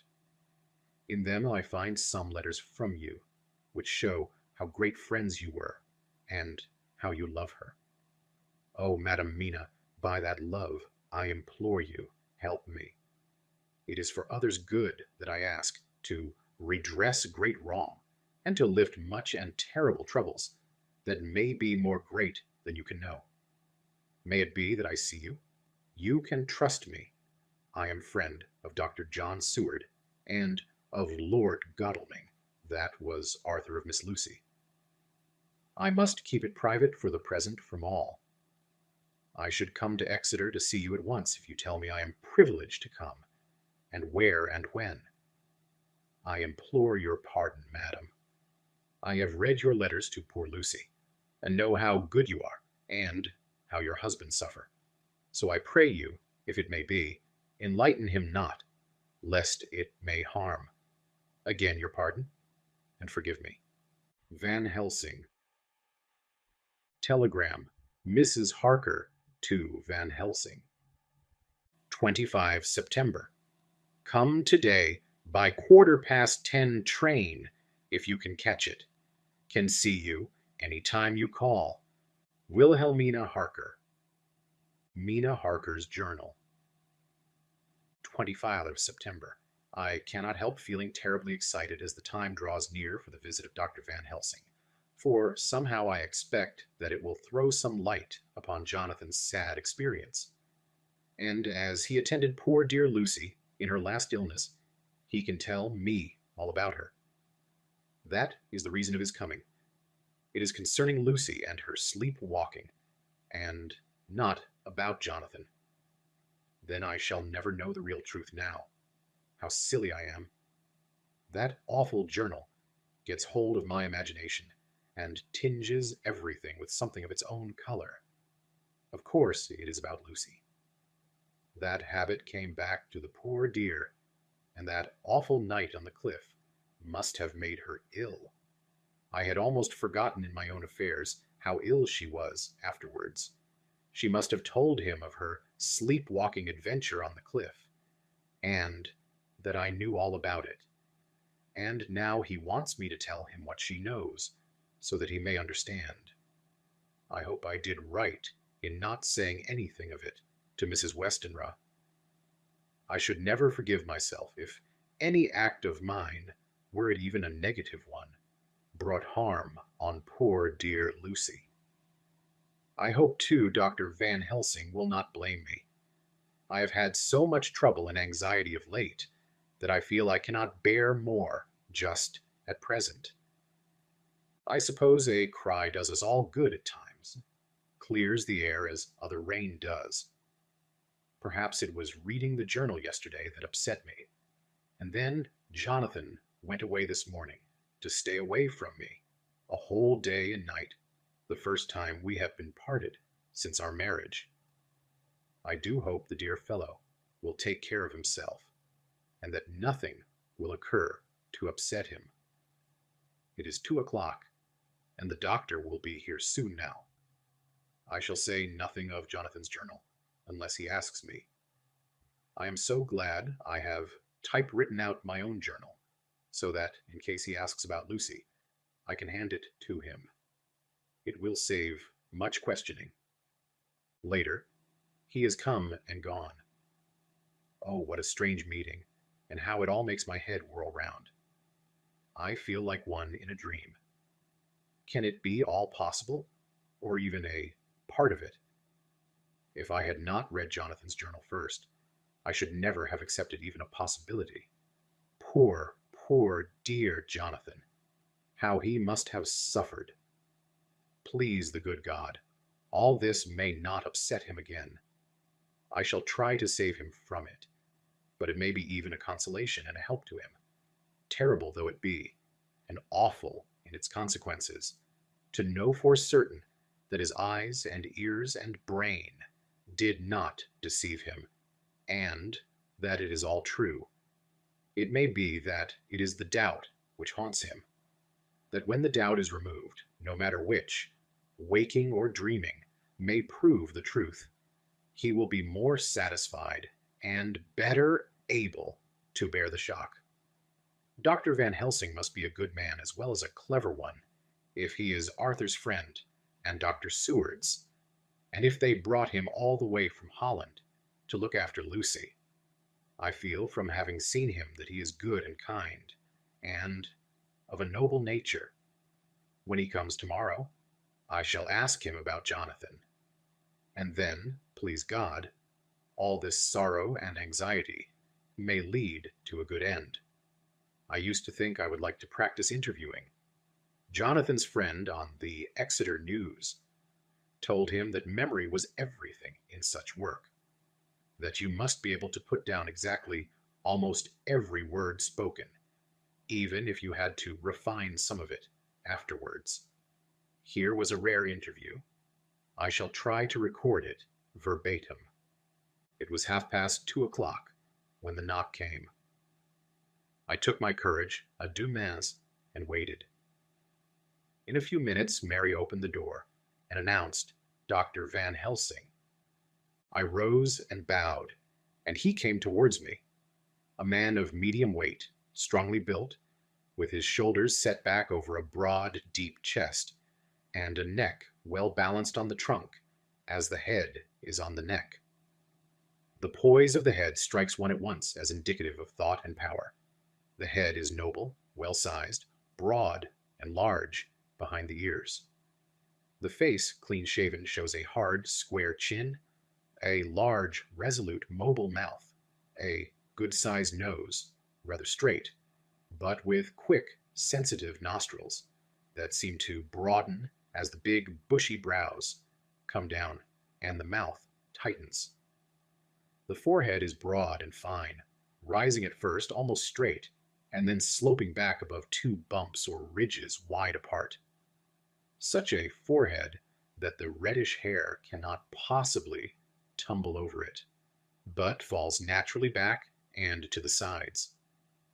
Big dark blue eyes are set widely apart, and are quick and tender or stern with the man's moods. He said to me, "Mrs. Harker, is it not?" I bowed assent. "That was Miss Mina Murray." Again I assented. "It is Mina Murray that I came to see, that was friend of that poor dear child, Lucy Westenra. Madam Mina, it is on account of the dead I come." "Sir," I said, "you could have no better claim on me than that you were a friend and helper of Lucy Westenra." And I held out my hand. He took it and said tenderly, "Oh, Madam Mina, I knew that the friend of that poor Lily girl must be good, but I had yet to learn." He finished his speech with a courtly bow. I asked him what it was that he wanted to see me about, so he at once began to "I have read your letters to Miss Lucy. Forgive me, but I had to begin to inquire somewhere, and there was none to ask. I know that you were with her at Whitby. She sometimes kept a diary. You need not look surprised, Madam Mina. It was begun after you had left, and was in imitation of you. And in that diary she traces by inference certain things to a sleepwalking in which she puts down that you saved her. In great perplexity then I come to you, and ask you, out of your so much kindness, to tell me all of it that you can remember." "I can tell you, I think, Dr. Van Helsing, all about it." "Ah, then you have good memory for facts, for details. It is not always so with young ladies." "No, doctor, but I wrote it all down at the time. I can show it to you, if you like." "Oh, Madam Mina, I will be grateful. You will do me much favor." I could not resist the temptation of mystifying him a bit. I suppose it is some of the taste of the original apple that remains still in our mouths. So I handed him the shorthand diary. He took it with a grateful bow and said, "May I read it?" "If you wish," I answered as demurely as I could. He opened it, and for an instant his face fell. Then he stood up and bowed. "Oh, you so clever woman," he said. "I knew long that Mr. Jonathan was a man of much thankfulness. But see, his wife have all the good things. And will you not so much honor me, and so help me as to read it for me? Alas, I know not the shorthand." By this time my little joke was over, and I was almost ashamed, so I took the typewritten copy from my work basket and handed it to him. "Forgive me," I said, "I could not help it. But I had been thinking that it was of dear Lucy that you wished to ask, and so that you might not have time to wait. Not on my account, but because I know your time must be precious. I have written it out on the typewriter for you." He took it, and his eyes glistened. "You are so good," he said, "and may I read it now? I may want to ask you some things when I've read." "By all means," I said. "Read it over whilst I order lunch, and then you can ask me questions whilst we eat." He bowed and settled himself in a chair with his back to the light, and became absorbed in the papers, whilst I went to see after lunch chiefly, in order that he might not be disturbed. When I came back, I found him walking hurriedly up and down the room, his face all ablaze with excitement. He rushed up to me and took me by both hands. "Oh, Madam Mina," he said, "how can I say what I owe to you? This paper is as sunshine. It opens the gate to me. I am dazed, I am dazzled, with so much light, and yet clouds roll in behind the light every time, but that you cannot comprehend. Oh, but I am grateful to you, you so clever woman. Madam," he said this very solemnly, "if ever Abraham Van Helsing can do anything for you or yours, I trust you will let me know. It will be pleasure and delight if I may serve you as a friend. As a friend, but all I have ever learned, all I can ever do, shall be for you and those you love. There are darknesses in life, and there are lights. You are one of the lights. You will have happy life and good life, and your husband will be blessed in you. But, doctor, you praise me too much, and you do not know me. Not know you, I, who am old, and who have studied all my life men and women. I, who have made my specialty the brain, and all that belongs to him and all that follow from him. And I have read your diary, that you have so goodly written for me, and which breathes out truth in every line. I, who have read your so sweet letter to poor Lucy of your marriage, and your trust, not know you. Oh, Madam Mina, good women tell all their lives, and by day and by hour and by minute, such things that angels can read. And we men who wish to know have in us something of angels' eyes. Your husband is noble nature, and you are noble too, for you trust, and trust cannot be where there is mean nature. And your husband, tell me of him. Is he quite well? Is all that fever gone? And is he strong and hearty? I saw here an opening to ask him about Jonathan, so I said, he was almost recovered, but he has been greatly upset by Mr. Hawkins's death. He interrupted. Oh, yes, I know. I have read your last 2 letters. I went on. I suppose this upset him, for when we were in town on Thursday last, he had a sort of shock. A shock, and after brain fever so soon. That was not good. What kind of a shock was it? He thought he saw someone who recalled something terrible, something which led to his brain fever. And here the whole thing seemed to overwhelm me in a rush. The pity for Jonathan, the horror which he experienced, the whole fearful mystery of his diary, and the fear that has been brooding over me ever since, all came in a tumult.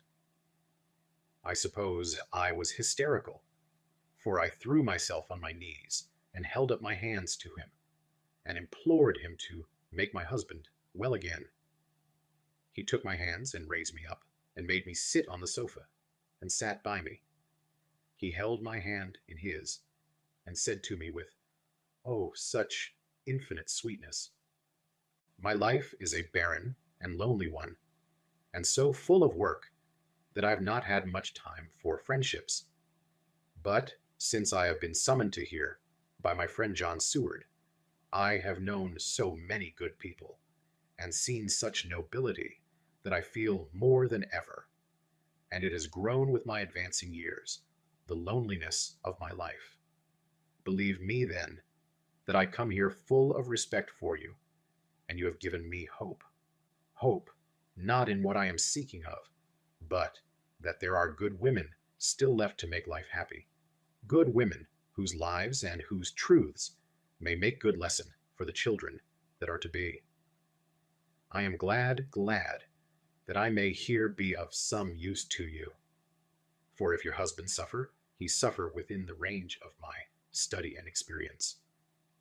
I promise you that I will gladly do all for him that I can, all to make his life strong and manly, and your life a happy one. Now you must eat. You're overwrought, and perhaps over-anxious. Husband Jonathan would not like to see you so pale, and what he like not, where he love, is not to his good. Therefore, for his sake, you must eat and smile. You have told me all about Lucy, and so now we shall not speak of it, lest it distress. I shall stay in Exeter tonight, for I want to think much over what you have told me, and when I have thought, I will ask you questions, if I may. And then, too, you will tell me of husband Jonathan's trouble, so far as you can, but not yet. You must eat now. Afterwards, you shall tell me all. After lunch, when we went back to the drawing room, he said to me, "And now, tell me all about him." When it came to speaking to this great learned man, I began to fear that he would think me a weak fool, and Jonathan a madman. That journal is all so strange, and I hesitated to go on. But he was so sweet and kind, and he had promised to help, and I trusted him. So I said, "Dr. Van Helsing, what I have to tell you is so queer that you must not laugh at me or at my husband. I have been, since yesterday, in a sort of fever of doubt. You must be kind to me, and not think me foolish that I have even half believed some very strange things." He reassured me by his manner, as well as his words, when he said, "Oh, my dear, if you only know how strange is the matter regarding which I am here, it is you who would laugh. I have learned not to think little of anyone's belief, no matter how strange it be. I have tried to keep an open mind, and it is not the ordinary things of life that could close it, but the strange things, the extraordinary things, the things that make one doubt if they be mad or sane. Thank you 1,000 times. You have taken a weight off my mind. If you will let me, I shall give you a paper to read. It is long, but I have typewritten it out. It will tell you my trouble and Jonathan's. It is the copy of his journal when abroad, and all that happened. I dare not say anything of it. You will read for yourself and judge. And then when I see you, perhaps, you will be very kind and tell me what you think." "I promise," he said, as I gave him the papers. "I shall in the morning, so soon as I can, come to see you and your husband, if I may. Jonathan will be here at 11:30, and you must come to lunch with us and see him then. You could catch the quick 3:34 train, which will leave you at Paddington before 8. He was surprised at my knowledge of the trains offhand, but he does not know that I have made up all the trains to and from Exeter, so that I may help Jonathan in case he is in a hurry. So he took the papers with him and went away, and I sit here thinking, I don't know what. Letter by hand, Van Helsing to Mrs. Harker. 25 September, 6 o'clock. Dear Madam Mina, I have read your husband's so wonderful diary. You may sleep without doubt. Strange and terrible as it is true. I will pledge my life on it. It may be worse for others, but for him and you, there is no dread. He is a noble fellow, and let me tell you from experience of men, that one who would do as he did in going down that wall, and to that room, aye, and going a second time, is not one to be injured in permanence by a shock. His brain and his heart are all right. This I swear before I have even seen him. So, be at rest. I shall have much to ask him of other things. I am blessed that today I come to see you, for I have learned all at once so much that again I am dazzle more than ever, and I must think. Yours the most faithful, Abraham Van Helsing. Letter, Mrs. Harker, to Van Helsing. September, 6:30 p.m. My dear Dr. Van Helsing, 1,000 thanks for your kind letter, which has taken a great weight off my mind. And yet, if it be true, what terrible things there are in the world, and what an awful thing if that man, that monster, be really in London. I fear to think. I have this moment, whilst writing, had a wire from Jonathan, saying that he leaves by the 6:25 tonight from Launceston, and will be here at 10:18, so that I shall have no fear tonight. Will you, therefore, instead of lunching with us, please come to breakfast at 8 o'clock, if this be not too early for you. You can get away, if you are in a hurry, by the 10:30 train, which will bring you to Paddington by 2:35. Do not answer this, as I shall take it that, if I don't hear, you will come to breakfast. Believe me, your faithful and grateful friend, Mina Harker. Jonathan Harker's Journal, 26th September. I thought never to write in this diary again, but the time has come.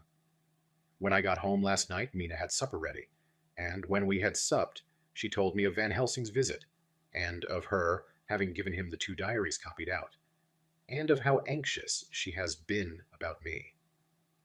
She showed me in the doctor's letter that all I wrote down was true.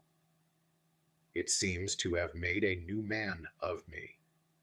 It was the doubt as to the reality of the whole thing that knocked me over. I felt impotent and in the dark and distrustful. But now that I know, I am not afraid, even of the Count. He has succeeded after all, then, in his design in getting to London, and it was he I saw. He has got younger, and how? Van Helsing is the man to unmask him and hunt him out, if he is anything like what Mina says. We sat late and talked it all over. Mina is dressing, and I shall call at the hotel in a few minutes and bring him over. He was, I think, surprised to see me. When I came into the room where he was and introduced myself, he took me by the shoulder and turned my face round to the light and said, after a sharp scrutiny, "But Madam Mina told me you were ill, that you had had a shock." It was so funny to hear my wife called Madam Mina by this kindly, strong-faced old man. I smiled and said, "I was ill. I have had a shock, but you have cured me already." "And how?" "By your letter to Mina last night." I was in doubt, and then everything took a hue of unreality, and I did not know what to trust, even the evidence of my own senses. Not knowing what to trust, I did not know what to do, and so had only to keep on working in what had hitherto been the groove of my life. The groove ceased to avail me, and I mistrusted myself. "Doctor, you don't know what it is to doubt everything, even yourself. No, you don't. You couldn't with eyebrows like yours." He seemed pleased, and laughed as he said, "So, you are a physiognomist. I learn more here with each hour. I am with so much pleasure coming to you to breakfast. And, oh, sir, you will pardon praise from an old man, but you are blessed in your wife." I would listen to him go on praising Mina for a day. So I simply nodded and stood silent. She is one of God's women, fashioned by his own hand to show us men and other women that there is a heaven where we can enter, and that its light can be here on earth. So true, so sweet, so noble, so little an egoist. And that, let me tell you, is much in this age, so skeptical and selfish. And you, sir, I have read all the letters to poor Miss Lucy, and some of them speak of you, so I know you since some days from the knowing of others. But I have seen your true self since last night. You will give me your hand, will you not? And let us be friends for all our lives. We shook hands, and he was so earnest and so kind that it made me quite choky. And now, he said, may I ask you for some more help? I have a great task to do, and at the beginning, it is to know. You can help me here. Can you tell me what went before your going to Transylvania? Later on, I may ask more help, and of a different kind. But at first, this will do.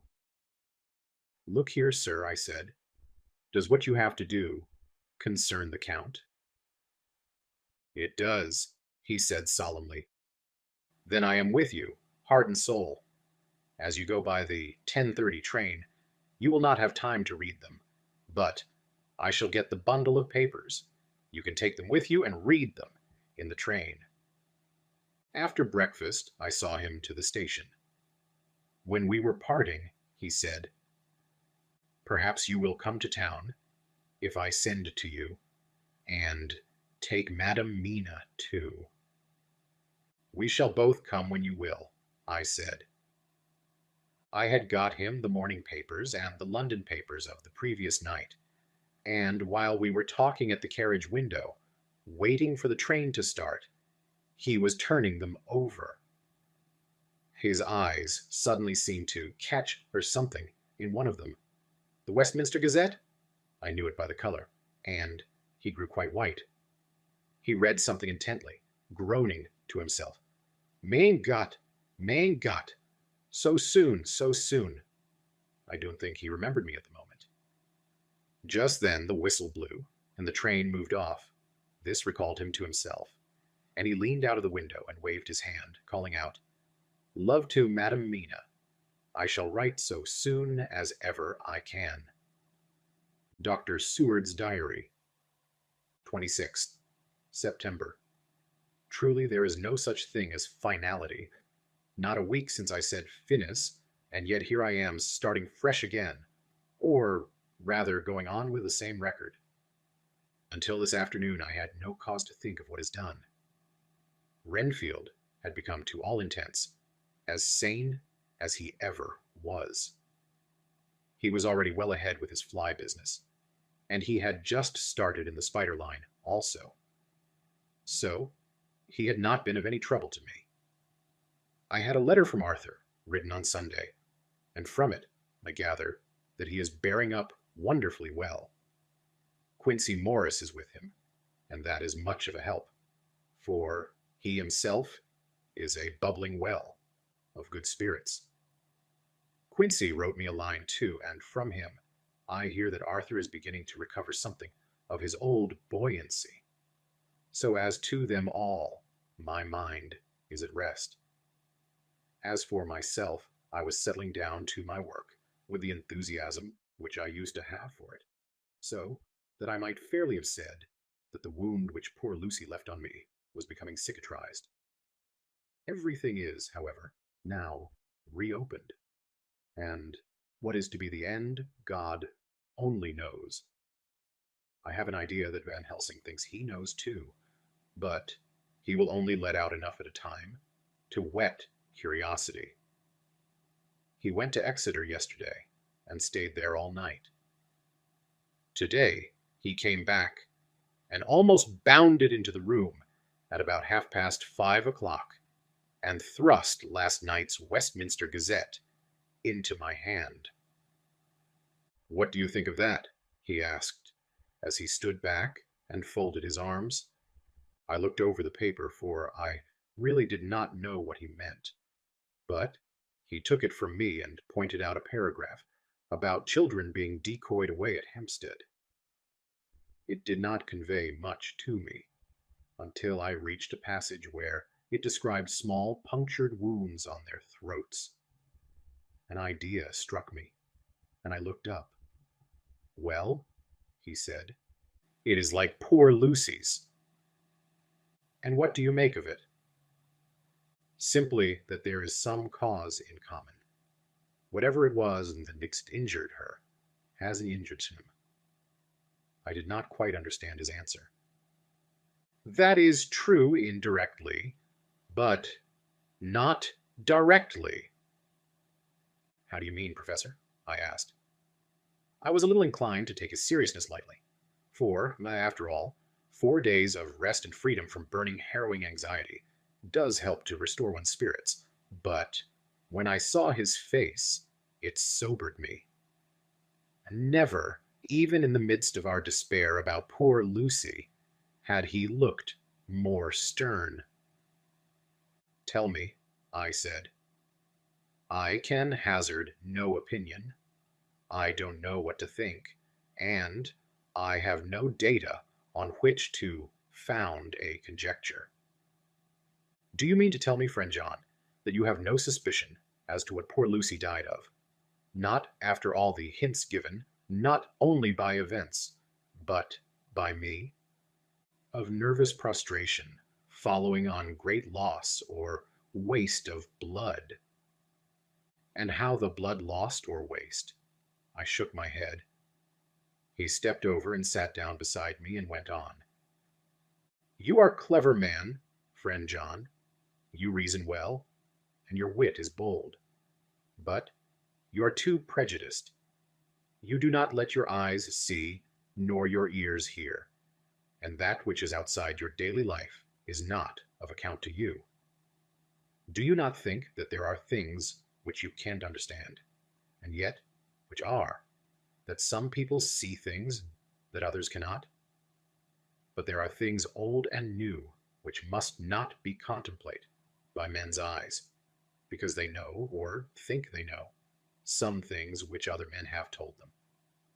Ah, it is the fault of our science that it wants to explain all, and if it explain not, then it says, there is nothing to explain. But yet we see around us every day the growth of new beliefs, which think themselves new, and which are yet but the old, which pretend to be young, like the fine ladies at the opera. I suppose now you do not believe in corporeal transference? No. Nor in materialization? No. Nor in astral bodies? No. Nor in the reading of thought? No. Nor in hypnotism? Yes, I said.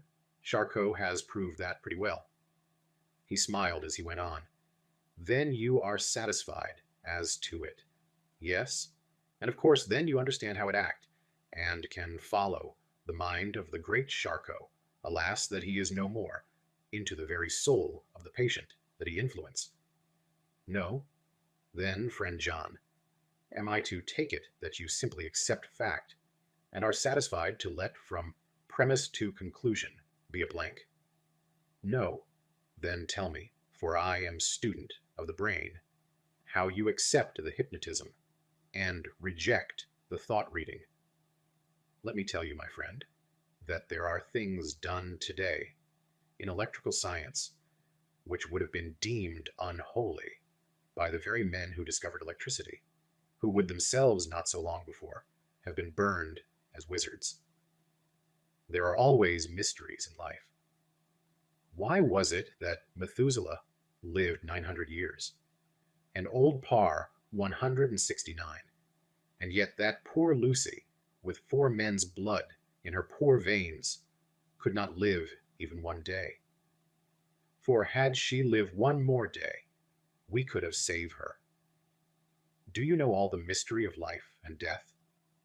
Do you know the altogether of comparative anatomy, and can say wherefore the qualities of brutes are in some men, and not in others?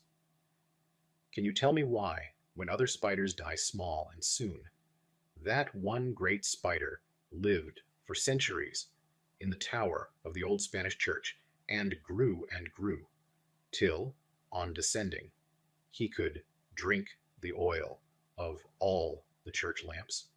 Can you tell me why in the Pampas, and elsewhere, there are bats that come at night and open the veins of cattle and horses and suck dry their veins? How in some islands of the western seas there are bats which hang on the trees all day, and those who have seen describe as like giant nuts or pods, and that when the sailors sleep on the deck, because that it is hot, flit down on them, and then in the morning are found dead men, white as even Miss Lucy was. Good God, Professor, I said, starting up, do you mean to tell me that Lucy was bitten by such a bat, and that such a thing is here in London, in the 19th century? He waved his hand for silence and went on. What name's treats? Can you tell me why the tortoise lives more long than generations of men? Why the elephant goes on till he have seen dynasties? And why the parrot never die only of bite of cat or dog or other complaint? Can you tell me why men believe in all ages and places that there are some few who live on always, if they be permit, that there are men and women who cannot die? We all know, because science has vouched for the fact, that there have been toads shut up in rocks for thousands of years, shut in one so small hole that only hold him since the youth of the world. Can you tell me how the Indian fakir can make himself to die, and have been buried, and his grave sealed and corn sowed on it, and the corn reaped, and be cut and sown, and reaped and cut again, and then men come and take away the unbroken seal, and that there lie the Indian fakir, not dead, but that rise up and walk amongst them as before? Here I interrupted him. I was getting bewildered. He so crowded on my mind, his list of nature's eccentricities and possible impossibilities, that my imagination was getting fired. I had a dim idea that he was teaching me some lesson, as long ago he used to do in his study at Amsterdam, but he used then to tell me the thing, so that I could have the object of thought in mind all the time. But now I was without this help, yet I wanted to follow him, so I said, Professor, let me be your pet student again. Tell me the thesis, so that I may apply your knowledge as you go on. At present I am going in my mind from point to point, as a madman, and not a sane one, follows an idea. I feel like a novice, lumbering through a bog in a mist, jumping from one tussock to another in the mere blind effort to move on without knowing where I am going. That is good image, he said. Well, I shall tell you. My thesis is this. I want you to believe. To believe what? To believe in things that you cannot. Let me illustrate. I heard once of an American who so defined faith. That faculty which enables us to believe things which we know to be untrue. For one, I follow that man. He meant that we shall have an open mind, and not let a little bit of truth check the rush of a big truth, like a small rock does a railway truck. We get the small truth first. Good.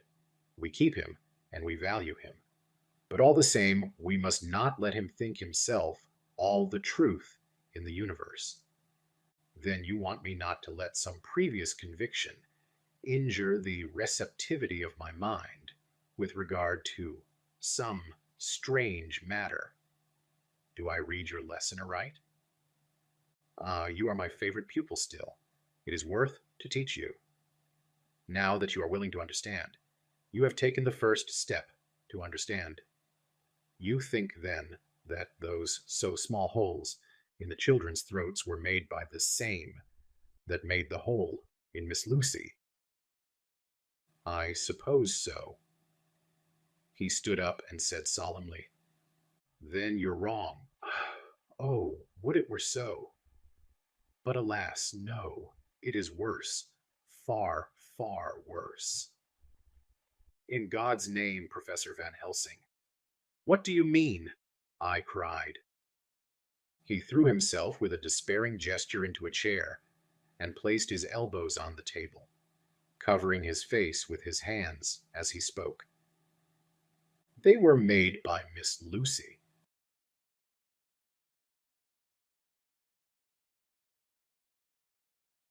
Chapter 15. Dr. Seward's Diary. Continued. For a while, sheer anger mastered me. It was as if he had, during her life, struck Lucy on the face. I smote the table hard and rose up as I said to him, Dr. Van Helsing, are you mad? He raised his head and looked at me, and somehow the tenderness of his face calmed me at once. Would I were, he said. Madness were easy to bear compared with truth like this. Oh, my friend, why think you? Did I go so far round? Why take so long to tell you so simple a thing? Was it because I hate you and have hated you all my life? Was it because I wished to give you pain? Was it that I wanted, now so late, revenge for that time when you saved my life, and from a fearful death? Ah, no. Forgive me, said I. He went on. My friend, it was because I wished to be gentle in the breaking to you, for I know you have loved that so sweet lady. But even yet I don't expect you to believe. It is so hard to accept at once any abstract truth, that we may doubt such to be possible when we have always believed the no of it.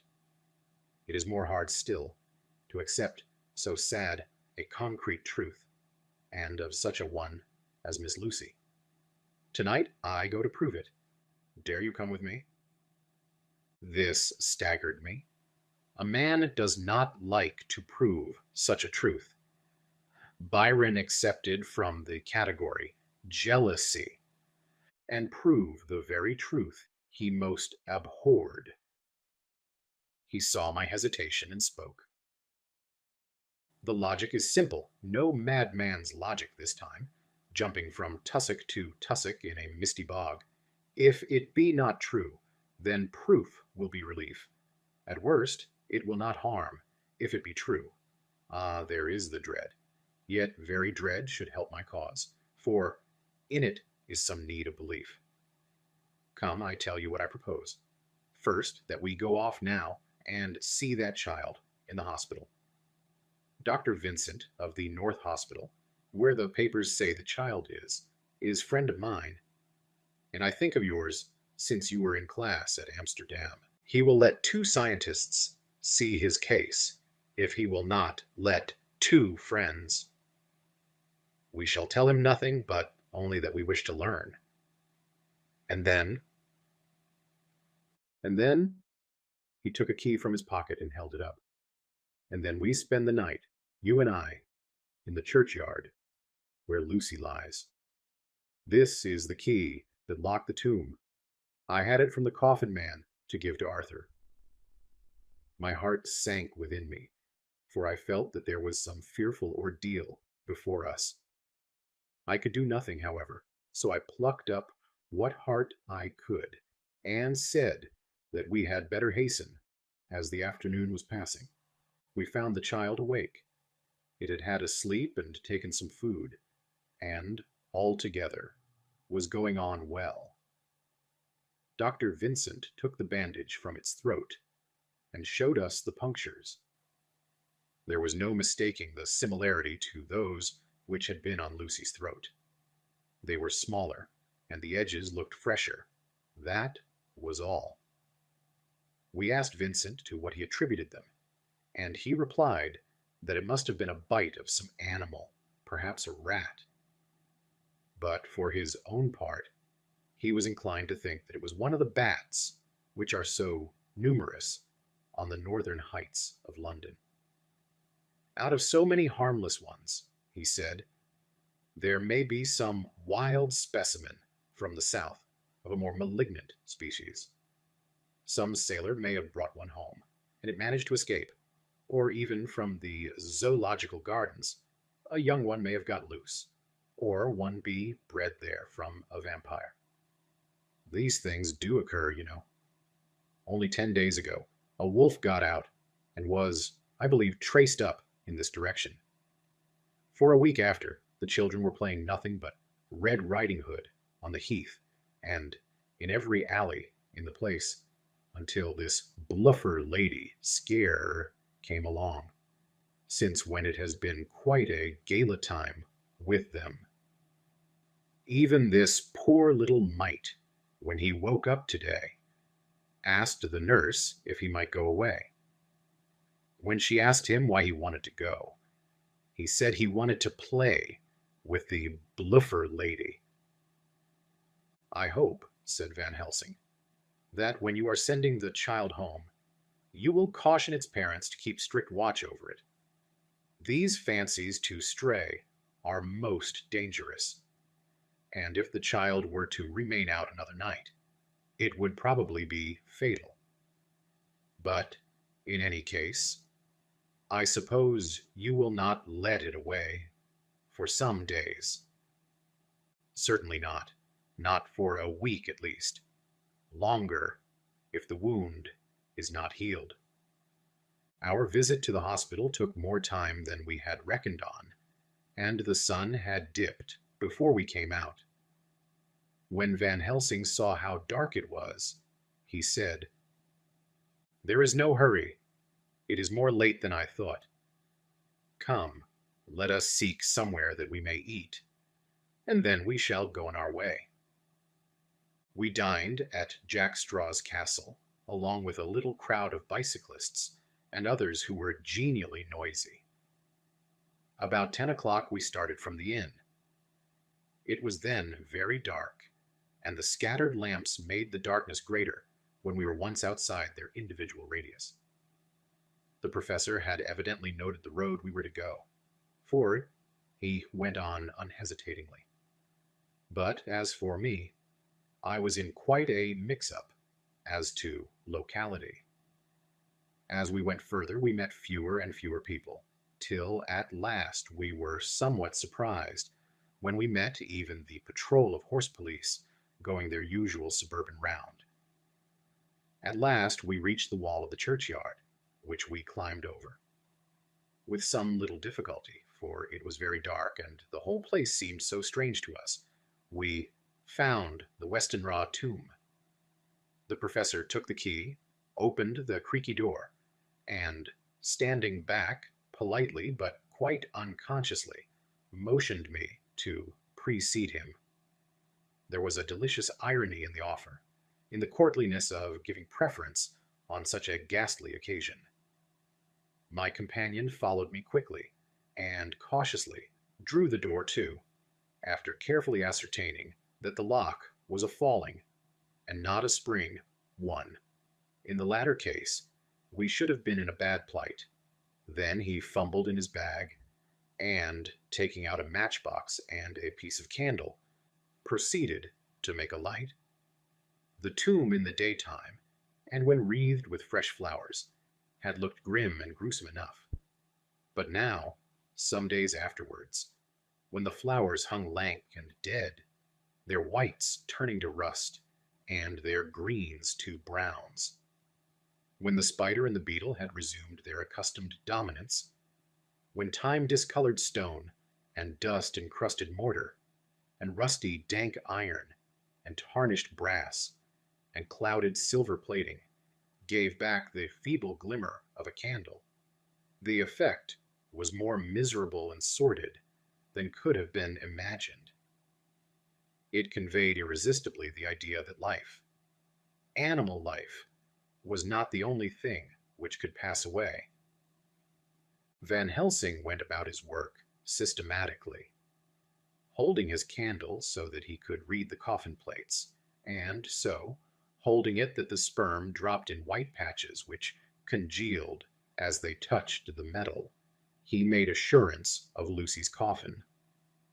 Another search in his bag, and he took out a turnscrew. "What are you going to do?" I asked. "To open the coffin." You shall yet be convinced." Straightway, he began taking out the screws, and finally lifted off the lid, showing the casing of lead beneath. The sight was almost too much for me. It seemed to be as much an affront to the dead as it would have been to have stripped off her clothing in her sleep whilst living. I actually took hold of his hand to stop him. He only said, "You shall see," and again, fumbling in his bag, took out a tiny fret saw. Striking the turn screw through the lead with a swift downward stab, which made me wince, he made a small hole, which was, however, big enough to admit the point of the saw. I had expected a rush of gas from the week-old corpse. We doctors, who have had to study our dangers, have to become accustomed to such things, and I drew back towards the door. But the professor never stopped for a moment. He sawed down a couple of feet along one side of the lead coffin, and then across and down the other side. Taking the edge of the loose flange, he bent it back towards the foot of the coffin, and, holding up the candle into the aperture, motioned to me to look. I drew near and looked. The coffin was empty. It was certainly a surprise to me, and gave me a considerable shock, but Van Helsing was unmoved. He was now more sure than ever of his ground, and so emboldened to proceed in his task. "Are you satisfied now, friend John?" he asked. I felt all the dogged argumentativeness of my nature awake within me as I answered him. "HOLMWOOD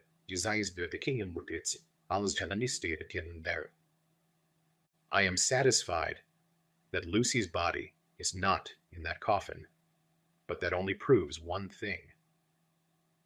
"And what is that, friend John?"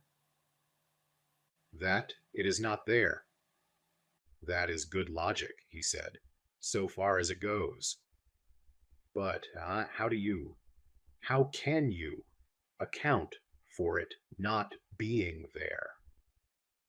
"Perhaps a body snatcher," I suggested. "Some of the Undertaker's people may have stolen it." I felt that I was speaking folly, and yet it was the only real cause which I could suggest.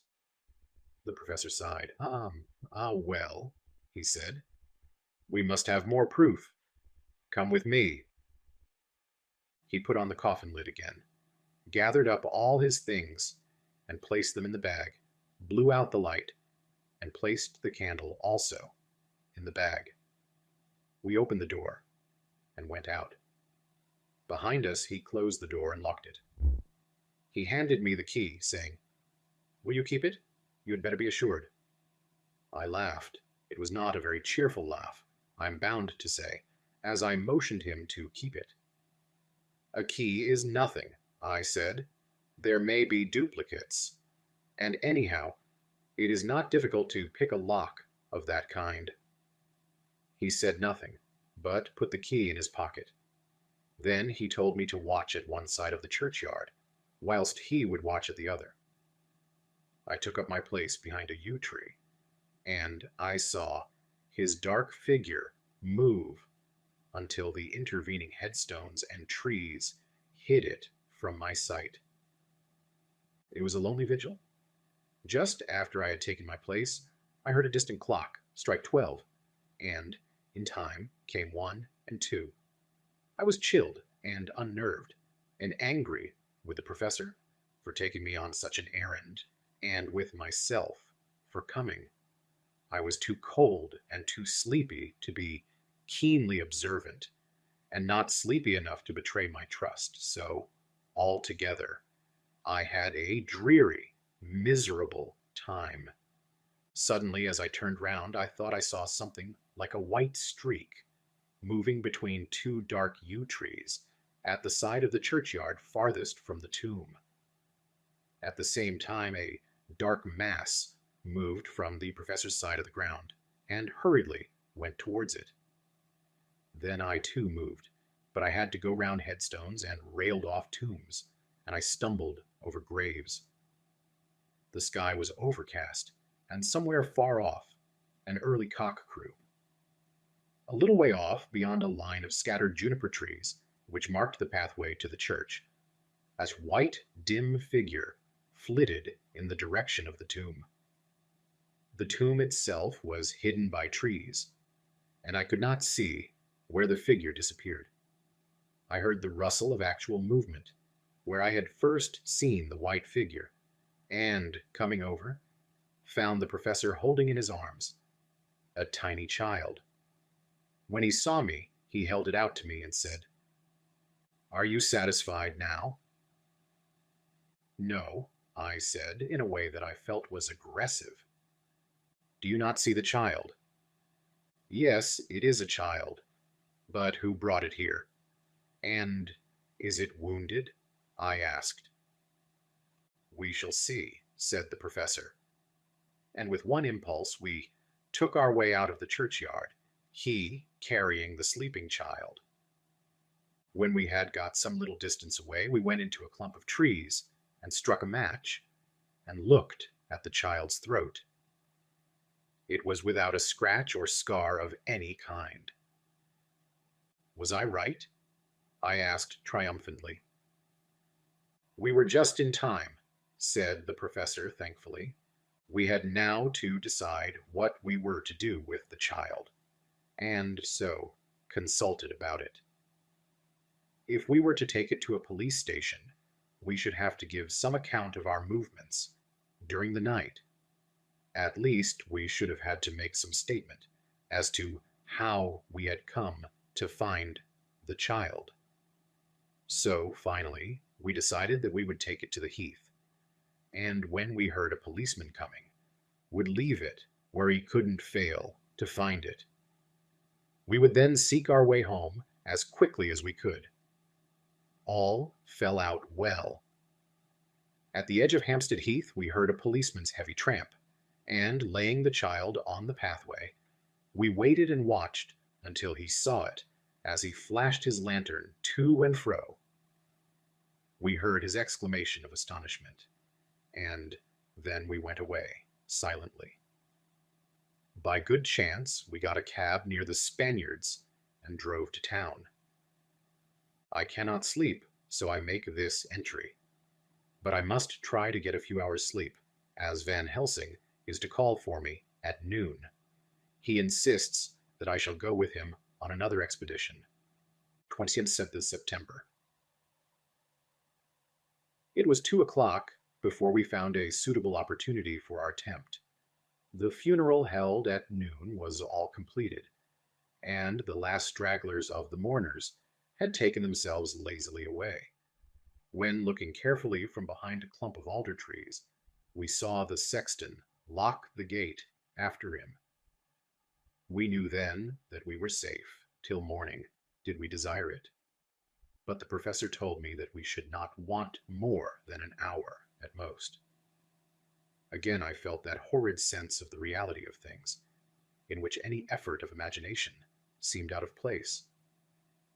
And I realized distinctly the perils of the law which we were incurring in our unhallowed work. Besides, I felt it was all so useless. Outrageous as it was to open a leaden coffin, to see if a woman dead nearly a week were really dead, it now seemed the height of folly to open the tomb again, when we knew from the evidence of our own eyesight that the coffin was empty. I shrugged my shoulders, however, and rested silent, for Van Helsing had a way of going on his own road, no matter who remonstrated. He took the key, opened the vault, and again courteously motioned me to proceed. The place was not so gruesome as last night, but oh, how unutterably mean-looking when the sunshine streamed in. Van Helsing walked over to Lucy's coffin, and I followed. He bent over and again forced back the leaden flange, and then a shock of surprise and dismay shot through me. There lay Lucy, seemingly just as we had seen her the night before her funeral.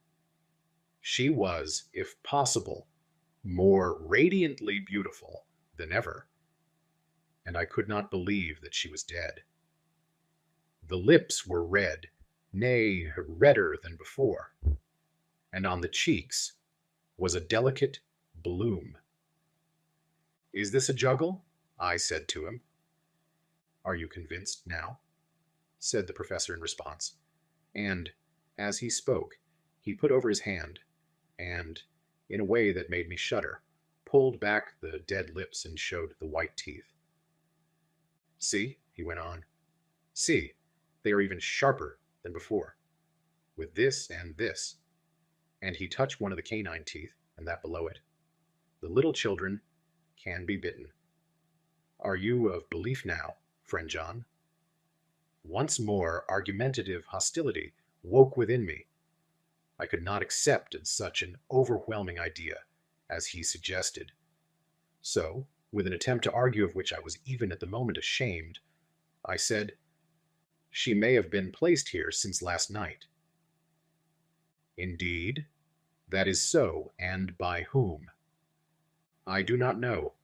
Someone has done it." "And yet she has been dead 1 week. Most peoples in that time would not look so." I had no answer for this, so was silent. Van Helsing did not seem to notice my silence. At any rate, he showed neither chagrin nor triumph. He was looking intently at the face of the dead woman, raising the eyelids and looking at the eyes, and once more opening the lips and examining the teeth. Then he turned to me and said, "Here, there is one thing which is different from all recorded. Here is some dual life that is not as the common. She was bitten by the vampire when she was in a trance, sleepwalking. Oh, you start. You do not know that, friend John, but you shall know it all later. And in trance could he best come to take more blood. In trance she died, and in trance she is undead too. So it is that she differ from all other. Usually, when the undead sleep at home," as he spoke, he made a comprehensive sweep of his arm to designate what to a vampire was home. "Their face show what they are.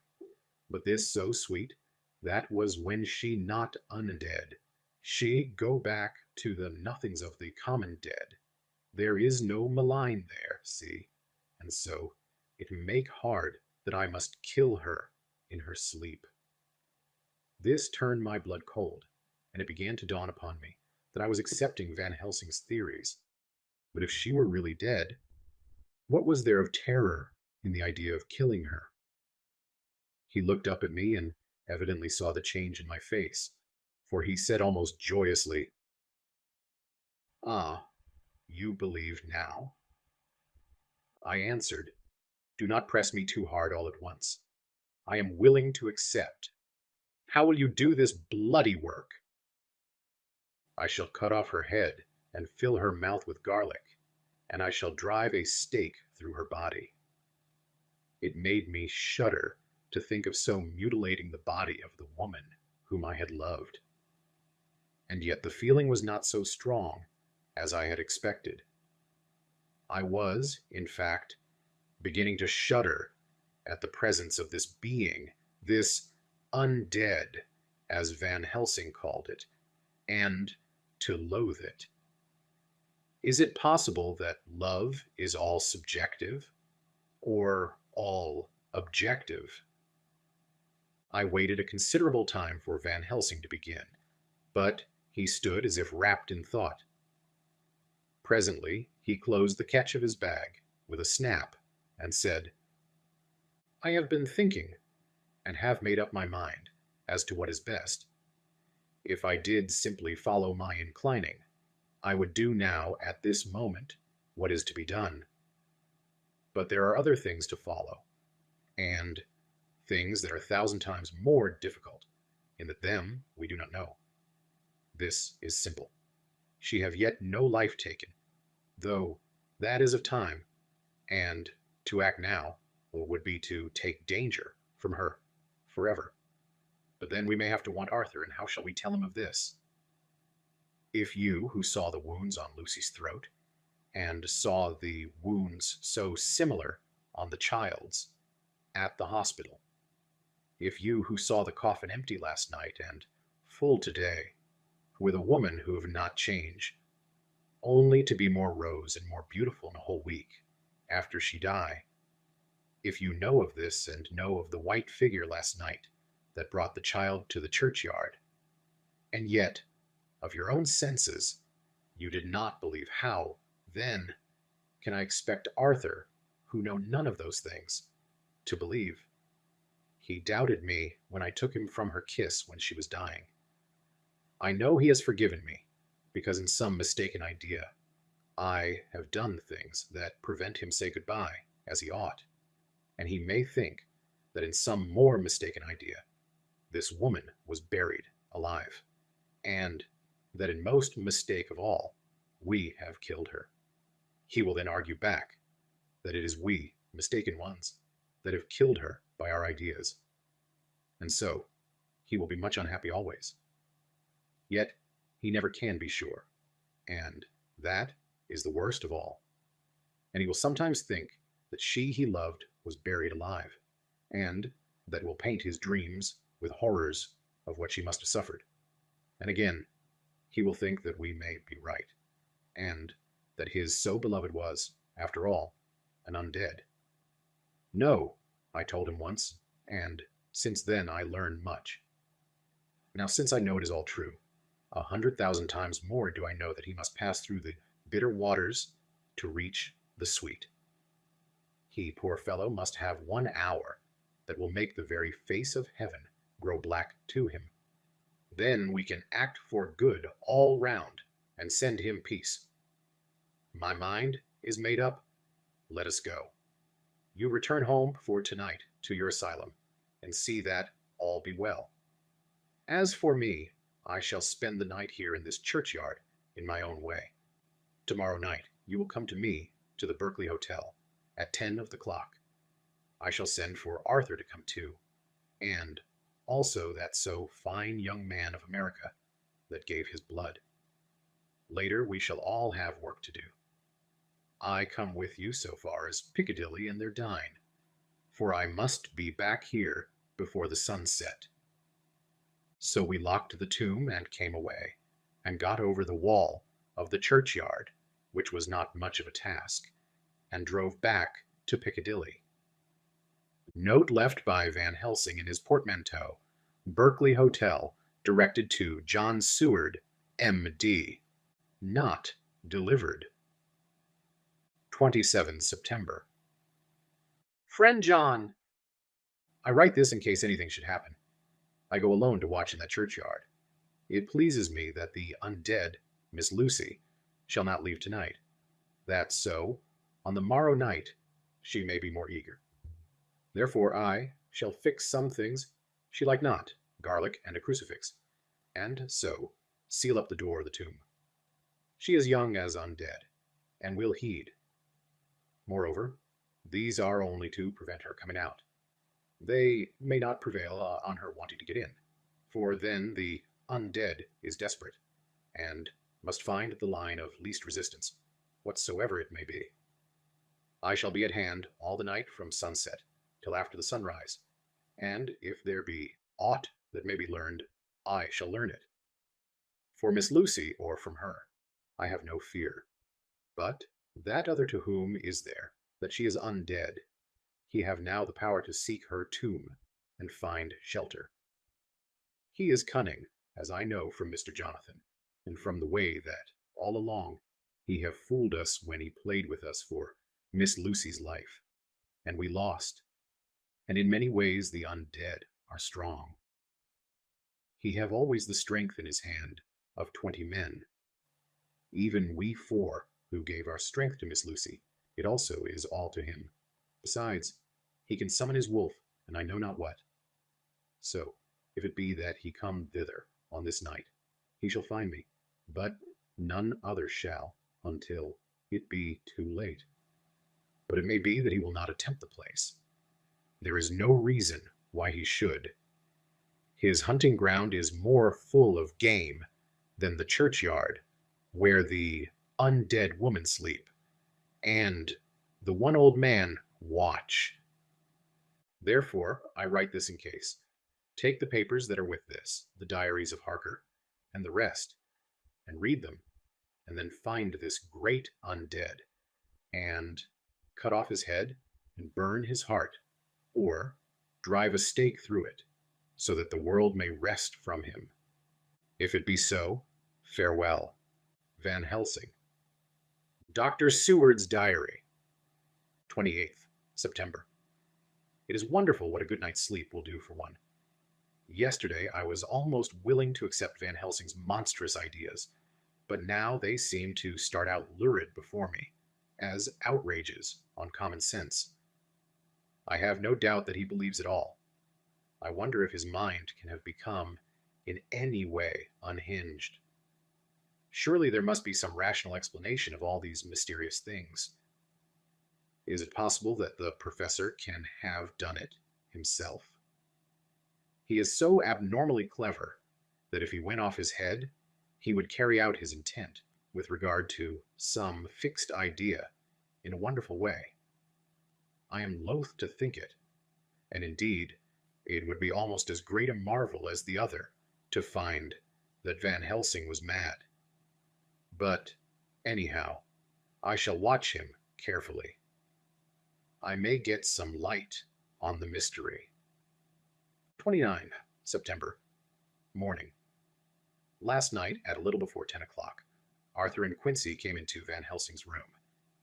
He told us all that he wanted us to do, but especially addressing himself to Arthur, as if all our wills were centered in his. He began by saying that he hoped we would all come with him too.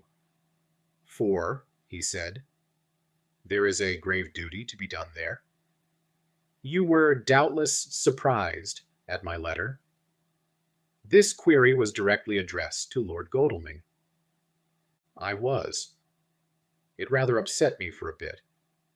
There has been so much trouble around my house of late that I could do without any more. I have been curious, too, as to what you mean. Quincy and I talked it over. But the more we talked, the more puzzled we got.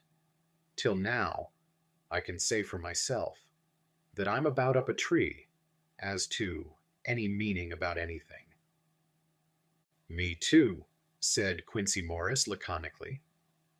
Oh, said the professor, then you are nearer the beginning, both of you, than friend John here, who has to go a long way back before he can even get so far as to begin. It was evident that he recognized my return to my old doubting frame of mind, without my saying a word. Then, turning to the other two, he said with intense gravity, I want your permission to do what I think good this night. It is, I know, much to ask. And when you know what it is I propose to do, you will know, and only then how much. Therefore, may I ask that you promise me in the dark, so that afterwards, though you may be angry with me for a time, I must not disguise from myself the possibility that such may be. You shall not blame yourselves for anything. That's frank, anyhow, broke in Quincy. I'll answer for the professor. I don't quite see his drift, but I swear he's honest. And that's good enough for me. I thank you, sir, said Van Helsing proudly. I have done myself the honor of counting you one trusting friend, and such endorsement is dear to me. He held out a hand, which Quincy took. Then Arthur spoke out. Dr. Van Helsing, I don't quite like to buy a pig in a poke, as they say in Scotland, and if it be anything in which my honor as a gentleman or my faith as a Christian is concerned, I can't make such a promise. If you can assure me that what you intend does not violate either of these two, then I give my consent at once, though for the life of me, I can't understand what you're driving at. I accept your limitation, said Van Helsing, and all I ask of you is that if you feel it necessary to condemn any act of mine, you will first consider it well and be satisfied that it does not violate your reservations." "Agreed," said Arthur. "That is only fair. And now that the poor parlors are over, may I ask what it is we are to do?" "I want you to come with me, and to come in secret to the churchyard at Kingstead." Arthur's face fell as he said, in an amazed sort of way, "Where poor Lucy is buried." The professor bowed. Arthur went on, "And when there?" "To enter the tomb." Arthur stood up. "Professor, are you in earnest, or it is some monstrous joke? Pardon me. I see that you are in earnest." He sat down again, but I could see that he sat firmly and proudly, as one who is on his dignity.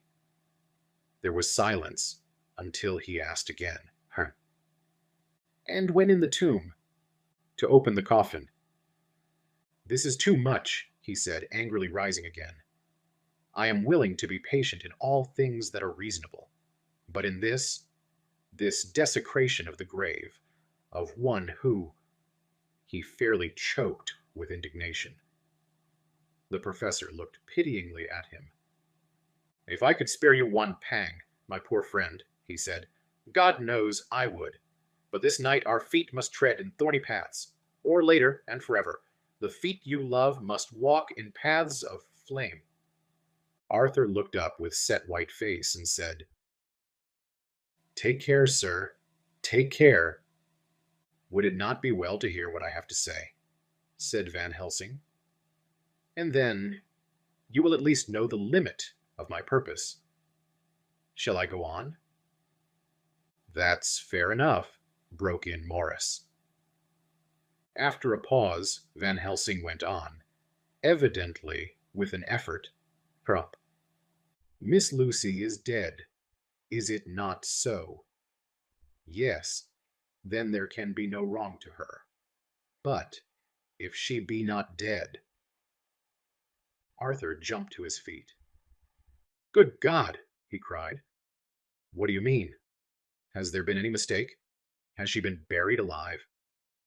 He groaned in anguish that not even hope could soften. "I did not say she was alive, my child. I did not think it. I go no further than to say that she might be undead." "Undead! Not alive! What do you mean? Is this all a nightmare, or what is it?"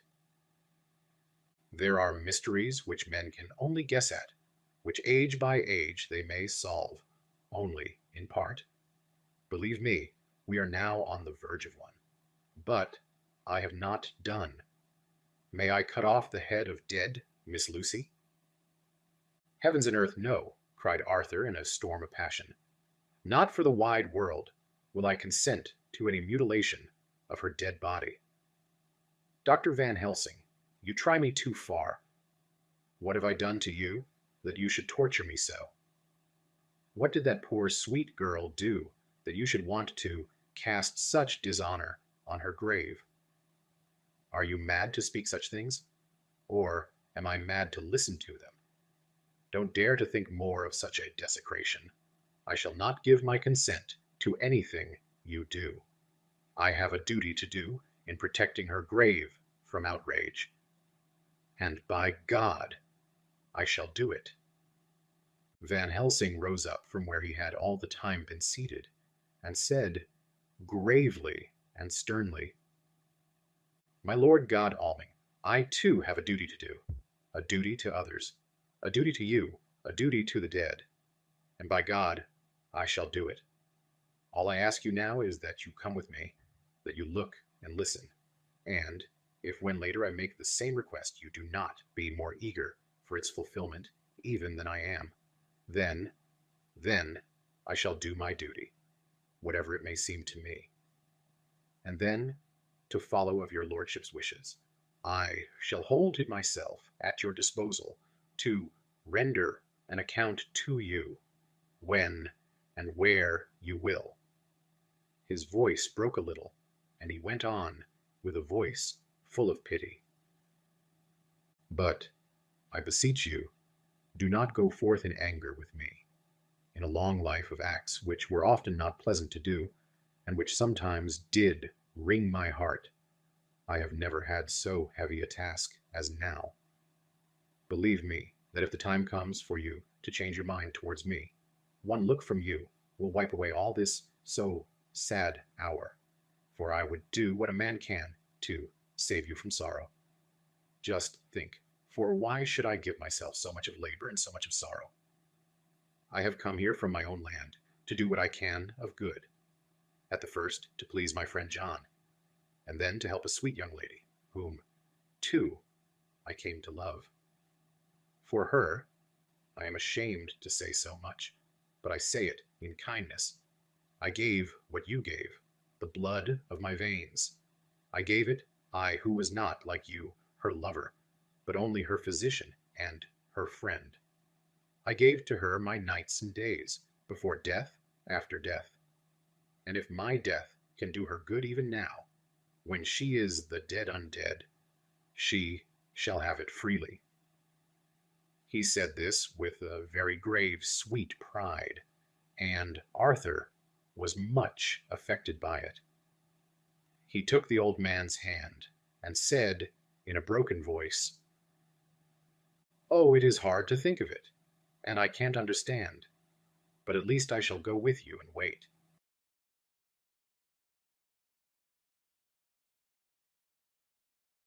Chapter 16, Dr. Seward's Diary, continued. It was just a quarter before 12 o'clock when we got into the churchyard, over the low wall. The night was dark, with occasional gleams of moonlight between the rents of the heavy clouds that scudded across the sky. We all kept somehow close together, with Van Helsing slightly in front as he led the way. When we had come close to the tomb, I looked well at Arthur, for I feared that the proximity to a place laden with so sorrowful memory would upset him. But he bore himself well.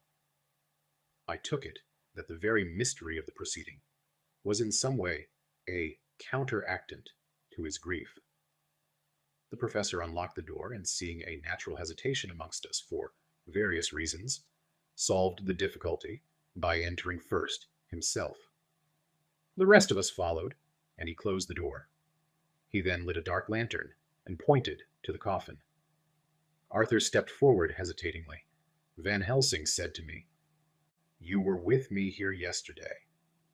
Was the body of Miss Lucy in that coffin?" "It was." The professor turned to the rest, saying, "You here, and yet there is no one who does not believe with me." He took his screwdriver and again took off the lid of the coffin. Arthur looked on, very pale but silent. When the lid was removed, he stepped forward. He evidently did not know that there was a leaden coffin, or, at any rate, had not thought of it.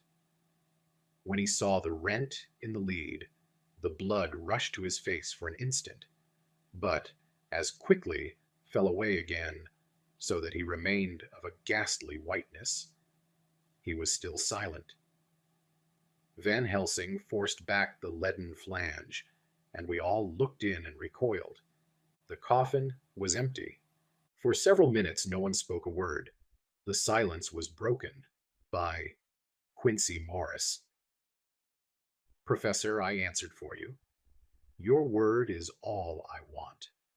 I wouldn't ask such a thing ordinarily. I wouldn't so dishonor you as to imply a doubt. But this is a mystery that goes beyond any honor or dishonor. Is this your doing? I swear to you by all that I hold sacred, that I have not removed nor touched her. What happened was this. 2 nights ago, my friend Seward and I came here. With good purpose, believe me. I opened that coffin, which was then sealed up, and we found it, as now, empty. We then waited and saw something white come through the trees. The next day we came here in daytime, and she lay there. Did she not, friend John? Yes. That night we were just in time. One more so small child was missing, and we find it, thank God, unharmed amongst the graves. Yesterday I came here before sundown, for at sundown the undead can move. I waited here all the night till the sun rose, but I saw nothing. It was most probable that it was because I had laid over the clamps of those doors garlic, which the undead cannot bear, and other things which they shun. Last night there was no exodus, so tonight before the sundown I took away my garlic and other things. And so it is we find this coffin empty. But bear with me. So far there is much that is strange. Wait you with me outside, unseen and unheard, and things much stranger are yet to be. So, here he shut the dark slide of his lantern. Now, to the outside. He opened the door, and we filed out, he coming last, and locking the door behind him. Oh, but it seemed fresh and pure in the night air, after the terror of that vault. How sweet it was to see the clouds race by, and the passing gleams of the moonlight between the scudding clouds, crossing and passing, like the gladness and sorrow of a man's life. How sweet it was to breathe the fresh air that had no taint of death and decay. How humanizing to see the red lighting of the sky beyond the hill, and to hear far away the muffled roar that marks the life of a great city. Each in his own way was solemn and overcome. Arthur was silent, and was, I could see, striving to grasp the purpose and the inner meaning of the mystery. I was myself tolerably patient, and half inclined again to throw aside doubt and to accept Van Helsing's conclusions. Quincey Morris was phlegmatic in the way of a man who accepts all things, and accepts them in the spirit of cool bravery, with hazard of all he has to stake. Not being able to smoke, he cut himself a good-sized plug of tobacco and began to chew. As to Van Helsing, he was employed in a definite way. First, he took from his bag a mass of what looked like thin, wafer-like biscuit, which was carefully rolled up in a white napkin.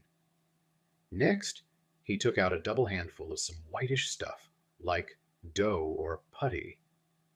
He crumbled the wafer up fine and worked it into the mass between his hands. This he then took, and rolling it into thin strips, began to lay them into the crevices between the door and its setting in the tomb. I was somewhat puzzled at this, and being close, asked him what it was that he was doing.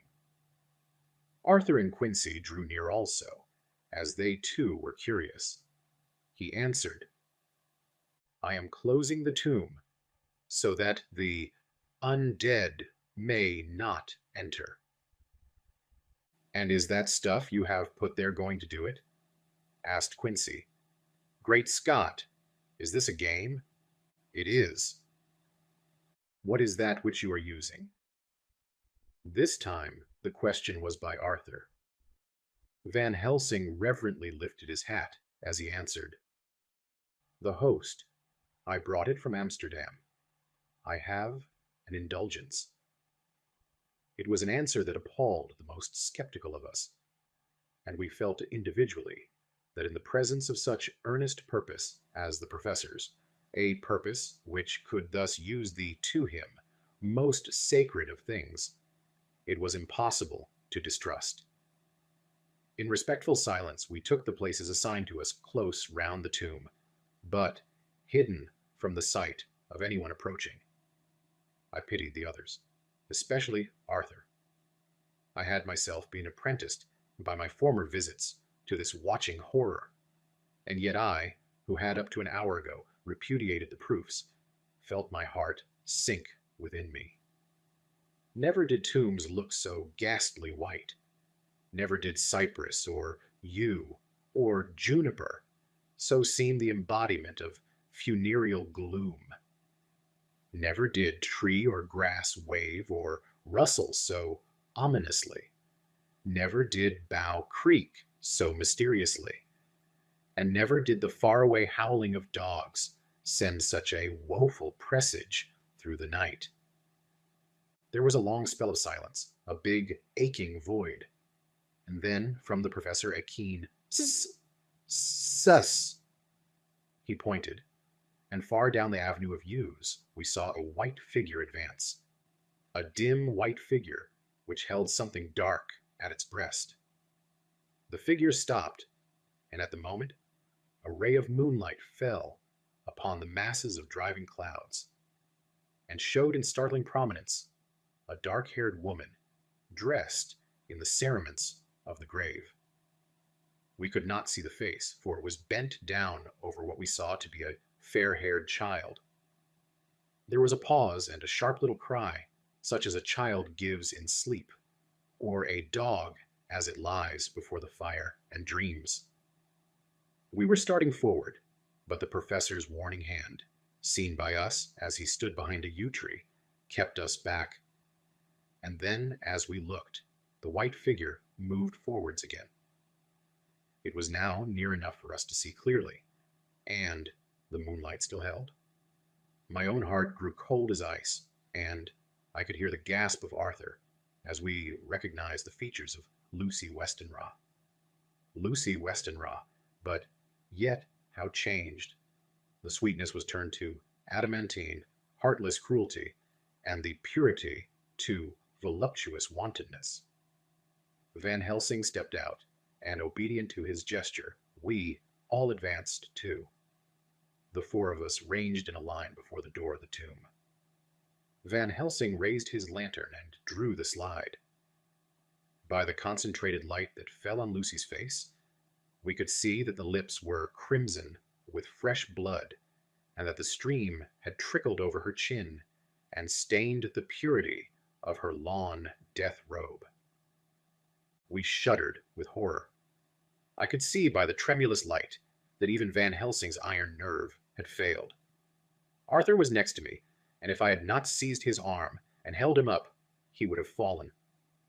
When Lucy, I call the thing that was before us Lucy, because it bore her shape, saw us, she drew back with an angry snarl, such as a cat gives when taken unawares. Then her eyes ranged over us. Lucy's eyes in form and color, but Lucy's eyes unclean and full of hellfire, instead of the pure, gentle orbs we knew. At that moment, the remnant of my love passed into hate and loathing. Had she then to be killed, I could have done it with savage delight. As she looked, her eyes blazed with unholy light, and the face became wreathed with a voluptuous smile. Oh God, how it made me shudder to see it. With a careless motion, she flung to the ground, callous as a devil, the child that up to now she had clutched strenuously to her breast, growling over it as a dog growls over bone. The child gave a sharp cry and lay there moaning. There was a cold-bloodedness in the act which wrung a groan from Arthur. When she advanced to him with outstretched arms and a wanton smile, he fell back and hid his face in his hands. She still advanced, however, and with a languorous, voluptuous grace, said, "Come to me, Arthur. Leave these others and come to me. My arms are hungry for you. Come, and we can rest together. Come, my husband, come." There was something diabolically sweet in her tones, something of the tingling of glass when struck, which rang through the brains even of us who heard the words addressed to another. As for Arthur, he seemed under a spell. Moving his hands from his face, he opened wide his arms. She was leaping for them when Van Helsing sprang forward and held between them his little golden crucifix. She recoiled from it and, with a suddenly distorted face, full of rage, dashed past him as if to enter the tomb. When within a foot or two of the door, however, she stopped, as if arrested by some irresistible force. Then she turned, and her face was shown in the clear burst of moonlight and by the lamp, which had now no quiver from Van Helsing's iron nerves. Never did I see such baffled malice on a face, and never, I trust, shall such ever be seen again by mortal eyes. The beautiful color became livid. The eyes seemed to throw out sparks of hellfire. The brows were wrinkled as though the folds of the flesh were the coils of Medusa's snakes, and the lovely blood-stained mouth grew to an open square, as in the passion masks of the Greeks and Japanese. If ever a face meant death, if looks could kill, we saw it at that moment. And so for full half a minute, which seemed an eternity, she remained between the lifted crucifix and the sacred closing of her means of entry. Van Helsing broke the silence by asking Arthur, "Alles misverdoe. Answer me, oh my friend. Am I to proceed in my work?" Arthur threw himself on his knees and hid his face in his hands as he answered, "Do as you will, friend, do as you will. There can be no horror like this ever any more." And he groaned in spirit. Quincy and I simultaneously moved towards him and took his arms. We could hear the click of the closing lantern as Van Helsing held it down. Coming close to the tomb, he began to remove from the chinks some of the sacred emblem which he had placed there. We all looked on in horrified amazement as we saw, when he stood back, the woman with a corporeal body, as real at that moment as our own, pass in through the interstice where scarce a knife blade could have gone. We all felt a glad sense of relief when we saw the professor calmly restoring the strings of putty to the edges of the door. When this was done, he lifted the child and said, "Come now, my friends, we can do no more till tomorrow. There is a funeral at noon, so here we shall all come before long after that. The friends of the dead will all be gone by 2, and when the sexton lock the gate, we shall remain. Then there is more to do, but not like this of tonight. As for this little one, he is not much hurt harm, and by tomorrow night he shall be well. We shall leave him where the police will find him, as on the other night, and then to home." Coming close to Arthur, he said, "My friend Arthur, you have had a sore trial, but after, when you look back, you will see how it was necessary. You are now in the bitter waters, my child. By this time tomorrow, you will, please God, have passed them and have drunk of the sweet waters. So do not mourn overmuch. Till then, I shall not ask you to forgive me." Arthur and Quincy came home with me, and we tried to cheer each other on the way. We had left the child in safety and were tired, so we all slept with more or less reality of sleep. 29th September, night. A little before 12 o'clock, we three, Arthur, Quincy Morris, and myself, called for the professor. It was odd to notice that by common consent we'd all put on black clothes. Of course Arthur wore black, for he was in deep mourning, but the rest of us wore it by instinct. We got to the churchyard by 1:30 and strolled about, keeping out of official observation, so that when the grave diggers had completed their task and the sexton, under the belief that everyone had gone, had locked the gate, we had the place all to ourselves. Van Helsing, instead of his little black bag, had with him a long leather one, something like a cricketing bag. It was manifestly of fair weight.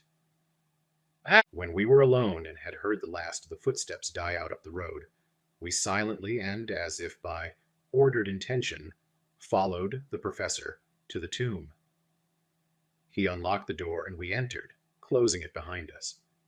Then he took from his bag the lantern, which he lit, and also 2 wax candles, which, when lighted, he stuck by melting their own ends on other coffins, so that they might give light sufficient to work by. When he again lifted the lid off Lucy's coffin, we all looked, Arthur trembling like an aspen, and saw that the body lay there in all its death beauty.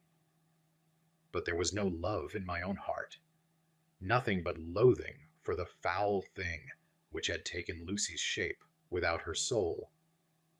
I could see even Arthur's face grow hard as he looked.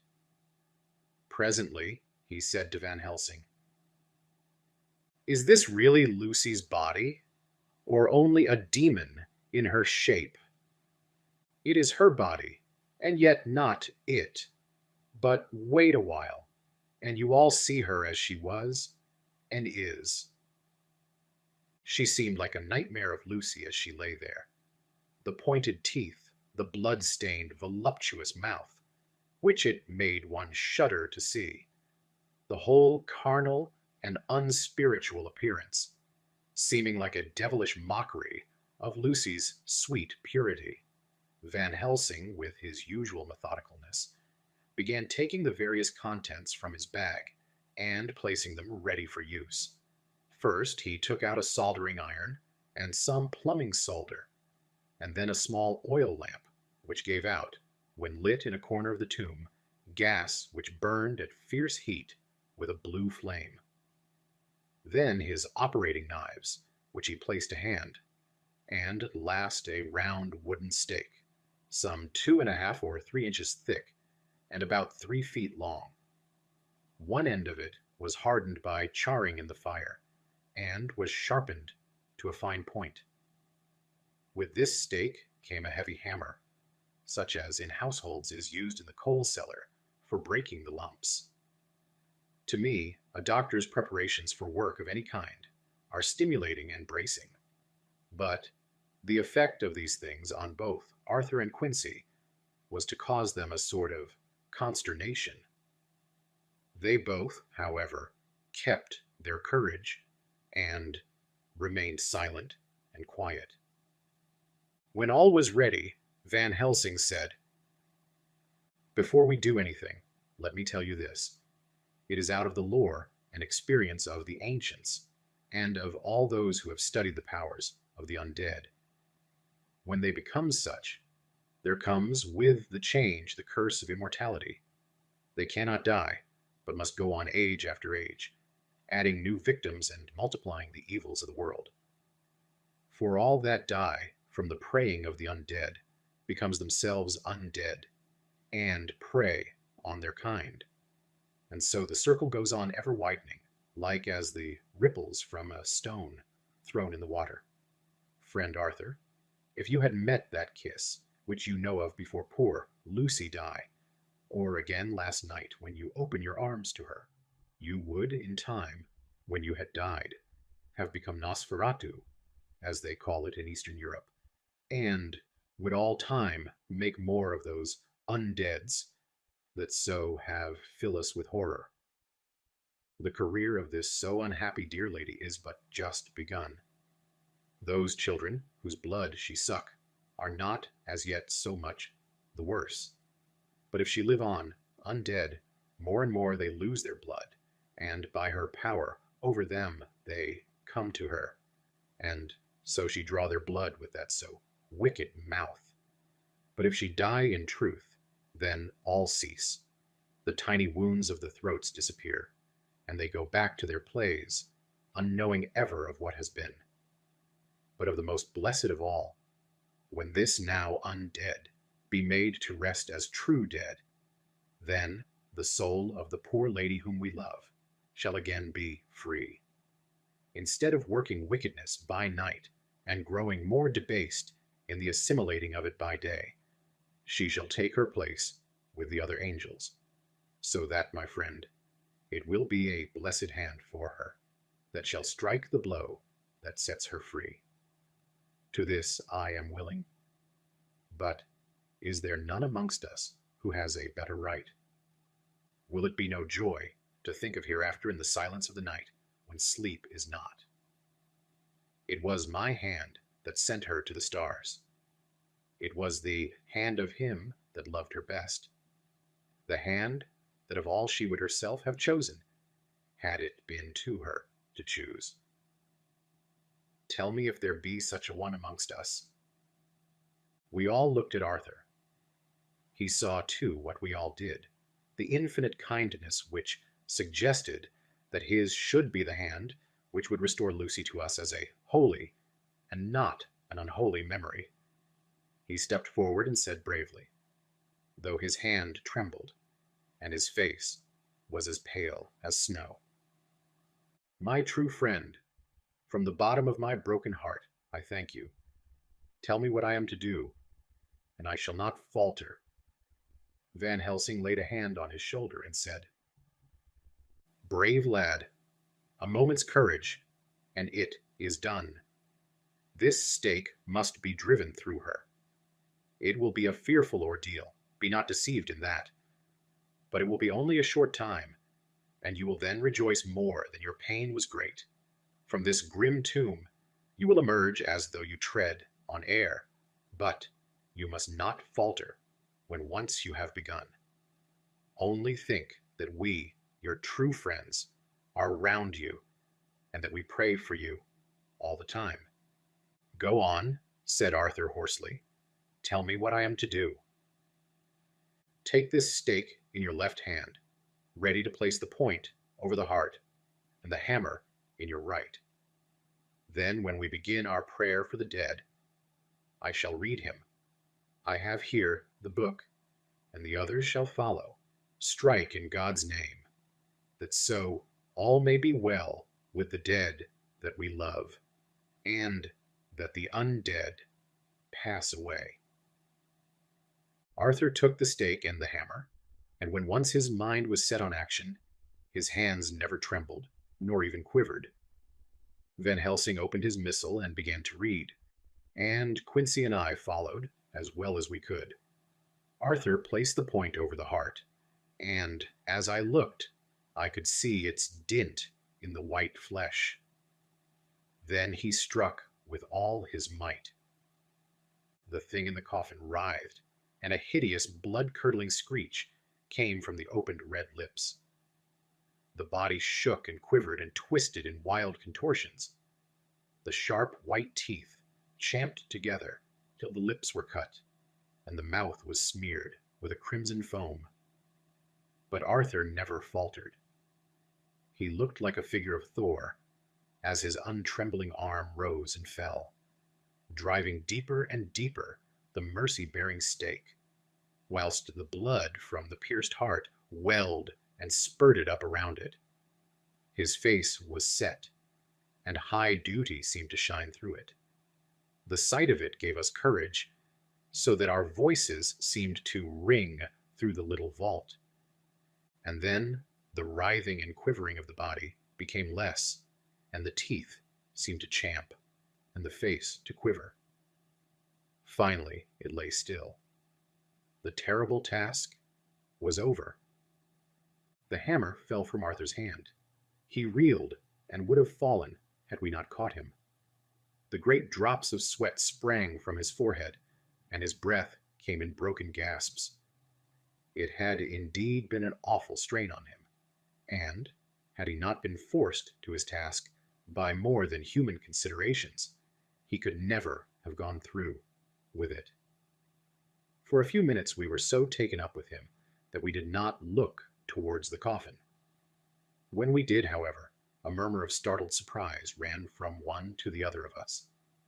We gazed so eagerly that Arthur rose, for he had been seated on the ground, and came and looked too. And then a glad, strange light broke over his face, and dispelled altogether the gloom of horror that lay upon it. There, in the coffin, lay no longer the foul thing that we had so dreaded and grown to hate, that the work of her destruction was yielded as a privilege to the one best entitled to it, but Lucy, as we had seen her in her life, with her face of unequaled sweetness and purity. True that there were there, as we had seen them in life, the traces of care and pain and waste, but these were all dear to us, for they marked her truth to what we knew. One and all, we felt that the holy calm that lay like sunshine over the wasted face and form was only an earthly token and symbol of the calm that was to reign forever. Van Helsing came and laid his hand on Arthur's shoulder and said to him, "And now, Arthur, my friend, dear lad, am I not forgiven?" The reaction of the terrible strain came as he took the old man's hand in his, and raising it to his lips, pressed it, and said, "Forgiven. God bless you that you have given my dear one her soul again, and me peace." He put his hands on the professor's shoulder, and laying his head on his breast, cried for a while, silently, whilst we stood unmoving. When he raised his head, Van Helsing said to him, "And now, my child, you may kiss her. Kiss her dead lips, if you will, as she would have you to, if for her to choose. For she is not a grinning devil now, not any more a foul thing for all eternity. No longer she is the devil's undead. She is God's true dead, whose soul is with him." Arthur bent and kissed her, and then we sent him and Quincy out of the tomb. The professor and I sawed the top off the stake, leaving the point of it in the body. Then we cut off the head and filled the mouth with garlic. We soldered up the leaden coffin, screwed on the coffin lid, and gathering up our belongings, came away. When the professor locked the door, he gave the key to Arthur. Outside, the air was sweet, the sun shone, and the birds sang, and it seemed as if all nature were tuned to a different pitch. There was gladness and mirth and peace everywhere, for we were at rest ourselves on one account, and we were glad, though it was with a tempered joy. Before we moved away, Van Helsing said, "Now, my friends, one step of our work is done, one the most harrowing to ourselves. But there remains a greater task, to find out the author of all this our sorrow, and to stamp him out. I have clues which we can follow, but it is a long task and a difficult, and there is danger in it, and pain. Shall you not all help me? We have learned to believe, all of us. Is it not so? And since so, do we not see our duty? Yes. And do we not promise to go on to the bitter end?" Each in turn we took his hand, and the promise was made. Then said the professor as we moved off, "2 nights hence you shall meet with me and dine together at 7 of the clock, with friend John.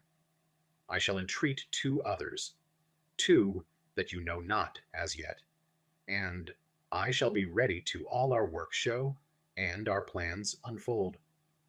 Friend John, you come with me home, for I have much to consult about, and you can help me. Tonight I leave for Amsterdam, but shall return tomorrow night, and then begins our great quest. But first I shall have much to say, so that you may know what is to do and to dread. Then our promise shall be made to each other anew, for there is a terrible task before us, and once our feet are on the plowshare, we must not draw back.